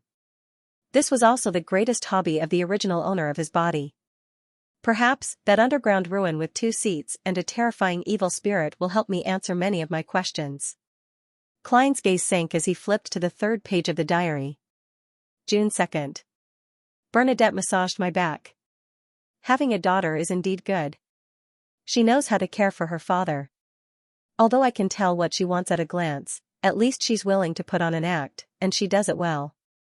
I asked her which Beyonder pathway she wants to take. She said that she hasn't decided, but she likes the maxim of do whatever you want, but do no harm. June 3rd. I met Florent again. He's very different from before, as though he's a completely different person. No, he still has his original memories and some of his unique traits. This is enough to prove that he's Florent himself. What exactly did he experience to have such a huge change? Perhaps I can use a metaphor to describe it more accurately. Some monsters are physically stitched together, while he's mentally stitched together. June 5th. I obtained an ancient manual. It actually mentioned the name of the primordial demoness, not an honorific name. It's called Cheek. That's a male name. Cheek? Could it be that the primordial demoness was also a man in the past? Klein nearly raised his hand to pinch his chin. He had once guessed that it was the existence of the evil god, the primordial demoness, that caused the assassin pathway to mutate into a female from sequence 7 and become fixed. To his surprise, Roselle's diary indicated that the primordial demoness might have also been a man in the beginning. This could explain 2 problems. First, the primordial demoness wasn't a natural deity. She had relied on a potion to reach sequence 0. Second, the pure inattribute transformation of this pathway was contained within the Beyonder characteristic. Roselle had once speculated about the truth of the law of Beyonder characteristics conservation. He suspected that all Beyonder characteristics originated from the original creator, so it wouldn't increase, and the total amount would be fixed. If it's true, does this mean that the creator of everything is inclusive of everything, including yin, yang, and neutral? And the demoness pathway is a representation of Purine? Of course, that ancient book might really be fake. There's a lot of information in today's Roselle diary. As these thoughts flashed through his mind, Klein made the diary disappear from his hand. You may begin. He smiled at Justice, Son, and Company. The hanging man Alger immediately looked at the world. Your werewolf Beyonder characteristic has been sold. An artisan paid £1,200 for it. According to the agreement, I'll receive £200. Also, I found clues to the deep-sea Naga's hair. 1 strand is £100, and you want a total of 5 strands. If you have no questions about this transaction, I'll complete it as soon as possible. The reason why Klein had promised a higher share of the werewolf Beyonder characteristic was because he knew that the amount of effort and risk the hanged man had put in for it far exceeded that of vampire Emlyn White.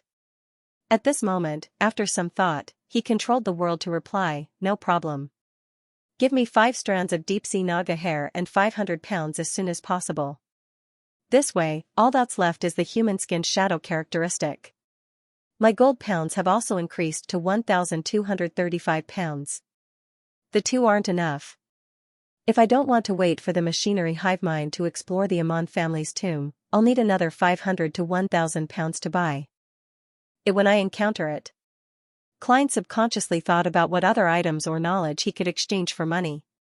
Of course, the premise was that the transaction target had the ability to pay.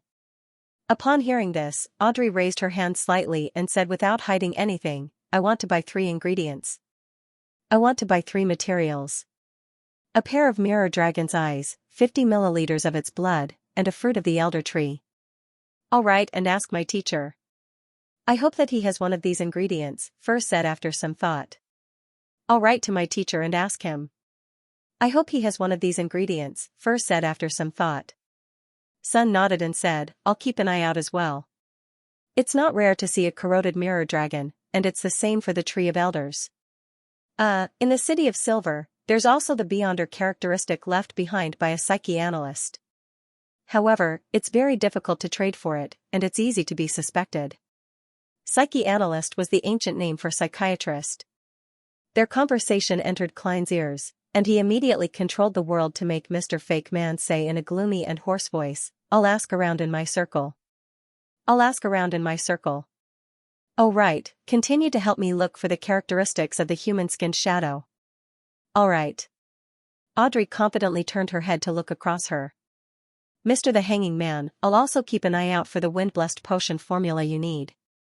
She had already joined psychological alchemy and had the support of a secret organization. There, many ingredients might no longer be lacking. As long as one paid the right price, they could be obtained. Magician's Furs repeated, all right, to ask my teacher.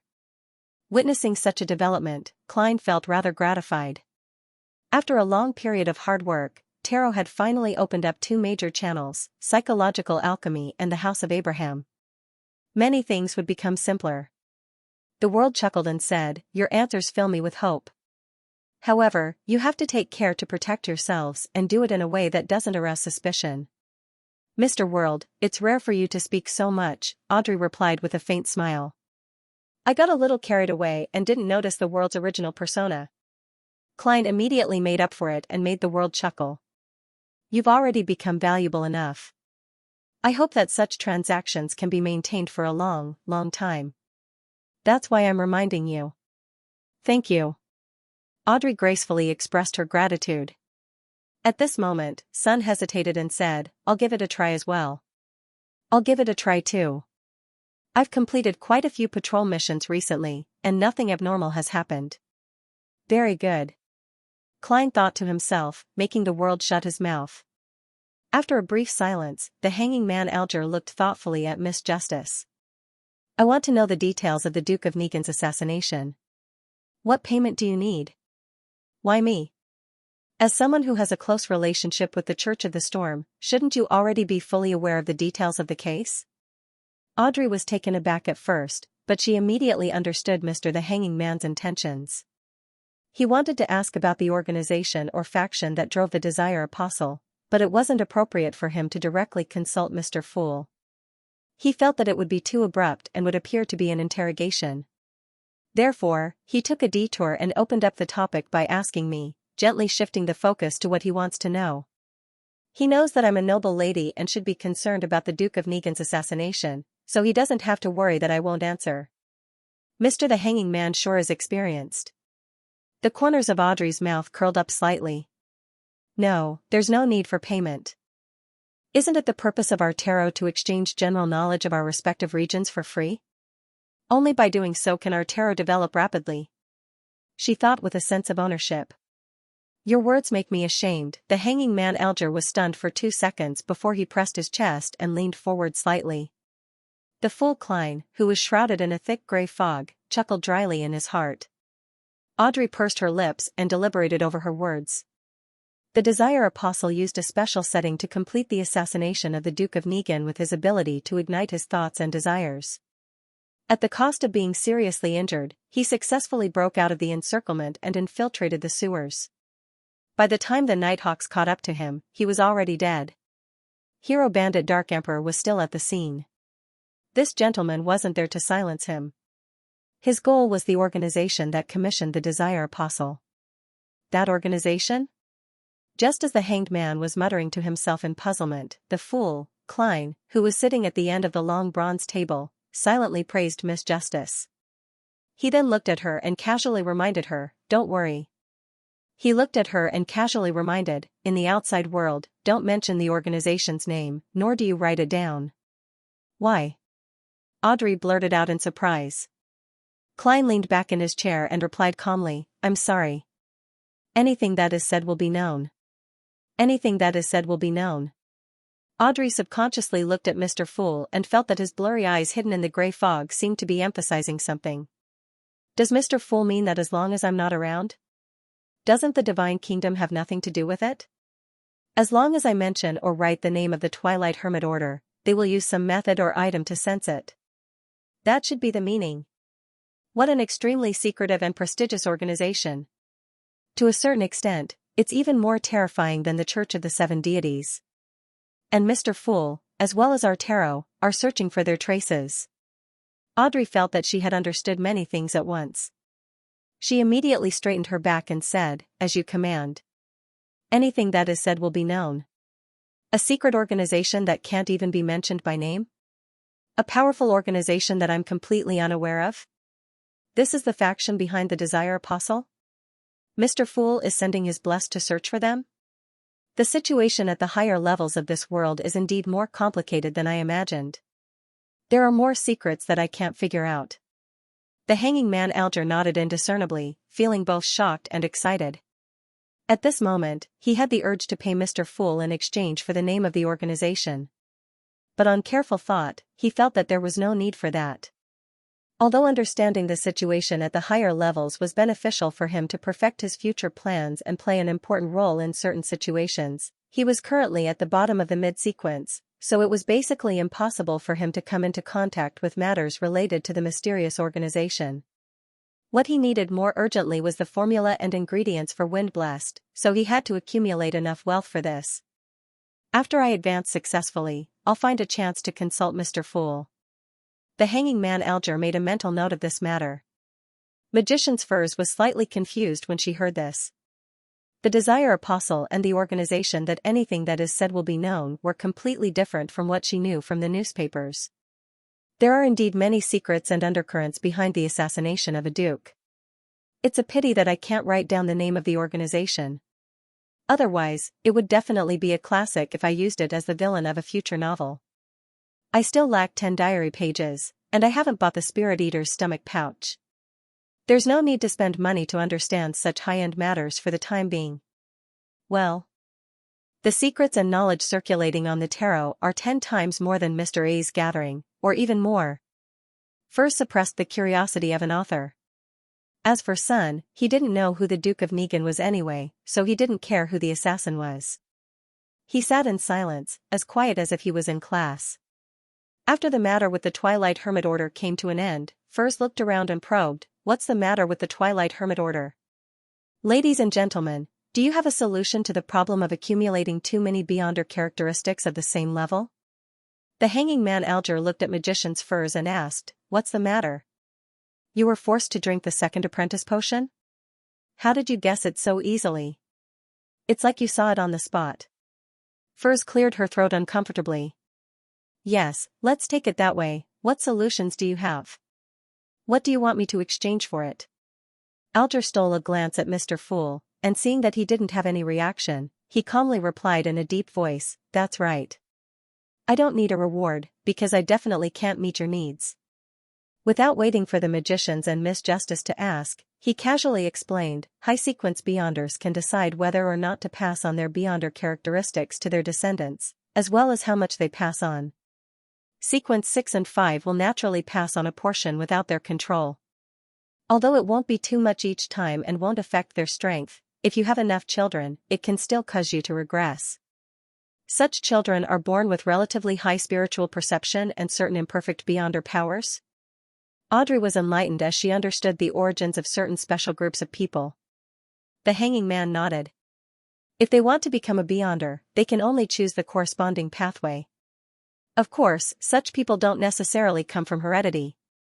They can also be blessed by deities or corrupted by evil spirits. There are many factors that can cause the same effect. Also, the children of high-sequence Beyonders might be born as Sequence 5. This is one of the few methods that can allow one to advance a level without losing control. So that's how it is. Audrey sighed with satisfaction. For her, learning more about the mysteries was more enjoyable than getting a nice dress or jewelry. Furs also came to a realization as she pressed, "That's right. What about Sequence 7, 8, and 9 Beyonders? In theory, their beyonder characteristics won't be passed down to their descendants, but that's not absolute. If there's an excess of beyonder characteristics, there's still a chance of it being passed down. That is to say, if you conceive and give birth to a child, you can effectively reduce the remaining potion in your body. No, one might not succeed, but 3 or 4 might give you a greater chance. 3, 4? Furs was dumbfounded. Klein had long learned of this common knowledge from Roselle's diary. At this moment, he couldn't help but think of a joke. Miss Magicians, in the future, you can tell your child that you were born because you drank the potion. Although Mr. the Hanging Man said that the burden would be reduced the moment you conceive, having a child will take about 10 months. No, that's not all. You can't just give birth and not care about it. With the acting method, even if it becomes difficult in the future, you can definitely digest it in 2 months. Perhaps it won't take that long. After all, it is only the starting sequence. Furs smiled. I understand.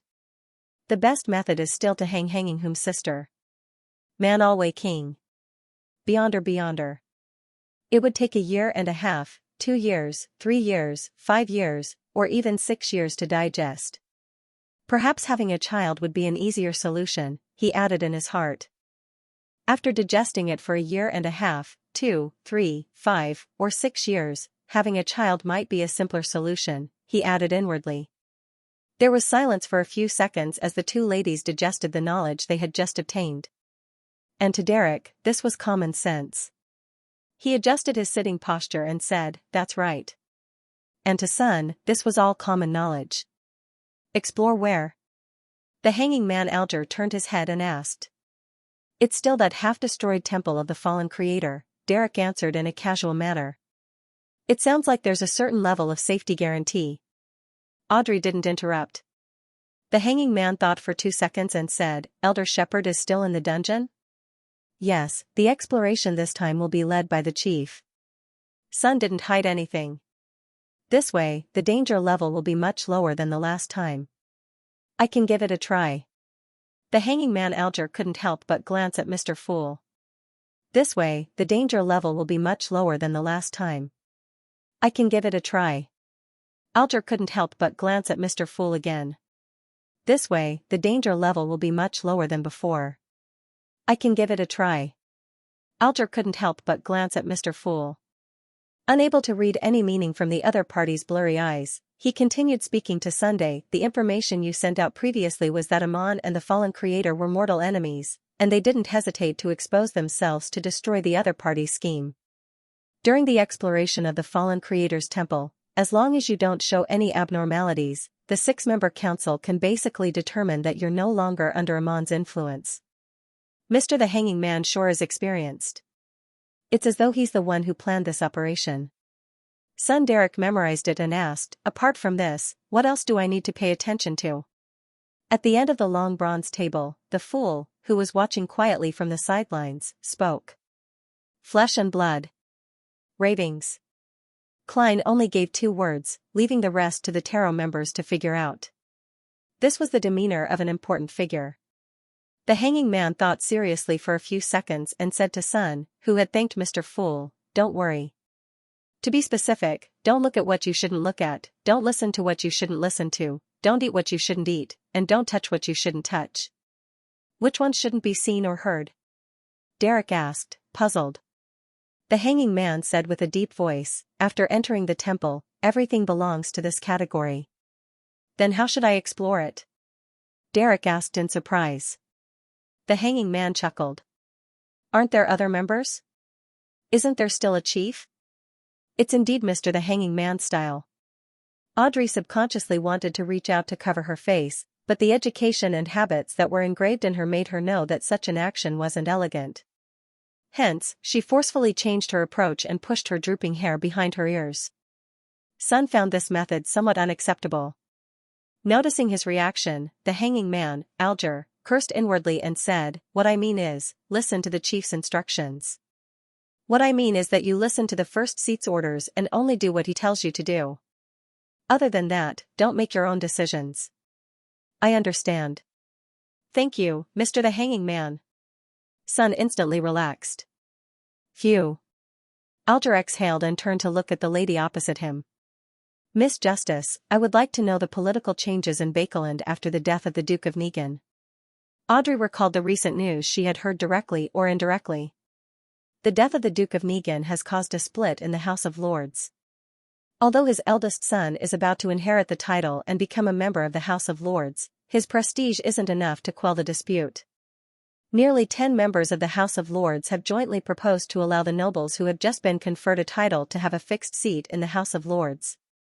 To put it simply, those who have made political donations, charitable donations, and purchased the corresponding land to be conferred as nobles can become members of the House of Lords.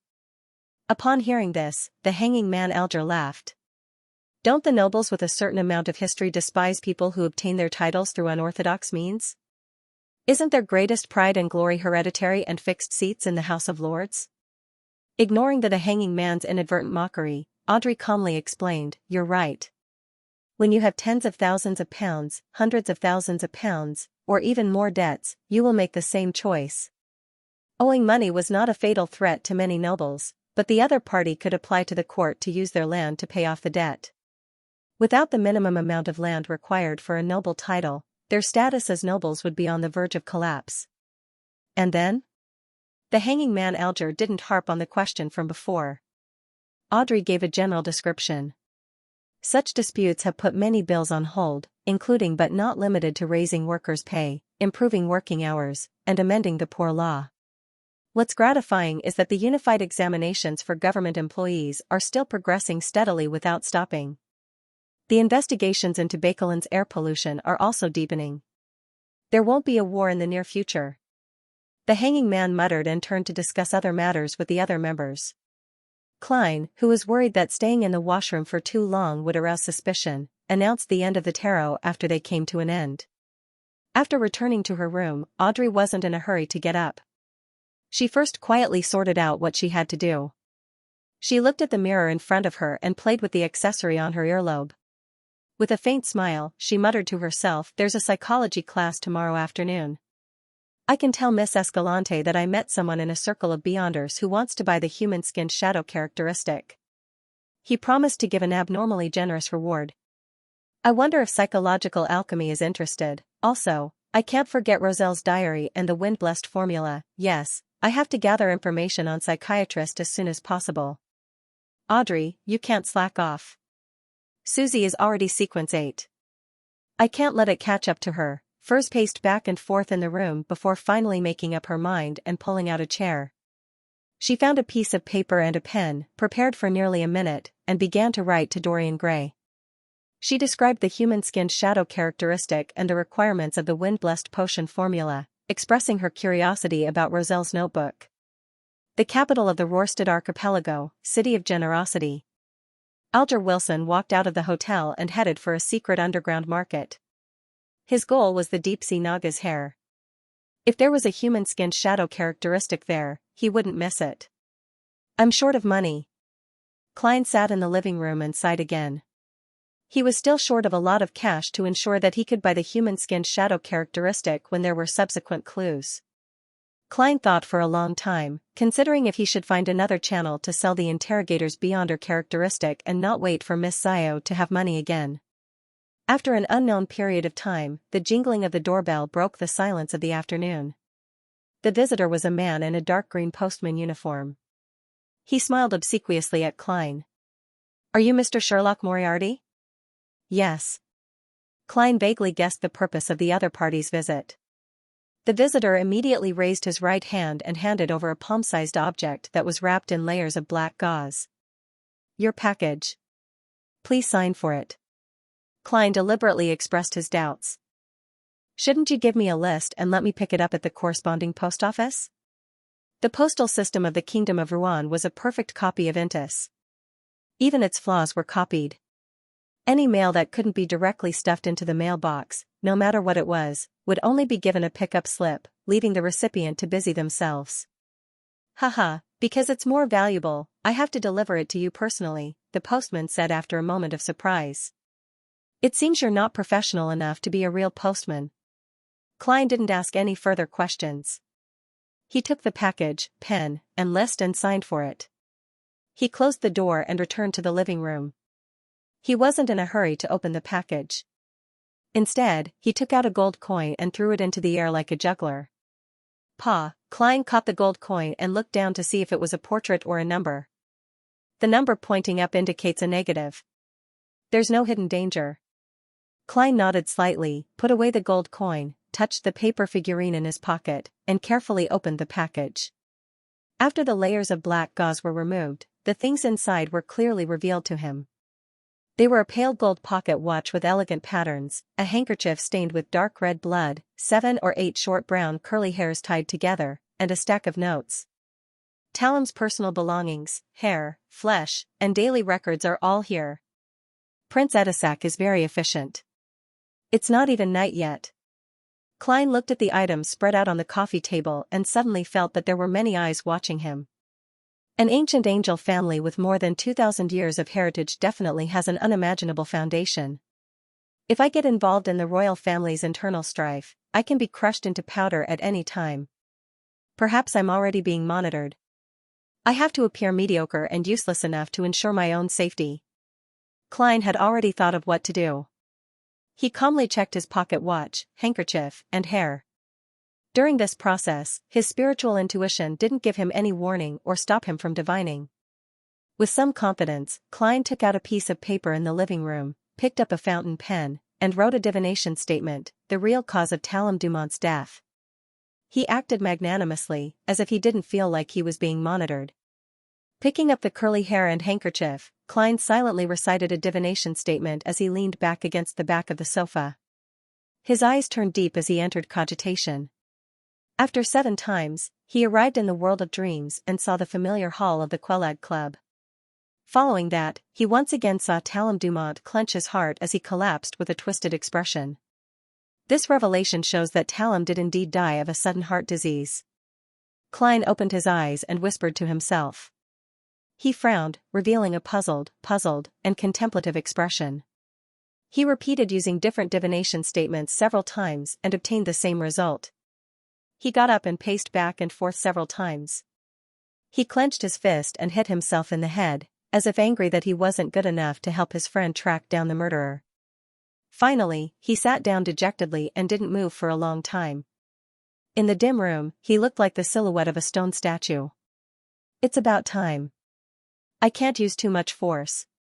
If no one was monitoring me, I would have been fighting with the air just now.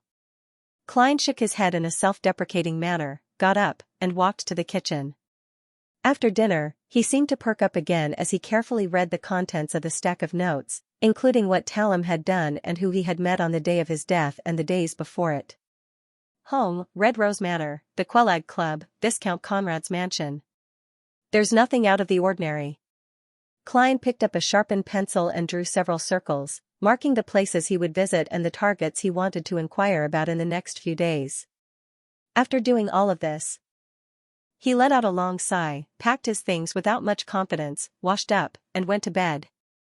In the middle of the night, when the crimson moon was covered by layers of clouds, Klein suddenly opened his eyes and woke up. He got out of bed, slowly opened the door, and entered the bathroom next door.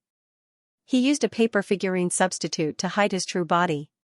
Taking 4 steps counterclockwise, he arrived above the gray fog and sat in the seat belonging to the fool. His eyes had already become clear, no longer filled with decadence, depression, and pessimism. Following that, Klein took out the projection of a blood-stained handkerchief from the hidden pocket of his pajamas that had been modified from old clothes.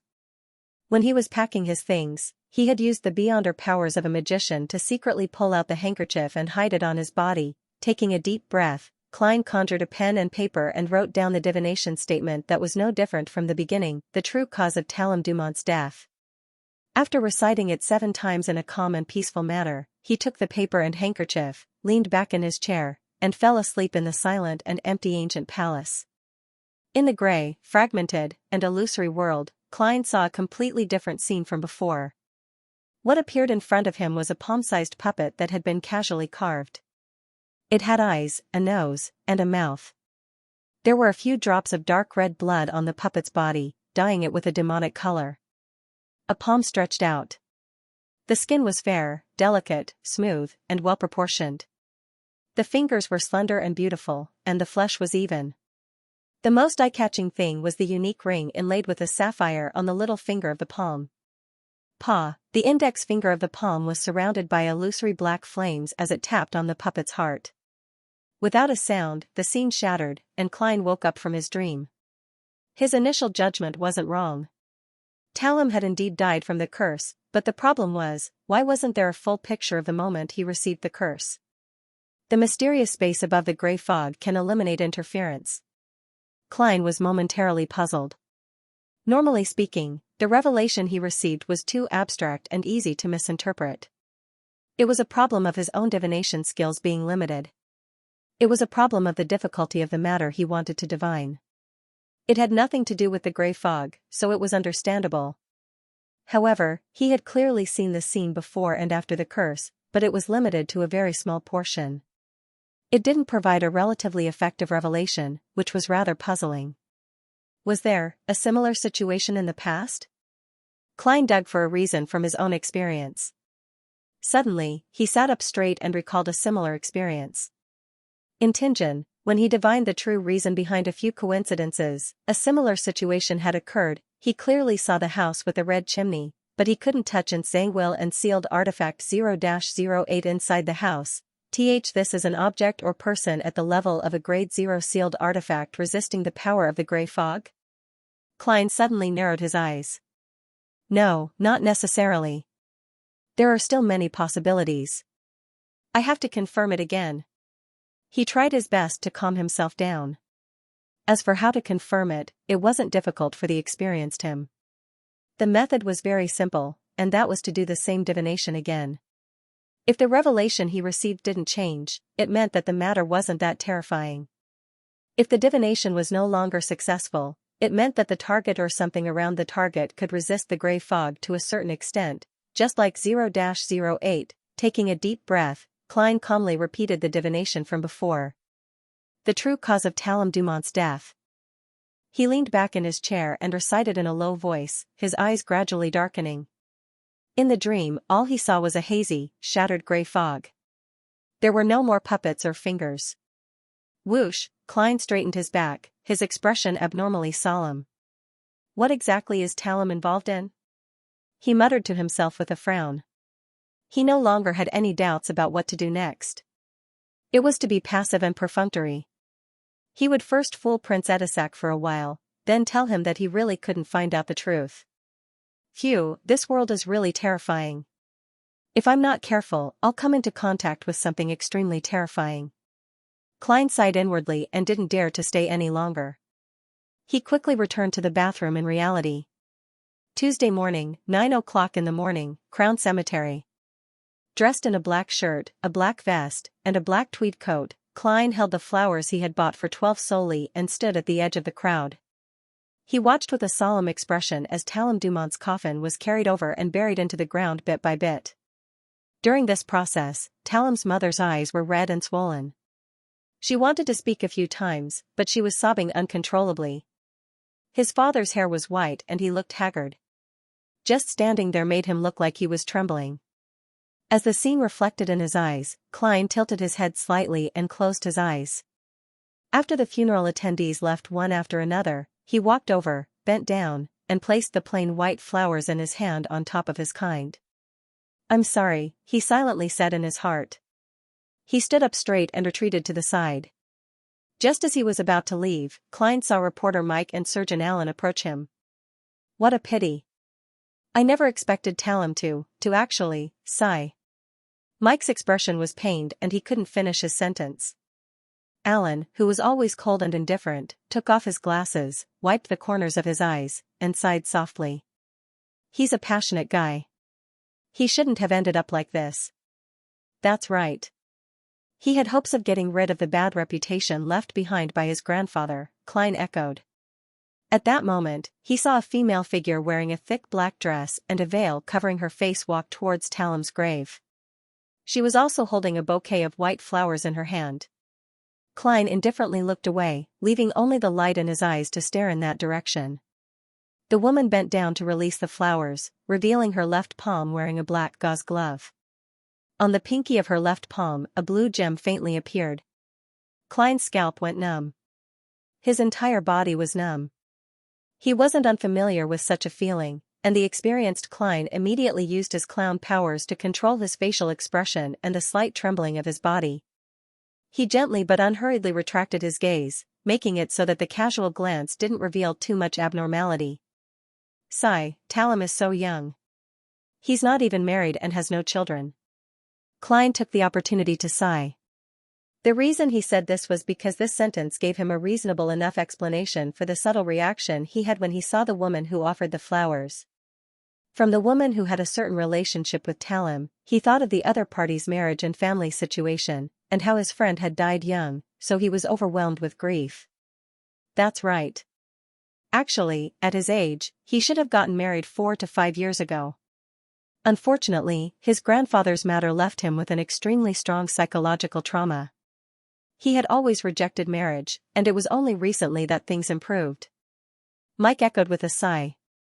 At this moment, the seemingly normal Klein felt as if there were thorns slowly stabbing deep into his skin and flesh, making him extremely tense. The woman in the black dress with the sapphire ring on her left pinky straightened her body and looked around. Then, accompanied by 2 maids, she quietly left Talum's grave and walked into the distance.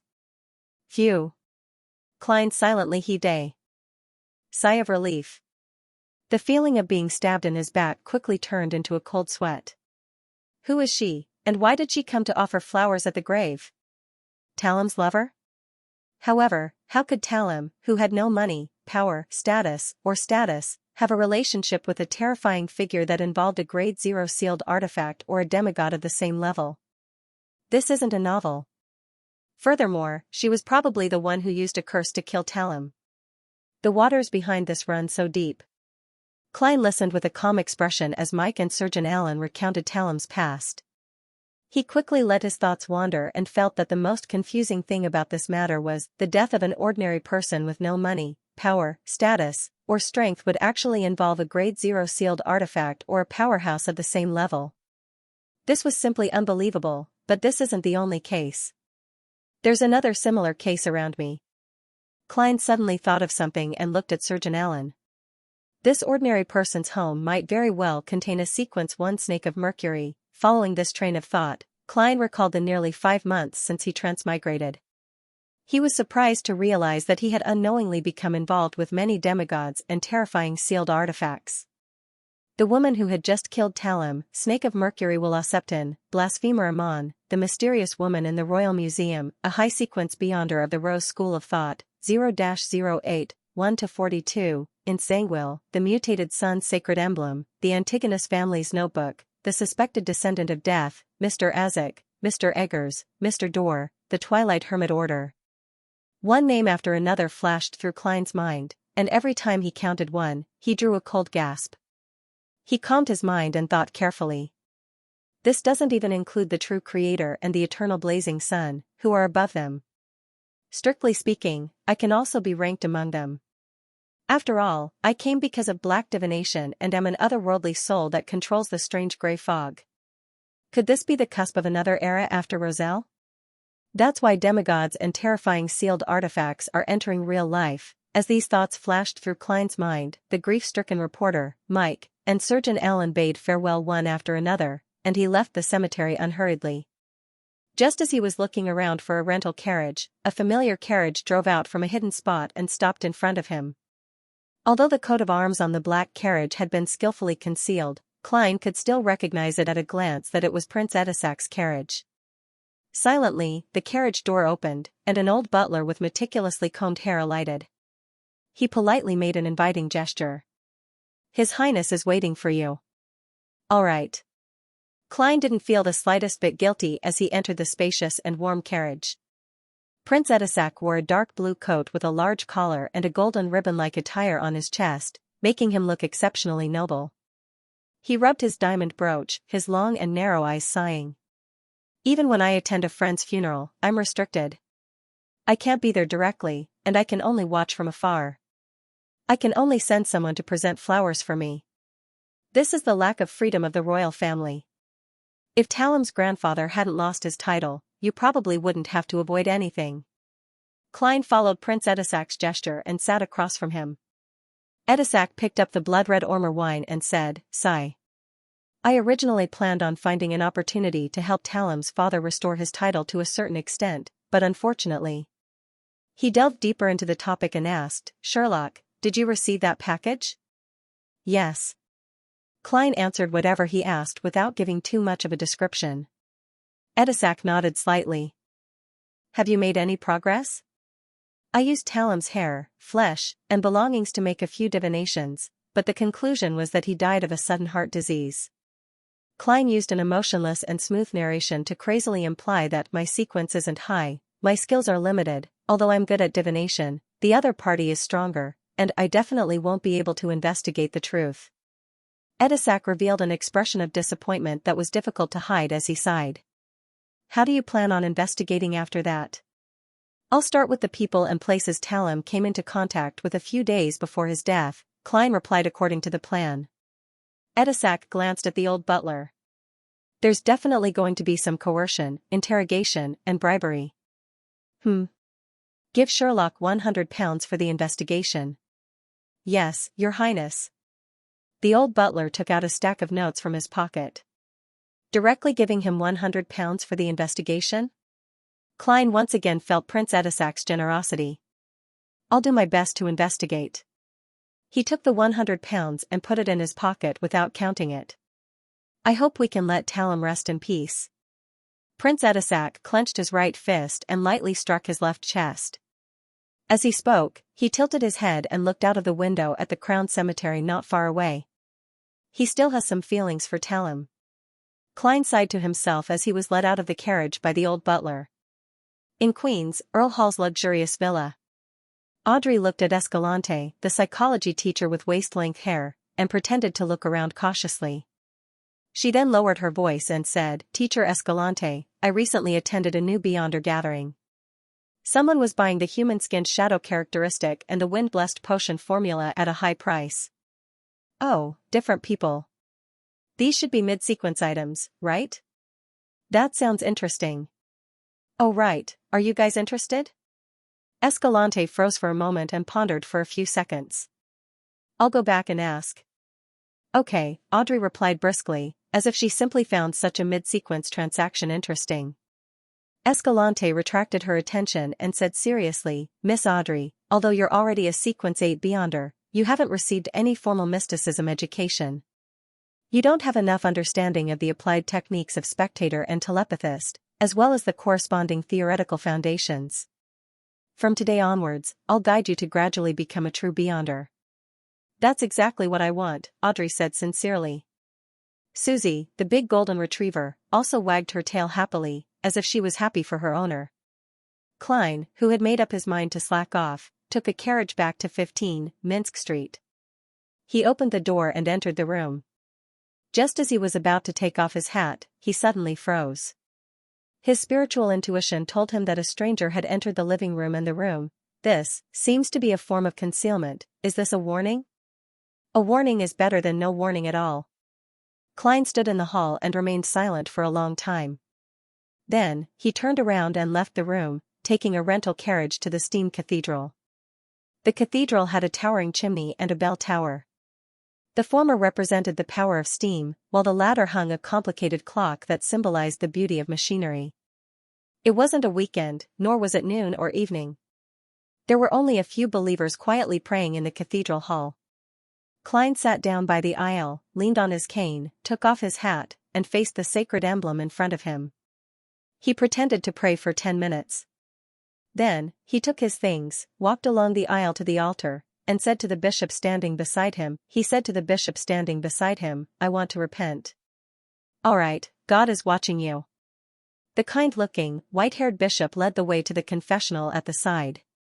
Klein followed closely behind and closed the door. He sat on a chair and said to the bishop through the wooden plank, "I repent. In the face of danger, I did not adhere to my principles and chose to retreat." "What were your thoughts at the time?" the bishop asked softly. Klein immediately described Talem's death, his suspicions, his warning to the machinery hive mind, Prince Edisac's entrustment, and his heartfelt feelings of retreat in the face of the royal family's strife after his divination failed to obtain the answer he wanted. The reason why he didn't look for Carlson directly was that he was worried that not only would he be watched, but he would also be secretly observed by Prince Edisac's men. Once he clearly stated his intentions of being perfunctory and slack, he might encounter another calamity. And the Steam Cathedral was the headquarters of the Church of the God of Steam and Machinery in the Baekeland diocese. It was one of their 3 major temples, and no one could spy on it. Klein planned to use the Church of the God of Steam and Machinery to convey his true thoughts and avoid being embroiled in a deeper conflict. Simply put, it was to follow the will of his heart. The bishop listened quietly and replied in an unchanging tone, "Your choice is a human instinct. Your choice is a human instinct. God will not blame you. Go back. God will protect you." "That's good." Klein understood the hint and quietly left the Steam Cathedral. Standing on the street outside, looking at the misty sky, he sighed silently. "I should improve as soon as possible." Lightning streaked across the sky, illuminating the pitch-black city walls. Derek Berg carried a leather pouch on his back and the axe of Hurricane in his hand. He stood outside the door with nearly 10 teammates. Looking up, he saw that the black soil between the cracks of the city walls was dry and hard, but there were clumps of tenacious weeds growing out. They were fine and fluttering, like human hair. At this moment, he heard light footsteps. He hurriedly retracted his gaze and looked towards the city gate. Amidst the alternating lightning and darkness, a tall figure slowly walked over, carrying 2 straight swords crossed behind his back. Following that, his pale, messy hair, deep eyes that had seen the vicissitudes of life, the deep, distorted old scars, and the brown coat and linen shirt that didn't change all year round were reflected in the eyes of Derek and company. The person who came was the chief of the City of Silver's 6-member council, Colin Iliad, a powerful demon hunter. After Derek greeted him, he subconsciously cast his gaze at the chief's waist. There was a belt that was divided into many compartments, and in each compartment was a different metal bottle. This was a symbol of a demon hunter's experience and strength. Derek had heard his parents mention that demon hunters were good at discovering the weaknesses of different monsters and identifying the uses of various materials. They could also target the former and use the latter to concoct the corresponding magical potions, holy ointments, essential oils, and special imprints under a special cogitation mode. Then, by ingesting, smearing, and using these items, they could achieve the effects of restraining the target. From a certain point of view, the experienced, knowledgeable, well-prepared, and quick-witted demon hunters were the nemesis of most monsters. The number and type of metal vials on their waists represented their experience. Of course, this was only a portion of the beyonder powers that demon hunters possessed. With just these, they wouldn't be able to be called a demigod or a saint. Colin looked around and confirmed that all the team members were present. "Then," he said in a low voice. "Then," he said in a deep voice, "light the lanterns and set off." The 2 team members immediately lit the candles in the lanterns, allowing the dim yellow light to shine through the extremely thin leather. In the daytime, when the frequency of lightning was higher, there was no need to use candles in the City of Silver. This was because there would be light every 2 to 3 seconds. Furthermore, the surrounding monsters had been purged over and over again. However, once they left the City of Silver and entered the depths of the darkness, they had to maintain candlelight at all times. Otherwise, if the lightning didn't keep up at a certain stage, causing a lightless environment for more than 5 seconds, there was a high chance that the team would be attacked by certain monsters. The intense battle was not the most terrifying development. What Derek remembered vividly was a story his parents had told him.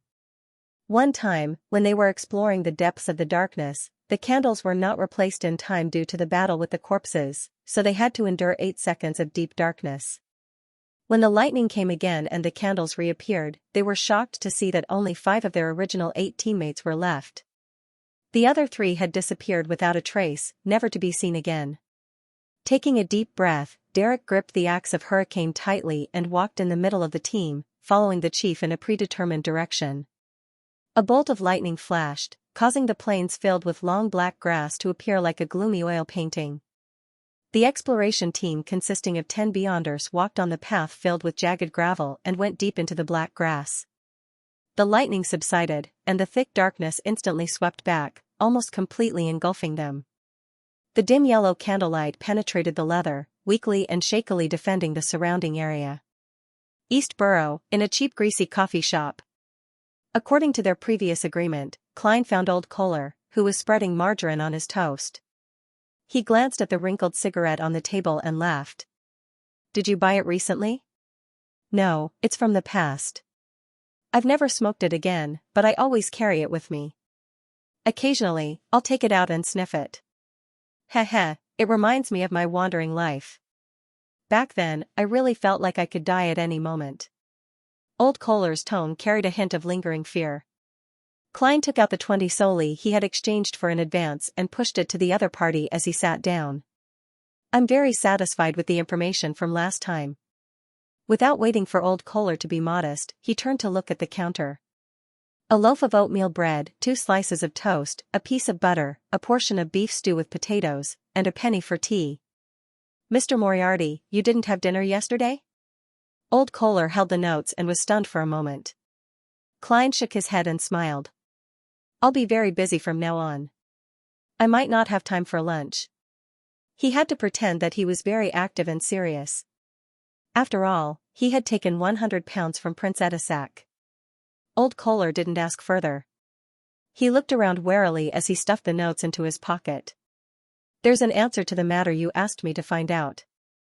Isaac Egger's bounty comes from a few gang leaders and some intelligence peddlers. Well, I don't know who commissioned them. It's very difficult to contact them." "Me nine." Klein nodded. "That's enough. There's no need to go any deeper. It's too dangerous." Old Kohler heaved a sigh of relief. 2 days ago, someone saw a guy suspected to be Aztec Eggers in a cheap hotel on Golden Cloak Street. It's said that he's basically the same as the picture on the bounty notice. Klein's heart skipped a beat. Instead of being alarmed, he laughed. "And then? Could it be that the matter is over just as I'm preparing to fight for this bounty?" "And then?" With a clue, many bounty hunters quickly rushed over, but they didn't find anything. They said that there were signs of a fight in that room." Old Kohler tried his best to recall the information he had gathered. "The information will definitely be given to MI9 first. Did Mr. Aztec have a secret contest with them? I wonder what the outcome will be." Klein looked at the boss who was carrying a tray over and pretended to ponder as he said to old Kohler, "Take me to Golden Cloak Street later. Take me to Golden Cloak Street later. Maybe I can find some clues there." It was already past breakfast time in East Borough, and there were very few customers in the cheap coffee shop. "All right." Old Kohler agreed without hesitation. 16.5 pence altogether. The boss placed the breakfast that Klein had ordered on the table. There wasn't much beef in the potatoes, but it was stewed very well. It was obvious that it had been prepared in advance, and the strong aroma made old Kohler involuntarily swallow a mouthful of saliva. After paying, Klein picked up a fork and spoon and said to old Kohler, "Continue. No one is looking for believers of the fool anymore, except for a few stubborn bounty hunters. Many unemployed female textile workers, including some male workers, have left East Borough." Old Kohler said one by one. "What?" Klein swallowed the beef and raised his head. "They left East Borough?" "He probably found another job, but I couldn't find out where he went," old Kohler answered truthfully. "Their families don't know?" Klein asked. "Some left with their unemployed families, while others didn't have any family to begin with. They came to Bakeland from other places in search of work." Old Kohler had already done some investigations. "From the choice of targets, there's something wrong with this matter." Klein made a mental note of it and continued listening to old Kohler's account of what had happened in East Borough during this period of time. After agreeing on a time for their next meeting, he put down his cutlery, wiped his mouth, and picked up his hat.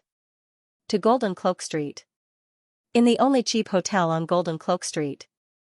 After the boss accepted the fee of 2 pence, he led Klein and old Kohler to the room that was suspected to be Aztec Eggers.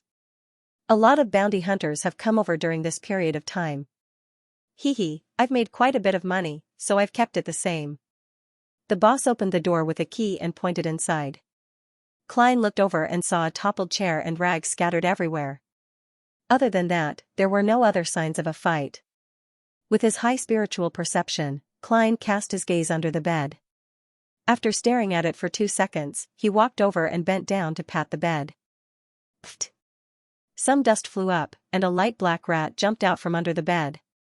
It looked normal without any problems, but in Klein's spirit vision, the color of its aura was only black-green. The rat turned a corner and climbed up the wall, exposing its abdomen to Klein's eyes.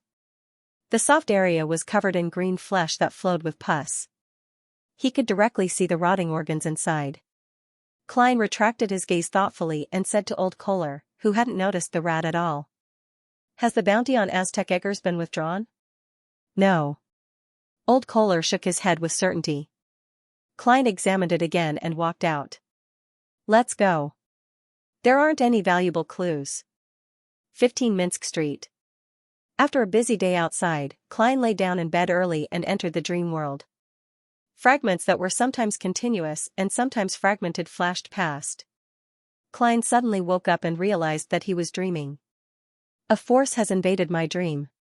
Klein maintained his hazy state from before as he casually sized up his surroundings. He found himself on the outskirts of the country, full of fertile fields. A river rushed over from afar and circled around the cliff in front of him. One side of the cliff was bare, revealing pure white rocks.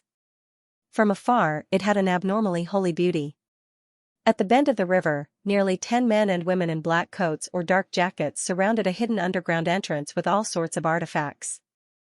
Among them was Klein's acquaintance, Xianxia Bernard. White Cliff Town. Stratford River Bend. Machinery hive mind. They're exploring the Amon family's mausoleum? But why did this scene appear in my dream? Klein was puzzled.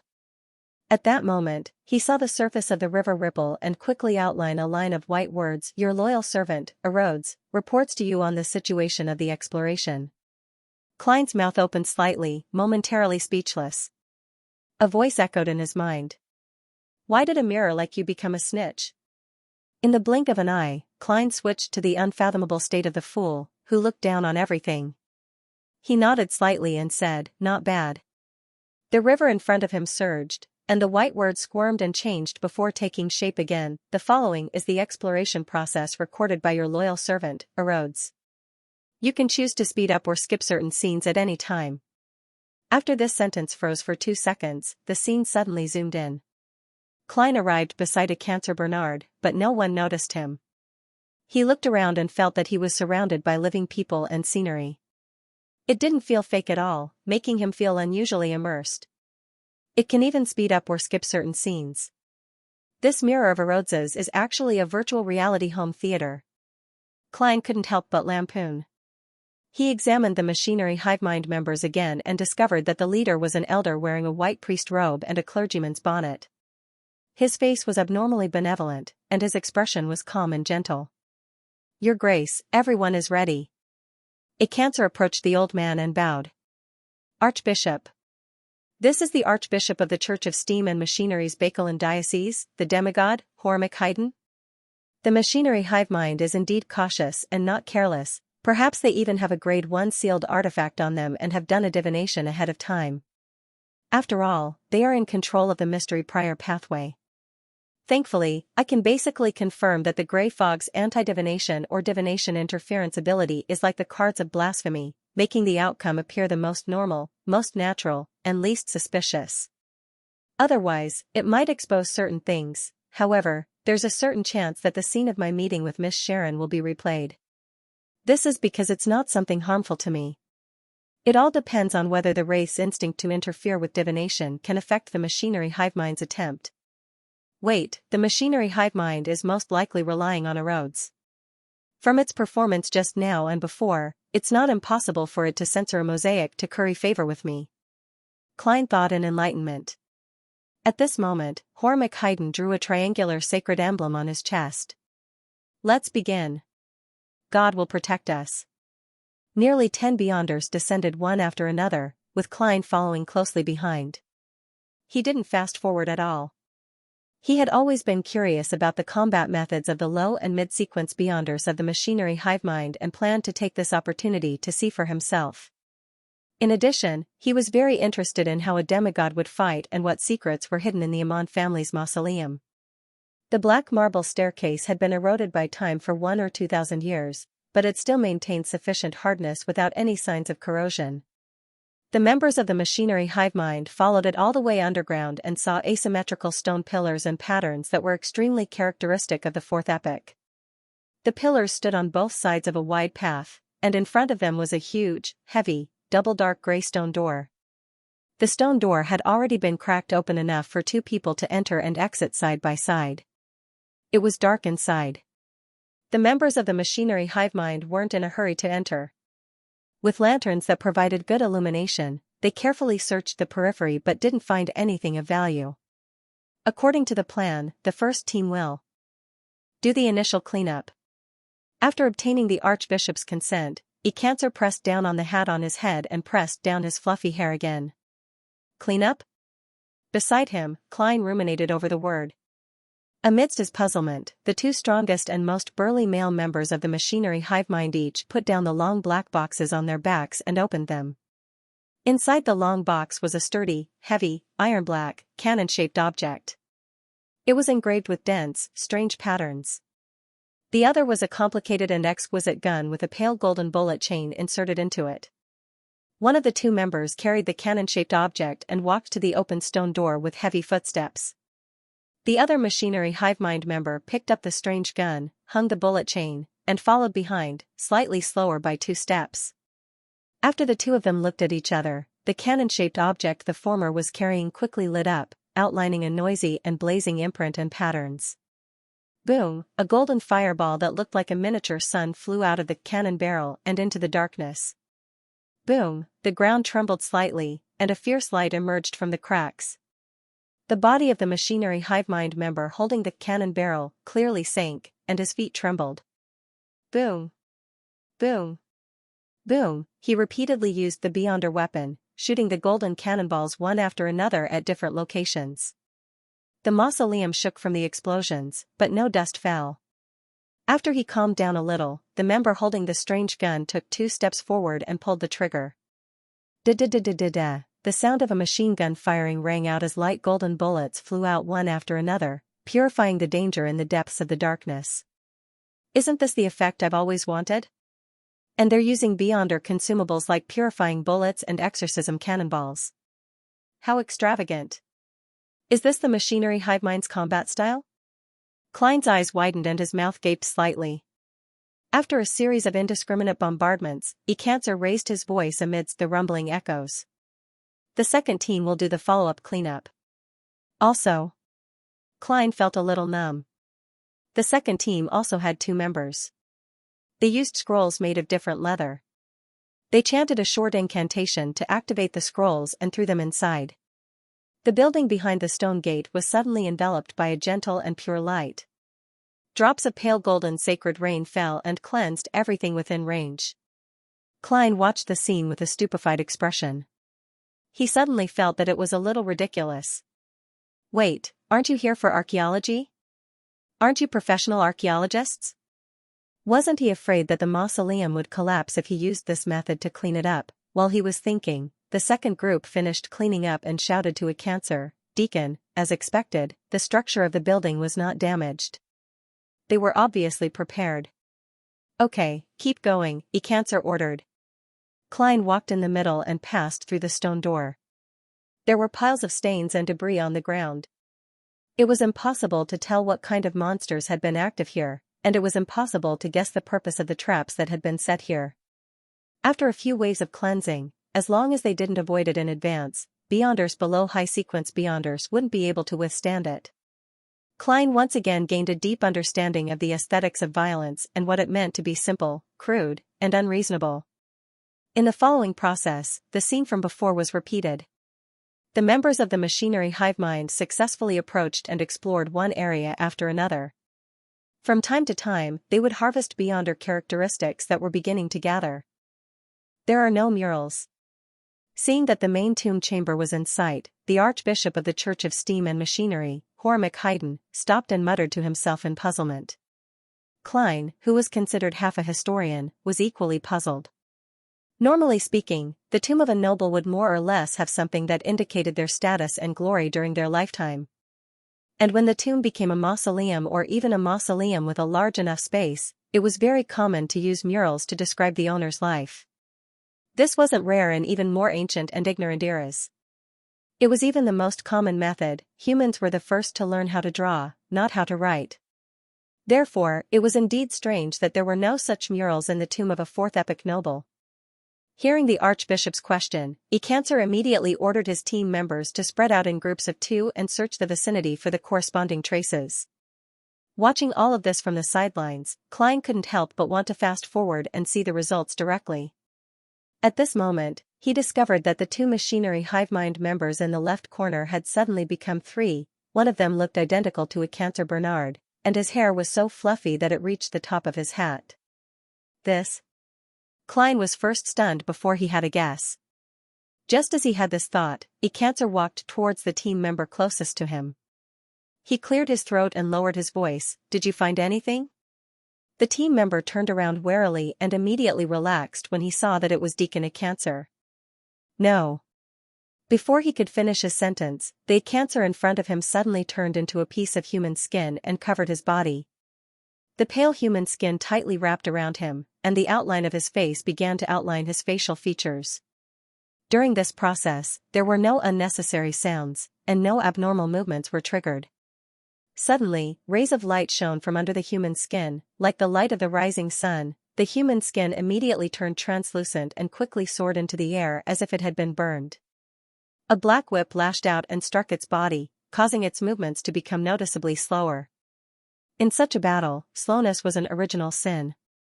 Beyonder weapons, burning scrolls, and pale gold bullets arrived one after another, drowning the human skin. After the dazzling light, countless ashes fell. They all shimmered with a faint light, and slowly, they struggled to gather together. It really is a human skin shadow. Klein cast his gaze at the machinery hive mind member who had just been attacked.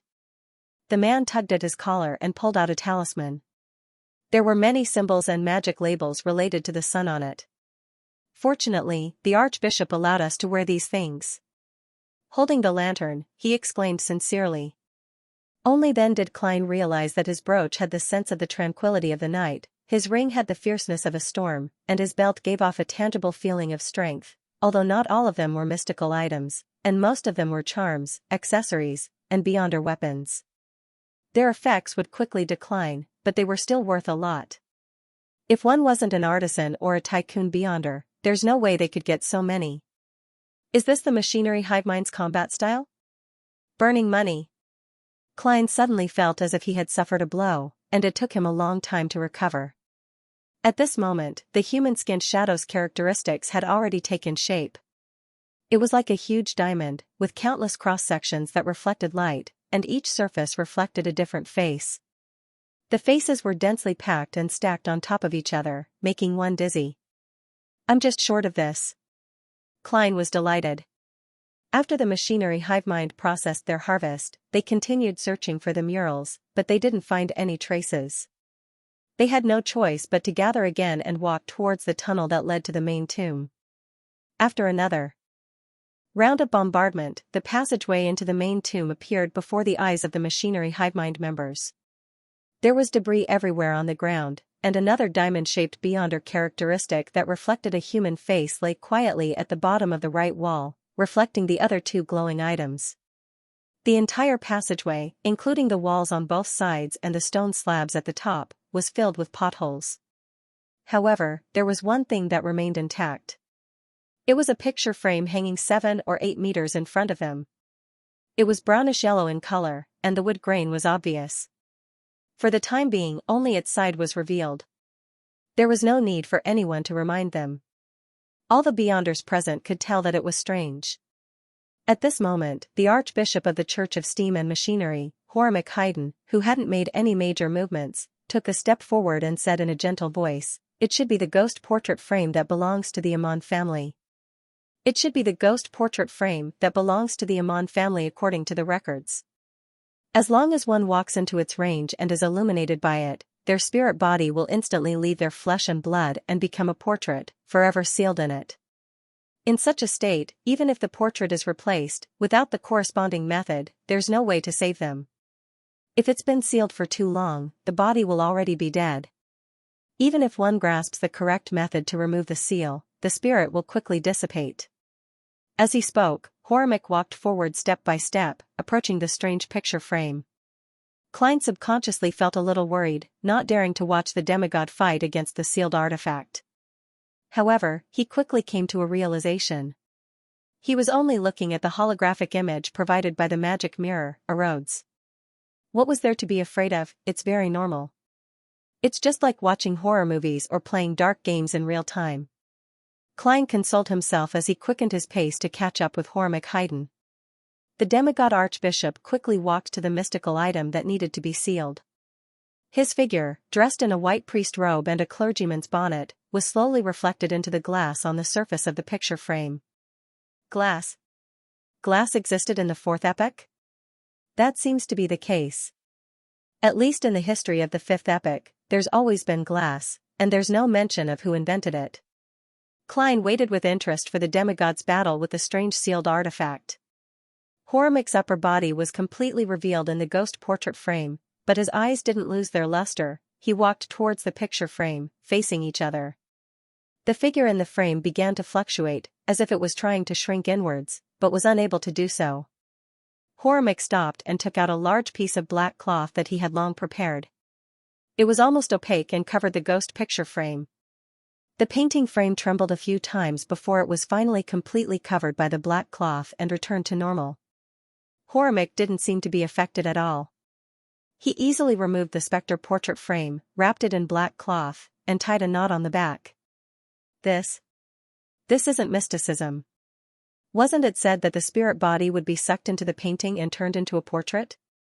Why is the archbishop completely fine? Is this a special characteristic of demigods, or is there another reason? Klein was puzzled. He scrutinized Hormick Haydn from head to toe, but found nothing out of the ordinary. His eyes are spirited, his expression benevolent, and his flesh and blood are plentiful. It's a pity that I'm not there. Otherwise, I could activate my spirit vision to study him. Klein retracted his gaze and waited for a Cancer and the other members of the machinery hive mind to arrive. Hormick handed the ghost portrait frame to a team member and walked forward to the entrance of the main tomb at the end of the passageway. There was a black stone door filled with patterns that looked like they had been carved by knives and axes. In the middle was a grayish-white disc. The surface of the disc was divided into 12 squares, and there was a black pointer, just like a clock in the outside world. However, the squares weren't evenly distributed on the disc. They were of varying sizes and were extremely uncoordinated. Furthermore, half of each square was smeared with shadows. It's the coat of arms of the Amon family. Archbishop Hormick gave a brief introduction. He didn't explain the symbolism of the coat of arms in detail, because only the deacon, Xianxia Bernard, was qualified to know. Klein relied on his knowledge of mysticism and attempted to interpret it.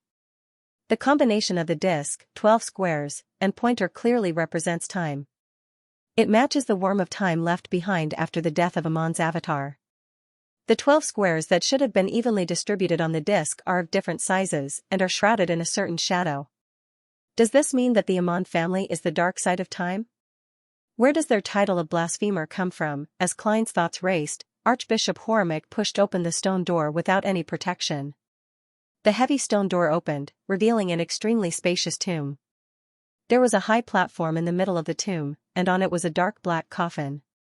There were iron-colored lamp racks on the surrounding walls, holding white candles that were still burning quietly. None of the candlelight flickered. It was so quiet that it seemed like a frozen scene. It didn't show any signs of having experienced the erosion of 1,000 or 2,000 years of time. In a straight line from the stone gate to the coffin, there were many corpses lying on the ground. They were either wearing black woolen coats and silk half-top hats, or were dressed like ordinary workers with a peaked cap. It was obvious that they had come here only a few years ago. The batch of Beyonders who had previously recruited helpers? How did they pass through the area ahead? The human-skinned shadow and the other monsters are clearly still alive. Klein's mind was filled with questions as he stared at the corpses. When he saw them, he was immediately shocked. The corpses all had sparse white hair, dry, wrinkled skin, and obvious spots. They looked like 80 or 90-year-old elders. There were no obvious wounds on their bodies, as if they had died of old age. Furthermore, it hadn't been long since they died, so their bodies hadn't had the time to rot. Clearly, there wouldn't be so many old Beyonders exploring the tomb.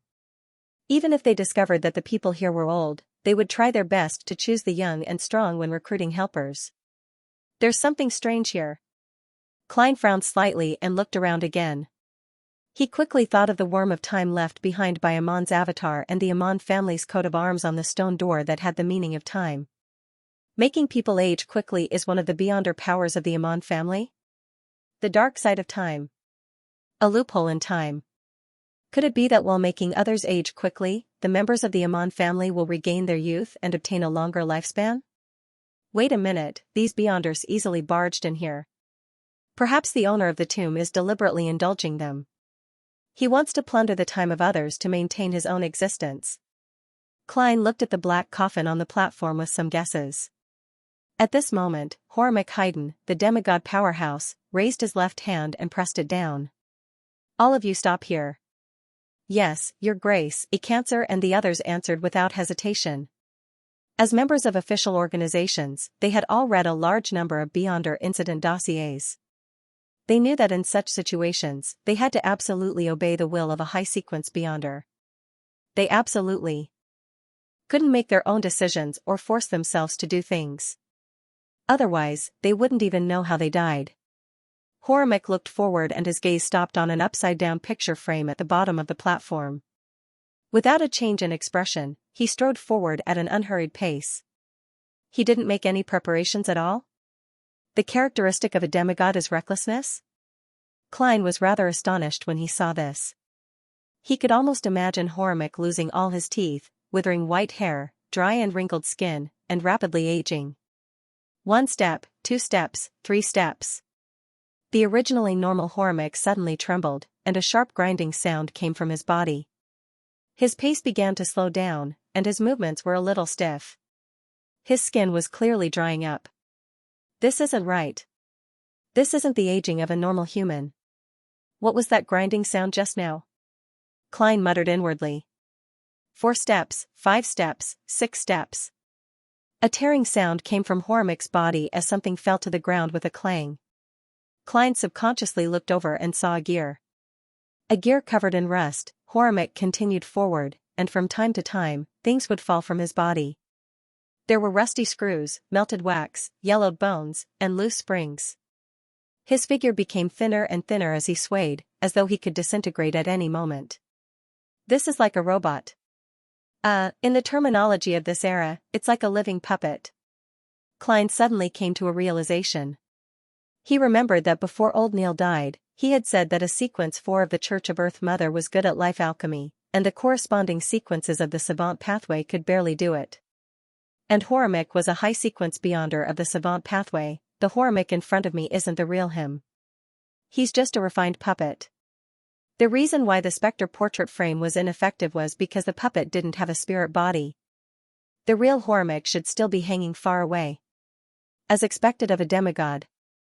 Just as Klein was enlightened, the Archbishop walked to the front of the platform, bent his knees, bent his back, and flipped the upside-down portrait frame over. Normally speaking, when exploring a tomb with Beyonder elements, one had to avoid bringing such items to the front, but this time, Hormik had made the opposite choice. As the portrait frame flipped, a gust of wind suddenly blew in the sealed tomb, blowing away the invisible shackles and silence. The candles on the iron-colored lampstand rapidly burned, becoming abnormally bright, but they quickly reached the end of their lives and melted away. The old corpses on the ground rapidly rotted, emitting a foul stench. In just a few seconds, the main tomb chamber turned dark, leaving only the lanterns carried by the machinery hivemind members to barely illuminate the area ahead. Hormik picked up the portrait frame on the ground and swayed up the stairs to the platform. He arrived in front of the black coffin, stretched out his right palm, and pushed hard. Creak! Amidst the sound of friction, the heavy lid of the coffin cracked open, as if it had not been nailed shut at all. Horimek looked down and said without a change in his voice, "There's no corpse." As the image zoomed in, Klein saw that the inside of the coffin was empty. There was only a light golden cushion at the bottom, and the cushion was embroidered with a worm with 12 rings. At this moment, Horimek turned around, and the frame in his hand was reflected in the eyes of Xianxia and the others. With just a glance, Klein's gaze suddenly froze. It was a portrait of a smiling young man. He has dark eyes and wavy black hair. He had a broad forehead and a thin face. He wore a crystal monocle. He wore a black pointy hat. Amon. In October, I rested for a day and a half, but the rest of the time, I maintained a steady pace of updating. First of all, I had to go back in October to visit my dad and the others. I stayed there for a few days, so there were many delays on the journey. Secondly, because the weather was cold and my skin was a little sensitive, I didn't go swimming. Instead, I went to the gym. Every Monday, Wednesday, and Friday afternoon, I was exhausted and could only type in the morning and evening. My coach said that my muscles were stiff and my body was very uncoordinated. My cardiopulmonary function wasn't good, so I could only take it slow. My initial goal was to change from a stiff fatty to a flexible fatty. This kind of hard life would most likely last until the new year. In the last few days of October, I began to reel in the lines. I slowly strung together the scattered things at the beginning and formed a few lines. I should be able to finish the second volume in November. I hoped that there would be a leopard's tail. Of course, the image that I wanted to present and the explosion that I wanted to give were all predetermined when I wrote the opening words of the volume. Currently, the biggest difficulty was the intertwining of the lines. How to arrange the priorities, how to reveal the secrets, and how much I should reveal. I didn't have 3 chapters recently. My goal is to stabilize it. I hope that everyone will continue to support me. Amon. Klein repeated the word in his heart. He originally believed that the blasphemer that appeared in the Forsaken Land of the Gods in the City of Silver was a descendant of the ancient Amon family. Through inheriting the legacy of their ancestors, they had slowly reached the level of a demigod. Who knew that the other party might have lived for more than 2,000 years and was a member of the Amon family at its peak? Old antique. Why would he build a mausoleum for himself? Did he fake his death to escape, or was there another reason, such as a mark left on his body by time freeze? Was he able to survive from the 4th epoch to the 5th epoch by taking the lives of others? I originally guessed that he was a sequence 3 or sequence 2, but from what I see today, it's not impossible for him to be a sequence 1. Time always brings about a qualitative improvement. Klein was sometimes puzzled and sometimes gassed. His thoughts were like boiling water, constantly rumbling. The puppet, Horimek, pulled at its throat and accidentally pulled off a piece of its skin, revealing the abnormally complicated mechanical structure inside. His voice came from that position and sounded like it was leaking air. You guys search for the corpses on the ground. Don't come close. Yes, Your Grace. Xianxia and the others were visibly relieved. The corpses on the ground had long condensed beyonder characteristics. Some of them had even fused with certain parts of their bodies, forming beyonder characteristics. What a terrifying mystical item. In addition, the deceased also carried various items with them. The machinery Hivemind's harvest this time isn't small. Coupled with the specter portrait frame, the human-skinned shadow characteristic, and other items, it's completely made up for the crazy cleaning expenses. A large investment in exchange for a high return. Klein's gaze lingered on the ground for a while.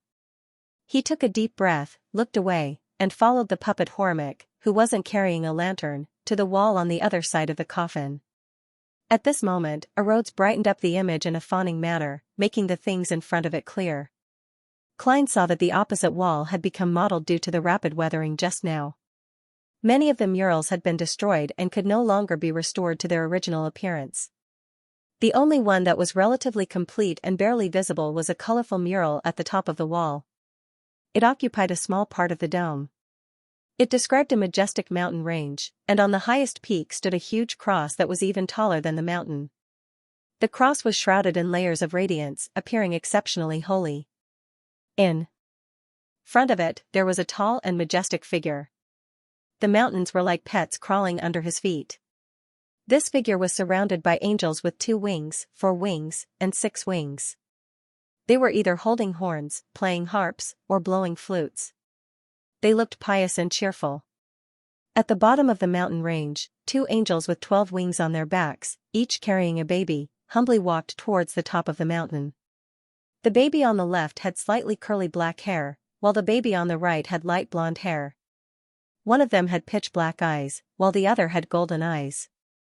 In other parts of the mountain range, there were vaguely depictions of giants with chains and dragons whose feet were bound and could never land. Hormick first looked at the baby on the left, and his kind expression became more and more serious. In a very low and soft voice, he said a word, Amon. Then, he turned to look at the baby on the right. After a few seconds of silence, he uttered a name. Adam, Amon, Adam. Klein repeated these 2 names, feeling that the fog that shrouded the history of the 4th epoch and the 3rd epoch was getting thicker. Combining all the information he had heard, he quickly made a guess in his heart. On the mountaintop, the figure in front of the radiant cross is surrounded by angels, with giants and dragons submitting to it. It's definitely a representative of a sequence 0 true God. Another symbol that likes to use the cross as a symbol is the true creator. Rumor has it that the original Amon was a descendant of the ancient god of the sun, but the one on the mountaintop doesn't look like a pure god of the sun, could it be? The Lord that the city of silver believes in, the omnipotent and omniscient God who created everything, this matches the city of silver's myths and legends. The awakening of the creator had deprived the authorities of the king of giants, the dragon of imagination, and the other ancient gods. The so-called ancient god of the sun is actually the Lord that created everything in the city of silver? Perhaps it's in control of the domains of the sun and time. In addition, the authorities of giant King Ormer and dragon of imagination Ankwelt should have returned. This can't be covered by sequence 0, therefore, the original Amon was a descendant of the city of silver's Lord that created everything, the omnipotent and omniscient God, and he inherited the beyonder characteristic of the time domain? This seems to explain why he has been quietly staying in the city of silver's dungeon for decades. Apart from him, the Lord that created everything, the omnipotent and omniscient God has another descendant named Adam. What did the original Adam inherit? Are there any descendants alive, and if there are, where would they be? What's the relationship between the true creator and that person? Is he just imitating him, using the title of creator and the symbol of the cross? Or is there some deeper connection between the two? Klein didn't let his doubts show too much. After all, the magic mirror, a Rhodes, might be sizing him up. Hormick stared at the mural for a while before suddenly taking a few steps forward. He stretched out his palms and pressed them against the wall. Silently, the magnificent mural disintegrated, turning into stone fragments that fell to the ground. Even the colors quickly dissipated as though they were evaporating. The Church of the God of Steam and Machinery is consciously covering up the history of the 3rd epoch and the 4th epoch. Are the other churches the same? Klein frowned and followed the doll Hormick to the other side. After circling around for a while, they discovered something else. A stone door that only had an outline was hidden in the corner. At this moment, Hormick's joints were constantly producing creaking sounds, but this didn't stop it from quickly approaching the stone door. It reached out its right hand and attempted to push it open. Above the stone door, aqueous light suddenly floated, condensing into a scene that seemed so real that it could be touched directly. Dark blue waves surged forward wave after wave, and there was a black fog that was so thick that it resembled liquid. A craggy mountain peak extended out of the fog, constantly dripping with sticky liquid. Behind this mountain peak, the black fog was boundless, with no end in sight. Its bottom was similarly limitless. The deeper one looked, the more serene it felt. It was as though once something fell, it would forever fall. What is this place? Klein muttered inwardly without changing his expression. Hormick retracted his palms and watched the scene gradually fade until it disappeared. He tilted his head back and muttered to himself in a half-puzzled and half-sighed manner, "Abyss, abyss? That's the source of all depravity, the abyss that's said to be able to corrode true gods?" Klein was rather stunned, but as a former clown, he maintained the state of his face and limbs very well. He immediately thought of something. Roselle, who was exploring the fog sea, had once deviated from his course and left behind a puzzling sentence, "I saw the abyss." Klein recalled the layers of waves that surged towards the black fog and vaguely made a guess. There's an entrance to the abyss somewhere in the fog sea. Right on the heels of that, he looked at the stone door, suspecting that Amon, who had appeared in the City of Silver, had used some sort of ritual to finish the mausoleum. Instead of leaving normally, he had used a special passageway to head to the abyss. Therefore, in the eyes of most people, he had truly passed away. As for whether the City of Silver or the Forsaken Land of the Gods was somewhere in the abyss, Klein couldn't be sure. After all, the history of this mausoleum was at least 1,500 years old. Amon had plenty of time to use the abyss to go somewhere else. Would he occasionally return to take away time? If he were to discover that his grave had been dug up, the expression on his face would definitely be very interesting. Klein felt inexplicably happy. At this moment, Hormek grabbed his left hand with his right hand and twisted it violently. With a creaking sound, his left hand was bent at the wrist, but there were no bones that broke through his skin or brought out any flesh. There was a heavy, black metal tube embedded in his left wrist. His entire left arm was a small-caliber mystic-type cannon. As expected of the machinery hive mind, it hides a mole of black technology. However, the requirements for such things are too high, and the cost is too high. It's obvious that it can only be provided to specific people and can't be used in the army. Klein felt that today was an eye-opener. He was lucky enough to see the mysterious world that was developing in another direction. The only problem was that beyonder characteristics were conserved, and artisans were limited. Many things couldn't be mass-produced. Hormek used his left wrist to press against the stone door. The sound of gears grinding together sounded from within his body, and a strong spirituality light erupted. A ray of light that was as bright as day suddenly appeared and then disappeared. The stone door suddenly turned into pure powder, as if it had never existed. Destroy the door? If blasphemer Amon were to encounter an emergency and attempt to return here, only to realize that he couldn't open the door, that would be fun. Klein nearly laughed as he imagined the scene. The exploration of the Amon family's mausoleum came to an end, and the scene around Klein rapidly shrank into the background. An illusory, ancient, and strange silver mirror appeared in midair. The black gems on both sides that resembled eyes shimmered. White words quickly appeared on the mirror surface. Your loyal servant, Erodes, has completed his report and is ready to serve you again at any time. Faced with this overly enthusiastic fellow, Klein instinctively felt wary and uncomfortable. He nodded slightly and said, "That's right." He nodded slightly and said, "Very good, you may leave first." Yes, the great existence above the spirit world. After Erodes produced this line of words, the surrounding scene completely shattered. After confirming that its power had left his dream, Klein muttered to himself thoughtfully, "That's right. The great existence above the spirit world?" It did vaguely sense the gray fog. Does this magic mirror with a wicked sense of humor really want to side with me, or does it have other motives? I'll observe it carefully first. Besides, it's with the machinery hive mind.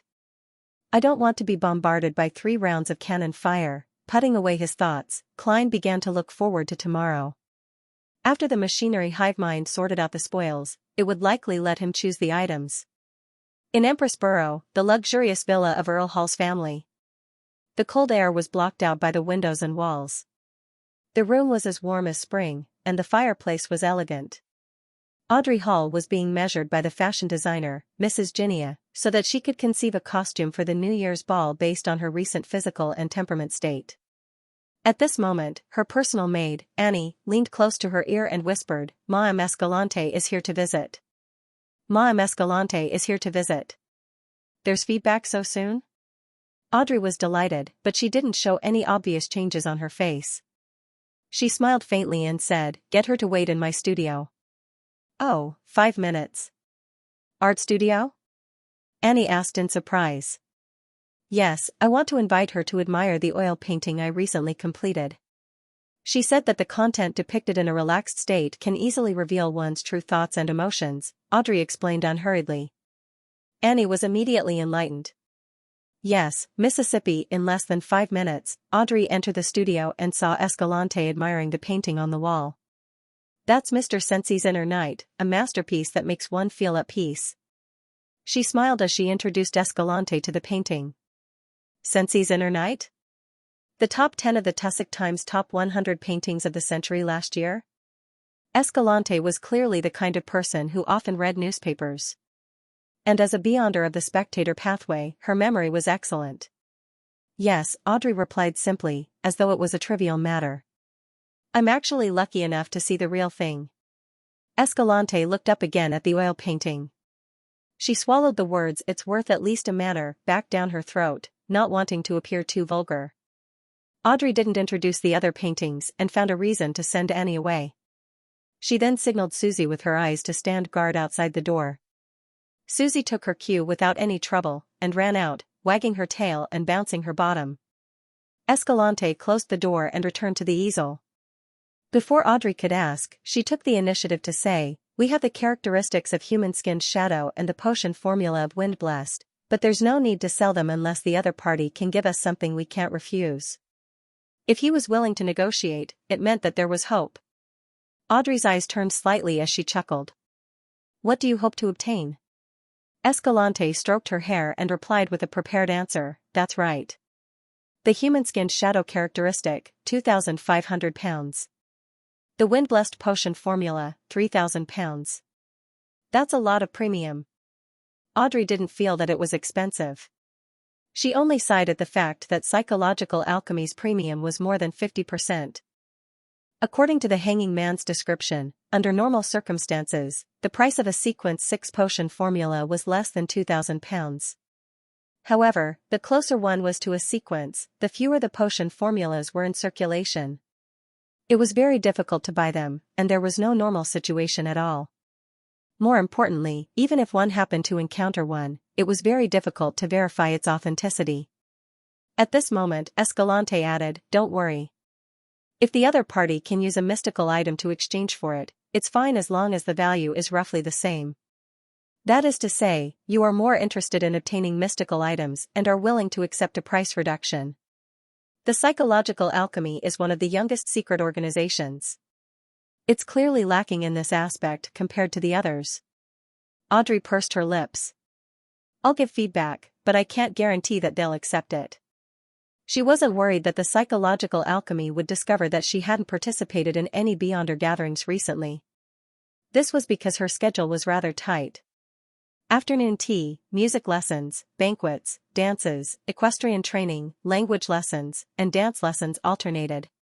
There were too many opportunities for her to interact with different groups of people. This way, a particular banquet might be a cover for a Beyonder gathering, or the music teacher might be a senior Beyonder.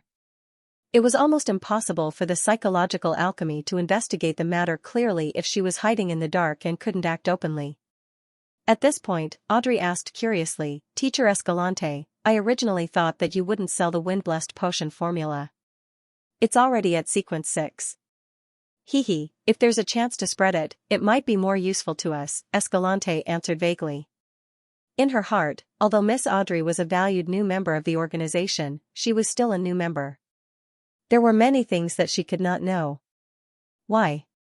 Audrey suppressed her doubts, smiled sweetly, and asked innocently, "Teacher Escalante, if this deal succeeds, can it be counted as my contribution?" Escalante could not help but laugh. "Forget it." Klein spent the entire morning busy until he returned to Minsk Street, filled his stomach, and prepared to rest. Only then did he have the time and opportunity to listen to the prayers above the gray fog. Miss Justice also has a human-skinned shadow characteristic? Seriously, it's either none or two. As a secret organization, the psychological alchemy is quite qualified in terms of resources. Klein suddenly fell into a dilemma about how to choose his happiness. Although he only had 1,335 pounds in cash, including the 500 pounds that the hanging man had yet to give, this didn't stop him from seriously considering the psychological alchemy's request for a deal. After thinking for more than 10 seconds, he first conveyed Justice's words to the hanging man to see what choice he would make. 3,000 pounds? The hanging man, Alger Wilson, who was still in the City of Generosity, the capital of the Rorstad archipelago, felt as if he had been hit hard with a bat. After obtaining the Blue Avenger and becoming its captain, he sometimes acted as a pirate and sometimes appeared as a law enforcer, secretly wiping out several pirate gangs. But even so, the total value of the spoils of war didn't exceed 2,000 pounds, and a portion of it had to be distributed to the sailors below. Of course, this didn't include the captured ships and cannons, which had to be handed over to the Church of the Storm. This often made Alger sigh that most pirates weren't actually rich. They were used to squandering their harvests. Liquor, roasted meat, prostitutes, marijuana, and gambling had drained the pirates' wallets. Unless I encounter a pirate team with Beyonders, it's really difficult to get rich overnight. Alger paced back and forth a few times before quickly making up his mind. He took out a mask made of gold from the pocket of his clothes. There were rough facial features on the mask, and they looked very similar to the characteristics of primitive people in the ancient jungle. Alger sat down and humbly recited the honorific name of the fool. Finally, he said, "I'm willing to use this mystical item to exchange for the wind-blessed potion formula. As long as this mask is worn, the user will become extremely calm without any emotional fluctuations. At the same time, he will also obtain extremely powerful recovery abilities, exaggerated speed, and outstanding strength. He will also grasp a certain amount of black magic and primitive curse spells. Its disadvantage is that as the number of times it is used increases, the wearer will become less and less human. They will become more and more cold, and eventually, they will think of themselves as gods." Klein sat in the fool's seat and looked at the 500 pounds in front of him, the 5 strands of dark blue hair that were as thick as snakes, and the simple golden mask. He tapped the edge of the long table with his fingers as he carefully considered what mystical items he could use for exchange. The all-black eye? Definitely not. This is the main ingredient of a Sequence 5 Nimblewright Master. I just have to wait for Little Sun to obtain the method to remove the mental corruption, the Dark Emperor card. This can't see the light of day, and its value is many times higher than the human-skinned shadow characteristic, Mr. Aztec's copper whistle. It's currently only used to summon messengers.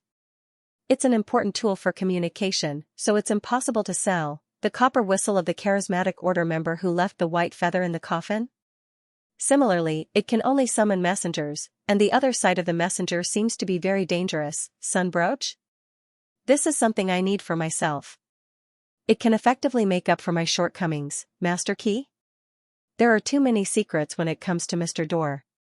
In addition, in terms of value, it's far inferior to the human-skinned shadow characteristic, biological poison bottle. This is very compatible with my spirit body state. If used well, I can even fight a group of Beyonders alone, demon hunting bullets, purification bullets, exorcism bullets. This isn't a mystical item. It's a consumable Beyonder weapon, and its value is much lower. Book of Secrets? This isn't a mystical item either.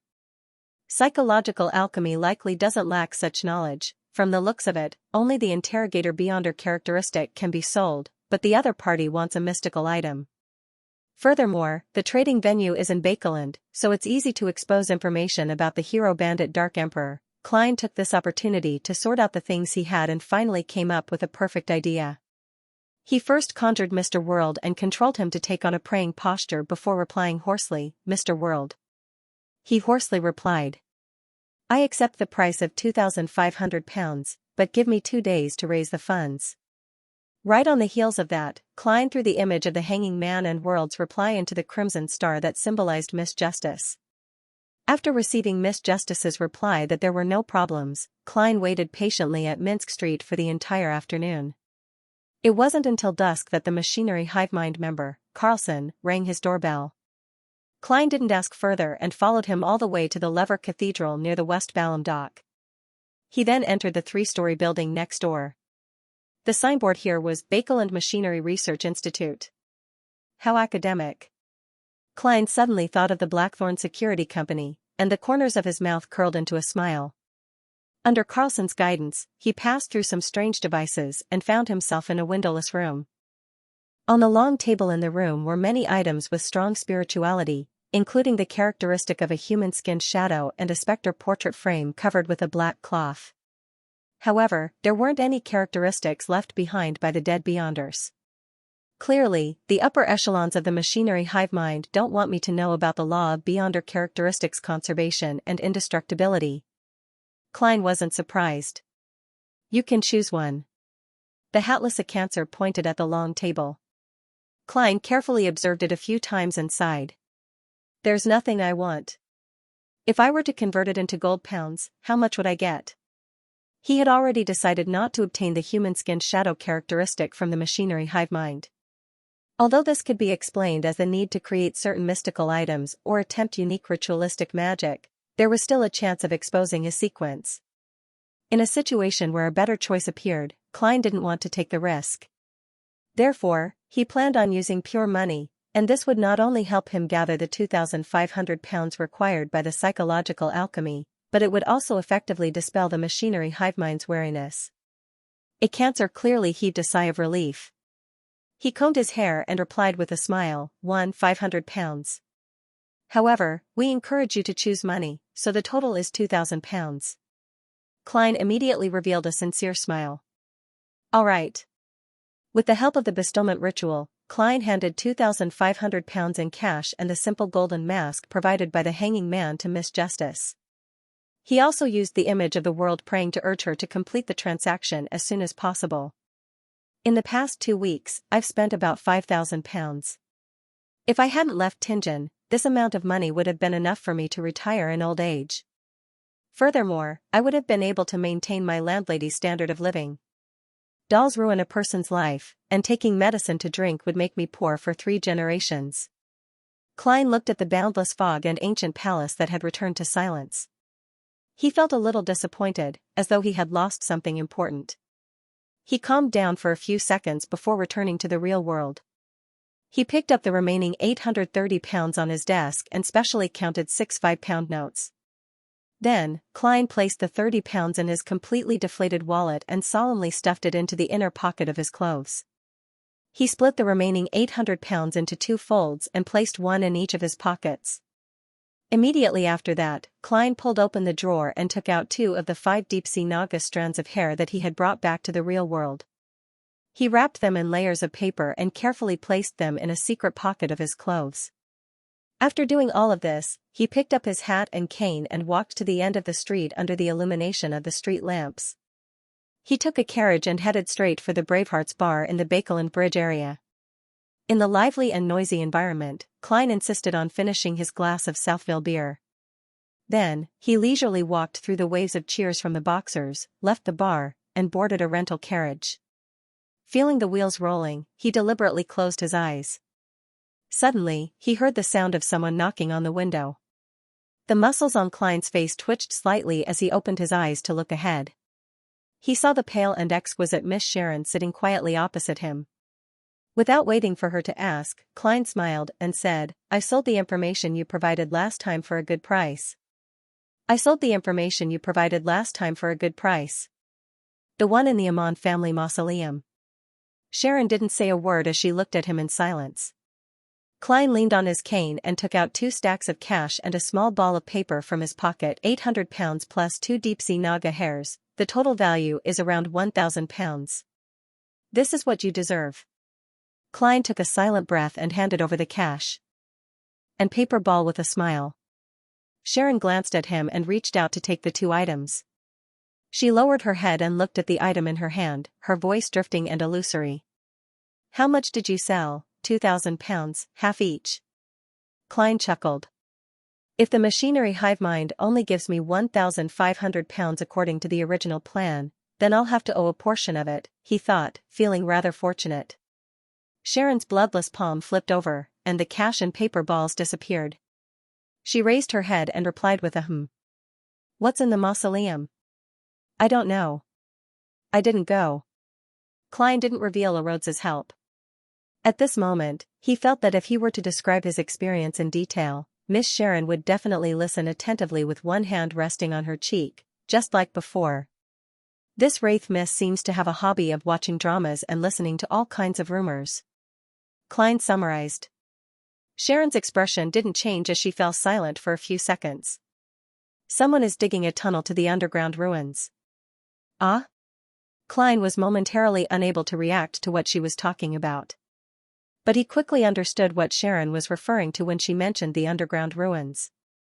Both of them only knew of one underground ruin, the ruins of the 4th epoch's Tudor dynasty. There was a terrifying evil spirit inside. Someone is digging a tunnel to enter that underground building? Klein pondered for a few seconds before he suddenly had a burst of inspiration. that baronet something? He had already forgotten the name of the hidden Tudor descendant. All he remembered was that he had the title of baronet and lived on Civilow Street, where the Bakeland police station was located. Yes. Sharon gave an affirmative answer. What is he looking for? Doesn't he know that there's an evil spirit inside? Doesn't he know that the Beyonders of his family have all died inside? Klein muttered to himself as he raised a few questions. Sharon sat quietly and answered seriously, I don't know if he knows. How long before he can dig through? Klein asked after some deliberation. 2 to 3 months. He's alone for the time being. Sharon gave her judgment. Phew. Klein exhaled slightly and said, how long will it take for him to dig through? 2 to 3 months. He's alone for the time being. Sharon gave her judgment. Phew. Klein exhaled slightly and said, there's no need to rush. When I'm ready, we'll visit him together. Having said that, he smiled and explained, you know that I like to be fully prepared in advance. Before advancing to a faceless, I won't get involved in anything else. He warned himself inwardly. All right. Sharon didn't ask him what preparations he needed to make. Her figure quickly faded and disappeared from the carriage. Klein leaned back against the carriage wall, feeling relaxed. The ingredients for the faceless potion have been pre-ordered. All that's left is to wait for the shipment. All my debts have been paid off, so there's no need to worry about anything. His mood was like a settled sparkling wine, occasionally surging with a little joy. The only bad thing is. Klein touched his left chest. There was a shriveled wallet there. He sighed, and murmured to himself in a muffled voice, there's only £30 in cash, 5 gold coins, and some change left. Thursday afternoon. Audrey Hall was waiting in the study for Ms. Escalante to arrive. After receiving a reply from the hanging man and the world, she immediately sent a servant to send a letter to Escalante. The content of the letter was very ordinary. She hoped that the second psychology class this week would be brought forward to Thursday.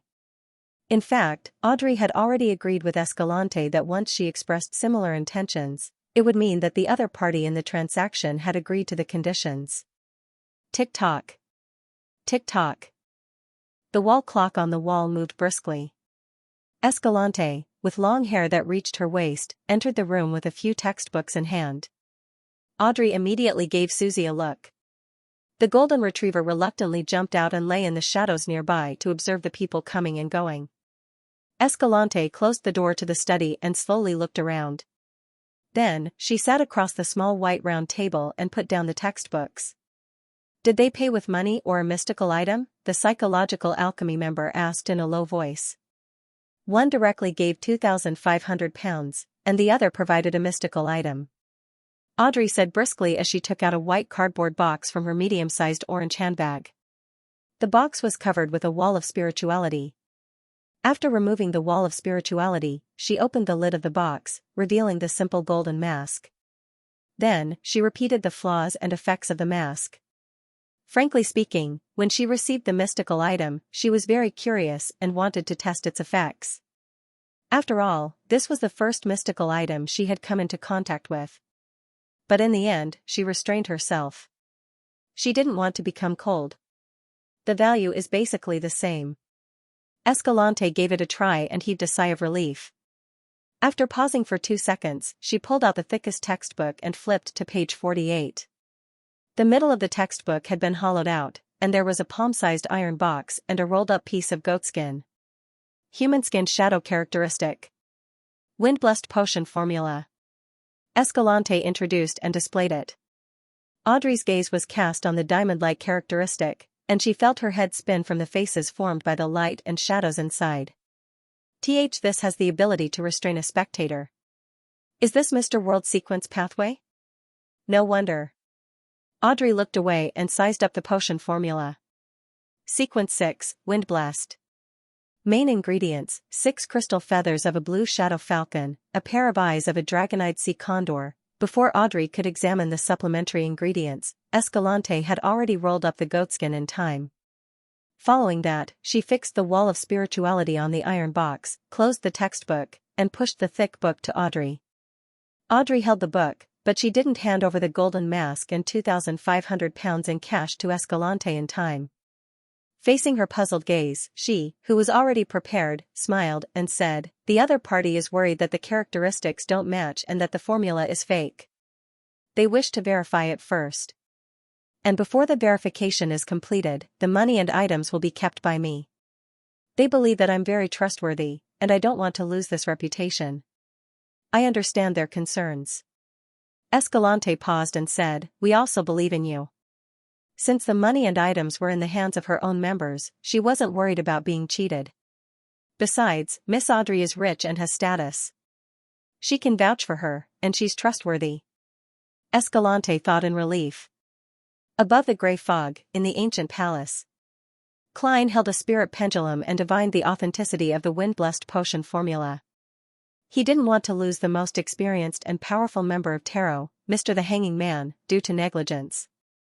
When he opened his eyes and saw the topaz pendant spinning clockwise, Klein heaved a sigh of relief and transmitted his thoughts to the crimson star that symbolized the Hanging Man, city of generosity. Alger first saw the endless grayish-white fog, and then he heard Mr. Fool's deep but lofty words, "Miss Justice has completed the transaction." An illusory goatskin immediately appeared in front of Alger. On it was the wind-blessed potion formula. With Mr. Fool handling it, he didn't have any doubts about the authenticity of the formula. He bowed respectfully and thanked him. When the illusion dissipated, he immediately found a pen and paper and recorded the potion formula. Then, he paced back and forth in excitement, muttering to himself silently, "Blue Shadow Falcon. There's one on that primitive island." After finishing the matter with the Hanging Man, Klein finally had the time to check his human-skinned shadow characteristic. After confirming that it was real, he leaned back in his chair and exhaled happily. Finally, 3 seconds later, Klein suddenly sat up and decided that there was no time to lose. He would concoct the faceless potion tonight. 15 Minsk Street, in a damp and cold kitchen. Klein rummaged through a newly bought iron pot, poured water into it, and carefully scrubbed it a few times. Then, he threw a few matches inside and snapped his fingers. Scarlet flames soared, and under his control, they quickly burned away the remaining water droplets without damaging the surface of the iron pot. This time, the potion formula didn't have any ingredients like pure water, so Klein was even more careful than the previous 2 times. He didn't wish to add any additional supplementary ingredients to prevent any major problems. Although he could divine the success of the potion concoction, and it wouldn't endanger his life, the outcome would be that the potion would be ruined. It would be rather difficult to extract the Beyonder characteristic from it, just like removing the mental corruption of a rampager. There needed to be a corresponding technique, method, or ritual, and Klein wasn't able to gather a second set of ingredients in a short period of time. After completing his preparations, he looked at the neatly arranged boxes and took a deep breath. He recalled the potion formula one last time. Faceless, main ingredients, thousand-faced hunter's mutated pituitary gland, characteristic of a human-skinned shadow. Supplementary ingredients, 80 milliliters of thousand-faced hunter's blood, 5 drops of black jimsonweed juice, 10 grams of dragon tooth grass powder, 3 strands of hair from a deep-sea naga. He first picked up the cardboard box from Vampire Emlyn White, opened it, and took out a glass bottle containing 100 milliliters of thousand-faced hunter's blood. Glancing at the tick marks, Klein unscrewed the lid and steadily poured the viscous liquid into the iron pot, which changed its color due to the changes in light. As it was a supplementary ingredient, he didn't pursue too much precision, so he didn't use chemical experiment equipment to separate and titrate the liquid. The thousand-faced hunter's blood was like thin honey, slowly filling the bottom of the iron pot. When Klein felt that it was enough, he stopped tilting it and let the liquid flow back. "There's about 20 milliliters left. My spiritual intuition is rather accurate." Klein retracted his gaze from the glass bottle and solemnly tightened the lid. The 20 milliliters of thousand-faced hunter's blood could be used to create mystical items, Beyonder weapons, Beyonder scrolls, or to draw symbols in certain ritualistic magic. It was still very precious. After putting the glass bottle back into the box stuffed with cotton, Klein followed the order and added the black datura juice and dragon toothgrass powder. The liquid in the iron pot bubbled. Without pausing, he used his black-gloved right hand to pick up 3 snake-like dark blue hairs and steadily placed them on the surface of the liquid. Sizzle, a faint mist rose from the iron pot, and the color of the liquid turned dark blue. It has such a miraculous effect without adding the main ingredient. As expected of a sequence 6 potion. Klein reached out to grab the silver tin box that vampire Emlyn White had given him. With a smack, Klein opened the lid, revealing the peach-like object inside. He didn't directly touch the mutated pituitary gland in the thousand-faced hunter's brain. Instead, he placed the tin box on top of the iron pot and flipped it over.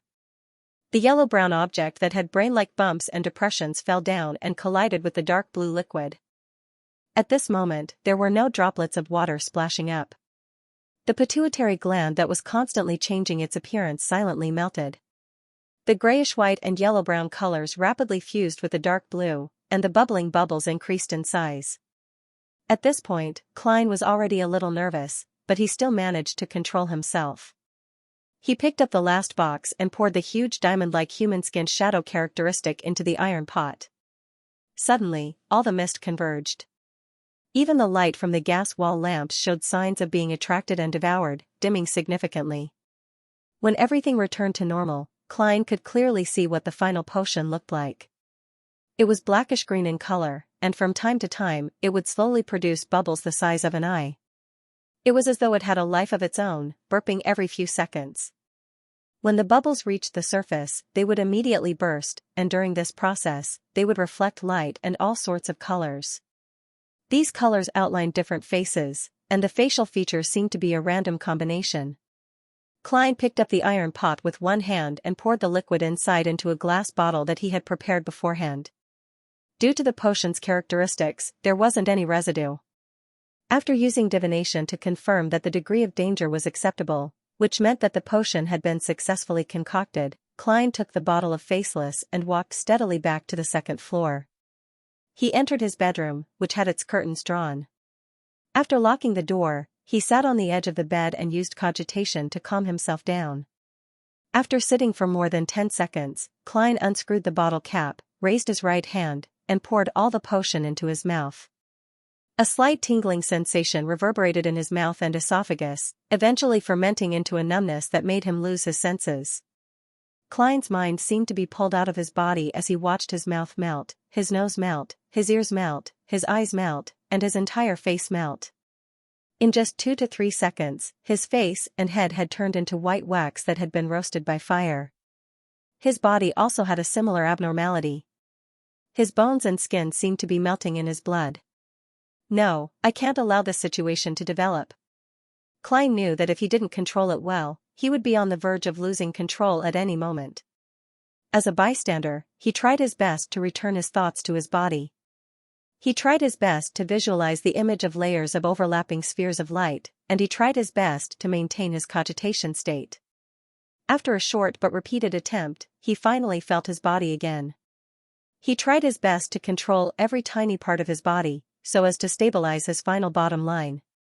The melting and dissolution came again and again. Klein didn't know how long he had held on, but he finally waited until it was over and he regained the feeling that his body belonged to him. At this moment, he knew that he had finally broken through the threshold and entered sequence 6, becoming a faceless. Klein didn't sweat, but he was abnormally exhausted. He barely stood up and walked to the full-body mirror in an attempt to observe his present appearance. Under the illumination of the gas fireplace, he took 2 steps back, causing the ground to creak. The scene in the mirror was abnormally terrifying. Klein saw that his face and exposed skin were covered in dense, light-colored granules.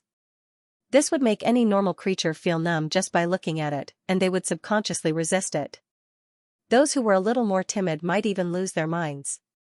I know the acting method, and I've already completely digested the magician's potion. Yet, it's still rather difficult for me to advance to sequence 6. I'm only 2 to 3 steps away from losing control. Those beyonders who barely have the qualifications to consume the corresponding potion over time will have to endure a great deal of risk. The chances of failure are definitely not low. It's no wonder that sequence 7 beyonders are more commonly seen in the various churches, serving as relatively low-level captains and bishops. And at sequence 6, the number of beyonders begins to plummet. Klein closed his eyes and retreated to a chair. With the help of cogitation, he converged the overflowing spirituality and recovered from his exhaustion. After about 10 minutes, the disgusting granules on his body dissipated and fused with his flesh and blood. Phew. Klein exhaled, walked back to the full-body mirror, and looked at his bearded self. Suddenly, the beard began to squirm. His flesh and skin were like half-melted wax, undergoing a strange change. In just a second or two, Klein returned to his original appearance: black hair, brown eyes, ordinary facial features, a clean face, a rather deep outline, and a slightly thin figure. He quietly looked at his past self, stretched out his right hand, and pressed it against his face. With a gentle swipe, Klein's face changed again. His nose bridge was high, and his lips were extremely thin. There was a hint of delicacy in his handsomeness, and there was an unconcealable pride in his eyes. He was none other than vampire Emlyn White. A little short. He gave a self-deprecating laugh. At this moment, the bones and ligaments in his body produced cracking sounds as he suddenly grew taller. In terms of appearance, he looked no different from Emlyn White. I discovered that I can accurately recall the appearance and temperament of every person I know, as well as grasp their unique scent. Klein's pores squirmed as his body changed accordingly, causing his scent to be different. He looked at the full-body mirror once again, letting his hairline recede slowly, turning the color of his eyes into a deep gray. Silently, Dunn Smith seemed to come alive again as he stared at the team member who kept reporting abnormalities. Slowly exhaling, Klein returned to his original appearance, but the corners of his mouth were still curled up. He thought for a moment, took a few steps back, and looked at the Ladies' Aesthetics magazine he had bought to look at fashionable beauties. He memorized the appearance of the actress on the cover. Then, he returned to the full-body mirror and wiped his face with his right hand. When he looked at the mirror again, there was already a young lady with black hair that reached her shoulders, delicate brows, and exquisite facial features. It really works. Klein looked down at his chest and found that there wasn't any protrusion there. He tried his best to control his body, moving his fat and a portion of his flesh, barely managing to produce a pair of ass. As for his lower body, he was completely helpless against it. That is to say, it's only a superficial change that doesn't involve the essence. Also, I can only grow and shrink by 10 centimeters at the moment, and it's difficult to do anything beyond this range. Also, there's a limit to the enlargement and shrinking of my head. For example, Father Yutravsky's half-giant head is something I can't replicate. Also, I can only instantly observe the target's appearance and temperament, but I'm unable to know anything about him. It's very easy to be exposed when encountering a spectator like Miss Justice. Heh, at the clown stage, it's the clown who restrains the spectator. But at the faceless stage, it's the spectator who restrains me. Interesting. With this in mind, Klein stopped changing and returned to the image of Sherlock Moriarty. Divination, combat, and magicians' beyonder powers had all been enhanced, but the exact extent of the increase had to be confirmed through practice. I'll take some time to go to the Crag Club tomorrow. Klein took one last look and went downstairs to clean up the mess. After dealing with the loose ends, he quickly washed up and got into bed. Lying there, looking at the crimson moonlight that seeped in through the window, he gradually calmed down after gaining some confidence. After a few minutes, Klein slowly closed his eyes and said to himself with a smile, "That's not the case. Good night, Faceless." Townsend Street at the border between Empress Borough and West Borough. Hugh Derrychaw stood in a dark and secluded alley. Even without looking up, she could see the layers of gorgeous palaces and the towering Gothic clock tower in the distance. It was the highest area in all of Bakeland, and it was also where the Rouen royal family resided. In the northern and southern continents, its status in the entire world was equal to or even slightly higher than Intis's White Maple Palace and the Fasak Empire's Ormer Palace, but its name was neither romantic nor ancient. It was called Sodila Palace. In ancient Fasak, the word meant balance. Zio retracted her gaze from the famous Bell of Order and looked to the other side of the alley. In the shadows where the gas lamps couldn't illuminate, a figure slowly walked out. The figure wore a golden mask that revealed the lower half of his face. He was none other than the mysterious person who had sold the sheriff formula to Zio and entrusted her with some missions from time to time. When Zio and Furs discussed it in private, they suspected that the other party was from MI9. Any luck this week? The golden-masked man asked as per usual. Xiao shook her head. No, it's unlikely that anyone inquired about Capim before the incident. She paused and asked with some reluctance, do you still want to investigate this matter? Do you still want to investigate this matter? The masked man fell silent for a moment. There's no need, but if you hear anything related in the future, contact me immediately. I'll give you a new mission today. What mission? Xiao completely entered the state of a bounty hunter, prepared to assess the risk of the matter. The masked man laughed. It's a very simple mission, and one that you've been dreaming of. Seek to purchase the main ingredients of sheriff and interrogator from all your circles, especially the special ingredients that can be concocted into potions. If anyone responds, we'll pay for it. The purchased ingredients will belong to me? Xiao blurted out a question. This was what she was most concerned about. No, do you believe that such a simple mission can have such a high reward? Of course, if we can fish out the person we're looking for like fishing, it's not impossible to discuss the ownership of the potion's main ingredient, the masked man said with a chuckle. But I don't know what the main ingredient of the interrogator potion is. Xiao said hesitantly. I'll tell you later. This is also our advance payment. Even if we don't find the target, you will have the main part of the sequence 7 potion formula. It's worth more than 600 pounds. I believe you have fully realized our generosity, the masked man said in a bewitching tone. How generous. Who was their target, and why were they willing to pay such a high price to find him? If he's from MI9, taking advantage of this mission to retrieve the Arbiter pathway beyond ingredients that are circulating on the market should also be one of his goals. There's no problem of wasting money. As a barely experienced bounty hunter, Xiao instinctively thought of something. After weighing the pros and cons, she nodded. I accept this commission. Very good. The masked man's tone turned relaxed as he surveyed the area.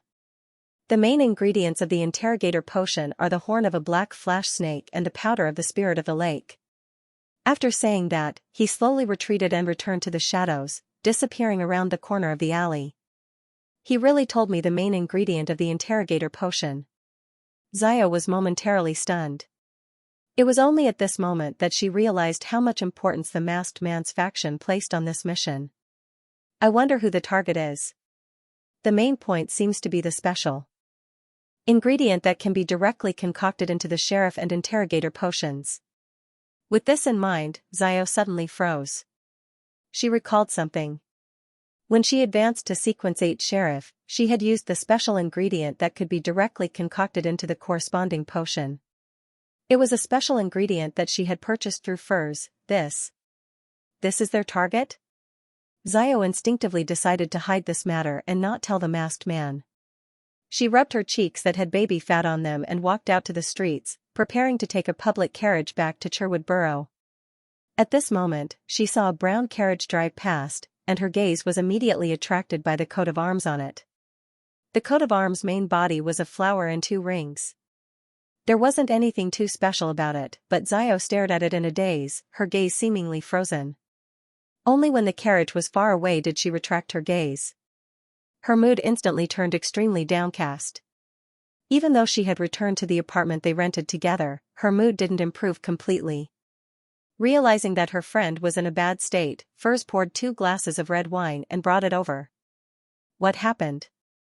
She sat opposite her and pushed one of the glasses of wine to Xiao. Xiao looked down at the red wine and remained silent for a full 2 minutes before saying in a slightly hoarse voice. On the way back, I met someone I used to know. Who? Furs asked cooperatively. Viscount Stratford. Xiao answered every question. Furs carefully recalled.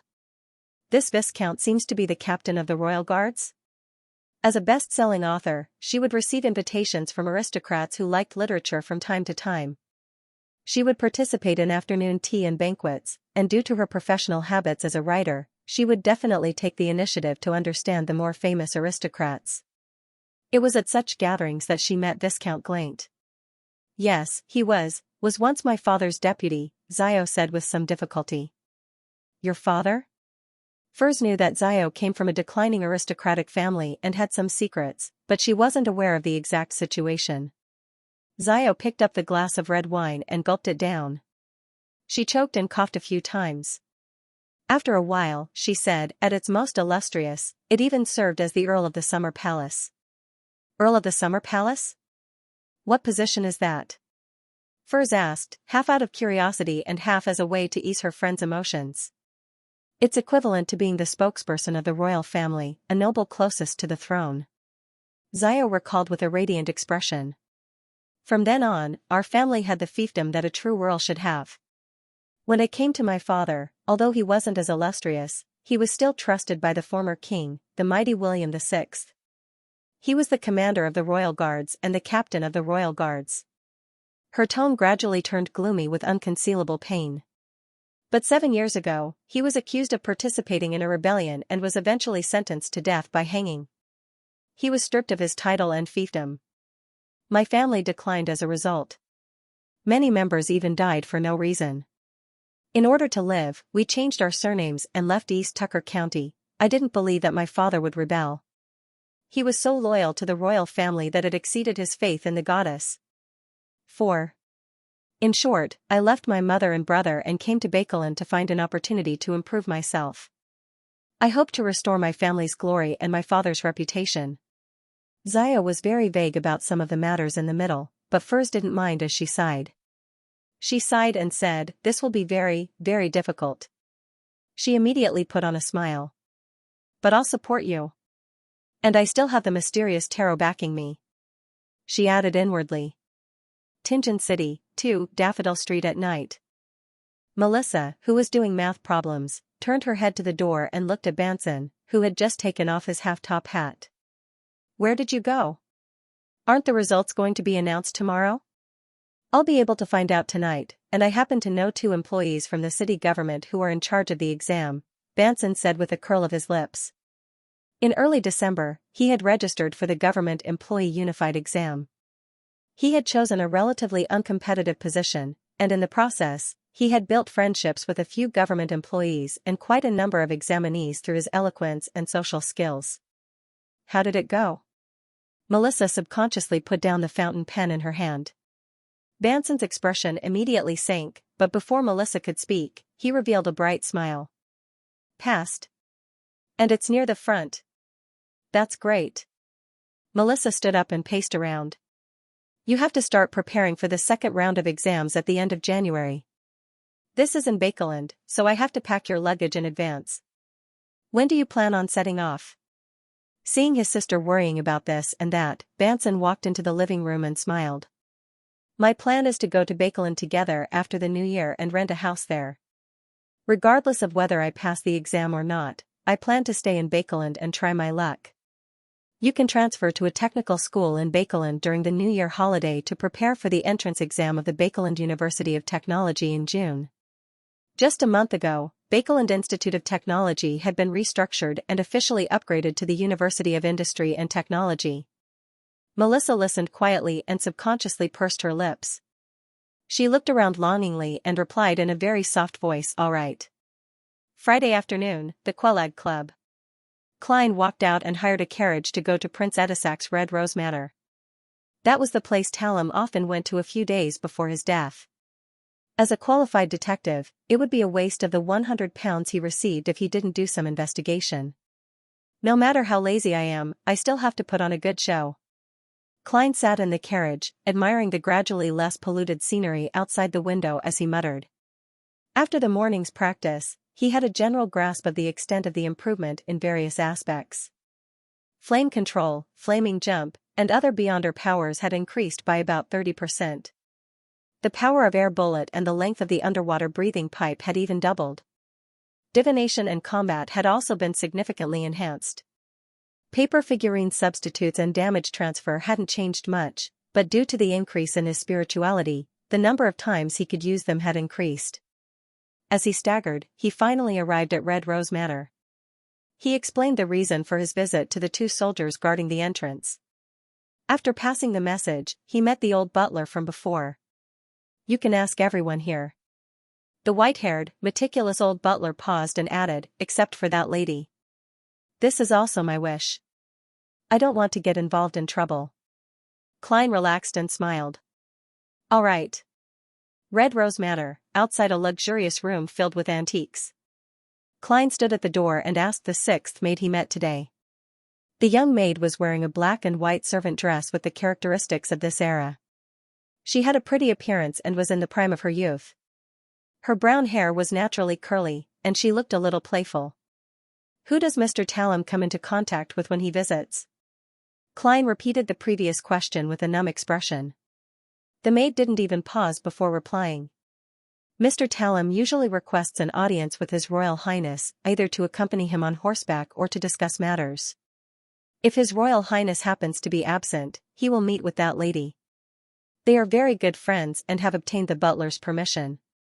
Talum and the commoner woman that Prince Edisac likes are good friends? They would meet in private from time to time? He should be trying to persuade him to leave so that it won't affect the prince's reputation. Klein nodded while he was deep in thought. What will Mr. Talum and that lady talk about? When he raised this question, Klein suddenly recalled Talum's previous behavior of falling into the river of love. With his rich experience from the information age, he had inexplicably imagined an extremely melodramatic romance story. The maid was not afraid of the detective. She smiled and shook her head. At times like this, we will all be asked to leave the room. This? Klein found it increasingly difficult to restrain his imagination. He even felt that Prince Edisac's top hat and helmet needed a different coating. Without waiting for him to ask again, the maid chuckled and said, "Detective Moriarty, if you want to know what that lady and Mr. Talum were talking about, you can ask her directly. The old butler doesn't allow it." Klein confidently pushed out the shield that blocked the arrows. He turned around and smiled. "You seem to know more than the servants before you. You even know how to call me Detective Moriarty." The maid looked around and maintained her smile. "Because I'm taking turns serving that lady, and she's always wanted to meet you, Detective Moriarty. After all, she's good friends with Mr. Talum and is very concerned about his death. It's a pity that she always misses you." Always? Klein was very sensitive to words like always, coincidentally, and missed. The maid nodded seriously. "The first time His Highness invited you to be his guest, she deliberately threw a tantrum. She wanted to take the opportunity to meet you while you were walking downstairs. Who knew that you would leave in a hurry? After that, she took the initiative to offer flowers at Mr. Talum's grave in place of His Highness, but because she didn't know what you looked like, she couldn't find you. And today, she coincidentally went to the golf course at the back to relax. Otherwise, even if the butler didn't allow it, she would have found a way to see you. What a coincidence." Klein had just sighed when he suddenly grasped a key point. On the day of Talum's funeral, the person who offered flowers in place of the prince was the commoner woman he loved, and what concerned Klein the most that day was the lady with the black veil and sapphire ring. She might very well have a grade 0 sealed artifact, or she might be a powerful existence at the same level. Suddenly, the scene at that time flashed in Klein's mind. The woman with the sapphire ring on her finger was wearing a heavy black dress. Accompanied by two maids, she gradually disappeared into the distance. One of the two maids had naturally curly brown hair. The image of the maid quickly overlapped with the maid in front of Klein, and it was a perfect match. Klein's body tensed up as sweat seeped out of his back, but his expression didn't change in the slightest. Using his clown powers, he pretended to recall and asked with a smile, "Were you with that lady on the day of Talum's funeral?" The maid replied without a care. "Yes. F***ck, it's really her." Klein maintained his smile. "Very good. Next question." As if nothing had happened, he asked about other matters step by step before switching to another servant to continue. However, Klein had secretly shortened the process and sped up the progress. He wanted to leave Red Rose Manor before the lady returned on horseback, at 4 o'clock in the afternoon. Before the sky turned dark, Klein bade farewell much earlier than he had expected and returned to the city in the carriage sent by the old butler. Sitting in the carriage window with his back against the wall wrapped in silk and cotton, he finally heaved a sigh of relief and had the energy to reflect on the entire matter. The person who cursed Talum was Prince Edisac's beloved commoner woman. Why would she want to deal with a descendant of a fallen noble to take revenge on Talum for trying to separate her and the prince? However, there's no need for her to do it herself. she could find an opportunity to reveal this matter in bed. Prince Edisak has plenty of ways to make Talim disappear without a trace. Before Talim died, he was completely in a state of love. The earliest sign was after he successfully persuaded the commoner woman to leave Prince Edisak. They had an affair?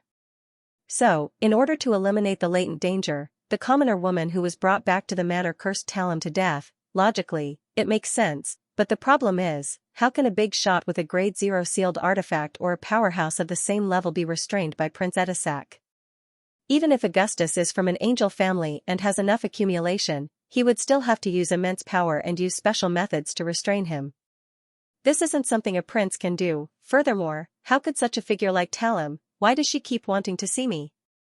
Did she notice that I'm using the grey fog to spy on her? No, if that's the case, I would have been buried with Talim on the day of his funeral. In addition, when she first wanted to see me, I hadn't obtained any flesh, hair, or belongings. I hadn't done any divination, Klein thought in puzzlement. In the end, he decided to bury the question at the bottom of his heart and not probe or investigate it. I hope that the machinery hive mind, with my previous reminder, will discover the extraordinary importance the royal family places on this matter. That's right, their importance might not be for Prince Edisak's reputation, but for another reason. I hope that the royal family will continue to restrain that lady and prevent her from visiting me. In a few days, when the time is right, I'll hand in this mission and express my helplessness. Then, I'll use the excuse of going south for a vacation to change my identity and hide for a period of time. Klein's mood gradually calmed down. Dusk in Bakeland was always replaced by dark clouds and drizzling rain. Physically and mentally exhausted, Klein pressed down on his half-top hat and lowered his body slightly. He quickly crossed the wet streets and returned to 15 Minsk Street under the illumination of the gas lamps. After a short rest, he took 4 steps counterclockwise and entered the world above the grey fog in the dark environment. After advancing to sequence 6 Faceless, he had always wanted to check if there were any changes in the mysterious space, but due to his exhaustion last night, he hadn't woken up in the middle of the night. Furthermore, he had been busy outside during the day, so he could only wait until now. In addition, Klein had to eliminate any interference and divine something. That was, after this advancement, when his spirituality wasn't stable, he didn't hear the illusory ravings of Hornaces. Phlegria. Hornaces. Phlegria. He wanted to figure out if this was a natural change after advancing to sequence 6, or if there was another reason. In the majestic palace, the long, mottled bronze table and the 22 high-backed chairs with different symbols on their backs stood quietly, as if they hadn't changed since time immemorial. The same was true for the grey fog beneath them and the endless emptiness around them. But the moment Klein entered, his spiritual intuition keenly sensed that the mysterious space was somewhat different from before. He wasn't in a hurry to explore or make any attempts. After calming his emotions, he sat at the top, conjured a pen and paper, and wrote a divination statement, the reason why I haven't heard the ravings after my advancement. Holding a piece of paper in his hand, Klein recited the sentence in a low voice and leaned against the back of the chair. With the help of meditation, he quickly entered a dream. In the dusky sky and earth, images flickered one after another before finally settling on one. Scene. It was Klein when his face and body were still covered in light-colored granulation. He was surrounded by an illusory, thin, and undetectable grayish-white mist. The dream shattered. Klein opened his eyes and roughly understood what had happened. The grey fog interweaves with reality, helping me block out the ravings that come from nowhere, advanced to sequence 6. After that, my connection with the mysterious space above the grey fog became even closer, which brought about certain changes and allowed me to naturally borrow some of its power. That should be the case for now. Yes, I'll try to explore the surroundings and see if there are any changes. Klein slowly got up, followed his spiritual perception, and walked in a certain direction outside the ancient palace. Beneath his feet was the grey fog that spread out like seawater. After walking for an unknown period of time, just as he was about to stop and give up on exploring, there was a sudden flash of light at the end of the road. Klein was delighted as he quickened his pace and approached. 7 or 8 seconds later, he saw a staircase that led to heaven. The staircase was condensed from pure light. It was sacred, transparent, and clear, capable of shocking everyone's heart. The staircase extended upwards into the void. There were only 4 levels, and each level was rather high, as though it was prepared for creatures larger than giants. Klein looked up in its direction and saw a layer of grayish-white fog. It was condensed in midair, as though it was holding something up. And there was still a certain distance between the staircase of light and it. 4 steps means that I've already finished drinking the sequence 9, 8, 7, and 6 potions? What's above that layer of fog? Klein cautiously walked forward and arrived in front of the staircase of light before stepping onto it. There was nothing strange about the staircase. It was as solid as stone. Klein followed the staircase and climbed up to the 4th level. Then, he tried to look above the grayish-white fog, but unfortunately, his vision couldn't penetrate it at all. He thought for a moment, took 2 steps forward, and tried his best to jump up. However, the moment he left the staircase of light, he lost his momentum and his spirit body's flight instincts. He plummeted straight down and stepped on the gray fog at the bottom. From the looks of it, I still need to raise my sequence by 2 to 3 more. If sequence 4 is indeed a qualitative change, then I should be able to do it after I become a demigod. Klein looked up and made a judgment. After a round of exploration, Klein, who didn't discover anything else, returned to the ancient palace that was propped up by stone pillars. He sat at the end of the long bronze table, half closed his eyes, and examined the growth of his spirituality and the number of members he could rope in. Including the ones I didn't take on before, I can roughly rope in 4 new members. However, I don't have a target for now. Klein shook his head and muttered to himself. Without staying any longer, he returned to the real world and busied himself with a beautiful dinner.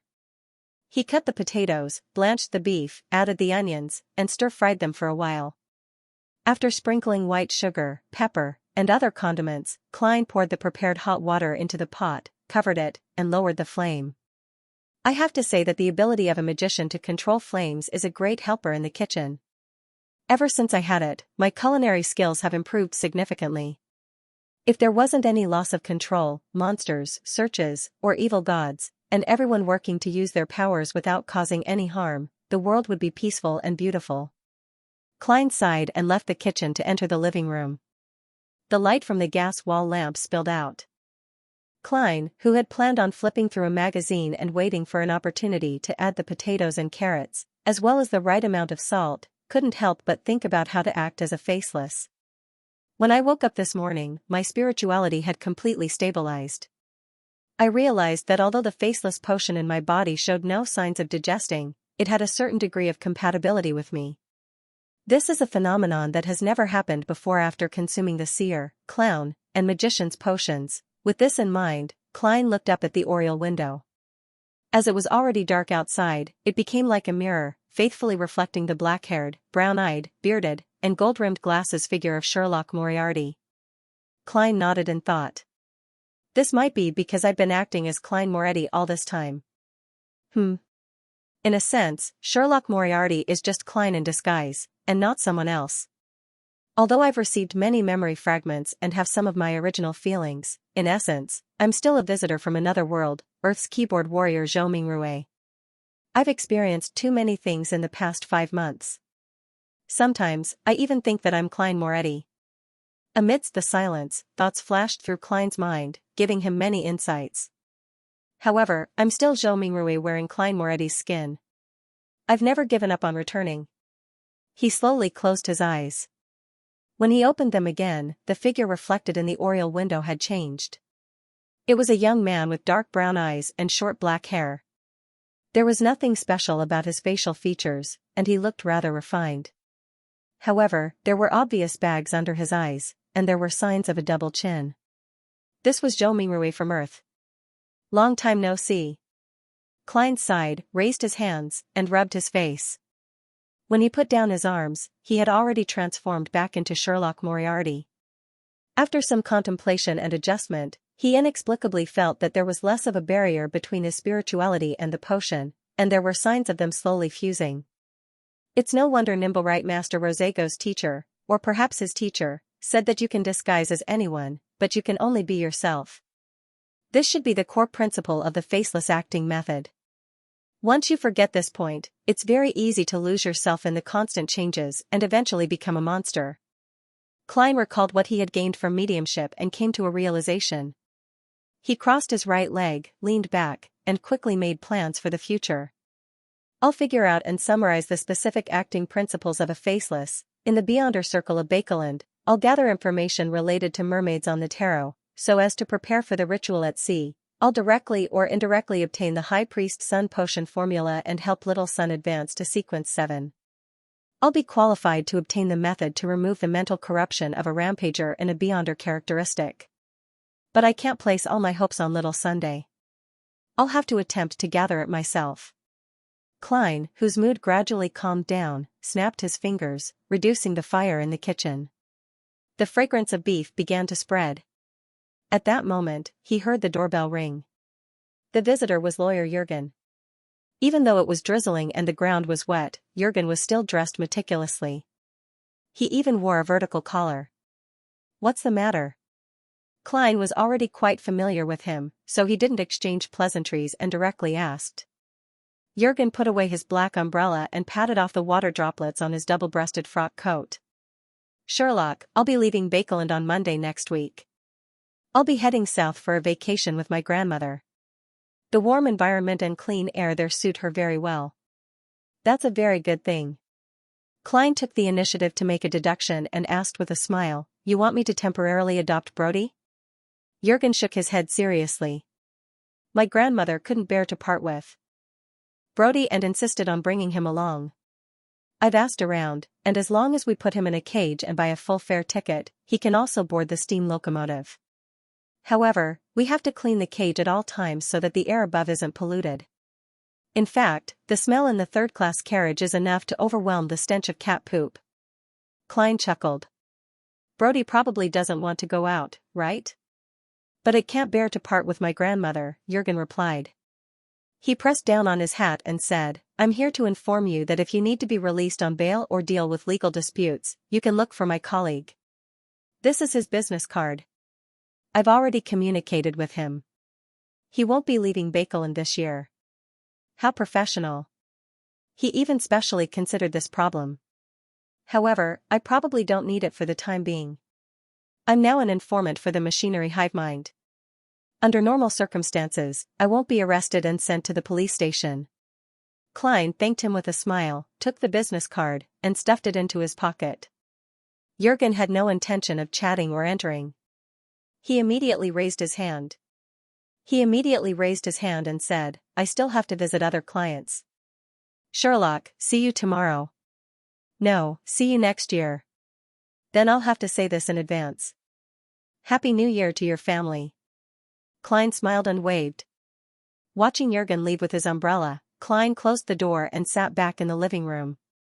At this moment, other than the sizzling flames licking the bottom of the pot in the kitchen, there was no other sound in the room. It was so quiet that Klein could hear the carriage moving in the distance. He slowly looked around and saw the coffee table, the contract, the cupboard, the fountain pen, the porcelain cup, the dining table, the chair, and the wall.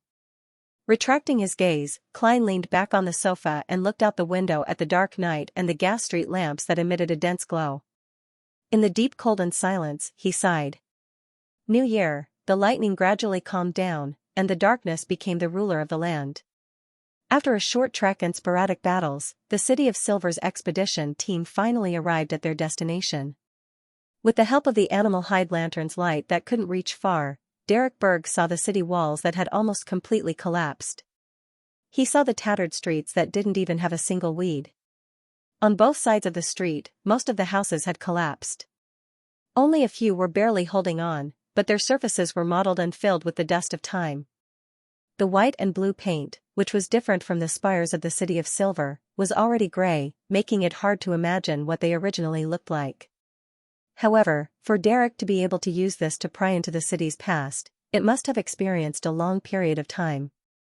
It had a considerable number of residents, and it had developed a civilization of its own in the Dark Ages. The humans here consumed potions, repaired buildings, and defended the city walls. 5 to 6 or more teams would explore, hunt monsters, and search for the resources necessary for survival. They would celebrate in a short period of stability, offering sacrifices to the deities, and yearning for a response. They would give birth to the next generation, allowing hope to continue. However, they eventually disappeared into the darkness, losing all their voices, leaving behind only ruins. The ruins were like a huge tomb, burying a civilization that had struggled to survive but had disappeared. Demon Hunter Colin looked around, his expression somewhat solemn, as if he had seen the future of the City of Silver. He pointed ahead and said, "The other places have been cleaned up. That temple is in the middle of the city." The exploratory team dispersed slightly, but they still maintained sufficient order. They didn't let down their guard against their surroundings. After passing through ruins that had been destroyed for an unknown period of time, and after walking through streets that were so quiet that it made one restless, Derek finally saw a wide platform that was purely man-made. On the platform, there was a half-collapsed building. It was abnormally similar to the temple in the City of Silver. Stone pillars propped up the dome and arched the door. It's completely different from the other buildings here. It's indeed the fallen creator who later converted. Just as this thought flashed through Derek's mind, the 4 lanterns in the team extinguished at the same time. Suddenly, the entire exploratory team fell into pure darkness. There was no lightning in the sky, and there was no candlelight on the ground. The breathing of the surrounding humans also seemed to disappear. Derek's body instantly tensed up. He felt as if a monster had stuck out its tongue in the darkness and was trying to lick his scalp. However, his spiritual perception told him that nothing actual had appeared. At this moment, a young, helpless, terrified, and hoarse voice rang in his ears. It was the whisper of a child, "Save me. Save me." Derek was momentarily stunned, unsure of how to react. But in the blink of an eye, bits of shimmering dust appeared in front of him. The dust exploded one after another, igniting a silver-white glow that illuminated the surrounding area. Colin stared at Derek and said with a deep voice, "What are you thinking about?" Derek immediately snapped to his senses. He clasped his hands in shame and placed them in front of his mouth and nose as if he was praying. His body immediately emitted a rather clear light, causing the surrounding darkness to silently recede. The other team members took the opportunity to reignite the candles. As the demon hunter had reacted in time, no team members went missing this time, nor were there any new members. Colin retracted his gaze from Derek and looked at the half-collapsed temple on the platform. End of chapter 457. Don't forget to subscribe, like, and share the video to support the channel.